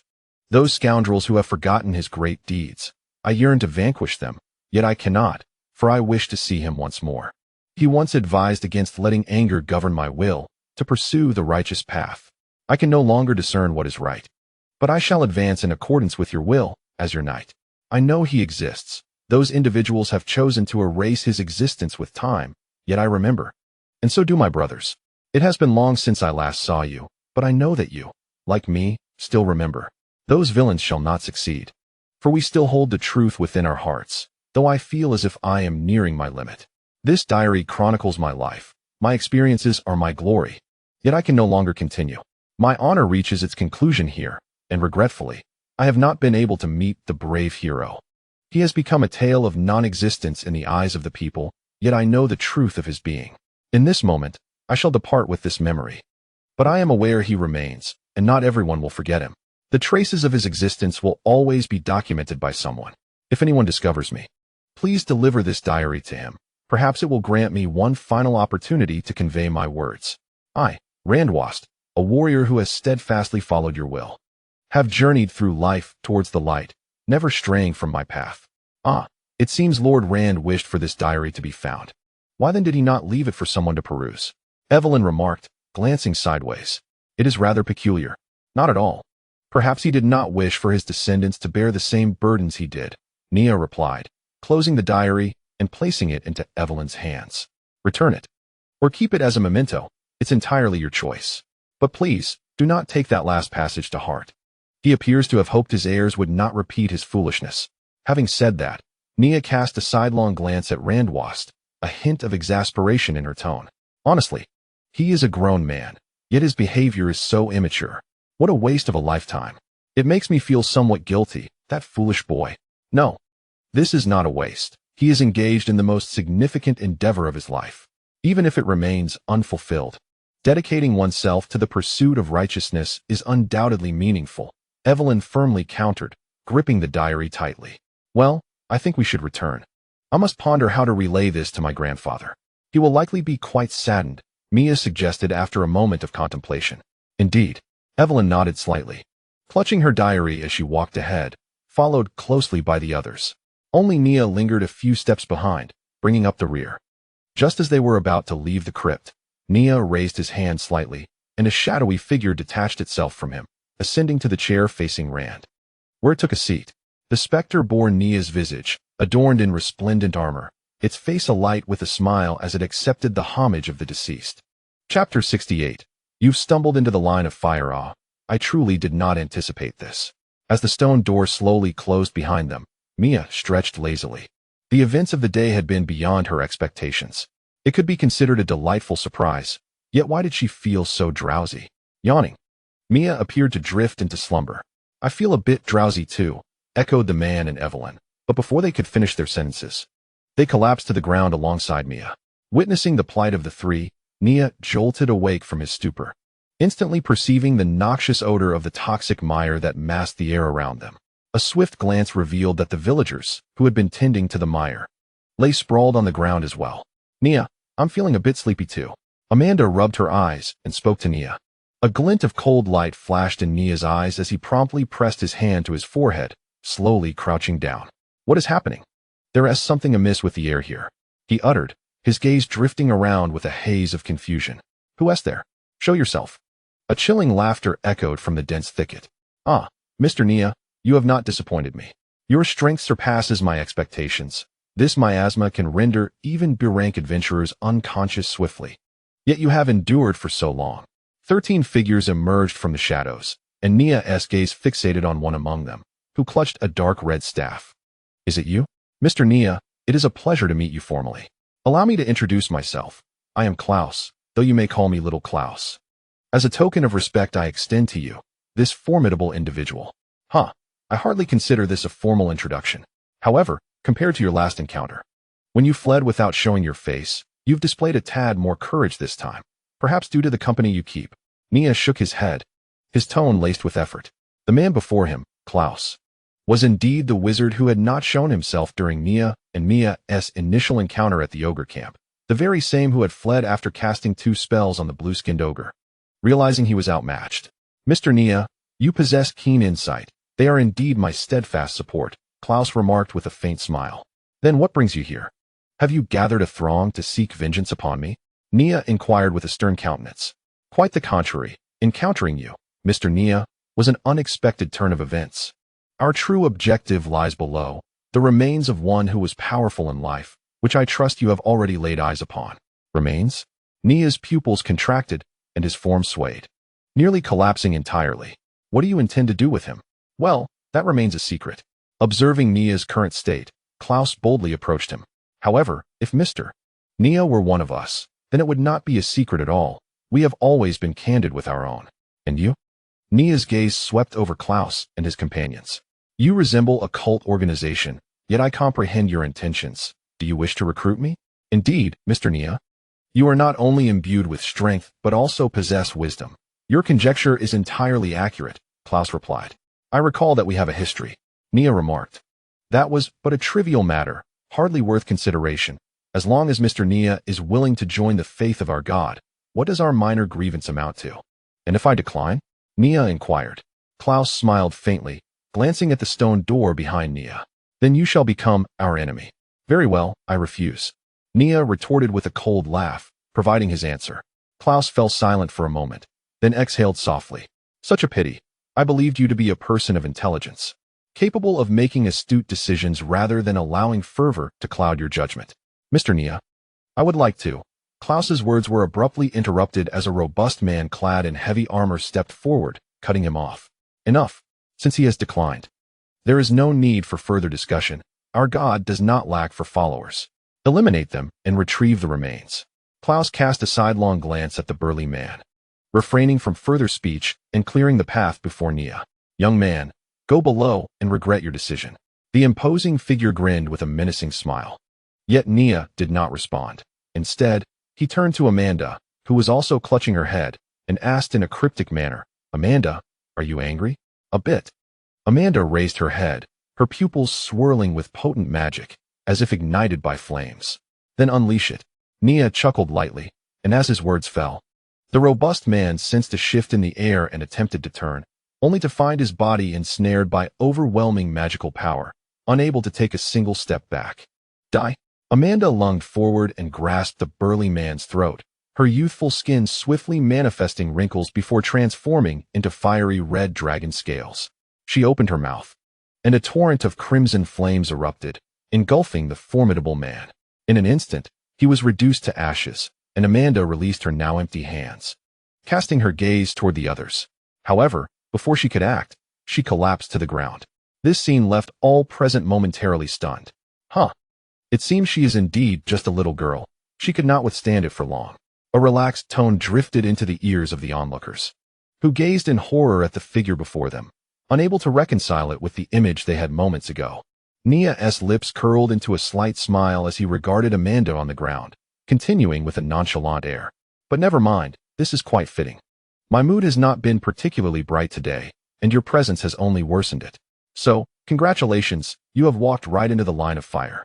With that, Nia's gaze fell upon Klaus, and he advanced, delivering a swift slap that caused Klaus to dissolve into a cloud of black mist. Ah, a shadow clone, low-level magic. Truly. Mr. Nia, I'm fortunate to have been vigilant. Otherwise, I might have met my end. From behind a tree, another individual resembling Klaus emerged, his expression tinged with panic. No matter, Nia raised an eyebrow, his smile chilling. Allow me to offer a preview to you despicable souls who dare to desecrate the dead. You are about to meet your demise. Chapter 69. You apprehend them, yet implore me to cease? Are you prepared? This is a death match from which there is no retreat, and the sole survivor shall be me. Nia lifted his hand, the ring adorning his finger emanating a fiery glow. In the next moment, flames erupted from behind Nia, swiftly ascending to form a 10-meter-high ring of fire encircling him and the others. The black-clad mage could not help but take a step back. The display of magical control Nia exhibited was astonishing, far beyond the capabilities of an ordinary sorcerer. A crystal core, perhaps he utilized a crystal core. The blue-robed mage trembled as he spoke. Regardless, it seemed that combat was inevitable. 3 B-rank and 9 C-rank opponents. The advantage lay with us. A lightly armored swordsman stepped forward, casting a glance at Klaus and another heavy-axe warrior. Nia retrieved the Earth Tyrant, gripping the silver hunter with calm composure, and yawned. Have we concluded our tactical discussions? Then allow me to strike first. It is my turn. As his words fell, the fully charged silver hunter roared to life, causing one of the hunters to burst apart. Boom. Another shot rang out, ending the life of the blue-robed mage. Witnessing the swift loss of 2 comrades, the lightly armored swordsman immediately shouted, "Kill him." As his command echoed, Nia slightly tilted his head. An arrow, imperceptible to the naked eye, whizzed past his ear. He grinned and promptly delivered a bullet to the lamentable archer. Freeze. The incantation concluded, the white-robed mage shouted, a chilling wave surging rapidly across the ground towards Nia, attempting to ensnare him in ice. Nia glanced down, and with a sweep of his heavy sword, he severed the icy path the white-robed mage had summoned. At that moment, the lightly armored swordsman lunged beside him, swinging his sword towards Nia's head. However, Nia sidestepped effortlessly. Before the swordsman could react, Nia raised his hand, and a fireball rapidly coalesced and erupted forth. The lightly armored swordsman widened his eyes in alarm, hastily raising his sword to defend himself. In the next moment, Nia seemed to sense something as he raised the Earth Tyrant. With a resounding clang, he glanced sideways to see the heavy axe warrior's mighty weapon being restrained by the Earth Tyrant. Nia swiftly kicked it away, then swung the Earth Tyrant to fend off the collective assault from the others. Simultaneously, bullets surged forth, propelled by the furious roar of the Silver Hunter, claiming the lives of two more foes. Ice Blade Technique. The white-robed mage shouted again, brandishing his staff through the air, unleashing a swift, icy blade. Nia advanced quickly, parrying another attack while seizing his opponent by the neck, using him as a shield. The ice blade tore through the unfortunate victim, then rapidly crystallized. Nia darted out from behind the corpse, firing upon enemies attempting to advance, and approached the white-robed mage with sword in hand. With a swish, the Earth Tyrant swung down, narrowly missing the white-robed mage's head and crashing heavily against the sword of the light-armored warrior. How heavy! The light-armored warrior felt the increasing weight, and his expression twisted in discomfort. Grasping the white-robed mage, he hastily retreated, channeling his magical energy throughout his body. B-grade combat skill. 7 Shadows Assassination. With a low growl, the light-armored warrior vanished from Nia's sight, only to be replaced by 7 white phantoms that surrounded Nia, launching a rapid assault. The chilling sword energy transformed into a perilous domain, forbidding any misstep. However, after the 7 phantoms unleashed their fury, Nia not only remained standing but seemed to dissolve into a shadowy mist. What just happened? The light-armored warrior, reappearing after the skill's conclusion, wore a look of confusion, convinced he had struck Nia. Is it over? Then it's my turn. Nia's voice emerged from behind him, prompting the light-armored warrior to turn around, only to widen his eyes in shock as Nia assumed a stance reminiscent of the B-grade skill, 7 Shadows Assassination. A calm voice flowed from Nia's lips, and in an instant, he drew the light-armored warrior into a domain he knew all too well. The warrior had no time to ponder how Nia could wield his own technique. He could only instinctively counter Nia's version of the 7 Shadows Assassination. Yet, Nia's version was faster, heavier, and more expansive. After merely 2 defenses based on experience, the light-armored warrior found himself unable to keep pace. Fortunately, a black chain suddenly appeared, deflecting all subsequent attacks and pulling the warrior back. Humph! Nia chuckled softly, showing no sign of disappointment. A quick glance revealed that, although the light-armored warrior had survived, the other 3 had already fallen to the ground. Nia's combat skill enveloped them, an overwhelming aura rendering them powerless to escape, leaving them to await their demise. Thus, aside from the one slain by Amanda, 8 had perished, not 9. Perish. The white-robed mage concluded his incantation, raising his staff high, with the spell swirling above it. Ice Wind Assault. Ice Wind Assault. As the moment of confrontation dawned, Nia raised his arm, the ring upon his finger glimmering. Incantations, identical yet more potent than those uttered by his adversary, encircled his palm. A formidable magic surged forth from behind Nia, instantly engulfing his opponent. The weaklings have been dealt with. Now it is your turn, Nia declared, casting a sardonic smile at the remaining trio. Allow me to offer a word of caution. I shall likely refrain from using magic shortly, so do not flee, be bold. This declaration did not alleviate the tension in the air. Instead, it rendered the faces of the 3 more grave and furious. Klaus inhaled deeply, forcing a smile onto his face. Mr. Nia, perhaps it would be wise to release us. Better to avoid unnecessary conflict. Let us go, and we shall not provoke you again, nor shall we return here. Apologies, child. But I have heard such words too many times in my lifetime. I understand the intentions behind them all too well. How about this? Disclose the deity that stands behind you and your other associates, and I shall grant you a dignified exit. Is that so? Then perhaps. I shall decline your offer, Klaus retorted, his gaze sharpening as he signaled the light-armored swordsman. Understanding the cue, the swordsman swiftly turned and approached Nia and Evelyn, seizing one by the throat and lifting them both aloft. Mr. Nia, these are your companions, correct? In light of their precious lives, perhaps you should reconsider, Klaus asserted, regaining confidence now that he had taken hostages. Nia tilted his head, his eyes reflecting confusion. You seize them, yet expect me to relent? How amusing. I am beginning to doubt your intelligence, young Klaus. With those words, Nia advanced toward Klaus, exuding an overwhelming sense of pressure. The term young Klaus seemed to penetrate Klaus's psyche, causing him to shudder and involuntarily step back, swallowing hard. Mr. Nia, your performance is commendable. I nearly believed you. However, I cannot trust that you are truly so heartless. Yet, since you insist on being obstinate, I shall provide you with a minor lesson. Chapter 70. I am not someone you can offend. Klaus's intent was unmistakable. He aimed for the light-armored swordsman to eliminate one of the hostages, imparting a slight lesson to Nia. Yet, before he could relay his thoughts to the swordsman, Nia's voice echoed in his ear. Is that so? Then it appears you have guessed correctly. I am indeed not devoid of compassion. Klaus's pupils dilated as Nia inexplicably vanished from view, and his voice emerged from behind. He turned abruptly, only to find Nia standing behind the light-armored swordsman, his hand piercing through the swordsman's chest, bloodied fingers clutching a faintly pulsating heart. Evidently, Nia had shared some profound truths with the swordsman. As the light-armored swordsman collapsed lifelessly, Nia gracefully caught both women, gently placing them on the ground before turning to the stunned Klaus. Did you truly believe I would hand over my vulnerabilities to my enemies? The heavy-axe warrior could no longer suppress the fear within him. With a thunderous roar, he summoned his magical power, transforming all his emotions into pure wrath, and unleashed the most ferocious strike upon Nia. Clang! Nia calmly raised his sword to parry, absorbing a portion of the warrior's fierce force with the earth tyrant, while the remaining power caused the ground around him to crack rapidly.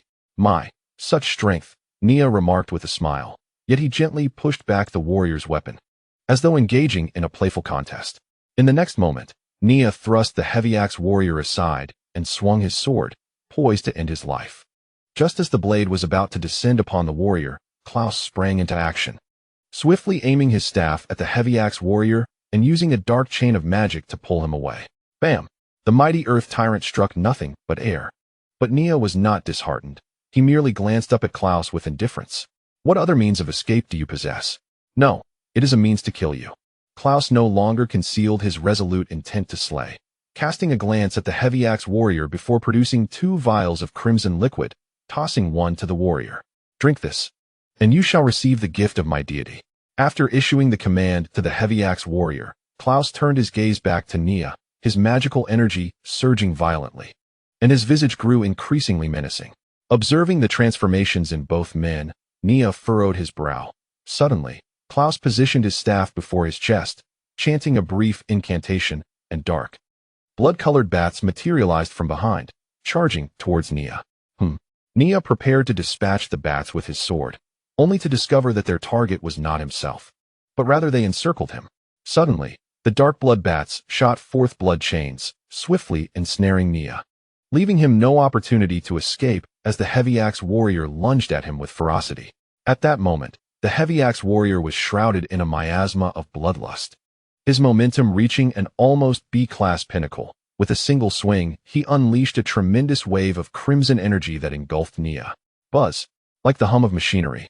The earth tyrant in Nia's grasp erupted in fierce flames, the searing heat incinerating his bindings. Nia swiftly raised his sword to block the warrior's assault, then rapidly drew forth the silver hunter, firing several shots aimed at the warrior's forehead. Yet, at that instant, the surrounding dark BLO upon finishing his words. Klaus produced a vial of crimson elixir. A fleeting hesitation flickered in his eyes, yet he swiftly uncapped it and decisively consumed its contents. The power from the 2 potions surged into his being, an overwhelming magical force causing his aura to amplify dramatically. Behind him, a pair of blood-red wings, formed from a multitude of shadowy blood bats, unfurled, allowing Klaus to gradually levitate into the air. Suddenly, his contorted visage settled into calmness, and he spoke slowly, laced with a hint of disdain. Nia, behold my divine might. Nia's eyes glimmered with contemplation, but she opted for silent observation. Abruptly, beams of light erupted from above Klaus, shooting towards the corpses on the ground. Nia furrowed her brow, swiftly firing to shatter the beams aimed at Mia and others, only to realize that the bodies of Klaus's fallen comrades had been completely drained of their blood. Klaus above let out a low groan, seemingly feeling an immense influx of magical energy. Blood sacrifice domain, Klaus proclaimed with elevated fervor, as crimson light enveloped a radius of 100 meters. Nia's brow deepened with concern, for under this sanguine glow, she felt her strength waning. Subsequently, dozens of blood shadows coalesced within the domain, pouncing upon Nia at an unfathomable speed. Nia appeared momentarily stunned, allowing them to descend upon her. Now, Klaus cast his gaze downward, his voice reaching the ears of the battle-ready heavy-axe warrior. With a ferocious roar, seemingly empowered once more by the bloodlight, he lunged forward, wielding his axe to strike down upon the blood bubble. As the axe descended, the bubble shattered, blinding crimson light enveloping the three individuals, while the heavy axe warrior was violently propelled away by the force of the impact. At last it is over. Klaus, already unable to sustain himself, witnessed Nia's demise and fell from the air, coughing up blood. A bitter smile crossed his lips. The power of the divine is indeed beyond mortal comprehension. I must return swiftly, or else. A familiar voice suddenly pierced the air, freezing Klaus in his tracks. He swiftly looked up to see a figure rising from the crater left by the explosion. No, it could no longer be labeled as human. It was a grotesque creature, its heart visibly pulsating amidst its tattered form. Yet, to Klaus's astonishment, the being's body began to heal at an astonishing rate. Nia abruptly turned her head, catching sight of the heavy axe warrior struggling to rise. Without hesitation, she hurled the earth tyrant, its immense weight crushing half of his body into the ground. Who are you? I am one whom your deity cannot afford to offend. Nia replied with a sinister smile, raising her silver hunter to deliver the final blow. Chapter 71. I am willing to join your family. Yet another splendid morning. Mia awoke from her slumber, quickly bewildered. Was she not by the toxic marsh? How had she awakened back in Evelyn's home? Awake, are we? Come down for breakfast. Nia's voice suddenly erupted, startling Mia, who quickly turned to see her standing at the doorway. What? Mia began, only to be interrupted as she seemed to recollect something, hurriedly pulling up the blanket to shield herself and letting out a loud scream. The girl's astonishing vocal wave momentarily stunned Nia, who, after the sound dissipated, lowered her fingers from her ears, gazing at Mia with a look of exasperation. What should I say? That you are slow-witted? After all this time, you only just thought to cover up and scream? Should I commend your sense of ceremony? Despite being dressed, you still felt the need to enact a scene befitting youthful drama? Or perhaps I should point out your lack of self-awareness, oblivious to your own weight? Mia shouted, interrupting Nia's internal monologue of self-derision. I can forgive everything else, but you are undeniably wrong on that last point, and I am quite confident in that. Let us go eat. Nia shrugged, non-committal, before turning to leave. She was slightly apprehensive that a certain madwoman might suddenly leap from the bed and bite her. After all, this world had no rabies vaccine, and should she contract rabies, it would mean a single death for her. Mia glared at her retreating figure. Yet she composed herself and exited the room. Soon, Mia found Nia at the dining table, accompanied by Evelyn and Amanda. What happened yesterday? How did I suddenly return? Mia inquired of Nia, noticing a similar look of confusion on Evelyn's face. You young ones, with your robust bodies, you can just collapse into sleep. Unlike us old folks, like Amanda and me, who suffer from insomnia until dawn, it's utterly impossible to rest, Nia sighed, glancing at Amanda with a mix of envy and regret. Indeed, we old folks can hardly find sleep, unlike you youngsters, Amanda agreed, nodding emphatically. Yet she accepted the title of old folk with a sense of ease. Hey, enough of that, Mia smirked, narrowing her eyes at the two mischief makers. Give me the honest truth. What exactly transpired? Well, since the captain has asked so earnestly, here rests the tale, Nia replied, her expression shifting as she recounted the events of the previous day in a concise manner. So, you're saying that 3 cultists attempted to steal treasures from the tomb, and they used sleeping gas to incapacitate us, while you valiantly took on all 3 and saved us? Yes, that is a fair summary. However, overall, the captain remains too young and inexperienced. How could you not detect such obvious smoke? If someone were to use poison gas in the future, would you still think it was merely incense being lit? Nia mused. Thank goodness for my insomnia. Otherwise, what would have happened to 3 beautiful girls and a handsome young man? Indeed, you are quite the worry. By the way, Amanda also didn't faint, Amanda chimed in, lifting her chin with a hint of pride. Amanda is indeed remarkable. I shall reward you by addressing you as my father. As for the captain, you and Miss Evelyn, alas, let us not speak of it further. Nia, perish. The joy that had arisen from the earlier compliments evaporated instantaneously due to the latter remark. In a fit of frustration, Amanda stamped heavily on Nia's foot. Feeling a tad embarrassed by the banter exchange between Nia and Amanda, Mia resolved to disregard their teasing and voiced her curiosity regarding a peculiar matter. Let us not discuss anything else for now. Which cultist enjoys grave robbing? That is rather difficult to ascertain. It is not uncommon for cultists with limited funds to resort to tomb raiding. After all, they are cultists, compelled to employ unconventional means to earn their livelihood. Nia shook her head, embodying an air of condescension, as if to say that Mia lacked worldly experience. After a moment of silence, Mia realized Nia had a point. Do remember to send me my share of the rewards later, Captain. I find myself devoid of funds for libations lately. Nia winked at Mia, seeking to earn her accolades. Blast it, Klaus and his companions possess nothing of value. He has spent all his money on the pup patrol, leaving him with not a single coin to spare. Understanding this, Mia pouted, sensing an underlying discrepancy. Yet Nia's assertions seemed valid. Nia nodded in satisfaction, then gestured towards the breakfast spread on the table. Thus, let our Solar Adventure team's inaugural internal meeting commence. Let us converse whilst we dine. Indeed, good. Just as Mia nodded, she sensed something amiss. Nia, I am the captain. Such words should emanate from me. Moreover, why on earth are you convening a meeting? A meeting is essential, and this one bears great significance. The agenda pertains to the compensation we ought to seek for assisting Miss Evelyn. Mia was momentarily taken aback, then hastily signaled to Nia. Please, do express your desires. I am willing to accommodate them as long as they are within my means. Evelyn spoke up, showing no intention of evading the topic, albeit feeling slightly embarrassed as she glanced at Mia. Furthermore, Miss Mia, your gaze is rather conspicuous. I can discern your intent, but there is no need for such subtlety. You have aided me, and seeking compensation is only just. Mia immediately lowered her head. Is it truly that embarrassing? Setting aside other matters. The captain previously stated that the compensation would be determined by me, and I have now reached my decision. My desire is for you. Nia pointed at Evelyn. What would you have me do? Evelyn nodded and inquired. Is my meaning not sufficiently clear? My intent is simply this. I want you. Nothing else will suffice. I desire you. X2 Mia and Evelyn widened their eyes in astonishment at the declaration. Mia seemed to grasp the implication, slowly nodding in understanding, while Evelyn appeared to comprehend as well, her cheeks visibly flushing. You want me? Evelyn inquired, pointing at herself in disbelief. Indeed, that is precisely what I seek. Nia affirmed. No, that is unacceptable. Evelyn immediately shook her head, instinctively choosing to reject the proposition.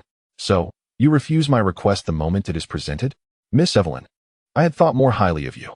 Nia shook her head and sighed deeply. Is it that you cannot leave this place? Nia interjected, preemptively voicing Evelyn's thoughts. Evelyn nodded in silence. This is entirely acceptable. I have already consulted your companions, and they are all willing to entrust you to me. In fact, they believe you should have left long ago. Although you have cared for them well, and they regard you as family, it is evident that you do not belong here. It is time for you to explore the world beyond. Entrust? As for the safety of the village after your departure, rest assured. For I have arranged to leave the Paw Patrol behind. Do not underestimate them. Few can triumph over them in these mountains. Furthermore, regarding your grandfather, there is no need for concern. I have devised a small mechanism that will keep it hidden. In summary, I have made preparations for both the village and the tomb. You can be at ease. Moreover, Crescent Town is not far from here, and you can return at any time. Or perhaps, Nia suddenly approached Evelyn with a stern expression. Even after all my preparations, are you still unwilling to accompany me? Do you wish to be someone who breaks promises? No, it is not that I cannot. You have done so much for me, and I should reciprocate. However, Evelyn glanced at Mia with uncertainty. Is this acceptable? Will Sister Mia agree? Am I intruding upon you? Mia looked at Evelyn with a puzzled expression, sensing the oddity in her words. Yet she stood up resolutely and declared, what could possibly be wrong? My family, the adventure team, desperately needs your presence. With your addition, our home will flourish even more. Therefore, not only will I not mind, but I wholeheartedly welcome your joining us. I eagerly anticipate you becoming my new family member. Evelyn nodded slightly, finally resolved. She glanced at Mia and then fixed her gaze on Nia, gripping the badge tightly. In that case, I am willing to join your family. Ahem. If I may interject my opinion, I believe this matters still. Amanda suddenly cleared her throat, attempting to voice her thoughts. Then it is settled. Welcome to our big family, Evelyn, Mia said with a smile. What I meant was, should we not still? Let it be decided then. You must remember to behave, little Evelyn, Nia chuckled. Hey, I'm not little. Nia, please be a gentleman and do not distress Evelyn, all right? I was referring to age. If you wish to misconstrue it, please go reflect upon yourself. Chapter 72. oppressive awe. Yet another dreadful day. Why am I still alive? With countless similar queries swirling in his mind, Nia awoke from his slumber. He twitched his nose, sensing an unfamiliar fragrance in the air upon waking. Moreover, he felt unusually heavy, as if weighed down throughout the night. And this sensation, it felt rather fleshy. The temperature enveloping me feels somewhat akin to that of a living being. The shape before me bears an uncanny resemblance to a human form. And those strands of hair, distinctly not my own, are dark purple. A hue I can only associate with a recent acquaintance. But what is happening? What transpired? Let me ponder, my sluggish mind, rewind. At last, clarity dawns upon me. After returning to Crescent Town with our new member and submitting our mission, along with recording Evelyn's identity into the Sun Adventurers team database, we returned to the ninth heaven. Indeed, I had generously proposed a celebration in honor of Evelyn's joining, suggesting that everyone indulge and drink to their heart's content. Though lacking funds, I resolved to owe this debt. Such trivialities mattered little. Thus commenced the revelry. Drinking, drinking, drinking. I jestingly mocked Mia and others, who, after downing several drinks, succumbed to inebriation. I then loudly praised Evelyn, surprisingly adept at handling her liquor, and we exchanged toasts until I collapsed. In my final moments of consciousness, I felt as though Evelyn had steadied me. How infuriating to be bested by such a delicate girl. Yet, my focus should not dwell on that now. What transpired during my unconsciousness? Have I finally succumbed to the dreadful desires within me? Has my intoxication summoned forth a devilish second persona, engaging in misdeeds? I have repressed my true self for far too long. Cursed be those two, old lady and Anise. Where have you both wandered? Why permit Evelyn, such a fragile girl, to remain in the company of a dangerous version of myself? Come and assist me. Alas, let us disregard this matter. If word of this were to spread, it would tarnish Grandpa Nia's reputation. Though it was never particularly esteemed, the scornful gaze of Mia would surely pierce through me. That wretched woman, Anise, would mock me relentlessly, inciting others, while the naive Daphne would undoubtedly believe their slander, casting upon me looks of disdain and disappointment. I would no longer find sanctuary in the ninth heaven, facing the threat of being cast out, returning to a life of wandering. Oh, malevolent deity of light, this mischief must surely be your doing. You cannot bear to see me thrive, can you? Wait, perhaps it is not as dire as it seems. What if it is merely a prank? The weight upon me might be something entirely different, not what I dread it to be. And those strands of hair? Surely a premeditated ruse. Ah, Evelyn, you portly mischief maker. Have you too learned from Mia and the others, indulging in such trivial antics? How mistaken I was in my judgment of you. And I shall not hesitate to deliver a stern reprimand. Since this is a prank, it is imperative that I do not let them succeed. I must remain composed, concealing any signs of panic. Surely, they are lurking in the shadows, observing my every move. Excellent, my expression has now settled. It is no longer evident that I am inwardly distressed. What comes next? Breathing? Yes, I must breathe. Without breath, one would perish, even the bravest among us. Therefore, I shall breathe. Inhale, exhale. Splendid, I have succeeded. And now, we have arrived at the most crucial step. Nia blinked, finally shifting her gaze. No. May I have another chance to retract my previous step? It is her. It is indeed her. Nia's heart sank as she lay back, the enchanting figure before her, clad in a delicate nightgown, was none other than the unmasked Evelyn. The creature, once tightly bound by light armor, had now completely shed its restraints, boldly displaying its magnificence. The nightgown, so sheer, allowed Nia to behold a sight that was, she swore, second only to Anisiders, her drums appearing even more prominent than Anisiders. Truth be told, her appearance did not disappoint. That fellow Rand, though unremarkable in looks, seems to have married a stunning woman. Clearly, he possesses good taste, as I had already discerned that the remaining half of her face would not be lacking in charm. Is this truly the moment for such thoughts? Have I indeed succumbed to temptation? Nia, dear Nia, even in your restraint, one must be mindful of the subject. Is this truly a target you can pursue? A soft sigh interrupted all of Nia's musings as she turned her gaze slowly. Evelyn was also gradually awakening, lifting her eyes to meet his, and in that instant, their gazes locked. Ah, I am doomed. Though my heart is ashen, Nia still endeavored to salvage her image. About this situation, before she could finish, Evelyn unexpectedly placed her hand on his shoulder, her expression a blend of innocence and allure. Do you wish to continue sleeping with me? I shall make an effort. Rest assured. Sleep? No. No, no, no. Nia hastily shook her head, pushing Evelyn away and averting her eyes. If I did anything yesterday, I sincerely apologize. Evelyn, propping herself up, inched closer to Nia. Why apologize? This is what I should do. No, it is I who is in the wrong. I must apologize to you. Before we proceed, let me contemplate how to handle this matter, as it concerns our reputations. Responsibility must be taken, or must it? At that moment, a voice resonated from the doorway. Mia, feeling exasperated, had woken up with a foggy head due to the excessive alcohol consumed the previous day because of Nia. Just as she climbed out of bed and descended the stairs, she was summoned by Anicider to awaken Nia and Evelyn. She exhibited a peculiar demeanor, for traditionally, it was always Anicider who took it upon herself to rouse the sluggard Nia from her slumber, a task she relished. The rationale behind this. Anicider derived immense pleasure from witnessing Nia's frustrated expressions upon being awakened by her, a sentiment she openly confessed in Nia's presence, leading to a spirited quarrel between the two. Nevertheless, since the responsibility now lay with her, Mia deemed it inconsequential to call out to Nia. A sense of curiosity enveloped Mia as she noticed that Nia's door was ajar, yet she dismissed it, her lingering drowsiness clouding her thoughts and rendering her unwilling to ponder. With a yawn, Mia spoke while gently pushing open the door. Nia, Anicider asked me to summon you for a meal. Also, have you encountered Evelyn? I've been unable to locate her. Upon observing the scene within the room, Mia's sharp voice nearly shattered the ceiling. The good news was that the elusive Evelyn had been found. The bad news, however, was that her fellow team member was currently entangled in bed with another teammate, and their posture suggested an inclination to continue their intimate encounter. The door was left ajar. Couldn't they at least have some decency? No, that wasn't the crux of the matter. 5 minutes later, Nia descended the stairs to find herself the target of the collective gazes of all the women from the ninth heaven.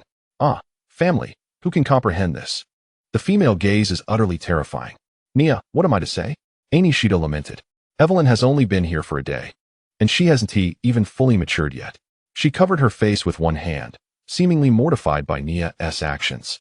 Daphne, in a rare moment of vulnerability, produced a cigarette, enveloped in a haze of smoke, appearing lost in thought.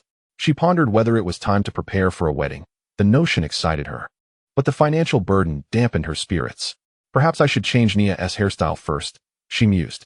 Mia glared fiercely, visibly enraged. Yet the specifics of her grievances remained her own secret, perhaps even unclear to herself. Amanda, on the other hand, fixated intently on Evelyn, muttering incessantly, die, die, die, die.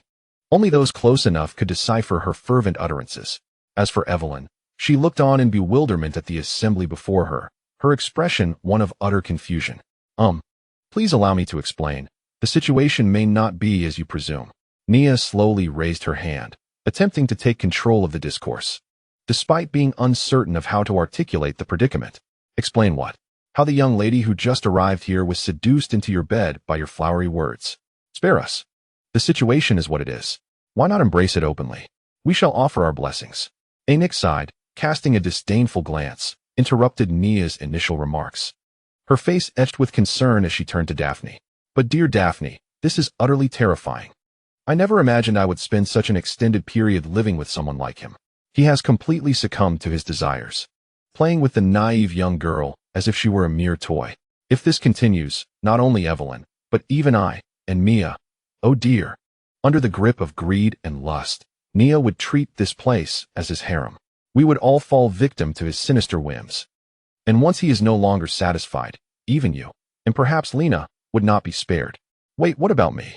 Amanda furrowed her brow, suddenly sensing something amiss. Anixide had spoken at length, yet had failed to mention her. Enough, you wretched woman. I've already stated that things are not as you perceive. I can explain. Just grant me a moment, and I shall prove everything, Nia exclaimed, slamming his palm onto the table. Thus, you do not deny your intentions towards dear Daphne and Miss Lena? Anixide inquired, her eyes wide with fear as she regarded Nia. Daphne's aged face contorted in distress, while Lena instinctively retreated, burying herself behind Daphne.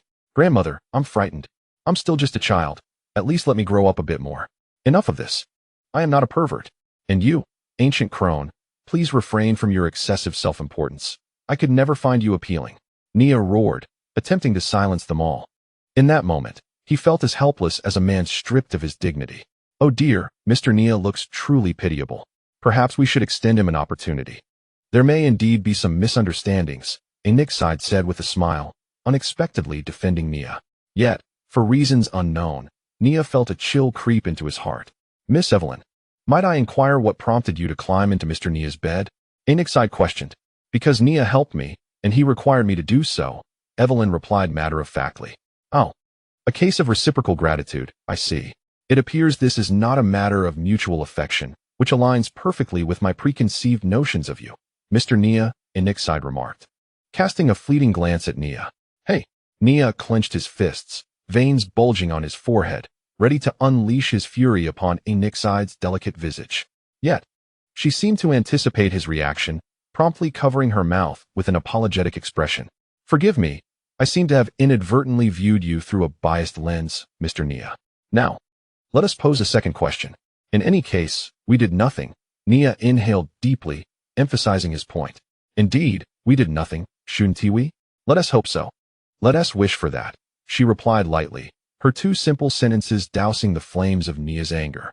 Anikside turned her gaze back to Evelyn and continued.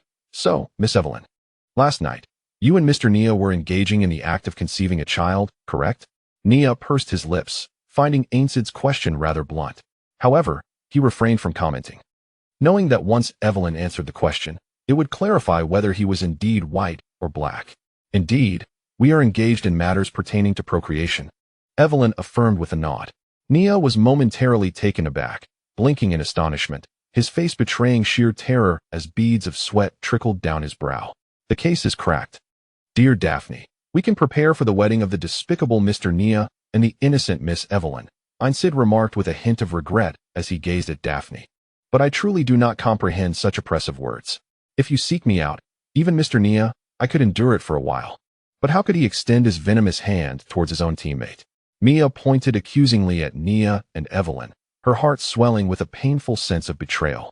How vile! Amanda clenched her fists, her expression seething with anger. Nia gradually regained his composure, grasping Evelyn's shoulders. Tell me, did we truly engage in such activities yesterday? Well, I might be pregnant, Evelyn replied, nodding with a mixture of bewilderment and anticipation as she gently touched her abdomen. Nia's expression turned blank, his heart seemingly stopping. No, it cannot be. At that moment, Mia, sensing something amiss, looked up and locked eyes with Daphne. They exchanged knowing nods before Mia ventured a question. So, Evelyn, how exactly did you go about the business of conceiving yesterday? Oh, what else could it be? Of course, it was just, well, how else could it be? Nia shrugged, having given up on the matter, his words prompting Daphne to cover Lena's ears. Nia had even begun contemplating potential names for his child. How to articulate this? An inexplicable anxiety coursed through him, laced with a hint of anticipation. Is it merely about sleeping together? Evelyn inquired, her brow furrowed in confusion. Nia, what did you mean by just? And then, she asked, aside from sleeping, is there any other way for me to conceive? Nia's gaze sharpened, and he abruptly looked at Evelyn. Are you implying that we simply slept yesterday? That you merely rested upon me without any further actions? There was a bit more. You pressed here rather painfully. I almost reconsidered wanting to bear your child. Evelyn pointed to her chest, her tone tinged with mild grievance. Feeling several piercing gazes converge upon him once more, Nia hastily inquired, that's all, right? It seems so, Evelyn tilted her head, delivering the life-saving answer that brought Nia back from the brink. Ha! I am innocent. Nia could no longer contain his laughter. Mia looked at Evelyn, her expression one of exasperation. Evelyn, who told you that merely sleeping together could lead to conception? The villagers told me during my childhood that conceiving a child was merely a matter of a man and a woman sharing the same bed. After answering Mia's question, Evelyn seemed to sense something amiss. Was it not so? The crowd exchanged glances before shaking their heads in unison. Ah, is that the reason I have not conceived? Evelyn's eyes widened, her tone tinged with a hint of disappointment, as she yearned to understand the experience of bearing a child. Turning to Nia, she sincerely rose to her feet. I apologize, Mr. Nia, for not being able to bear your child. Please grant me another chance, and I shall diligently strive to succeed next time. Why is it imperative for you to bear my child? Nia raised a hand, a wry smile gracing his lips. As your woman, It is my duty to provide you with offspring. Is there anything amiss in that? Evelyn queried, perplexed. When did you become my woman? Nia inquired.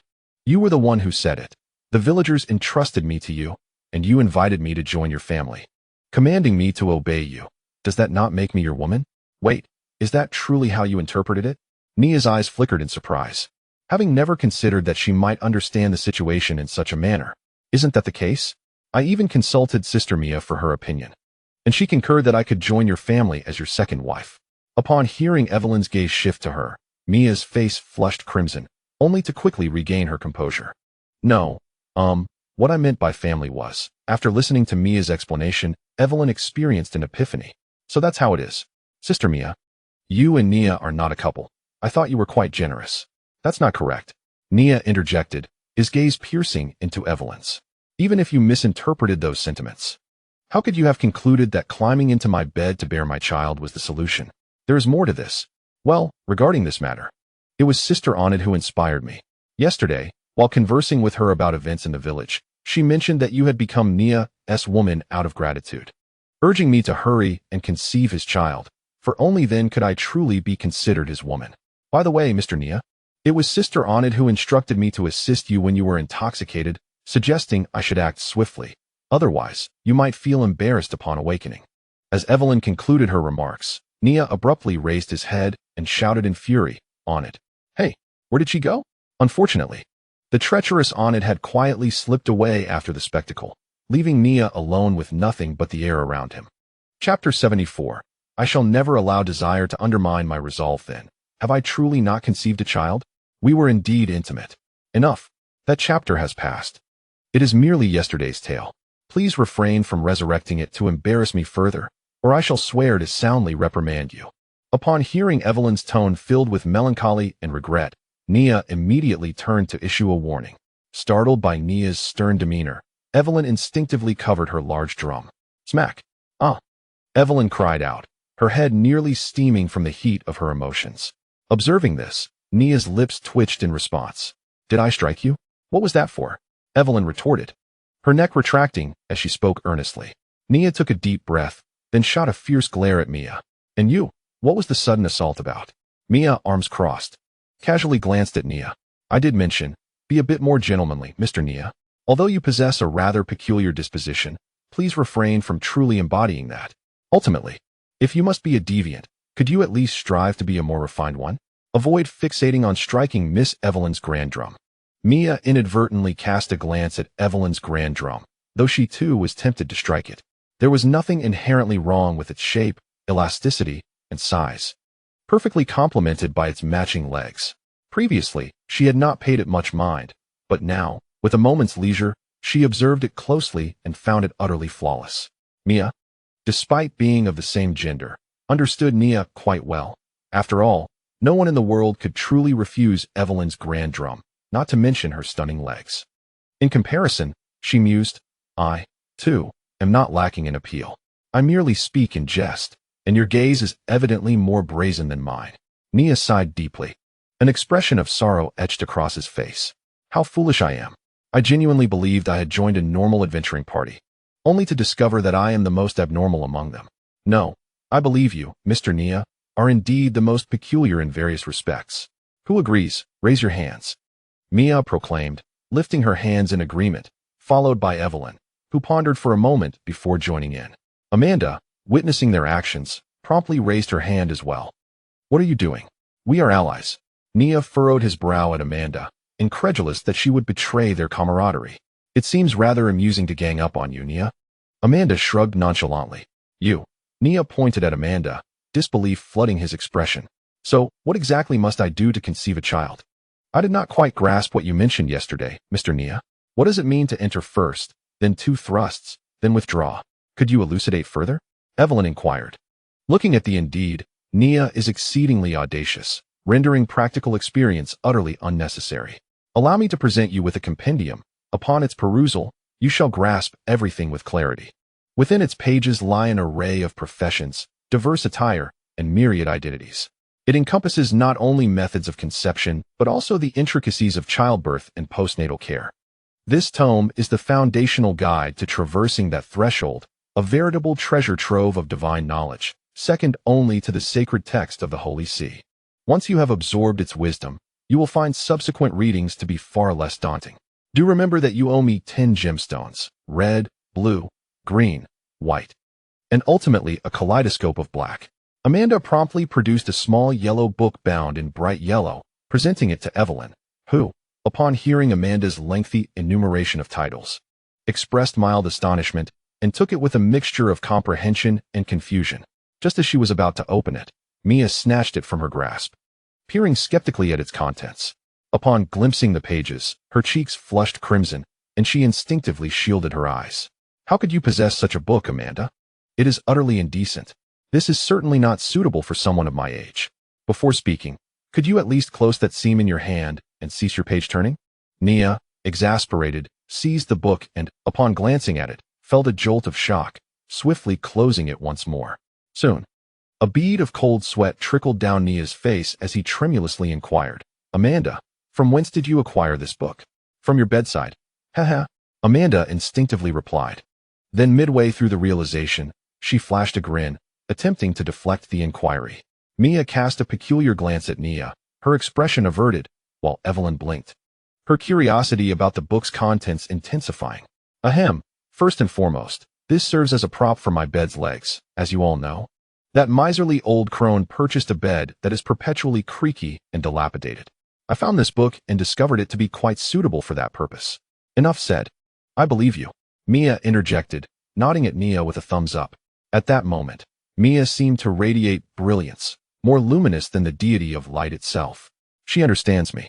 She truly comprehends, she added. I am confident that Mr. Nia lacks the financial means to seek companionship elsewhere. Very well, the light has dimmed.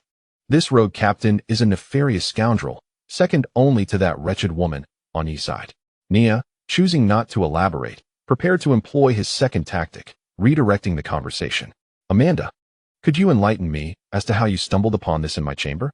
The location it occupies is not one easily discovered. Indeed, it is concealed in the depths of darkness, a realm unreachable even by the gods, a place tainted beyond the reach of the light of the deity. How could mere Amanda possibly unearth something from beneath her own bed? Hush. Amanda turned away, whistling and opting for absolute defense, playing the fool, to counter Nia's inquiries. Humph. Nia let out a cold snort and chose not to pursue the matter further, allowing it to remain shrouded in ambiguity. As the old saying goes, it is rare to be muddled. Indeed, there is one undeniable truth. He truly, genuinely, had not read that book. Perhaps he had merely flipped through a page or two. But with his formidable willpower, Nia effortlessly resisted the book's dull content. On another note, even if he had finished reading it, what would it matter? Completion does not imply that Nia approached it with lewd intentions.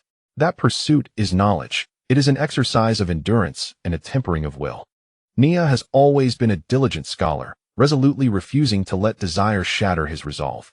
Chapter 75. This cliché plotline shall not be permitted. Well, I want to read it. Evelyn pouted in annoyance as Nia calmly took away the book she had purchased with borrowed money. At that moment, unseen by Nia, Amanda discreetly produced a small blue book and silently handed it to Evelyn. Evelyn's eyes lit up. Amanda was indeed a considerate person, stealthily accepting the book. Evelyn noticed Amanda winking at her. This was a premium item. Let it serve as compensation. Though it lacked the comprehensiveness of the previous volume, it was exquisite and, even within Nia's collection, of the highest quality. Remember to read it in secret. Amanda remained utterly silent, merely winking, yet Evelyn found herself able to comprehend the other's intent. How peculiar. I shall try it as well. I understand. I will certainly read it in secret and study diligently. Please rest assured. Amanda frowned slightly and resumed winking. What are you babbling about? Evelyn thought, feeling disappointed that it was ineffective. She simply nodded at Amanda. Seeing this, Amanda also gave a slight nod, then, seemingly anxious, began winking again. By the way, if trouble arises, remember not to mention my name. Also, the contents above are strictly off limits to Nia, absolutely forbidden. Why? Evelyn replied with a wink, but then suddenly recalled that Amanda could not comprehend her, and since the other did not intend to continue the conversation, she turned away and took out her own chronicles of the brave and the foolish to indulge in. Evelyn redirected her gaze, taking the small blue book to a shadowy corner, and discreetly flipped open a page. The first page bore nothing particularly special, just a strikingly beautiful woman, adorned in what appeared to be a nun's attire. Evelyn. Evelyn. Ah. Nia's voice suddenly echoed in her ears, startling Evelyn into hastily putting away the small blue book and looking towards Nia. What are you doing? Daydreaming? Is that permissible? Evelyn's heart raced. Daydreaming? Why do you ask if it is permissible? You have a problem. Nia narrowed his eyes, drawing closer to Evelyn. As his face loomed larger, Evelyn's anxiety intensified, and her palms began to sweat. Nia. Mia reached out and pulled Nia back, and faced with Nia's perplexed gaze, she took a deep breath and explained. We were so close that we might as well have kissed. How could that be? Do you think I'm a pervert?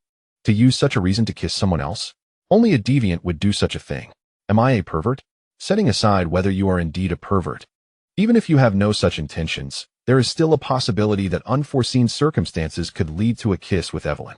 I merely wish to interrupt the emergence of such a tedious plot.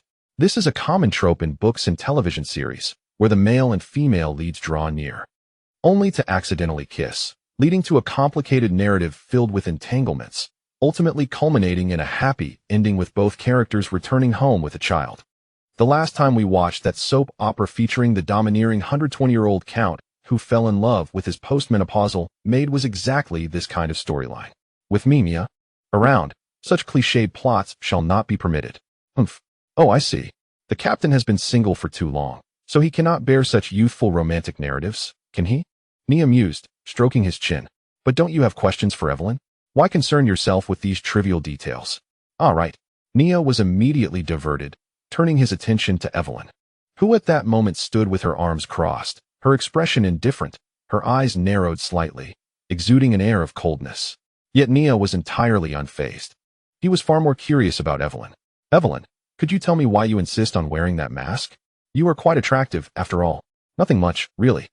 I simply do not wish to be underestimated by my enemies, Evelyn replied tersely, casting a fleeting glance at Nia.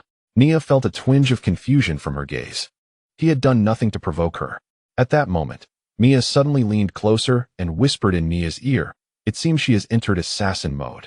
Assassin mode? Nia's eyes widened. When did that become a thing? Well, didn't you notice? Whenever Evelyn is about to engage in battle or feels tense, she transforms into this state. I call it her assassin mode. At that moment, Evelyn's expression gradually softened, breaking free from her assassin mode. Observing the two whispering together, she couldn't help but interject. You two seem to have a good rapport. Will you have children in the future? X2 with just one sentence from Evelyn, two bewildered faces emerged. That's impossible. What are you talking about? How could I ever have children with him? Stop talking nonsense. If I were to have children with her, it would be a complete mess. I could never do that with her. Nia's retort caused Mia, who was originally shy and hesitant, to abruptly change her expression, glaring coldly at Nia. I won't mention the fact that you took advantage of me, but what do you mean by your latter statement? What do you mean I can't have children with anyone? Let alone you? Do you think so little of me? Am I ugly? Speak. Nia pressed his lips together, pondering how he should respond. Alas, why does this world not possess an all-encompassing AI? If only it could pose a query. Mia, with a fierce countenance, approached Nia, determined to extract some semblance of truth. Behind Nia, Evelyn observed the two increasingly close together, suddenly recalling Mia's earlier words. Could it truly be that one could inadvertently share a kiss due to unforeseen circumstances? Evelyn began to ponder, then to act, gently pushing forward. The two pairs of eyes widened in surprise, filled with shyness and confusion. I was mistaken. Suddenly realizing her apparent blunder, Evelyn raised her hands in a gesture of apology. Yet, the two individuals separated were unexpectedly calm, harboring no anger towards her. Amanda, who had been engrossed in her comic, glanced up at the two with a look of bewilderment. What a mystery. Amanda was disinterested in the unfolding drama. Her sole desire was to resume her reading. So what exactly are we doing here? Mia inquired, gazing at the bustling scene before her. It felt peculiar. Should she be angry? Was it too late for that? Perhaps she ought to have slapped him earlier. Why couldn't she bring herself to do it? Remarkably. He had no foul breath.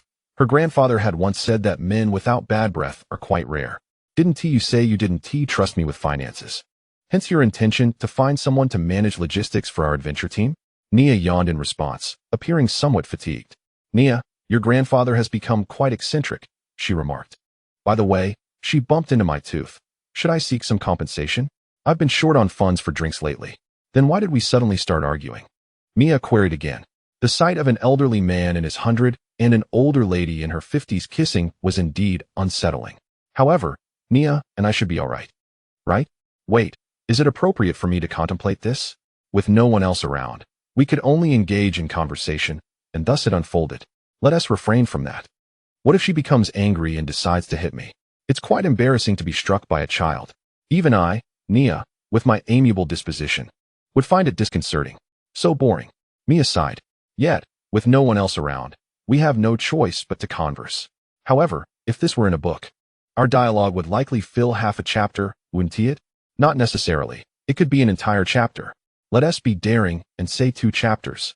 Very well, then. 2 chapters. Chapter 76. Depart. So, what exactly is the reason for the lack of visitors? Is it our signboards that are insufficiently grand? Mia glanced at the recruitment boards placed on either side of the 4 of them, already clearly inscribed. No, I believe our boards are ample enough. Mia turned her head. The nearby signboard stood 2 meters tall, with exceptionally large lettering. At least in this vicinity, they should be quite conspicuous. Then perhaps we have come to the wrong place. There are too few adventurers seeking employment here. Mia continued her speculation. I believe it is not as you say. This is one of the largest talent markets in the Eastern realm, and it is brimming with adventurous job seekers, as evidenced by the sheer volume of foot traffic. Mia replied. Then what do you think is the reason? Mia inquired, ruffling her hair. I suspect it is primarily due to our lack of prestige. Mia murmured with a sigh. Her gaze swept across the other adventuring teams, all adorned in splendid attire, showcasing an array of documents that, while mysterious, lent an air of professionalism. They even displayed their employment benefits prominently. Can we compete with that? Mia lamented. Of course we cannot. We lack the capability. At least in terms of employment benefits, we have already lost. How could Mia possibly present our team as a viable option, offering nothing but 3 meals a day? No salary, and the burden of debt? Our daily sustenance relies on the charity of an elderly woman. What core advantages do we possess to compete with others? What about our team members?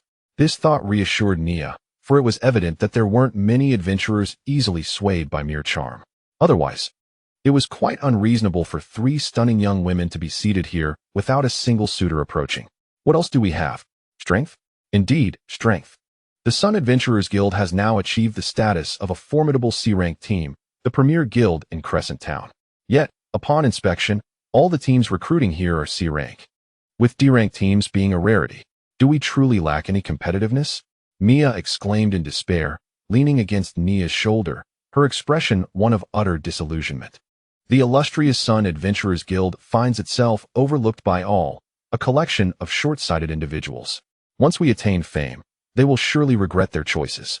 Perhaps we would be better off setting up a stall in Crescent Town. With our recent reputation, many adventurers would likely pay us a visit. Hee. I recall suggesting that initially, but someone seemed to think that the adventurers in Crescent Town were mere novices unworthy of our company, subsequently dragging everyone to this talent market while confidently asserting that the adventurers here possess greater discernment. Is that so, Mr. Nia? Having said that, Mia, in a fit of frustration, playfully twisted Nia's arm, letting out a soft huff. Nia touched his head, realizing that indeed, those had been his sentiments. At that moment, a figure suddenly halted before them, and the previously weary Mia perked up upon seeing that the individual had not departed. As she glanced upward, she was met with the sight of a handsome young man with golden hair. Hello, are you here to join our adventuring team? I am Mia, the leader of the Sun Adventurers Guild, she promptly asserted, adopting the demeanor of a guild leader as she spoke. The golden-haired young man surveyed Mia and the other 3, before breaking into a warm and sunny smile. The beautiful lady introduced herself. I am Evans, the leader of the Storm Adventure Group. I have been observing you for quite some time and believe you would be an excellent fit for our organization. Perhaps we can discuss the possibility of your joining us. Upon hearing the words of the blonde-haired man, Mia instantaneously lost interest. Unbeknownst to him, he remained oblivious to her disinterest, tirelessly extolling the virtues of his group. Though the Storm Adventure Group has only been established for 3 years, we have experienced rapid growth.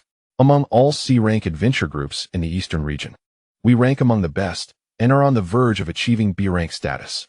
In fact, my purpose here at the talent market is to recruit more individuals in preparation for this advancement. Ah, splendid, Mia replied with an impassive demeanor. If you join us now, I assure you, Miss Mia, that you will enjoy excellent benefits, which we can discuss in detail shortly. Evans cast a glance at Mia, adding, We apologize, sir. But I currently require 3 individuals, and I have only identified 3 young ladies who meet our recruitment criteria. However, should the opportunity arise in the future, I will certainly reach out to you. Mia's initial impression was reconsidered. The 3 youthful ladies were not devoid of charm, yet it seemed the attraction was misplaced.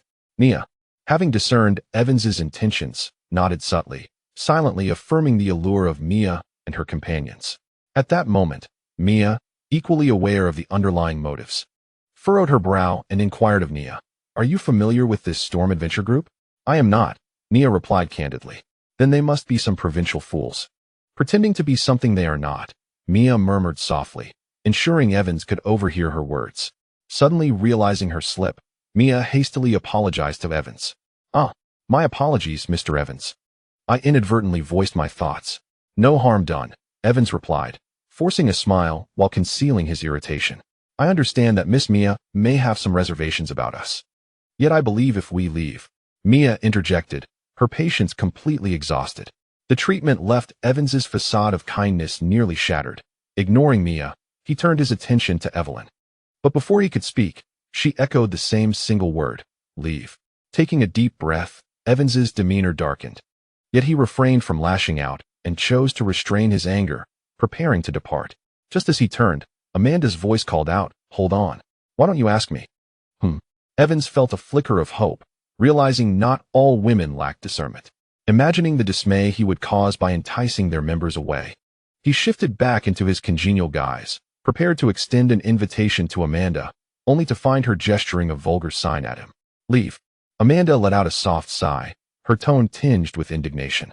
Indeed, Mia and Evelyn had inquired, yet he dared not to ask them? Such a blind fool. He ought to leave. Evans departed, carrying the ire he could not express here. Chapter 77. Disdained Mr. Nia. A frightful man just attempted to extend his malevolent grasp towards the 3 delicate women of our team, and you remained utterly silent.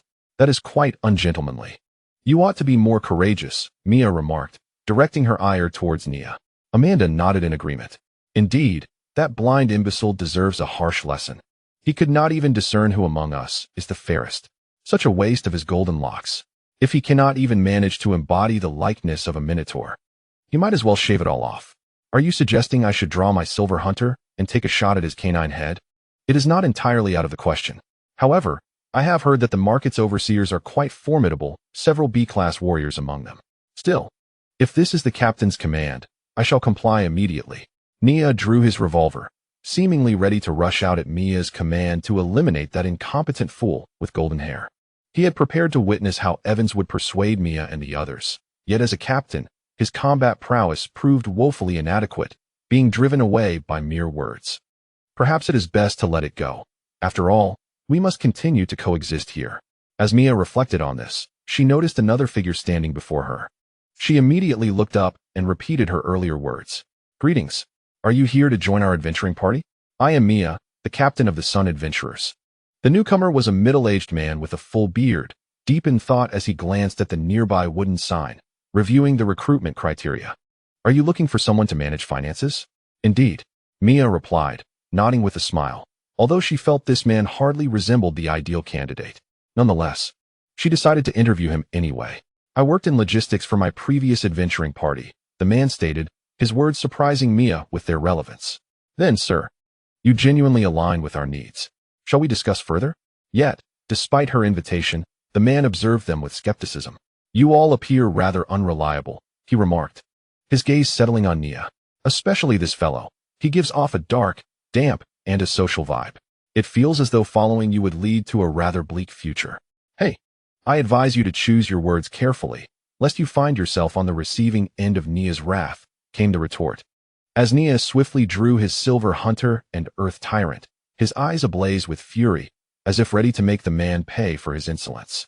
Wait. Mia immediately raised her hand to stop Nia, then glanced at the elder, seemingly about to say something, but suddenly hesitated. She turned her gaze back to Nia, falling into silence. In truth, he was not entirely incorrect. Nia's expression shifted in shock, He had never anticipated that their captain would casually utter such disheartening words. TSK, TSK, TSK. The elder shook his head, turning away with a disdainful look directed at Nia. Nia, I just spotted a salon over there that specializes in styling, Mia said, gripping Nia's shoulder with earnestness. Nia's eyes widened, feeling thoroughly criticized. Yes, I've been meaning to say this. Nia, you are not at all handsome in this appearance. You should consider a change. Otherwise, when someone uses you as a template for a book, no one will find you appealing. Nowadays, people adore fresh young faces. However, even if they don't favor youthful looks, they certainly wouldn't prefer a gloomy character. Amanda wholeheartedly concurred. Nia was taken aback, feeling the disdain of two individuals. Evelyn, observing Mia and Amanda, mustered her courage to raise her hand. I've seen Mr. Nia up close, and he is quite handsome. He just needs to tidy up his hair and stop hiding his face. Nia stepped back, now feeling the scorn of three people. He wandered away, dejectedly heading towards a barber shop he had never envisioned entering. Hello, sir. What kind of hairstyle would you like? The exuberant hairstylist with rainbow-colored hair eagerly seated Nia in the chair. Just something casual, nothing too ugly, Nia replied. Oh, you want me to have creative freedom? That's my forte. Tony, the stylist with vibrant hair, smiled slightly, delighted to encounter a client who would allow him to showcase his skills. Fortunately, Tony was indeed a skilled stylist and did not ruin Nia's hair. Do come again, Mr. Nia? Tony called out reluctantly as Nia left the shop. Nia departed with a blank expression, aware that while Tony possessed talent, his origins were from a place known for its peculiarities, and his hands often wandered inappropriately. I will not return. Soon, Nia spotted Mia and her companions. To his surprise, he found Mia enthusiastically attending to a shy young man. Just as I left. Someone else arrived, Nia remarked, crossing his arms with a hint of displeasure. Mia looked up and was momentarily stunned. Nia? I merely changed my hairstyle, not my face.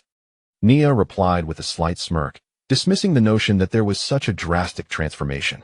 Is there really such a significant change? Why can't I see it myself? I would rather believe you underwent a facial transformation than accept that such an effect could arise from merely changing your hairstyle, Mia said, unintentionally swallowing hard. Feeling an inexplicable sense of regret. She couldn't shake the feeling that she perhaps should not have encouraged him to change his hairstyle. At that moment, Nia appeared even more stunning than when she had first seen him in full view at the cannibal's den. Indeed, last time Nia merely styled his hair with some hairspray.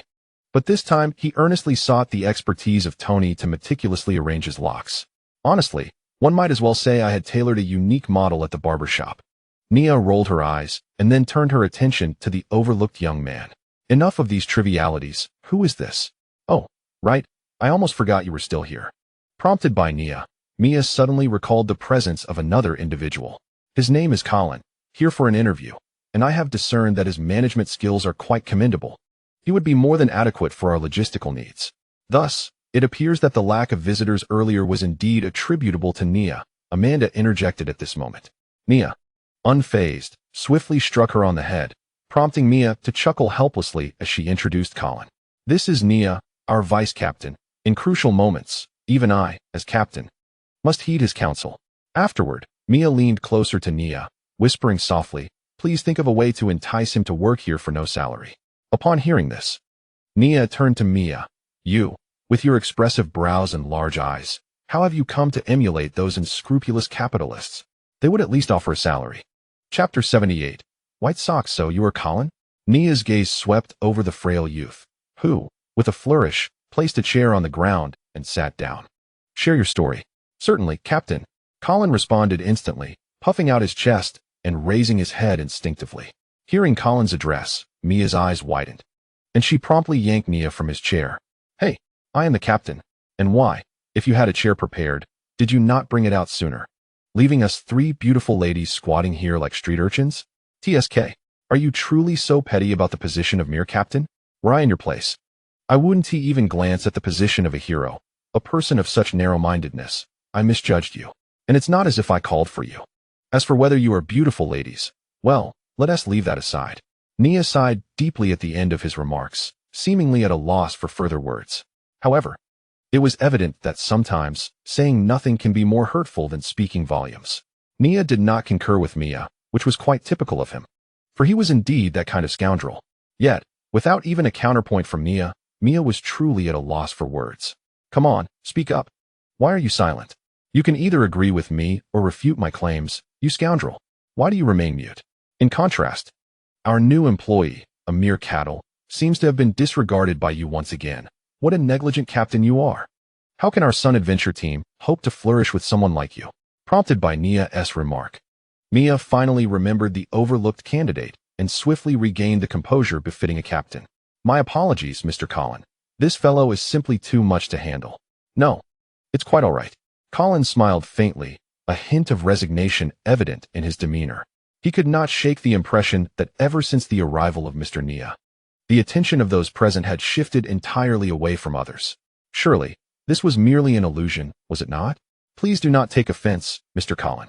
Our captain simply adores my innocent youth to such an extent that he is unable to focus on any other gentleman.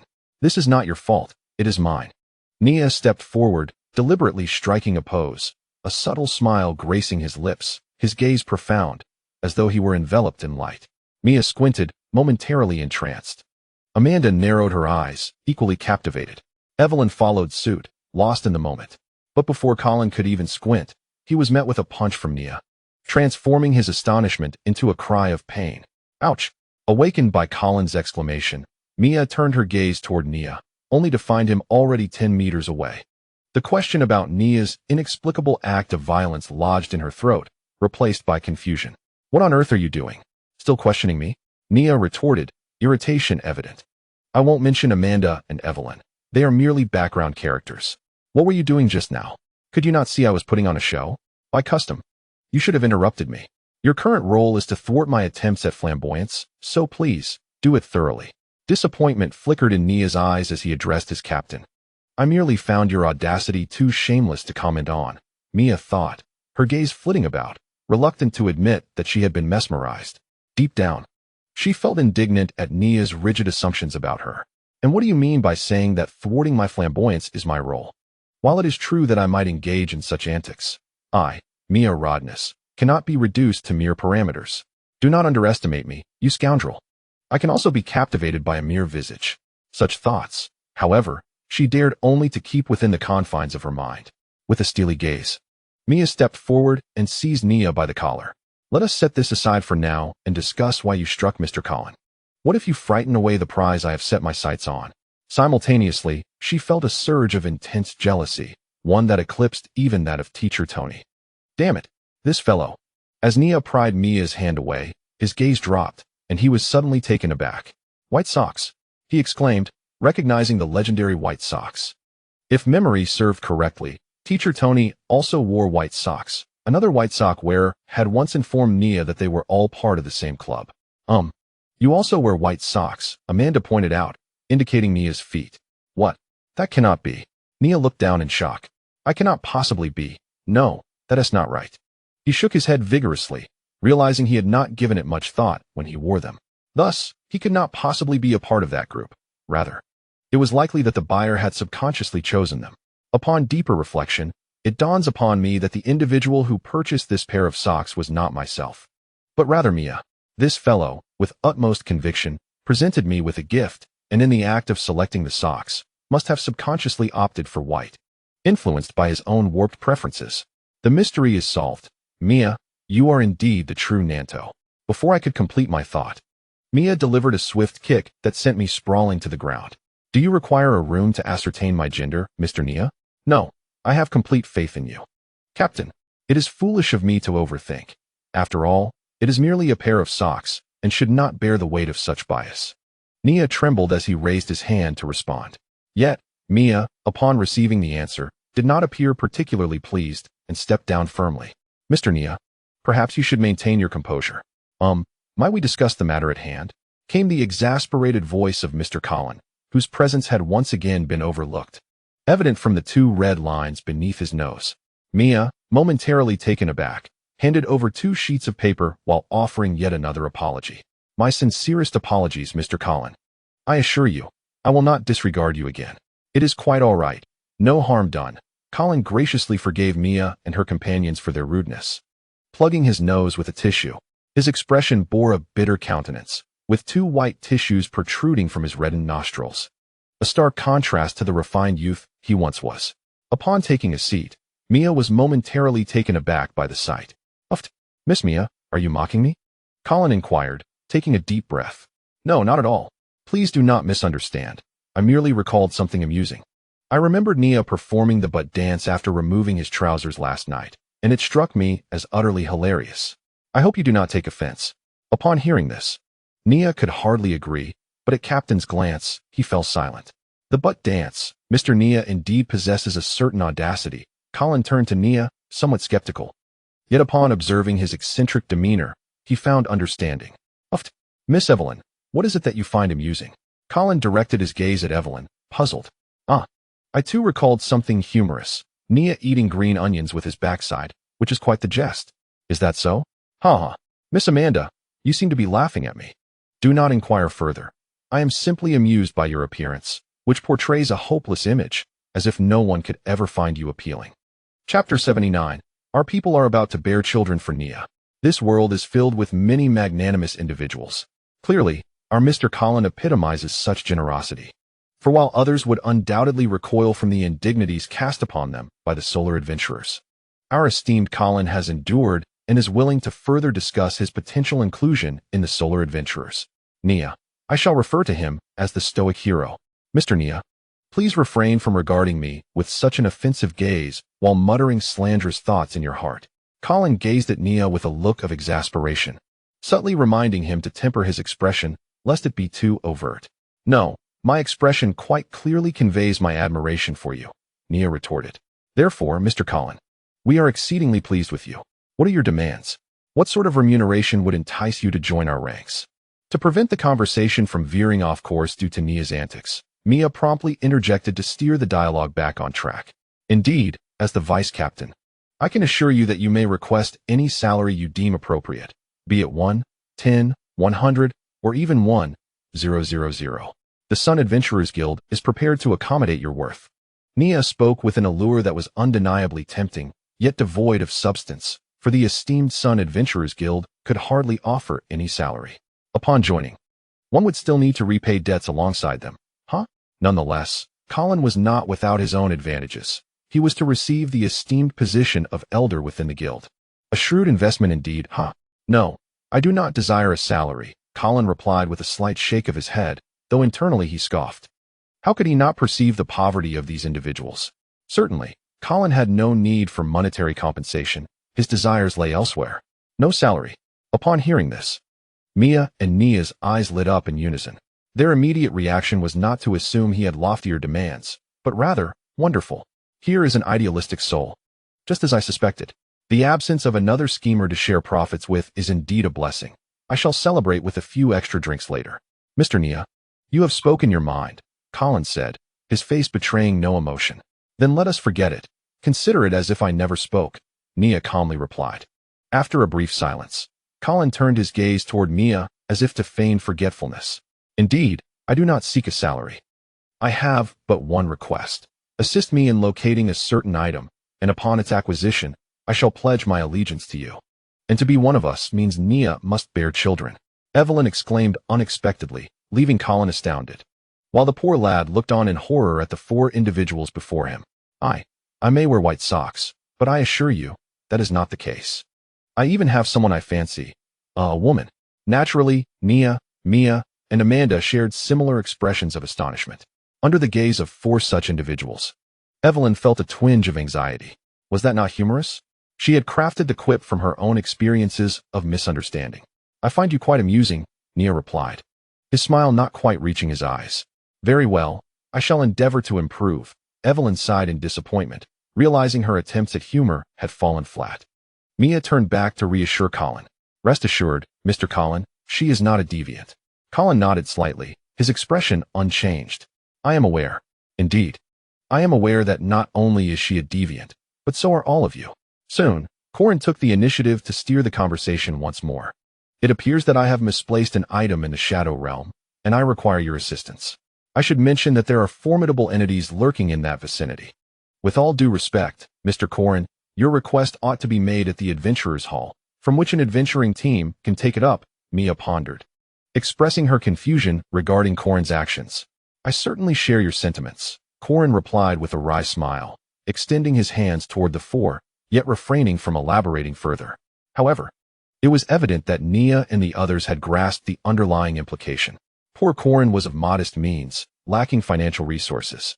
What does he mean by that? The affluent Amanda inquired, furrowing her brow as she struggled to comprehend his gesture, perplexed as to why Nia and the others appeared to understand it so well. So, you intend to employ this method to barter for the opportunity to retrieve that item? Mia deftly sidestepped Amanda's inquiry and returned to the main topic. Indeed, I am left with no other alternatives and thus wish to take a chance in this manner. Next question, why have you chosen us? Nia interjected, with Mia subtly nodding in agreement, eager to pose the same question. Because, Corin began, oblivious to Mia's thoughts. I believe your group appears to be more in need of members than others and seems more willing to undertake tasks for individuals. Given your evident inability to provide salaries or bonuses, you would undoubtedly engage in endeavors for free talent. Is that so? Nia sighed softly, a hint of regret in her voice. Have I misspoken? Corin hesitated, puzzled, as he reflected on their earlier exchange, his expression shifting gradually. It is indeed my fault. I apologize. Allow me to reiterate my response. The primary reason I have chosen the Sun Adventurers Guild is that it boasts individuals who are inherently virtuous, kind-hearted, strikingly beautiful or handsome, immensely capable, and steadfast in their resolve. I possess unwavering confidence in your guild's potential for greatness. I am prepared to invest everything in this guild, to regard it as my home, and to become a family member to each of you. I aspire to be a part of this future legend, and I shall fulfill any requirement the guild may have, provided that I first gain entry into the guild. Nia nodded slightly before turning to Mia. Captain, how would you rate his response? Mia suppressed a smile, feigning deep contemplation for a moment. In my view, he speaks with sincerity. It seems he is indeed a person of keen insight, and our guild could greatly benefit from such a perceptive individual. Then allow me to extend an early welcome to you, Mr. Corin, as you join the Sun Adventurers Guild. Becoming one of our new recruits and a part of our future legend, Nia proclaimed, rising to extend her hand toward Corin. It is my honor, and I eagerly anticipate the moment I join the Sun Adventure team, Captain Nia. Colin smiled faintly, wiping the sweat from his brow. Finally, they had passed the test. Everything was splendid, except for Mia's sour expression. Hey, the captain is still here. You should address him as Vice Captain Nia, do you understand? I just praised your keen eyesight, he remarked. Chapter 80. I shall forever be your brother. Outside the Adventurers Guild Hall in White Star City, the grandeur of the metropolis seemed rather overrated. After wandering for quite some time, nothing had truly astonished him. There's absolutely nothing worth purchasing, Amanda. Riding her little electric scooter and donning goggles while clutching the latest gaming console, nodded in agreement. Amanda, you are in no position to say that, Mia retorted disdainfully. You aren't any better. Nia rolled his eyes at Mia's new outfit, knowing full well she had bought more than one. Regardless, I am a vibrant young girl. What is wrong with having a penchant for beautiful clothing? Mia asserted, lifting her chin defiantly. With a deep sigh, Nia gestured towards Evelyn. Look at Evelyn. She hasn't bought much at all. Well, actually, Evelyn awkwardly smiled as she drew out her two daggers, which had undergone a transformation, now adorned in a lustrous purple-golden hue. I found a rather impressive forge and upgraded my weapons. Upgraded? Nia squinted in curiosity. What exactly did you enhance its appearance? And why did you choose that forge, which is merely superficial? You even paid for it. I could have taken you to Rock. That fellow has excellent craftsmanship and allows for credit. Alas, I bear the burden alone. I find it utterly unreliable to depend on you all. Let us hurry inside, Nia declared, extending his hands as he led the group into the Adventurers Guild Hall, preparing to venture into the Shadow Realm. Colin sighed inwardly, never expecting that upon arriving in White Star City, they would have to wait for these four to explore before heading to the Shadow Realm. They appeared entirely naive. The reason for their presence in White Star City rather than Crescent Moon Town was simple. Their destination was much closer to White Star City. If they had departed from Crescent Moon Town, 6 hours would scarcely suffice to reach their goal. Even Mia, now a C-rank adventurer, would only manage to graze the outskirts of that place. Thus, they had chosen White Star City, where they would require only about an hour. Of course, as Colin had lamented, upon arrival, Nia suggested they take a brief tour of the city's splendor. C-Class Adventurer Team Leader, Miss Mia Rodenis. The total fee for using the teleportation array to enter the Shadow Realm is 20 silver coins, the guild attendant said with a smile, announcing the cost of their venture into the Shadow Realm. More expensive than Crescent Moon Town. However, it is what it is. Mia nodded subtly, lamenting the exorbitant prices in the metropolis before turning her gaze towards Nia. Noticing this, Nia blinked in confusion and inquired, "What is the matter?" "Money, please," Mia replied. "You're the captain. You should pay." Nia retorted, "I'm out of funds. I just bought clothes." A hint of embarrassment washed over Mia as she added, "In a big city, the quality of clothing is high and aesthetically pleasing, hence it comes at a premium, and I may have indulged a bit too much." Nia fell silent for a moment, though he was not surprised. He then glanced at Evelyn. Even though the Sun Adventurers had yet to provide her with any salary or dividends, Nia still entertained the notion of seeking her assistance. However, before he could voice his thoughts, Evelyn shyly smiled. "How about you borrow some from Amanda?" Nia suggested, glancing at Amanda, who was affluent and unlikely to be short on funds. Yet, before he could finish his sentence, he met Amanda's fierce gaze. It seemed implausible that Amanda would part with her precious glittering stones for such trivial matters. She had already indulged during their last purchase of bracelets, and now she lacked small stones. Ahem, by the way, Nia, you didn't buy anything, did you? Why not cover it for now? Mia felt a flush rise to her cheeks as she hesitated to solicit Amanda's money. Theoretically, she still owed Amanda, and as a teammate, it wouldn't be appropriate to continually borrow funds.